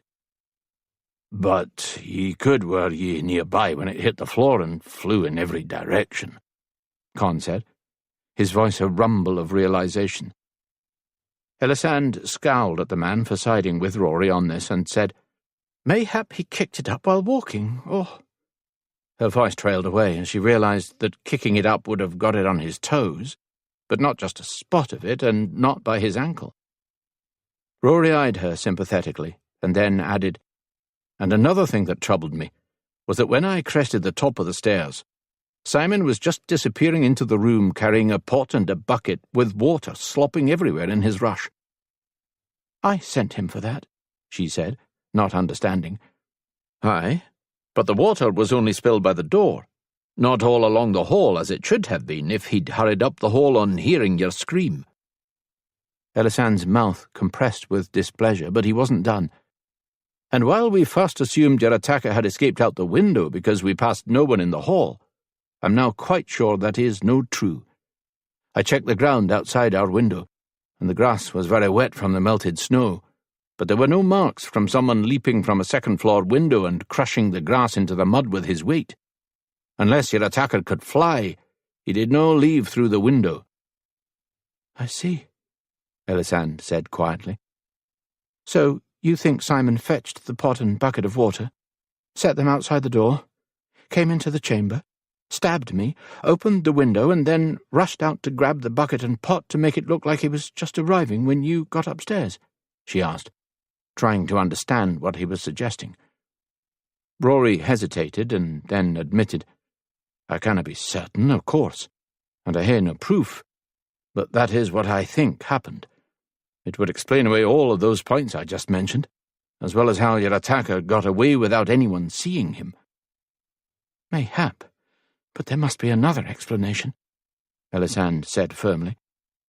Well, when ye think o' one, let me ken, lass. In the meantime, 'tis better to be safe than sorry.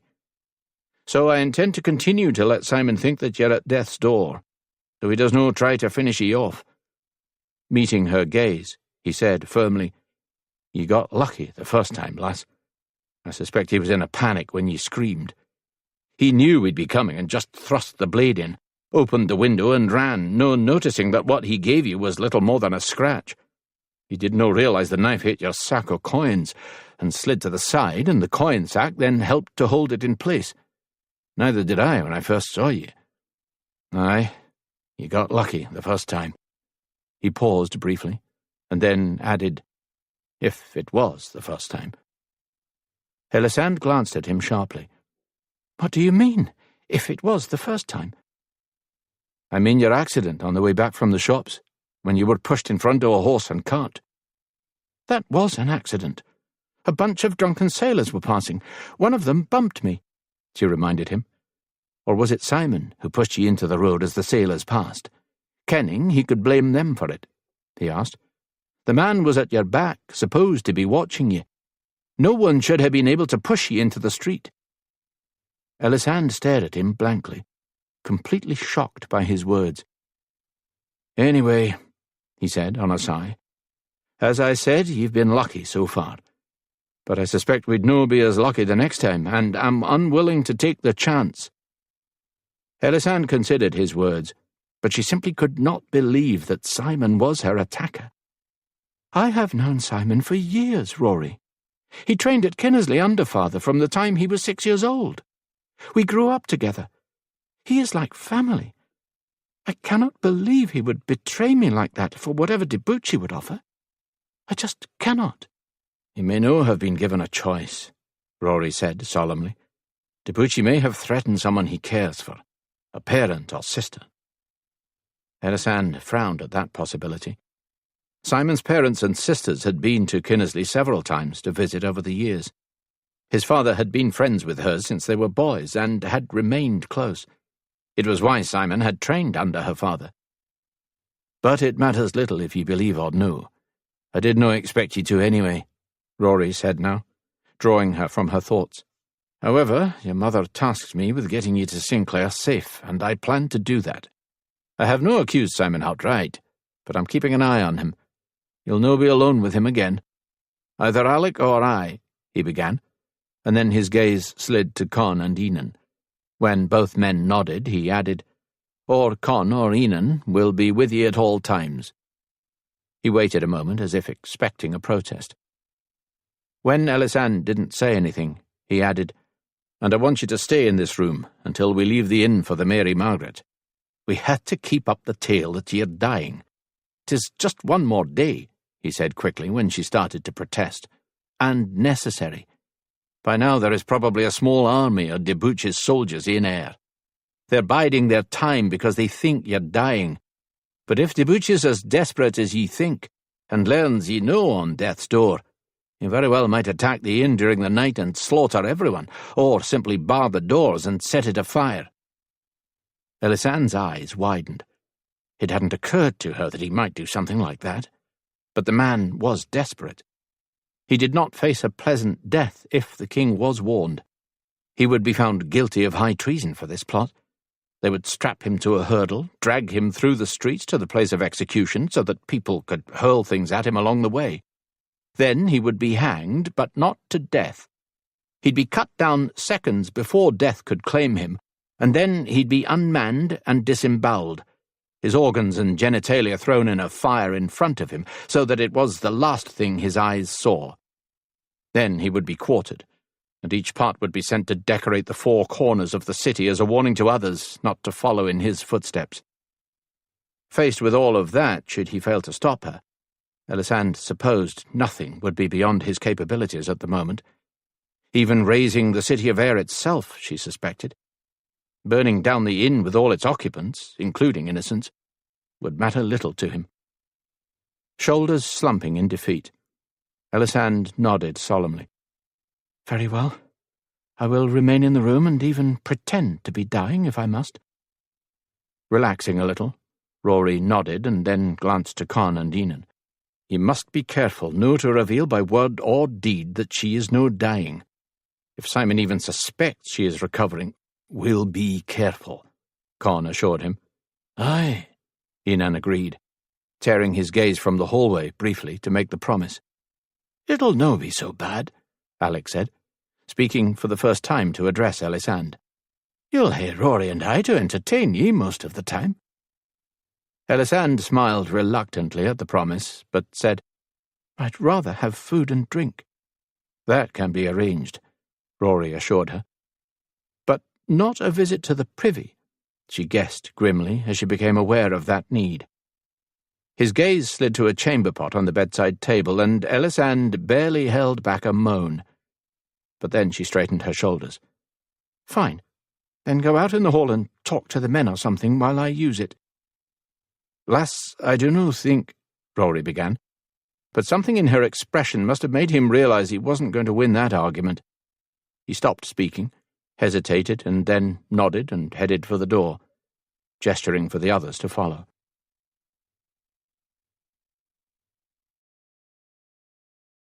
Chapter 15. "So what brought about your interest in healing?" Rory started to glance around at that question from Ellisand and then caught himself at the last moment. She was in the bath, naked, and he was seated in the chair by the window with his back to her. He was not supposed to look, and frankly he didn't want to. It was torture enough imagining her in the bath without actually seeing it. He'd seen enough when he'd removed her wrappings to check her wounds. Both were healing nicely. The swelling was nearly gone from her head, and the cut had scabbed over, seeming smaller than the last time he'd checked it. As for the wound on her breast, it, too, was healing well. In truth, it was only a touch worse than a scratch. The knife hadn't gone in far at all. He probably hadn't needed to stitch it up. But, on top of that, the bruising on her back and side had faded to a faint yellow and would be completely gone in a day or two. The same was probably true of the bruising on her bottom and legs, though he hadn't been able to come up with an excuse to see that. "Rory?" Ellisand prompted. "Aye, sorry," he murmured, and then cleared his throat as he tried to remember what her question had been. When he couldn't recall, he said, "Mayhap we should no talk while so far apart and with the shutters open." He didn't point out that someone in the yard might hear her speaking and realize she wasn't close to death. He didn't have to. They'd been arguing about what she could and couldn't do for most of the night and day, including her desire to take a bath. Rory had understood. He was a frequent bather himself and knew it must have been driving her crazy to have to go without. But arranging a bath for her meant Rory had to lie and claim he wanted a bath, and then they had to risk the servants carrying in the tub as well as bucket after bucket of water. He hadn't worried about one of them attacking her, but about her ability to feign unconsciousness until they left, and he felt it was important for them to continue this ruse until he could spirit her away from the inn. The lass was one hell of a stubborn woman. She'd pestered him about the bath almost non-stop while they'd consumed the food and drink Con had brought up, after telling the innkeeper's wife it was for Rory and Alec. She'd continued her campaign through the games of dice, cards, and chess that he and Alec had played with her to pass the time all day, and then again through the sup Con and Enid had brought up for them to share with her. It was after the meal, when she'd threatened that if they would not arrange a bath for her, she'd just slip out and wash up at the horse trough once darkness fell. That was when Rory had given in. Partially because he wouldn't put it past the lass to try it, and partially because she was becoming more angry and frustrated with him every time he refused. Rory found he didn't like to disappoint and anger her. So he'd ordered her into bed, warning her not to open her eyes or change her expression in any way that might give away that she was awake, and arranged for the bath to be brought up. Now he was sitting at the open window, peering out at the side yard and trying not to imagine Ellisand reclining naked in the tub of water just feet away. "Then close the shutters and come sit beside the tub so we might talk," Ellisand said more quietly, and it sounded almost like an order. When Rory didn't respond at all, except to freeze like a deer with a mad horseman pounding toward it, she confessed When we are not talking, my mind travels down dark paths.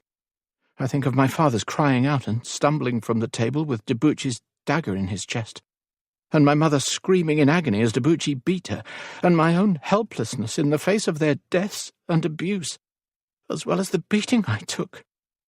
Her voice broke, and he was sure that if he looked he would see tears in her eyes. But then she cleared her throat and said hoarsely, "When you talk, it all goes away, at least for a while." Rory stood abruptly, closed the shutters and picked up the chair to carry it to the tub. He did not look at her. That was just asking too much. He kept his gaze on the chair as he set it down with its back almost against the tub, and then he sat in it and cleared his throat before asking, "What do you wish to talk about, lass?" "You," she answered promptly, her voice lighter, though he suspected it was a forced lightness to cover the darkness her memories brought with them. The chuckle he gave then was just as forced. "Well, I fear there is no much o' interest about me. I spent most of the last 10 years training in healing, reading any treatise on it I could find, and talking to any healers who would speak to me." "Why?" she asked softly. Rory blinked at the question, and then smiled faintly. No one had ever asked him that question. His brothers and C already knew and understood the reason, and no one else had ever cared enough to ask why it had been so important to him. Until now. "My mother," he answered solemnly. "Was she a healer too? Did she train you?" "She was handy at healing, aye," he allowed, "but probably no as skilled at it as your own mother. And no, I did no get my interest from her in that way, and she never trained me." "Then how did your mother raise your interest in healing?" Ellisand asked, trying to understand. "She became ill about 10 years ago," he admitted. "Terrible ill. She had trained C in what she knew about healing, and C tried everything she'd taught her to try to mend her, but had no idea what to do. None of us did. When it became obvious she was no getting better, we sent for the most skilled healers we knew of. But none of them kenned what to do either, and in the end we could do naught but watch her die. It was horrible. I felt so helpless. I imagine C and my brothers did too, but—" His throat was becoming constricted by a lump, or perhaps just a tightness there, and he had to stop and swallow to clear it, before continuing. "I was very close to my mother. We all were, and losing her was hard on all of us," he said, and thought it was probably the largest understatement he'd ever uttered. His family had always been close, his parents loving and supportive. Losing their mother had been a crushing loss for all of them, equalled only by losing their father and brother. But I felt so useless just sitting there watching her struggle to live, and not being able to do anything to help her, he said, his voice low and full of the torture he'd felt at the time. My brothers handled it by practicing in the bailey, or beating each other to a pulp. Even C did, but that gave me no peace or release, and I never wanted to feel that way again. I never wanted to watch a loved one just fade away and die in terrible pain and suffering, growing weaker even as their pain increased each day. He shook his head.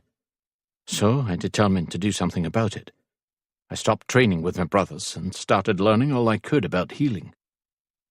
"I understand their helplessness," Ellisand murmured solemnly. "It is how I felt watching Duchi beat my mother. And I never want to feel that way again either," she admitted unhappily. "Mayhap I should train in battle." Rory gave a start and half turned around before catching himself. "What? Why would ye?" "Because if I'd had a dagger or some other weapon, and had known how to use it, perhaps I would not have been so helpless. Perhaps I could have saved at least my mother from Duchi," she said sadly, and then asked, "Would you teach me how to wield a knife?" "Aye," he said, though he doubted there was anything she could have done to save her mother. Any more than he, with all the knowledge he'd gained over the last 10 years, would now know what to do for his mother were she here and ill as she had been 10 years ago. He'd never again encountered an illness similar to hers, not in the writings he'd read or the patients he'd tended. Rory had come to suspect that sometimes there was just nothing you could do for the people you loved, no matter how much you wished you could. Sometimes there just wasn't enough knowledge, skill, and love to save them. Otherwise, no one would ever die. But death was as natural and necessary as birth. The sound of water sloshing made him still. It sounded like Ellisand was getting out of the bath. He almost asked if she was, but then just waited. "'Tis so nice not to be in constant pain any more," Ellisand said suddenly, apparently deciding a lighter subject was in order. "I can imagine," he murmured, thinking that her voice sounded like it was coming from several feet higher than it had been. She was getting out of the bath. Forcing away the image that came to his mind of her standing up and water sluicing away down her naked body in the light cast by the fire, he added, "I think surely you've suffered a lifetime of pain in the last 2 weeks." 2 weeks? She asked with alarm. "Surely it has not been that long?" Rory did a swift calculation and then assured her, "It has been about 12 days since Duchi attacked Kinnersley. So, nearly 2 weeks." "It does not feel like it has been that long, and yet, at the same time, it feels like a lifetime has passed since Duchi charged in, destroying everything," she said sadly. "Is that not odd?" Rory suspected it was a rhetorical question, so didn't answer her. But he didn't think it was odd at all. In fact, he completely understood. For time had passed quickly for him, too, since her arrival in his life. And yet, at the same time, he felt like she had always been there. He heard Ellisand sigh, and then the slap of her wet, bare feet on the wooden planks of the floor as she stepped out of the tub. It was followed by the rustle of what he presumed was her drying herself with the linen the innkeeper had sent up for him to use. The bath was supposed to be for him, after all, and would be. He planned to use it once she fell asleep. He hadn't bathed since the night they'd arrived either, and was no more happy about it than she had been. "Are you going to use the bath now?" Ellisand asked, as if reading his mind. "I know you did the last time after I went to sleep, but if you plan to bathe, you should do so while 'tis still hot. I promise not to look," she teased. "I'm just going to sit by the fire and brush my hair." Rory automatically started to turn toward her to answer, caught a glimpse of rosy pink flesh fresh from the hot water, and quickly jerked his head back. Mayhap I will," he answered, and closed his eyes when he heard how rough and husky his voice was. Just a glimpse of her generous curves had affected him. Having to live and sleep so close to her for more than a week did not help. Oddly enough, neither did talking with her, laughing with her, or even arguing with her. All of it just increased his attraction to her. One that had started out as admiration for her courage and strength, but had quickly come to include lust. Ellisand de Valence was one of those rare women a man could like, admire, respect, and still want in his bed. "I am sitting by the fire now. 'Tis safe for you to disrobe," Ellisand said lightly. Turning, he saw that she was indeed seated by the fire. She had donned her tunic, had wrapped her plaid around it under her arms, and was now curled up on the fur, brushing her hair in front of the flames. For a moment Rory was tempted to join her and do the brushing for her, but instead he stood and removed his clothes, and then stepped into the bath. "Will Tom and the others return from Buchanan in time to board the ship with us?" Rory had just dropped to sit in the tub when Ellisand asked that question. It was a small tub, and he had to keep his knees up with the tops of his upper legs nearly flat against his stomach to fit in it. But the water was still hot, and it felt damned good. He'd actually felt the tension seeping out of his body before Ellisand had asked that question. It immediately made him tense again. Rory didn't much care for lying, but when she'd asked about Tom, Donald and Fergus earlier that day, and whether he'd tell them of his suspicions about Simon, he'd said he couldn't, that he'd sent them to Buchanan to fetch more coin to cover their prolonged stay at the inn. It was the lie he'd told the others, and was the one he was sticking to. "Nay," he said finally. 'Tis at least a 2-day journey to Buchanan from here, but I'll leave a message for them with the innkeeper. What he was really leaving was a note telling them where to find their horses. The ship he'd managed to get the men on going south had been fully loaded with cargo and had not had room for their mounts. They'd had to leave them behind, and he'd given them coin to cover purchasing new ones when they reached Bristol. He'd then paid to have their mounts collected and stabled at an inn known never to take English guests. The innkeeper's wife had been raped and beaten to death by an Englishman some time ago, and the man would sooner kill one as look at him. The innkeeper wouldn't be telling anyone with an English accent or in English clothes anything, let alone that he had Buchanan horses in his stables. Fortunately, the horses weren't a worry for their own voyage. Having just unloaded its cargo, and carrying his group only so far as Thurso before continuing on to collect a fresh load in New Aberdeen, the Mary Margaret did have room for their mounts. So at least he wouldn't have to leave their horses behind and purchase new ones for the 6 of them when they reached their destination. "Why did you send Tom with Fergus and Donal?" she asked now, sounding troubled. "You do not suspect him too, do you?" "Nay," he assured her quickly. "It just seemed better to have 3 to guard against attack by brigands or such, and I wanted at least 2 of my men here to guard ye besides Alec and myself." That was almost the truth. Afraid of what she might ask next, Rory prevented her from asking anything at all by telling her tales of the troubles he'd encountered on past travels as he rushed through his bath. "My, you have travelled a lot and had some adventures," Ellisand commented, still laughing softly over a tale he'd told her about his party being attacked while he was bathing in a loch, and his rushing out to fight them naked, hampered by the need to cover himself with one hand for fear his adversary might lop off his manhood. "I suppose I have," he agreed, sounding surprised at the realization. Ellisand hesitated and then asked, "Have you ever fallen in love during your travels?" "Nay," he assured her with amusement. "No, until now." He broke off abruptly, and then cleared his throat and said, "I was always too busy learning all I could about healing to pay much attention to the lasses." Ellisand was silent for a minute, considering what he'd said, and what she thought he might have been going to say. She was quite sure he had been about to say, "Not until now." At least she hoped those were the words he'd cut off, because he made her feel loved and cared for and safe. The way he acted with her reminded her very much of how her father had been with her mother, and they had loved each other dearly. Her father had always been following her mother with his eyes, as Rory did with her, had always been caring and solicitous, as Rory was with her. Even when disagreeing about something, her parents' love had been unmistakable. And Mildred had thought Rory cared for her. The alewife's comments about it were what had made Ellisand notice his behaviour toward her and recognise her own growing feelings for him, or at least acknowledge them. She supposed she'd been aware of them on one level before that, but hadn't truly acknowledged them until Mildred made her with a few comments. She liked the man. She liked how he led the men with confidence and ease. She respected him, too, for both his healing skill and intelligence. And she wanted him.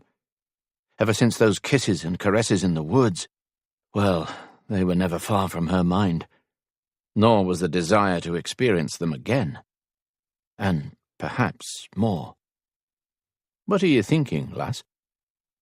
Rory's voice directly behind her made her start and glance over her shoulder to find he was out of the bath, clad in his tunic and plaid, and settled on the fur behind her. She stared at him blankly, vaguely aware that he was taking the brush from her hand, and then she murmured, "That was fast." "Aye.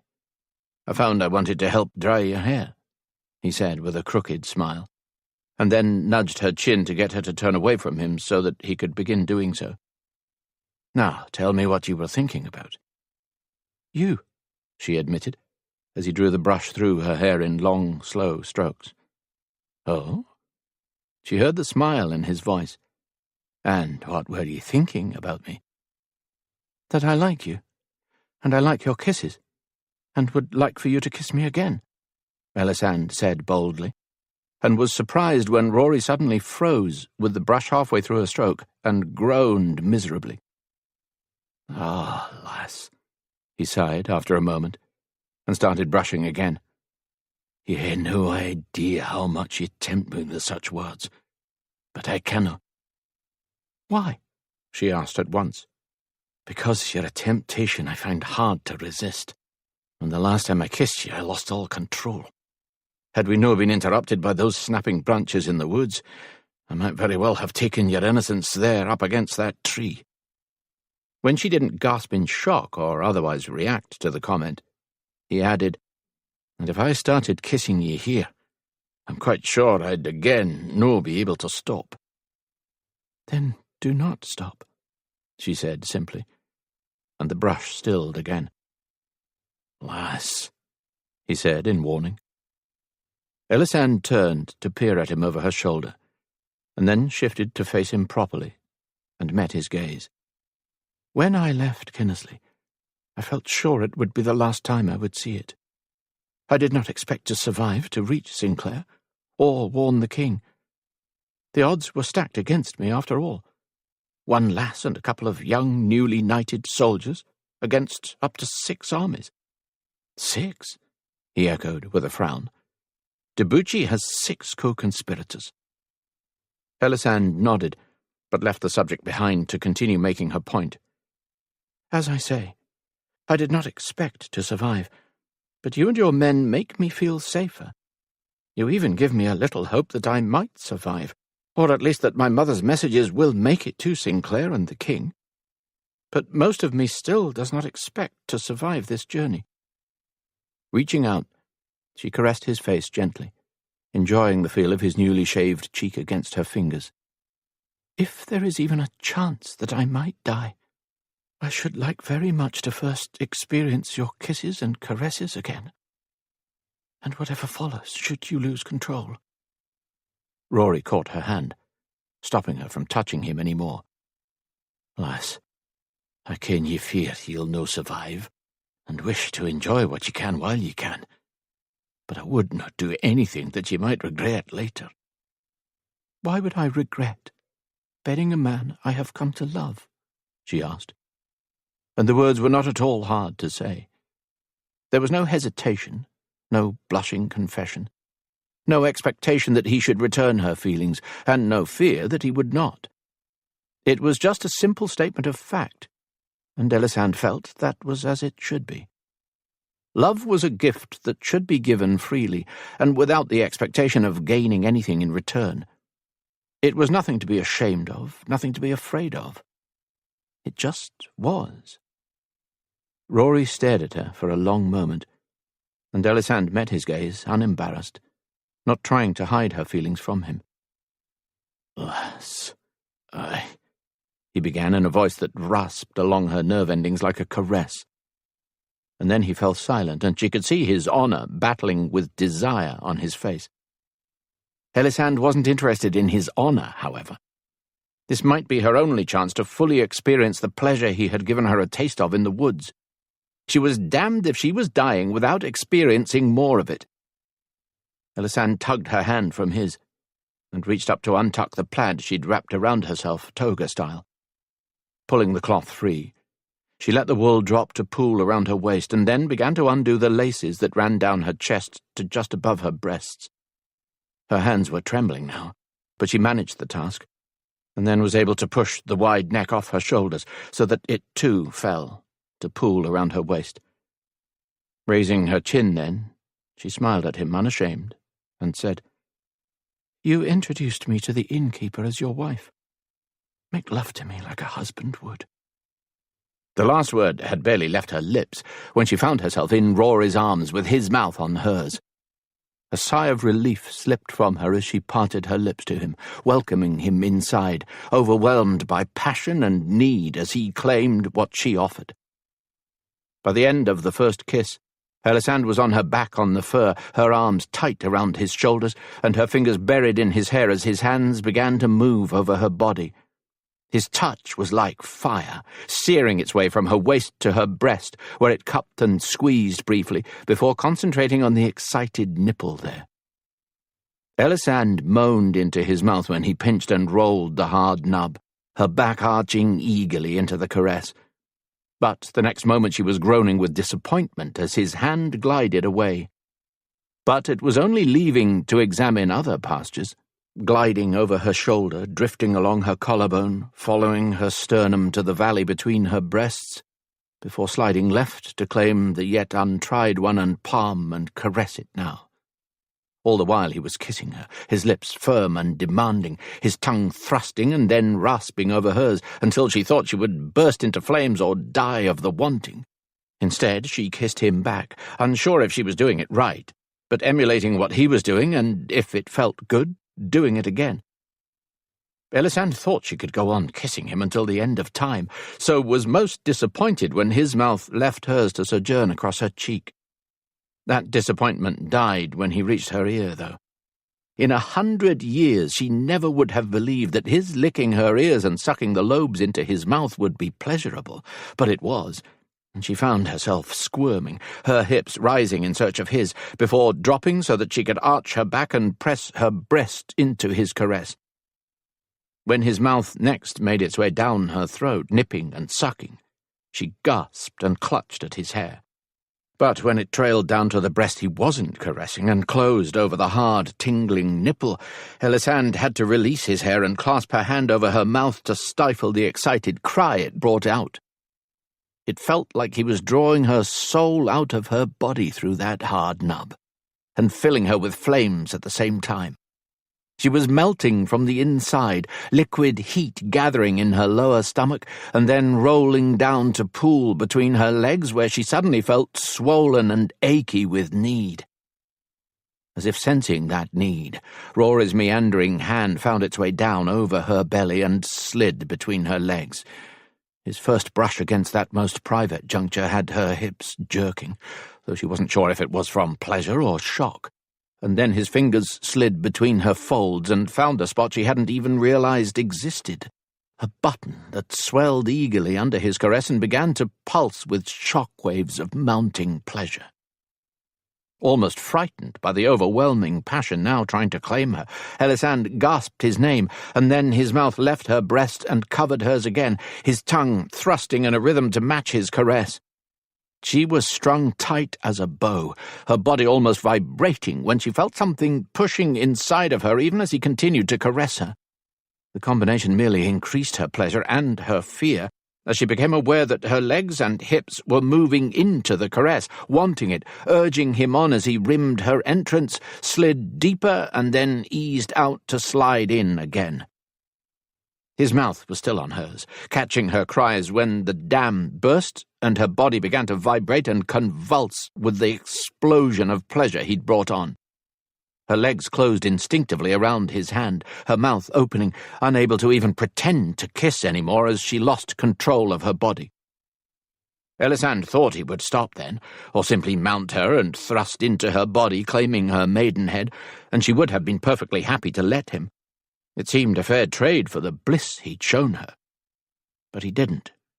Rory didn't even stop caressing and kissing her, and before she could recover from the first wild ride, he was sending her on another. By the third time he drove her to that pleasure again, Ellisand was a mindless mass of trembling flesh on the furs, clutching at him as the only port in a storm. She hardly noticed when he shifted to rest between her thighs. She was aware, though, when he began to push into her, and noticed that what was entering her was much, much bigger, but her body stretched to welcome him, muscles she hadn't even realized she had, tugging and pulling eagerly at him. "Wrap your legs around me, love." Ellisand heard that growled order, and automatically obeyed, curling her legs around his hips, her feet pressing eagerly at his bottom. Then Rory's mouth covered hers again, and he thrust into her, breaking through her maidenhead, and drawing a startled cry of pain from her before he froze, seeming to wait. When he lifted his mouth from hers, she blinked her eyes open and peered up at his face in the light from the fireplace, as she asked uncertainly, "Is it done?" "The hard part is, love," he responded, and then lowered his head to kiss her again. This time It was a slow, sweet kiss that made her body slowly unclench. Once she relaxed, the tone of the kiss changed, and he began to demand a response that she was happy to give now that the sharp sting was gone and the earlier passion was returning. When he began to move, Ellisand was ready for it and moved with him, shifting her hips up into his thrusts, even as she dug her heels into his bottom to urge him on. This time, when she found her release and cried out into his mouth, he cried out with her, and it seemed the most perfect thing in the world to her that they found those heights together. "Are you all right? Does anything hurt?" Ellisand smiled at the question. Rory was on his back, with her half on his chest and his arms around her. One of her legs was thrown over his, and her fingers were skimming lightly over his chest, running through the coarse curls there. "Nay," she said after a moment. "Nothing hurts, and I am more than all right. I am wonderful." "Aye, ye are," he assured her, and she could hear the smile in his voice as his arm tightened around her briefly.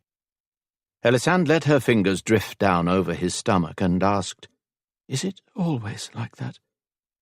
Rory hesitated and then asked carefully, "Do you mean, will it always be like that between us? Or are ye asking, would it be like that with another man?" "Both, I suppose," she said, rubbing her cheek against his chest. "I cannot believe that 'tis always like this for everyone, else no one would ever get out of bed." Rory chuckled and then said, "I can only tell you that it has ne'er been like that for me before. So I do no think it would be like that with just any mon. As for whether it will always be like that between us, I hope so." Ellisand was considering that when he asked, "Shall we try again and see if 'tis just as good a second time?" The question made her still, at least on the outside, but every nerve ending in her body seemed to jump at it. For an answer, she turned her face and pressed her lips to the almost flat nipple that had been resting under her cheek, and sucked on it experimentally. Rory murmured, his hand sweeping down to clasp her bottom and squeeze firmly. "You've an adventurous spirit. That's a good thing, lass. For I hae so many things I want to do with you. I do no ken where to start." Ellisand let his nipple slip from her mouth and glanced to his face with surprise. "There is more than what we already did." "Oh, aye," he growled, suddenly rising up and sliding over her. Holding his weight with his arms, he nestled his hips between her thighs and began to rub against her. Ellisand's eyes widened at this new caress. Moments ago his shaft had been deflated and resting peacefully. Now it was hard as he pressed against her. Feeling her own excitement burst back to life within her, Ellisand reached for him, wanting to draw him down for a kiss, but he eluded her hands by sliding farther down her body. "No, this time, love. There are other lips I've a mind to kiss." She was just stiffening at the suggestion that he might go find another lass to kiss when he clasped her thighs in hand, spread them, and ducked in to press his lips to the centre of her excitement. Ellisand was reeling in shock from the bold move when he began to lash her with his tongue, showing her a whole other way of kissing. It was the first of many such lessons he taught her that night.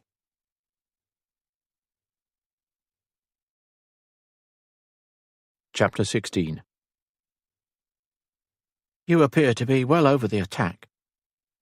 Ellisand turned from watching Rory and the other men settle the horses about a third of the way up the Mary Margaret's empty hold, and peered at Simon with a somewhat weary smile. She hadn't had much sleep the night before. Rory had kept her up well past the witching hour, showing her different ways of loving, and she had enjoyed every moment of it. But it had seemed to her that they'd barely, finally, drifted off to sleep before he was shaking her awake, kissing her cheek and urging her to dress because it was time to go. I am feeling much better, Simon. Thank you," she murmured now, shifting her gaze back to Rory and the other men. While she was exhausted enough that she suspected she could drift off to sleep standing there on the deck of the cargo hold, leaning against the hull of the ship, Rory looked strong and fit as ever. There wasn't even a hint of tiredness showing on his face, while she knew she probably had dark circles under her eyes and was no doubt pale with lack of sleep. Life could be so unfair sometimes. "The Buchanan gave us the impression that you were dying," Simon said now. "Yet you look fine." "Aye, well, head wounds can be tricky," she answered vaguely, wishing Rory would hurry and join her. She wasn't at all comfortable lying to Simon, but there was nothing else she could do. After getting her up and dressed that morning, Rory had opened the door to the hall to find Alec on a pallet blocking the threshold. It was only then that Ellisand had realized he should have been in the room with them. At least, the man had been sleeping in the bed with her and Rory when she'd woken up in the middle of that first night. He'd also spent the day in the room with them, playing cards and other games to help pass the time. It was only when the bath had been ready that he'd left and gone below to sit with the men in the tap room, leaving Rory to guard her alone. She had heard Rory promise to call him back up when she was done with her bath, but Rory had never called him back. Instead, he'd taken a bath after her, and then— Ellisand bit her lip and switched her gaze to Alec. She wondered what he'd thought when Rory hadn't arrived to fetch him back to the room. Had he come up to see what was taking so long? If so, why hadn't he knocked? The obvious answer seemed to be that he'd stopped at the door and heard something that had made him think an interruption would not be appreciated, so had gone to request a pallet from Angus, the innkeeper, and had settled down to sleep outside the door, probably hearing all their love talk and her cries of passion. The very possibility of that having happened was enough to make Ellisand go scarlet with embarrassment. Not that Alec had said or done anything to cause her embarrassment when Rory had woken him. The younger man had merely risen, wished them both good morn, and taken the pallet to wherever he'd got it. He'd then returned to help them gather the bags and carry them down to the stable. The brothers had then quickly saddled the horses, all 6 of them, before Alec had returned to the dark inn to wake and fetch the men. While he was gone, Ellisand had helped Rory hook the bags over the pommels of hers and Rory's saddles, and then had mounted with no more than a leg up from him. That had been nice, she acknowledged now. It was really quite glorious to be without pain for a change. Simon had been half asleep and confused when Alec, Con, and Enan had led him out to the stables. He'd been complaining that it wasn't even dawn yet, and asking what they were about as he walked. But he had fallen into a shocked silence when he'd spotted Ellisand astride her mount beside Rory on his. He'd tried to rush to her side, but Rory had moved his horse in front of hers and ordered him to mount up or be left behind. Simon had glanced from him to Ellisand, but then had mounted. He'd tried several times to move his horse close to hers during the short trot through the dark, empty streets of the city, but Alec had taken up position on one side of her and Rory on the other, and neither man had made way for him. Simon had started asking questions then, asking when she had woken and where they were going, but Rory had hushed him and said he would explain all later. That they needed to move quietly did they wish to escape Duchi's men. Simon had fallen silent, as ordered, but he'd been practically vibrating with the questions he wanted answers to for the rest of the ride to the docks. And frankly, Ellisand thought he deserved those answers. But he wasn't asking them any more. At least, not ones she could answer. She could hardly tell him that she hadn't been badly hurt at all, but they had kept that from him because Rory suspected him of being her attacker. Besides, she had been unconscious for days, even if only because of the tincture Rory had given her, and that she'd eagerly taken the first 3 mornings and evenings when she woke, with her head pounding so violently she'd wanted to die. And she didn't regret it at all. The days of sleep had not only given her head a chance to heal so it no longer ached, but it had gone a long way toward healing her ankle and back as well. Other than feeling tired, she had not felt this good in weeks. "Your head wound is nearly completely healed," Simon pointed out stiffly, drawing her attention back to him. "There is no swelling, and it has scabbed over. It looks like it should have been little trouble at all." Ellisand reached up and touched her forehead, realizing only then that in their rush to dress and head for the Mary Margaret, they hadn't thought to replace the bandages on her head that she'd removed before her bath. Actually, they hadn't thought to replace any of her bandages, although her chest wound really didn't need it. In truth, none of her injuries needed it any more. But they might have helped keep Simon from questioning her like an angry father. "And I do not notice any stiffness in your movements, so can only presume your chest wound is not troubling you either," Simon said tightly. "The chest wound was a trifle," Ellisand said honestly. "'Twas really only the head wound that was a concern. However, the swelling went down, the pain eased, and I woke yesterday morning. And yet the Buchanan didn't trouble himself to let the rest of us know." And that is where honesty gets you, Ellisand thought grimly, but said, "In truth, he probably did not even think to tell you." That was definitely a truth, she thought. Rory wouldn't have even considered it because he suspected the man of being behind the attack. But she didn't say that. Instead, she told him, "He had a great many questions for me about the attack, and then had much to tell me about it as well, and then, of course, there were the preparations to make for this trip to Sinclair." "Sinclair?" Simon asked sharply. "That is where we are going." "Of course. It is always where we were going," she pointed out. "Aye, but I thought we would ride there," he muttered with a frown. "So did I," she admitted. "But the boat will cut the length of our journey in half, and we can get the warning to the king sent much sooner than if we had travelled by horse." Simon looked away briefly, and then turned back to ask, "What about Tom? Rory said he sent him with Fergus and Donald to Buchanan to fetch back coin to pay for the inn. Are we just going to leave without him?"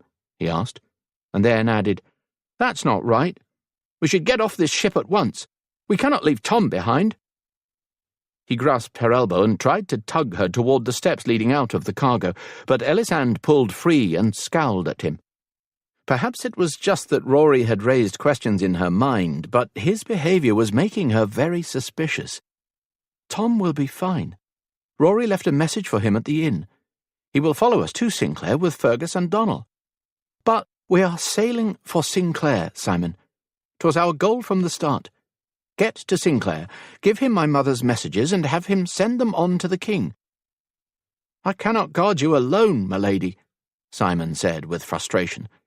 "'Twas bad enough when it was just Tom and I, but now I alone stand between you and Duchi, and I really think we should get off this ship and wait for Tom so that he can help me keep you safe."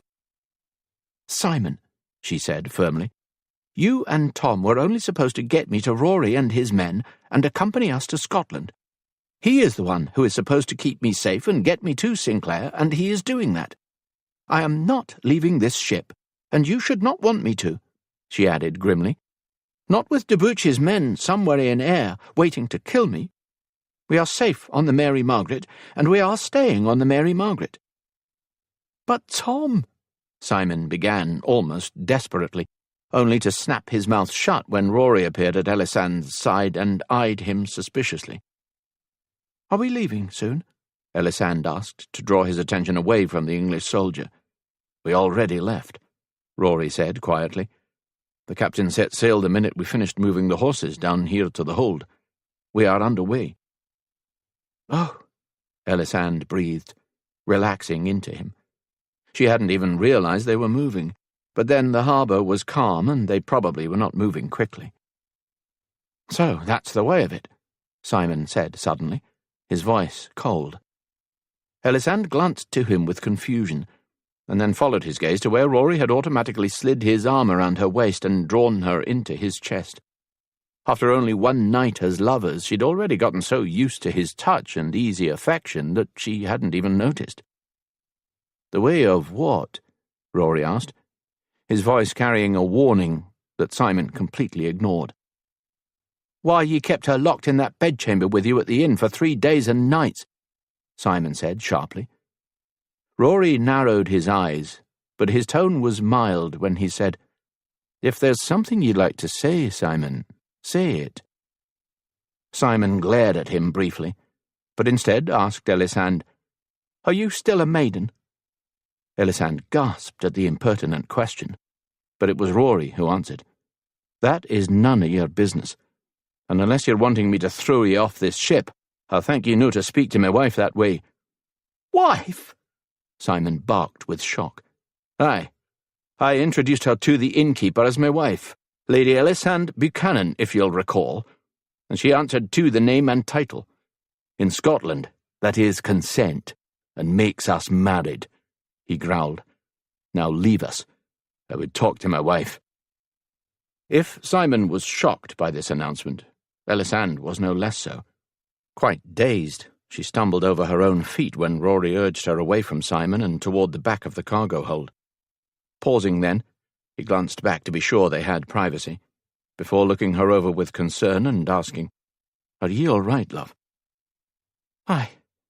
Nay, I do not know," she finished, finally, and then asked, "Are we really married by Scottish law?" "Aye," he assured her, "or as good as. But I'll no hold ye to it, do ye no wish it. Though the truth is, I'd like to," he admitted. "I'd like nothing better in this world than to take ye to Buchanan and marry ye good and proper in front of a priest and with me sister and brothers and all their mates there, as I claim ye as my own in front of God and all." "You would?" she asked, a smile of wonder claiming her lips. "Aye, I love ye, lass.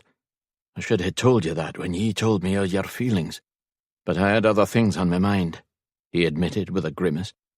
"I'm telling ye now, though. I love ye so much that I'd even move to that God-forsaken country you're from and help ye run Kinnersley. Though I'd really rather no," he confessed. While she was still blinking at that, Rory added, "And so ye ken, I'm no just some seventh son without prospects. My parents left me good fertile land here in Scotland, and I've earned enough coin with me healing to build a fine castle on it. But, as I said, I love ye enough. I'll move to England, do you wish it, and—" Pausing abruptly, he glanced around with suddenly wild eyes, and then rushed to the corner where a bucket rested next to the wall. He had barely dropped to his knees before it when he began heaving up whatever he had in his stomach.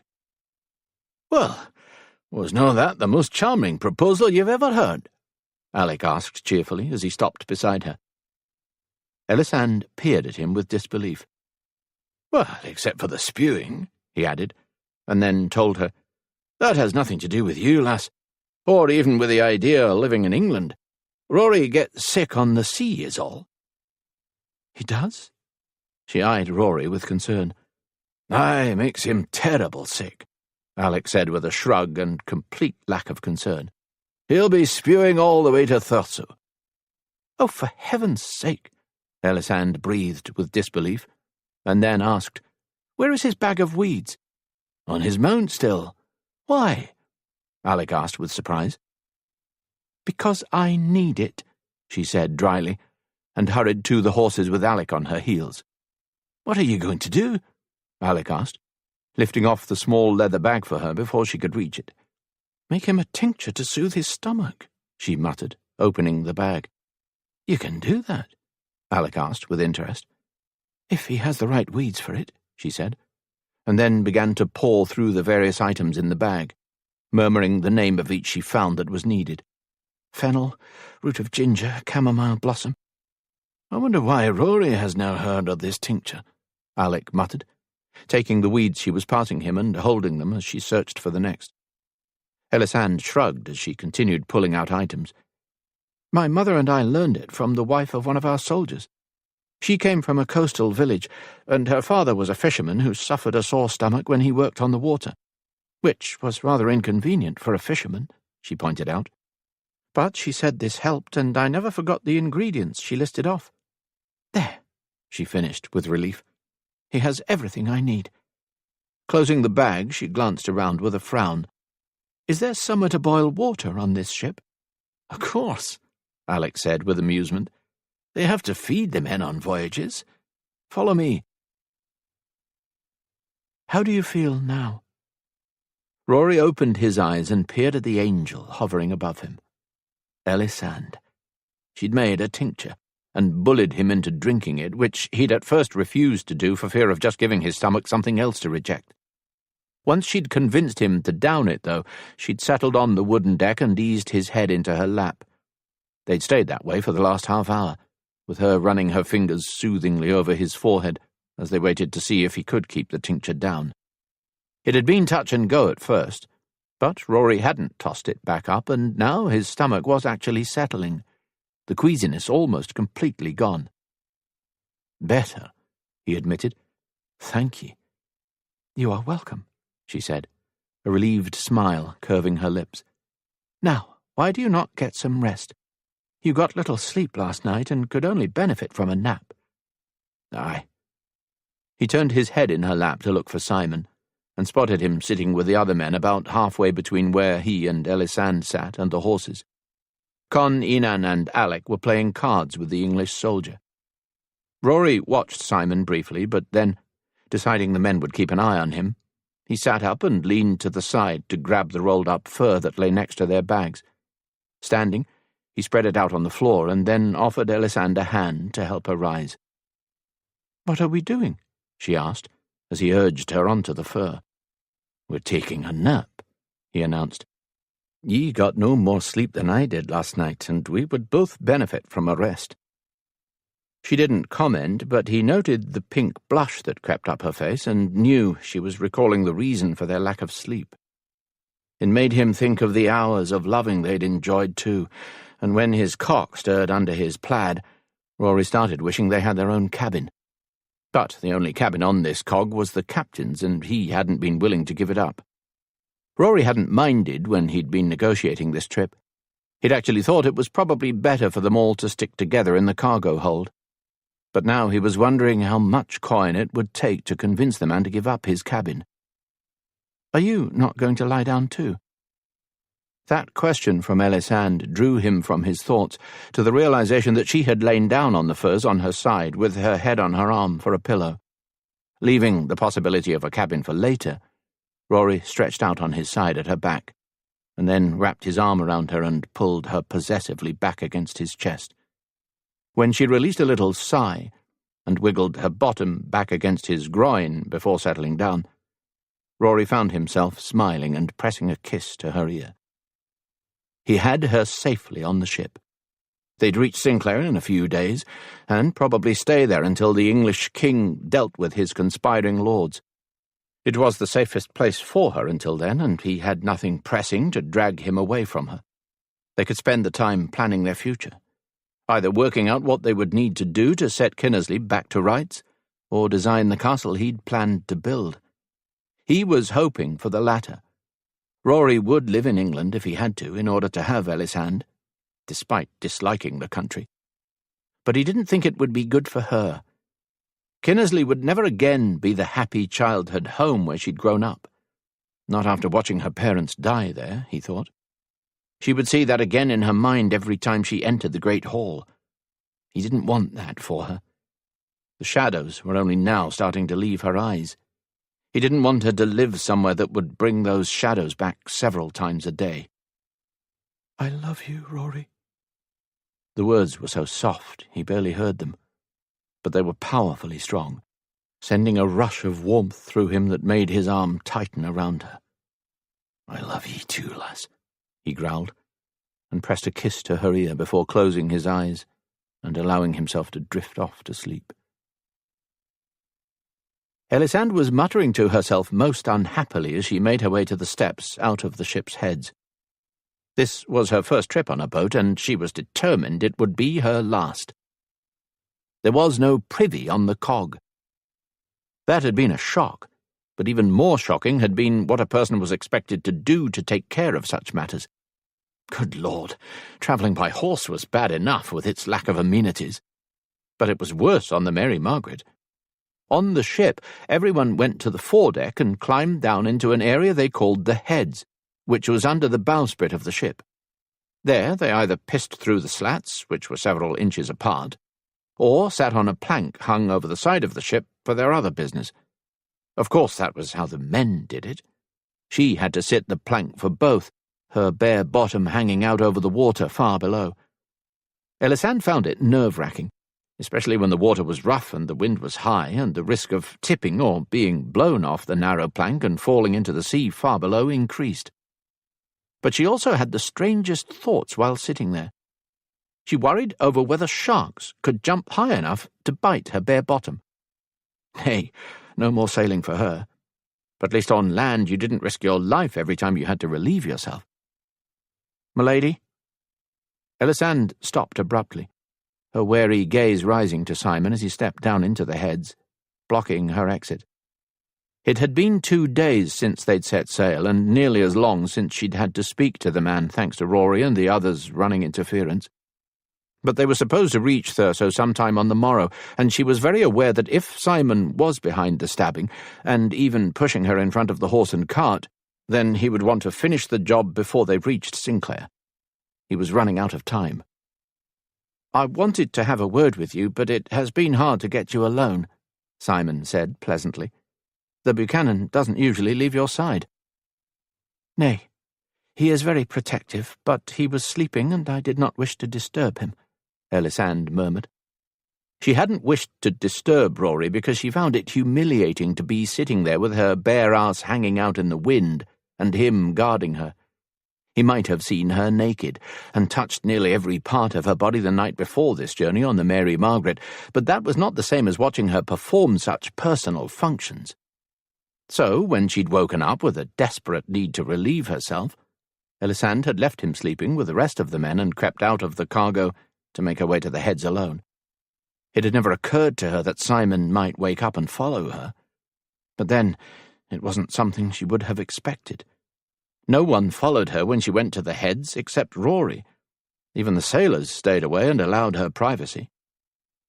Simon was still moving slowly closer, and Ellisand had nowhere to go unless she wished to sit or step back onto the plank.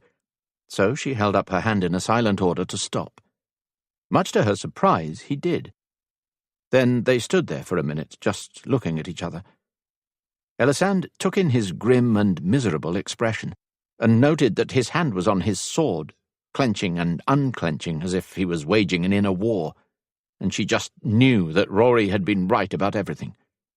Simon was working for Duchi. The realization was a depressing one. It also hurt her a great deal. She had lost her mother and father to Duchi's cruelty and perfidy, not to mention every soldier at Kinnersley but Tom and Simon. She could not understand how he could betray her to such a man. Had he cared so little for her parents, who had shown him nothing but kindness and caring? And what of the soldiers who had been his comrades? Lifting her chin, she spoke in an empty voice. "Rory was right. You are the one who stabbed me." Simon stiffened, dismay on his face, and for 1 minute she hoped she was wrong after all, until he said, "He knows." Ellisand's shoulders tried to sag, but she forced them back up and kept her head high and her tone cool and empty as she said, "Aye, and about you pushing me in front of the horse and cart. They all know." She saw panic flash over his face, and hopelessness, and asked, "Why, Simon? I trusted you. My father was good to you. Our families have been friends for years. You were like a member of the family. Why would you work for Duchi against your king?" "I don't have a choice." Simon ran a hand over his scalp, his eyes darting this way and that as if seeking escape.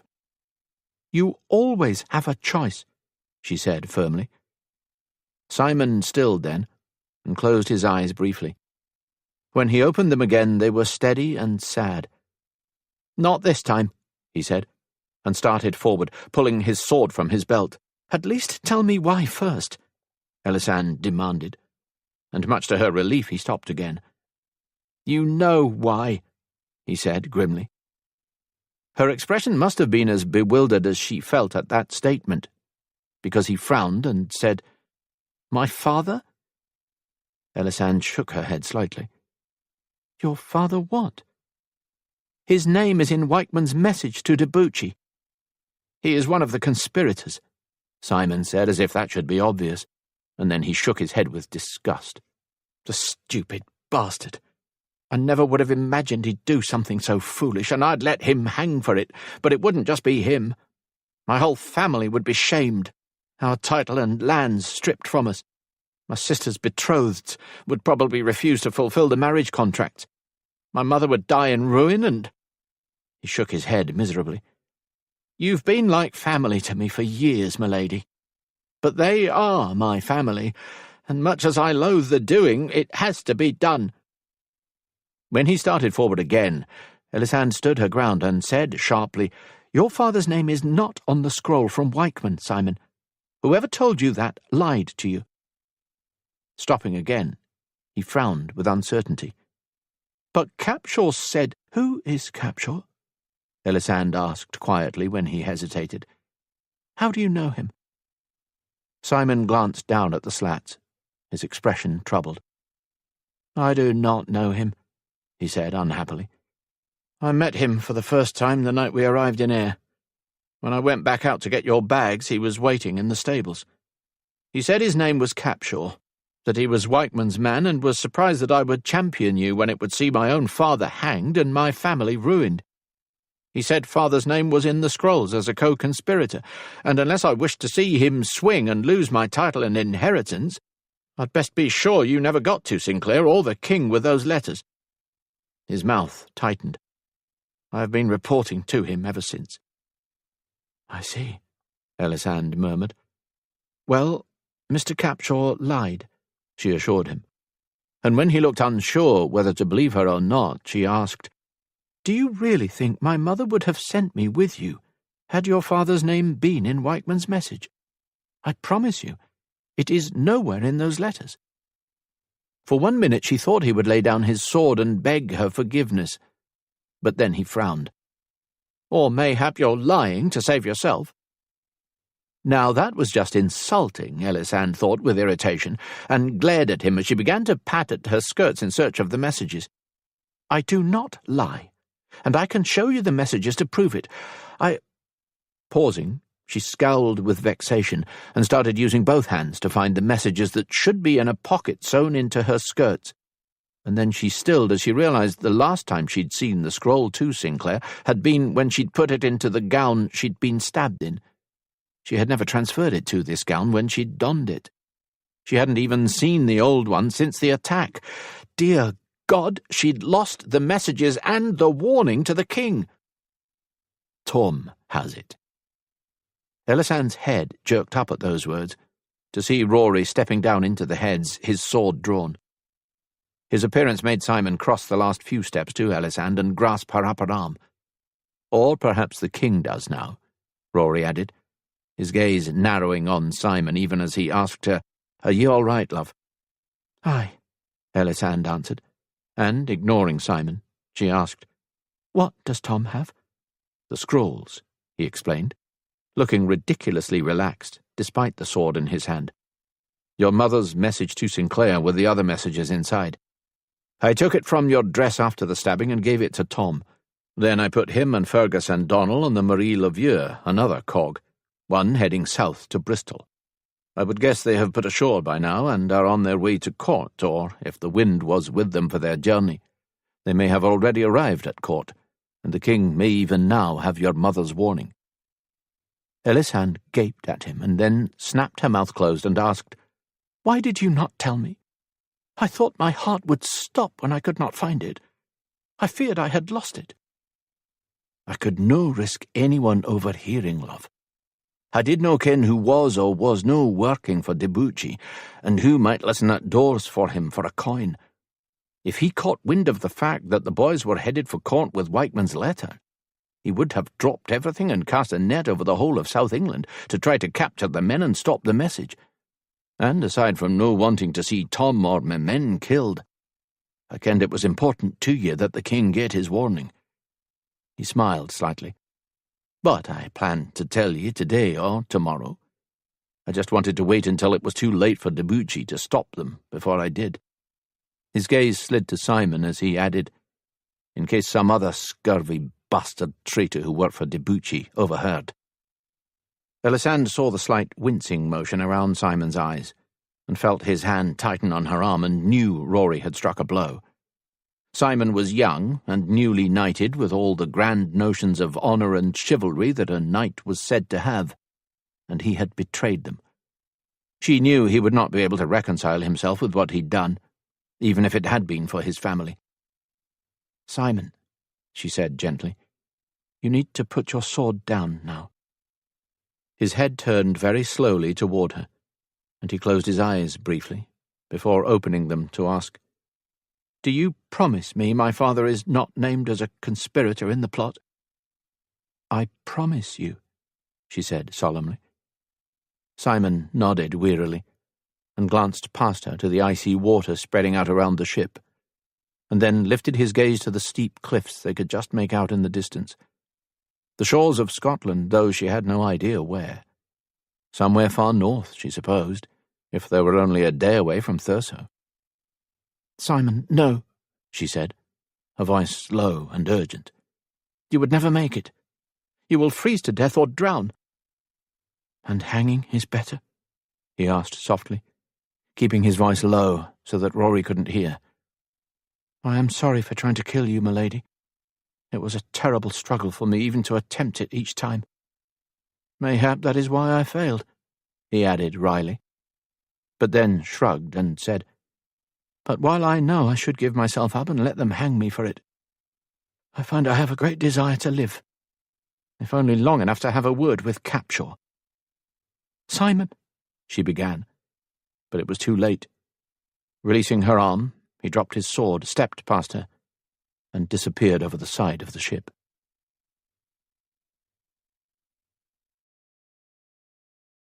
Chapter 17.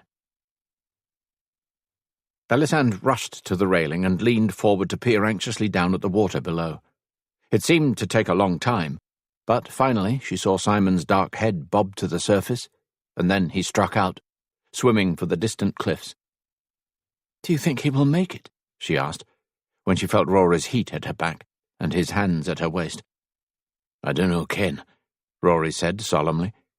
"But if he does, I hope he heads to France or somewhere else on the continent." "Why?" Ellisand asked, glancing around at him with surprise. "Because do we meet again, I would have to kill him," Rory admitted solemnly. "And I suspect you would no like that." "Nay, I would not," she agreed, turning back to watch the man struggle through the frigid water. "He was only trying to save his family." "By killing you," Rory said grimly. "Would you not kill for your family?" Ellisand asked quietly, and when he scowled at the question, she said, "I would have killed Duchi in a heartbeat to save mine."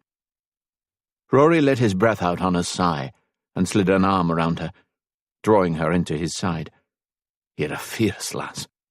Have I mentioned I like that about ye?"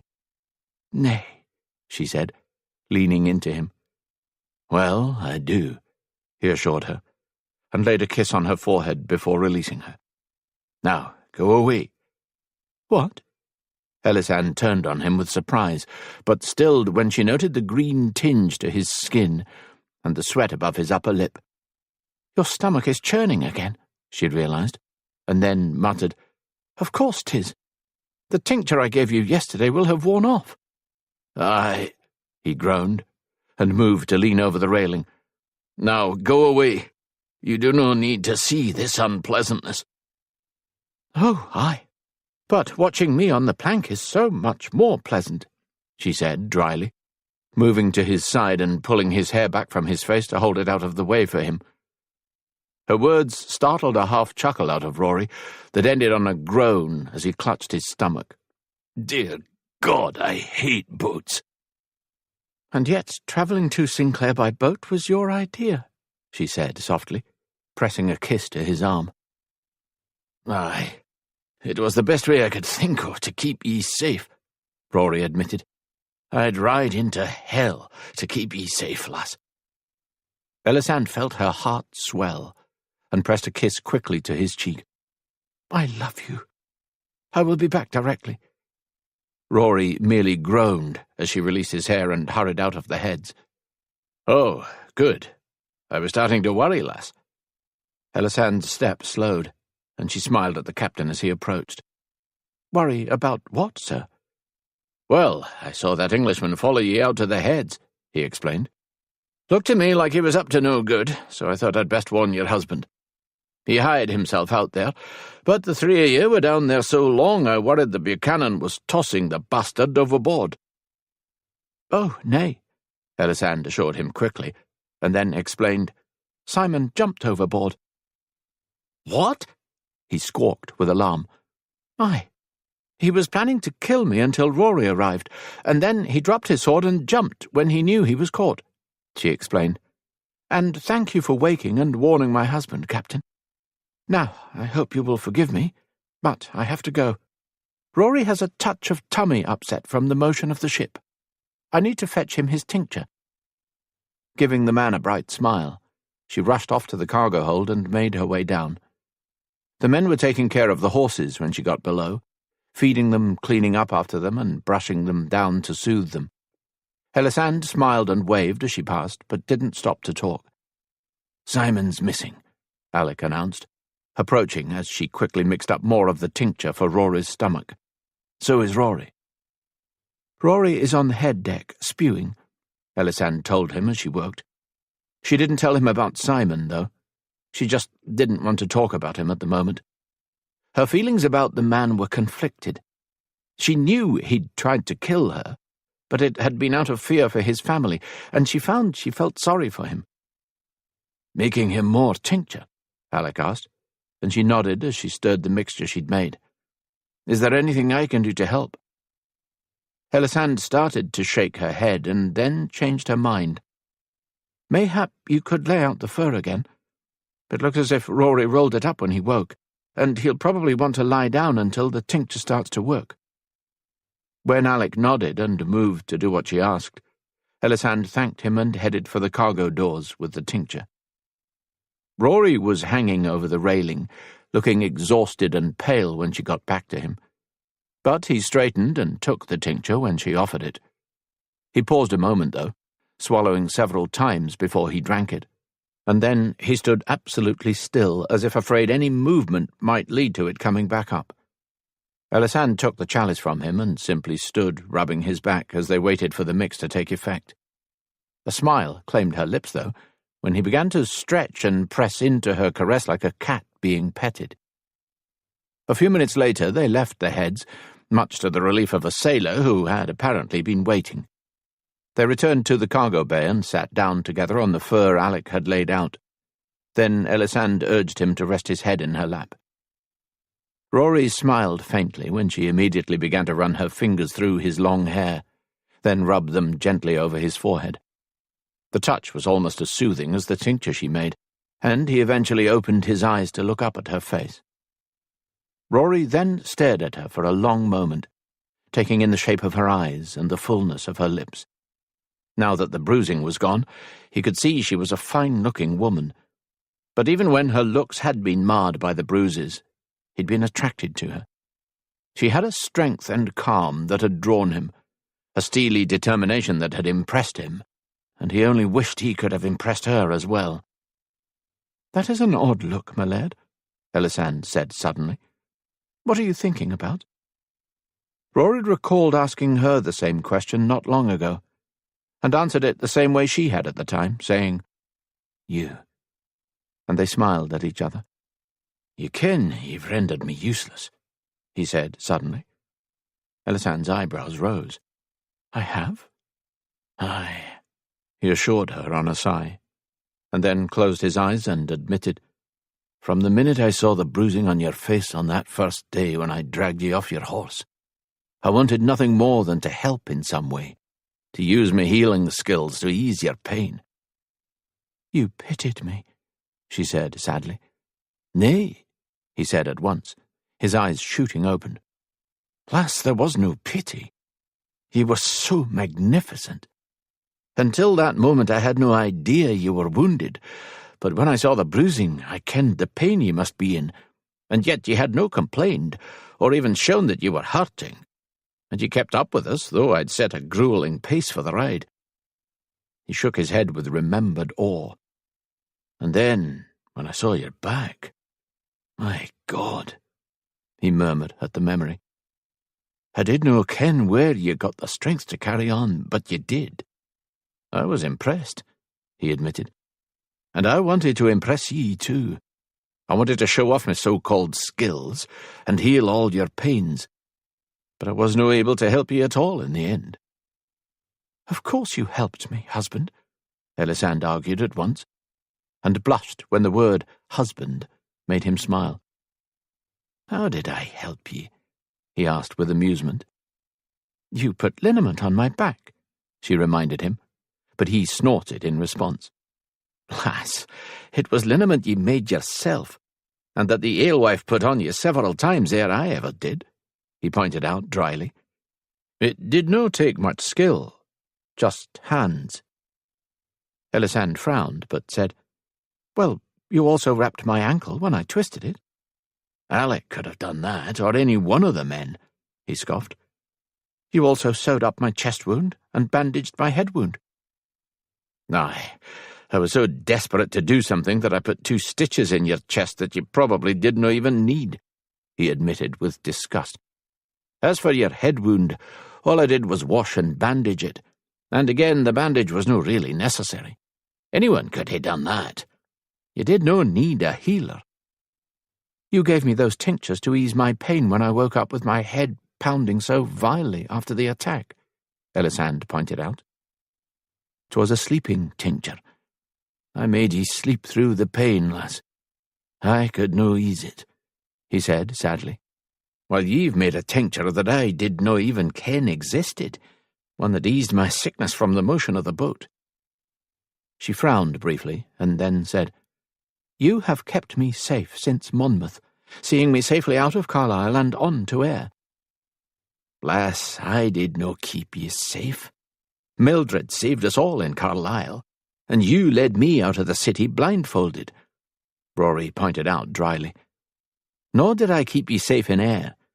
Ye saved yourself by cleverly tucking your coins between your beautiful breasts, and falling as ye were stabbed, so the blade barely scratched ye. Ellisand bit her lip to keep from smiling. He'd called her breasts beautiful. Forcing the smile away, she said, You are getting me to Sinclair, and you sent Tom, Fergus, and Donald to court with the warning for the king. You are a hero, husband.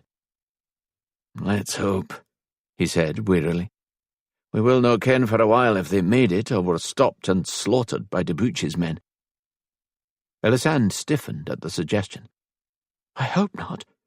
I am quite fond of all 3 men. Rory grunted, his eyes closing, but they popped open again when she said his name softly. Meeting his gaze then, she said, 'Tis true I have some skill at healing, but that only means I can help you when you need assistance healing others. And, she added firmly when he would have interrupted, you have impressed me time and again since our first meeting. You have given freely of your time, your own coin, and your caring, to help a lass you had never even heard of before that day in the clearing. You also made me feel safe, and gave me hope. She met his gaze solemnly. Those are not things one can learn in a book.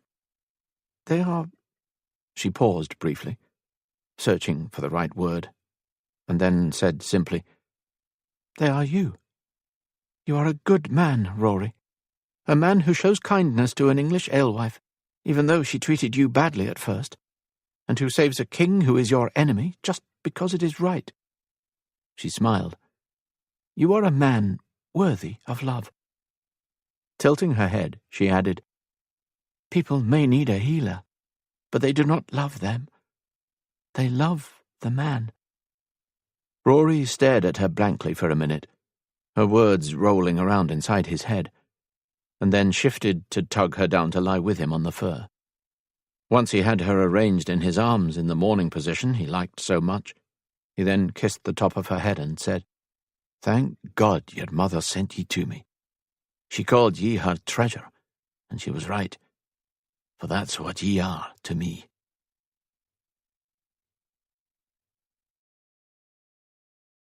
Epilogue. I want ye all to be ready, Rory growled in an undertone. Does the king try to have our marriage annulled and take Ellisand away, we'll need to act quickly. I'll know. What are you men whispering about? Rory snapped his mouth closed and glanced around at his wife's exasperated voice, and then hurried over to take her arm when she pushed herself up off the chair the king's guards had rushed to get for her when they'd realized her condition. You should stay seated until we're called, lass, he reprimanded with a scowl, trying to urge her back into the chair. You should really have your legs up, too. They've been swelling o' late. Scowling at her, he added, I cannot believe ye agreed to travel to the English court in your condition. I am only just over 5 months along, husband, Ellisand said soothingly. 'Tis fine. 5 months, but looking 9, Alec commented with a grin. I'm thinking we're about to have more twins in the family. Aye, Rory breathed, and swallowed the sheer terror that thought sent through him. God in heaven!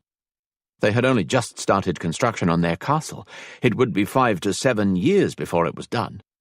Of course, they could move in once the castle keep itself was done, but that would take at least 2 years, and then they'd be living with the constant chaos and noise of the wall and remaining buildings being erected. The kitchens, the garrison, the chapel, the towers. In the meantime, they were staying in Orle and Jetta's hunting lodge. It had seemed a good idea when he'd arranged it with Orle. They would no longer be underfoot at Buchanan Castle, and the lodge was closer to his property and the castle construction he was overseeing. But he was beginning to think it wasn't such a good idea after all. It wasn't the lodge itself. Rory loved the family hunting lodge. It was full of good memories for him. Hunting parties with friends and family, and the more recent short stays with his brothers and brothers-in-law, when the women had wanted time alone to plot marrying off the remaining single Buchanan men. Aye, Rory loved the hunting lodge. For a getaway. He was not enjoying living there so much, though. It was just too damned small for his growing family. And he didn't just mean Ellisand and the coming bairns. That would have been fine. But Tom, as Ellisand's man, was there as well, as were Con, Enan, Fergus and Donal, whom Orle had released to him as a wedding gift, after asking if they were willing, of course. Rory was grateful for his brother releasing the men to him. They would be his head men at the castle he was building. Until then, though, the men, Tom included, were all sleeping on the floor of the main room on ground level, while he and Ellisand had the bedroom above.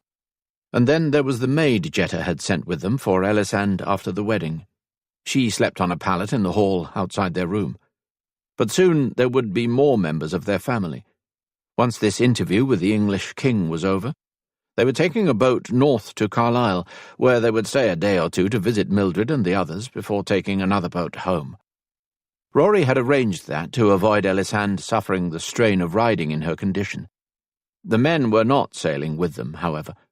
They were travelling by horseback, and he had agreed to his wife's request for them to stop at Kinnersley on the way back, to check on her people, and she hoped to bring back Betty and the boy Eldon, if they had survived Duchi and were willing.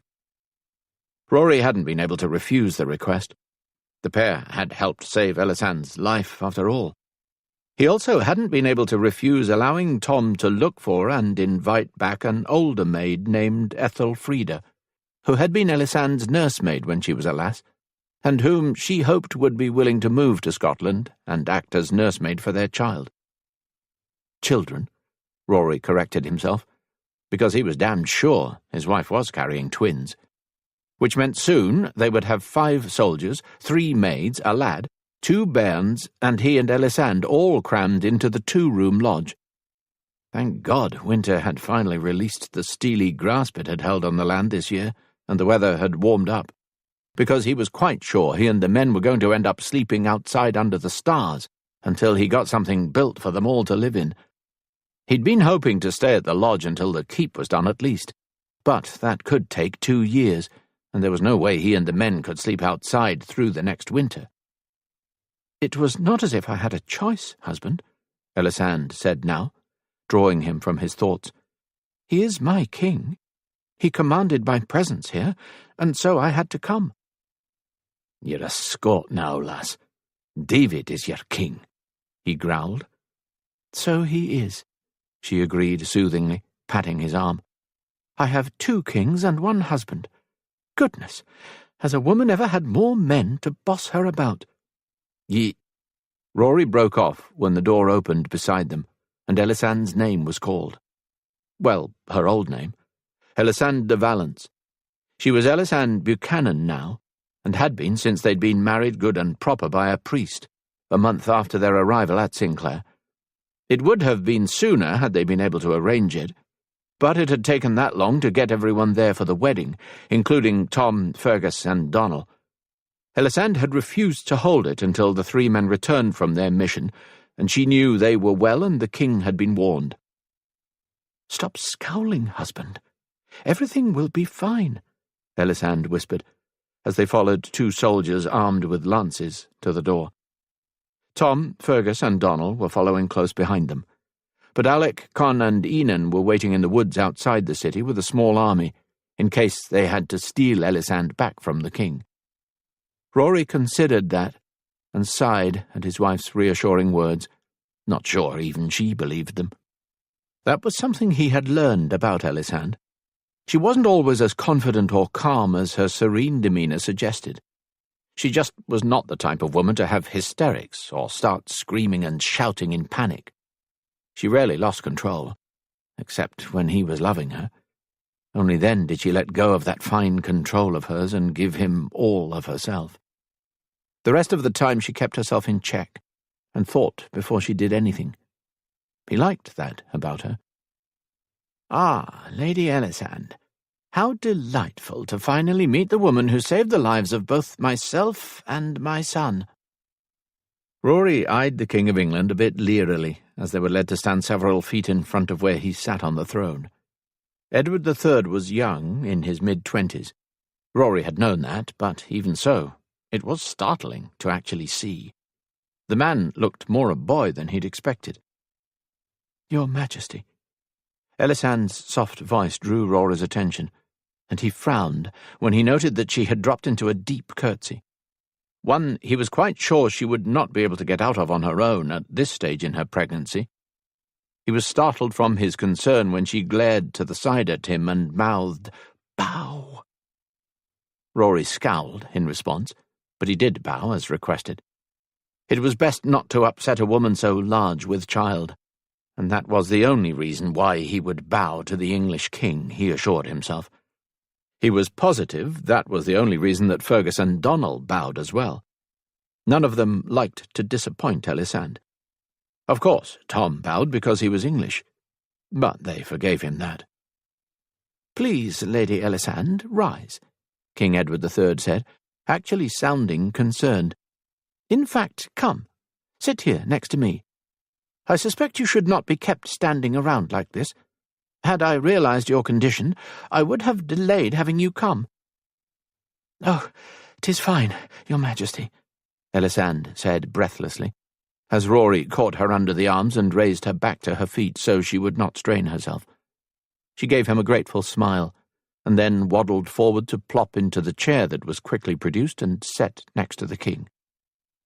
Rory tried to follow, wanting to stick close to Ellisand, but the guards that had escorted them in and stood on either side of their small group suddenly thrust their lances out, crossing them in front of him.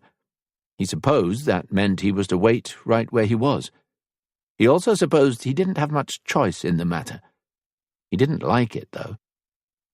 "I must thank you, Lady Ellisand, for your part in revealing the plot Duchi and his cohorts had planned against us, and I, of course, offer my condolences on the loss of your parents and their soldiers. I liked your father. He was a good man." "Yes, he was," Ellisand murmured, and Rory frowned when he heard the husky tone to her voice and saw the glassy look to her eyes. Ellisand did not cry, or at least she hadn't used to, but she had become most sensitive this past month of her pregnancy. He didn't like to see her cry. It made his heart hurt. Fortunately, she regained control of herself, cleared her throat, and said, "And thank you for your condolences. I am just glad to see that you are healthy and well, and Duchi's plan did not succeed. My parents' sacrifice was not in vain. King Edward nodded, and then glanced around when a man standing beside and a little behind him suddenly bent to whisper in his ear, gesturing toward Rory and the men as he did. The king followed his gesture to Rory as he listened, and then sighed and nodded before turning back to Ellisand. "I understand that you have married," he said gently, and then added solemnly, "without gaining my permission first." Rory felt his hands clench into fists as he braced himself for trouble. He was sure he'd been right. The man was going to demand an annulment. "Aye," Ellisand murmured, and then smiled crookedly at the king. "And I do feel awful about that. For while I knew you would surely approve of my marrying the man who saved your life, I was most distressed that he felt forced to offer marriage simply to save my reputation, especially when it was only ruined in my efforts to save you." When she stopped speaking and offered him a sweet smile, the king sat blinking briefly before saying, "The man who saved your life, aye," she supplied gently, and then asked, "Did you not know?" King Edward turned to glance at Rory standing behind the crossed lances in his finest plaid, and then turned back to Ellisand. "I understood that you— that is, the letter is from your mother. Aye, but I fear I should never have got it to you, your majesty. I did my best, but in the end it was my husband, Rory Buchanan, who found a way to get the warning to you. While I lay unconscious after an attack by one of Duchi's agents, he took the messages that I had hidden away and gave them to my man, Tom, then arranged passage for him on a ship heading south. He also sent 2 of his best men with him to help keep him safe on the journey to court, Fergus and Donald," she informed him, and then pointed toward Rory and the men, saying, "That is them there. The 2 tall men standing on either side of Tom in the back are Fergus and Donald." "Good Christ, she's pointing at us," Rory heard Fergus hiss with alarm. "What is she telling him?" "I dunno, Ken," Donald muttered. "I was no paying attention. Just pretend they're no staring rudely, and maybe they'll stop." "Lady Ellisand is smiling," Fergus pointed out. "Do we smile back?" "I'm no sure. She's smiling, but the English king's looking a bit vexed and befuddled to me," Donald pointed out. Rory did not comment. He was trying very hard not to laugh, because his beautiful wife was brilliant, and the king truly did appear vexed and befuddled as he listened to her tell him that he, Rory Buchanan, a Scot, was the hero of the story. No doubt she did so in the hopes that the king would find it very hard to annul her marriage to a man who had, apparently, saved his life. And Rory supposed he had played a part in that endeavour. But the truth was, he'd only done it for Ellisand. He hadn't given a fig whether the English king lived or died. Before Fergus and Donald could sort out whether to smile or not, Ellisand was speaking again, and the king's attention had returned to her. "So, you see, my husband is the true hero. Without him, I fear you never would have been warned in time." "I see," the king murmured, lowering his head. Probably to hide his expression, Rory thought, which was no doubt becoming more vexed by the moment. "That is why I felt so bad that he felt he had to offer marriage to save my reputation," Ellisand murmured with a sad sigh. The king glanced up. "Your reputation? You mentioned that before." "Aye. Well, my efforts to get the warning to you necessitated my travelling alone with 8 men who were neither husband nor kin. I fear my reputation was quickly in shreds from it. And then he began introducing me as his wife to avoid my suffering the slurs of others, and I answered to the title, which, as you know, is as good as wed in Scotland." "Oh, I see." King Edward frowned. "When he then asked me to wed him good and proper in front of a priest," Ellisand went on, "I felt sure you would want me to marry the man who had been so instrumental in saving your life and the life of your son, but I did have qualms about it myself. I felt I was taking advantage of a man of honour and integrity. but I had come to love him." She paused and smiled sweetly again. "How could I not love a man who saved my king?"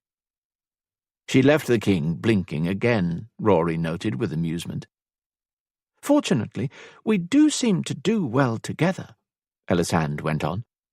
Placing a hand over her burgeoning stomach, she added, "And, as you can see, the union has borne fruit."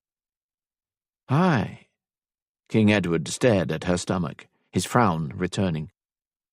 "However," Ellisand said, drawing his attention back to her face, "Your Majesty, we are living in Scotland now and building a keep there."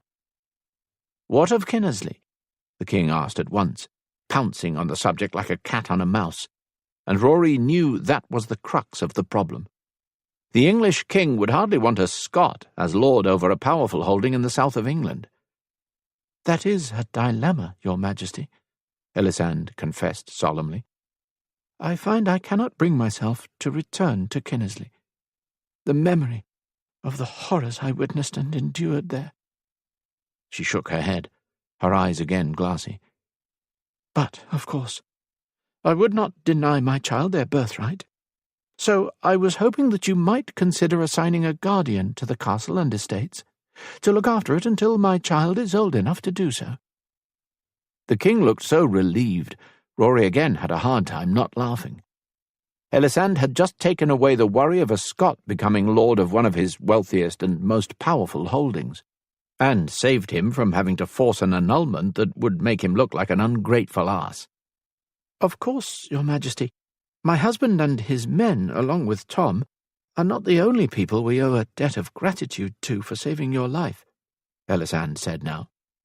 "Are they not?" King Edward asked warily. "Nay," she assured him. "There are also the people of Carlisle." "Carlisle?" he echoed uncertainly. "Oh, my, yes," she assured him. "I must tell you, Your Majesty, that the people of Carlisle love you dearly and risked themselves greatly to aid us. You would have been proud to see them work together on your behalf, and would have blushed to hear their love and praise for you. An alewife named Mildred and her husband Albert, at the Cock and Bull, as well as the draper's wife Elizabeth, and a blacksmith named Robbie, went to great lengths to ensure we escaped, to get the warning to you when Duchi's men tracked us to their fine city." Rory felt his lips twitch at Ellisand's words. He couldn't wait to tell Mildred about it when they stopped in Carlisle on the way home. The woman would be pleased as could be to hear she'd been lauded to the king. "Then we must surely send some special boon to Carlisle, and a personal letter and gift to this alewife, the draper's wife, and the blacksmith," the king said solemnly. "I am sure they would appreciate it, Your Majesty," Ellisand assured him. "And I shall honour your marriage with a gift," the king added. "That is not necessary, Your Majesty. It is enough that you approve it," Ellisand said at once. "You will give us your blessing, Your Majesty, will you not?" "How could I not bless your marriage to the man who saved my life?" King Edward said wryly, and Rory relaxed after that, only half listening to the remainder of the conversation. He caught something about rewards, and then an invitation for her to attend the executions of Duchi and the others, which she refused. But finally the king stood and helped Ellisand to her feet himself, then clasped her shoulders and kissed her cheek, thanking her once again for helping to save him from his enemies. Much to Rory's surprise, the man himself then escorted Ellisand to his side. "He's coming over here," Fergus murmured behind him. "Aye," Donald rumbled. "He will probably thank us for our part in saving him," Tom said out of the side of his mouth. "Huh," Fergus muttered. "He will no kiss us too, will he?" Rory choked on a laugh, tried to hide it with a cough, and then the English king was there, shaking his hand and the hands of the others as he thanked them for their assistance. Once he had finished, the king turned his attention back to Rory and said, "You have a very beautiful and intelligent wife, Buchanan. Take care of her." Rory's eyebrows rose at the way the man emphasized intelligent. It had been a message. The king had not been taken in completely by Ellisand's tale, but he had accepted it because it solved his problems. It seemed the young king was smart, at least. Not perhaps a good thing for Scotland if he ever settled his disputes with France and turned his attention on them again, he thought. But Rory merely said, "I will." Much to his relief, moments later they were back out in the hall, heading for the exit. "There. I did tell you it would be fine, husband," Ellisand said, sounding pleased as they made their way through the crowds of people in the castle. "Aye, you did," Rory admitted mildly. "I shall surely never doubt you again, wife. I notice you did not thank the king for your reward. Were you not pleased by it?" "Reward?" Rory asked, glancing at her with confusion. "Well, part wedding gift and part reward for saving his life," Ellisand said. "I thought it was most generous." "Is it?" Rory asked, nodding at the guard who opened the doors for them to leave the castle. "What is it?" "You truly did not hear?" Ellisand asked, eyeing him suspiciously. "Nay, I may have been distracted," he admitted, but didn't tell her he'd been fretting over how crowded they would soon be at the hunting lodge. "What is this reward?" Ellisand hesitated and then shook her head. "Do you know? I think I might let it be a surprise." Rory smiled with amusement at the words and shrugged, not really interested in what it might be. He had other issues on his mind at the moment, not least of which was getting his wife to the docks and onto the boat waiting for them. He did dislike London. It was a soft, warm nuzzling of his ear that woke Rory. Smiling before he was even fully awake, he opened his eyes and slid his arms around his wife where she stood at the side of the bed, bent over him. It had been a month since their meeting with the king and their short but surprisingly enjoyable stop in Carlisle.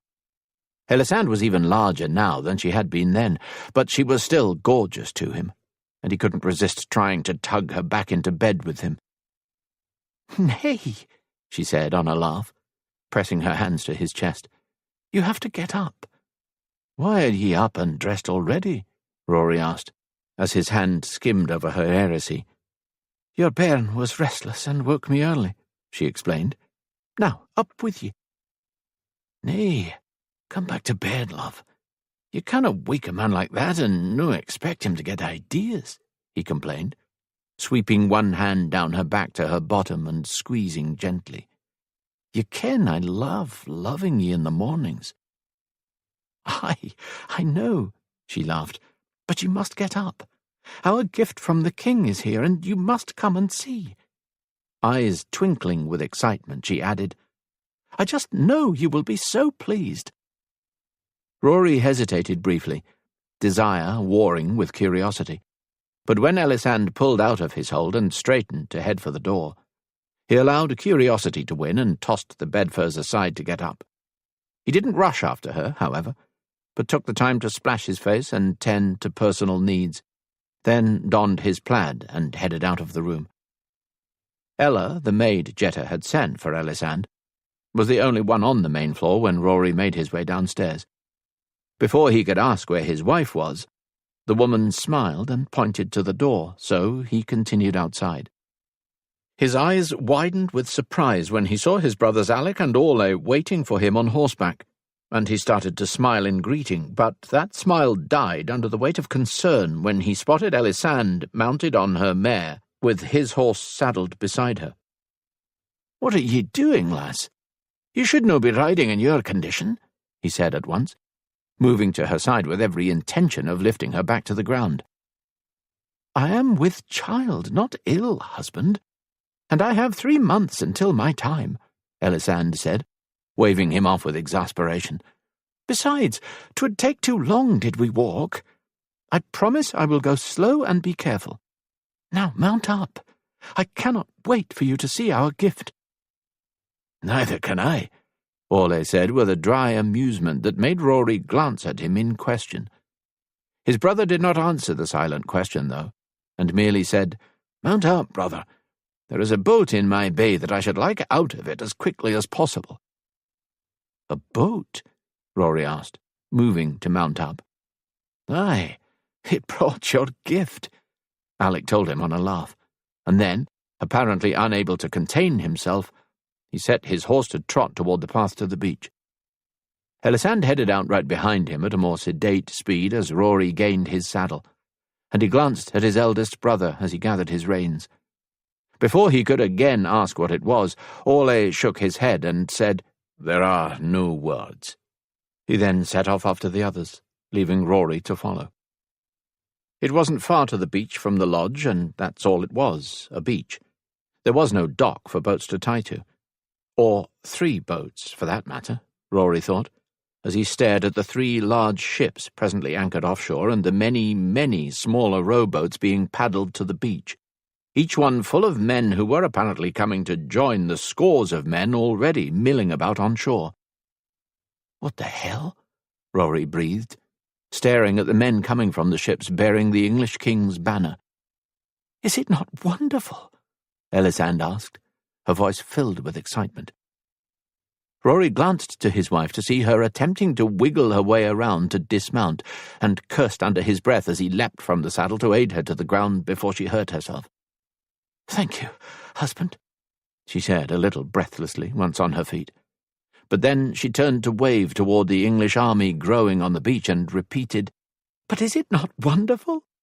The king's gift was to send us workers to help build our castle." "What?"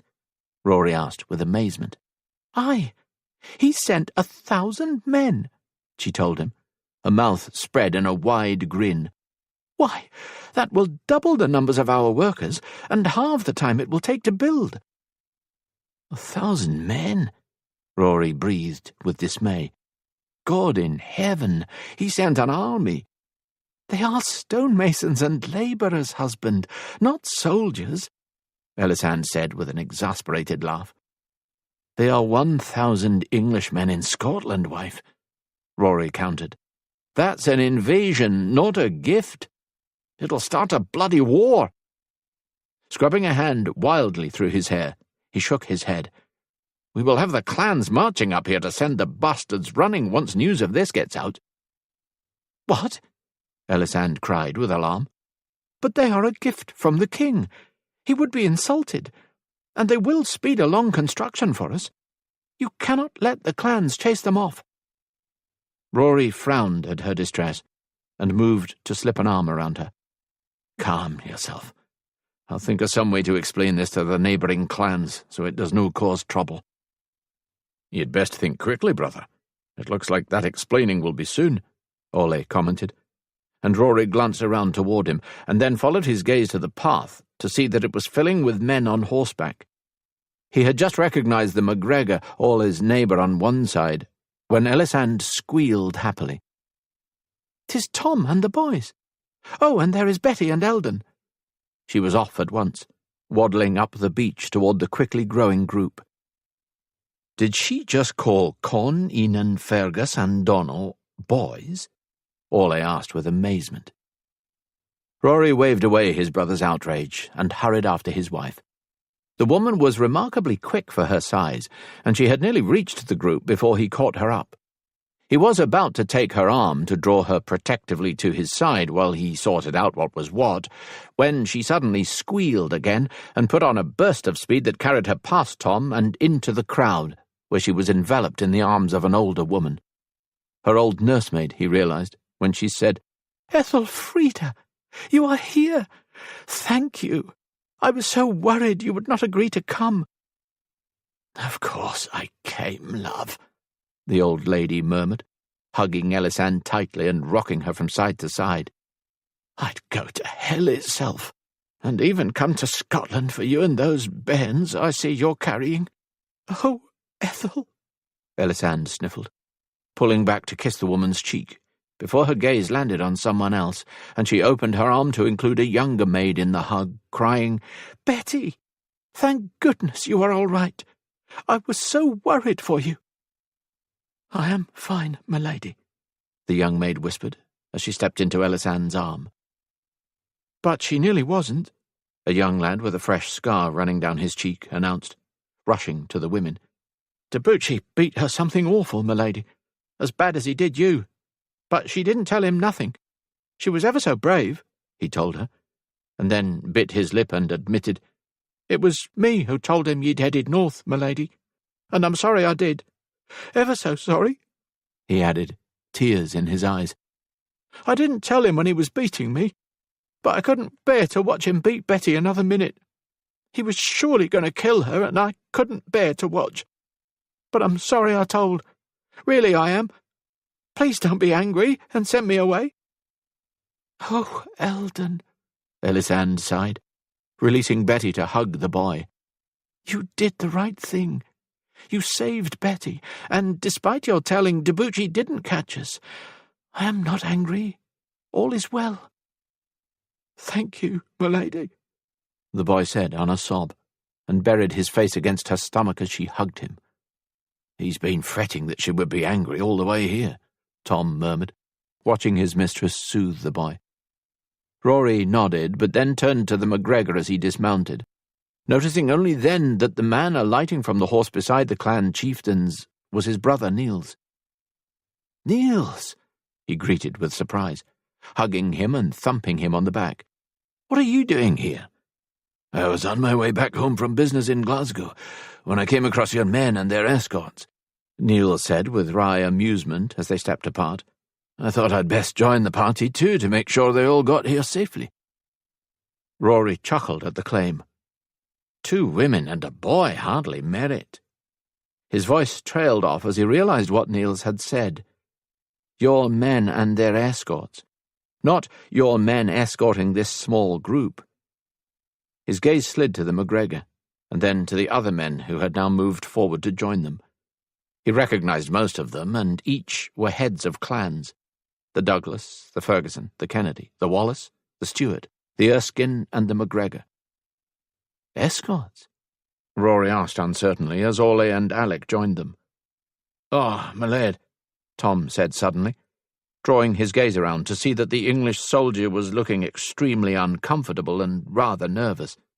"I know we were really only sent to bring back Betty, Eldon, and Ethelfreda, but you see, the others wanted to come too," Donald announced, when Tom faltered. "The others?" Rory asked carefully, his gaze moving toward the group surrounding his wife to see that it wasn't all soldiers as he'd first assumed. It was women and men and children he had never seen before, all in English dress, and at a rough count he could see at least 30 of them crowding around his wife. "Aye," the Kennedy said, amusement on his grizzled face as he took in Rory's dismayed expression. "It seems your wife and her parents were well loved by their people. Not surprising, I suppose. I hear Lady Ellisand's mother was a Scot born." "Aye," Rory said with a frown, as he tried to count exactly how many servants there were. It was hard to tell, there were so many soldiers crowding about now. "'Tis just unfortunate the servants and all are English," the Ferguson said now. "When my man came to tell me there were at least 50 English traipsing through with a passel of Scots, I had them stopped. Of course, soon as I realised it was your men and your wife's people and that they were headed to you, I rounded up me men to help escort them. No telling what trouble could hae befallen them, their being English and all. Some clans would no take that well." "That's about what happened when they reached my land," the Douglas announced, "and I gathered some men to join the escort too." The others quickly added that it was the way it had been with them too, and Rory nodded and murmured a thank you, but then turned to Tom and asked, 50? You brought 50 of them back?" "And more are coming," Fergus announced. "They're just moving a bit slower because of the sheep and all. So we left them behind with Con and Enan to escort them while we brought this group here. I'm guessing the others'll get here in a week or so." "More?" Rory squawked. "What sheep? What the— Oh, husband!" Rory snapped his mouth closed as Ellisand rushed up, beaming happily. "Is it not wonderful?" she cried, hugging him tightly. "So many more survived than I'd hoped, and they all wanted to come live with us." Pulling back, she told him, "Why, now we have a blacksmith, a cook, a miller, 2 grooms, the alewife, our own seamstress and maids, and, oh, just a whole castle full of people." But no castle to put them in, Rory muttered, reaching up to rub his forehead. Not yet, but soon, she said at once. Why, with the men the king sent to help, we should have a castle in no time. Ellisand didn't wait for his response to that, but whirled away to hurry back to the others. Rory stared after her, noting how happy she looked. He suspected he was seeing the Ellisand she had been before Duchi had marched in and raised such havoc in her life, or as close as she would ever become to that young woman again. She was damn near glowing with joy at being reunited with these people. But then she had grown up with them in her life for so long, and they had loved her enough to follow her to Scotland. She was getting her home back, without actually having to set foot in the castle that held the terrible memories of her parents' murder. And somehow, he had to figure out a way to let her keep that home, these people, with her. "They are no going to all fit in the lodge," Orlais said suddenly, as if somehow following his thoughts. Rory closed his eyes briefly and then speared Fergus with a gaze and asked, "Sheep?" "Aye, sheep, a wagon load of chickens, a dozen cows, and even a few horses. But mostly sheep, about 100, I'd say," Donald said when Fergus merely nodded. He then added, "The English king hadn't sent a guardian out to take over watching the land ere we left. I suspect whoever it is won't be happy when he arrives to find the place pretty much empty. But we figured he'd just blame Duchi, and it should be all right. We brought Lady Ellisand's people here." "Dear God," Rory moaned, rubbing his forehead harder. He had sheep, and cows, chickens, servants, and nowhere to put them. "They are definitely no going to all fit in the lodge," Orlais repeated, as if Rory might have missed it the first time. "Isn't that the English king's banner?" the Erskine clan chieftain suddenly asked. "Aye, 'tis," the Stuart chieftain responded. "Why do you hear a bunch of Englishmen gathering on your beach? Are we being invaded?" "'Tis a damn good thing we came if the English are thinking of invading," the Wallace chieftain said grimly, tugging out his sword. "We'll send the bastards running in a hurry." "Nay," Rory said abruptly, and then straightened his shoulders. "We're no being invaded. And if any one of ye ever wants the benefit of me healing skills again, you'll leave those men be. They're a gift to me wife from the English king for saving his life. He sent them to help construct the castle I'm building, so she'd hae a home to raise our bairns in, and I damned well need all the help I can get, now that I seem to hae a castle full of servants and nowhere to put them." There was a moment of silence, and then one of the chieftains said, "Aye, you're definitely needing some place to put all these people. They'll no fit in that wee hunting lodge always." "What ye need is a motte and bailey castle to tide you o'er until the stone one is done," another said thoughtfully, and Rory stared at the man with wonder. That was the answer. An old-fashioned motte and bailey castle. A wooden structure on a raised bit of land, or motte, with a wall around it made from timber. That could be built pretty quick. Why, William the Conqueror had managed to make one in 80 days using only 50 men. With the 2,000 he had here, they could have one built in a week easily, and it would give them somewhere to live until the men finished the castle proper. "I hope you're not expecting us to build a motte and bailey for you. The king sent us to build a proper stone edifice. We do not build mottes and baileys." Rory swung around at that announcement to find that a small contingent of the Englishmen had braved approaching, while the other 500 or 600 already ashore watched safely from the shoreline. Men were still disembarking from the ship and being shuttled to shore in the smaller boats. "Now see here," the Ferguson said, stepping up to Rory's side. "If the king sent ye here to build, ye'll build, and—" "Nay, leave off with that," the MacGregor said, interrupting the older man. "They probably have no the skill to build a proper motte anyway. 'Tis better if the Scottish builders do it. We want a stable motte." "Do ye think our stonemasons'll know what to do?" Ferguson asked now with a frown. "It's an old skill." "Do you know how to do it?" the MacGregor asked him. "Aye," the Ferguson said at once. "Well, hell, then let's do it ourselves. With all the warriors we have here, and the servants too, we'll have the damn thing up before those English have all their men and their tools ashore." Rory stood, mouth agape, as everybody but Ole, Alec, Tom, Fergus and Donal suddenly walked off, discussing what they needed to do to build him a temporary home. "It looks like you're getting a Motte and Bailey to tide you over," Ole said with amusement. "Aye." Rory sighed the word as he closed his mouth. He should be relieved, but suspected he had a lot of headaches in his future with the 3 different groups of men. He sincerely doubted that the nearly 1,000 Scottish masons and labourers already working on the castle would take kindly to the arrival of the English masons and labourers, and as for the men who had determined to build him a Motte and Bailey, clans had never been known to work well together. Shaking his head, Rory pushed those worries away for now and went in search of his wife. He wanted to be sure she was safely back at the lodge with her feet up and as many of her people around her as he could arrange for, before he left her to lead everyone to the construction site. It was a thump and a curse that stirred Ellisand from sleep. Opening her eyes, she listened to her husband's hushed apology and smiled to herself. He tripped over Eldon again on his way up the hall. Or perhaps it had been Betty or Ethelfreda, or one of the other women and children now filling the lodge at night. There were many of them, too many, really, and Rory was forced to tiptoe through them and hope he didn't misstep and tread on anyone when he came to bed at night.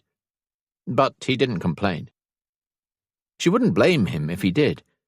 The poor man usually didn't stumble back to the lodge until late at night, and he arrived exhausted from long days overseeing building the castle, while helping to build a Motte and Bailey. Although she suspected he got little actual work done. Most of his time these last 2 weeks since the king's men had arrived along with the clans and her people seemed to be taken up with trying to keep the English masons and Scottish masons from killing each other, and trying to stave off all-out war being declared between the various clans as they tried to work together on the Motte and Bailey. She heard the faint creak of the door to the bedchamber opening, and waited silently as he entered, closed the door, and crossed to the bed. Ellisand heard his plaid hit the floor about halfway across the room.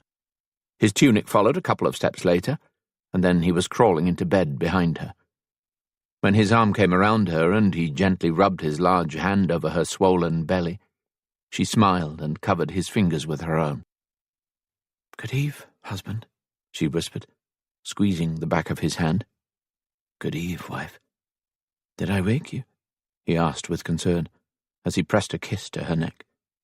"Nay," she lied, knowing he'd feel guilty otherwise, and not wanting him to add that burden to the load he was already carrying. She felt him relax and closed her eyes, thinking he would sleep now, when he spoke again.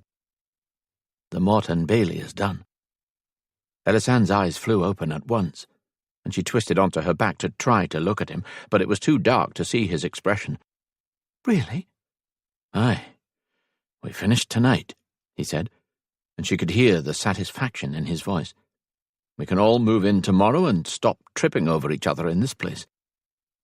"And the clans will leave now," she added, happiest about that.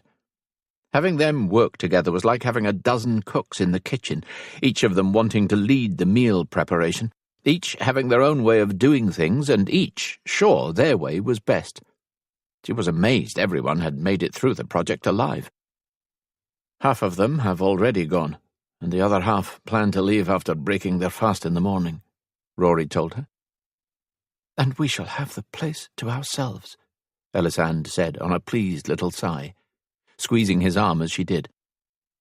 "Ourselves, 5 soldiers, 60 servants, 100 sheep, 12 chickens, 2 cows, 6 horses, and 2,000 masons and labourers banging away nearby every day," Rory said dryly. Ellisand chuckled at the complaint and turned onto her side, facing him. "We could always slip away back here on occasion when you wish a break. Ole did give us use of the lodge until the castle is built." "Aye, he did, didn't he?" Rory murmured, drawing her closer and rubbing his hand up and down her back. Pressing a kiss to her cheek, he sighed. "I love you, Ellisand. I'm so glad your mother sent you to me." "So am I," she whispered back. "And I love you, too." When his response was a light snore, A smile slid over Ellisand's lips. She wasn't upset that he'd fallen asleep and missed her declaration. She had told him that before, and would tell him again. In fact, she planned to tell him that at least once a day for the rest of her life. Because she did love him, and she too was grateful she had been sent to him. Ellisand's mother might have called her a treasure in the letter she'd sent to Rory, but the truth was her brave, handsome Highlander husband was the treasure, and he was all hers. "I love you too, my Highland treasure," she whispered softly, and closed her eyes.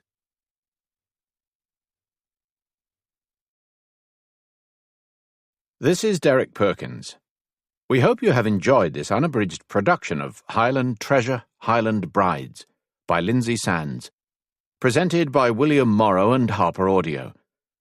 This program was produced by Common Mode, Paul Fowley, Technical Director, Executive Producer Jennifer Lopes. Text copyright 2021 by Lynsay Sands. Production copyright 2021 by HarperCollins Publishers. All rights reserved. Thank you for listening.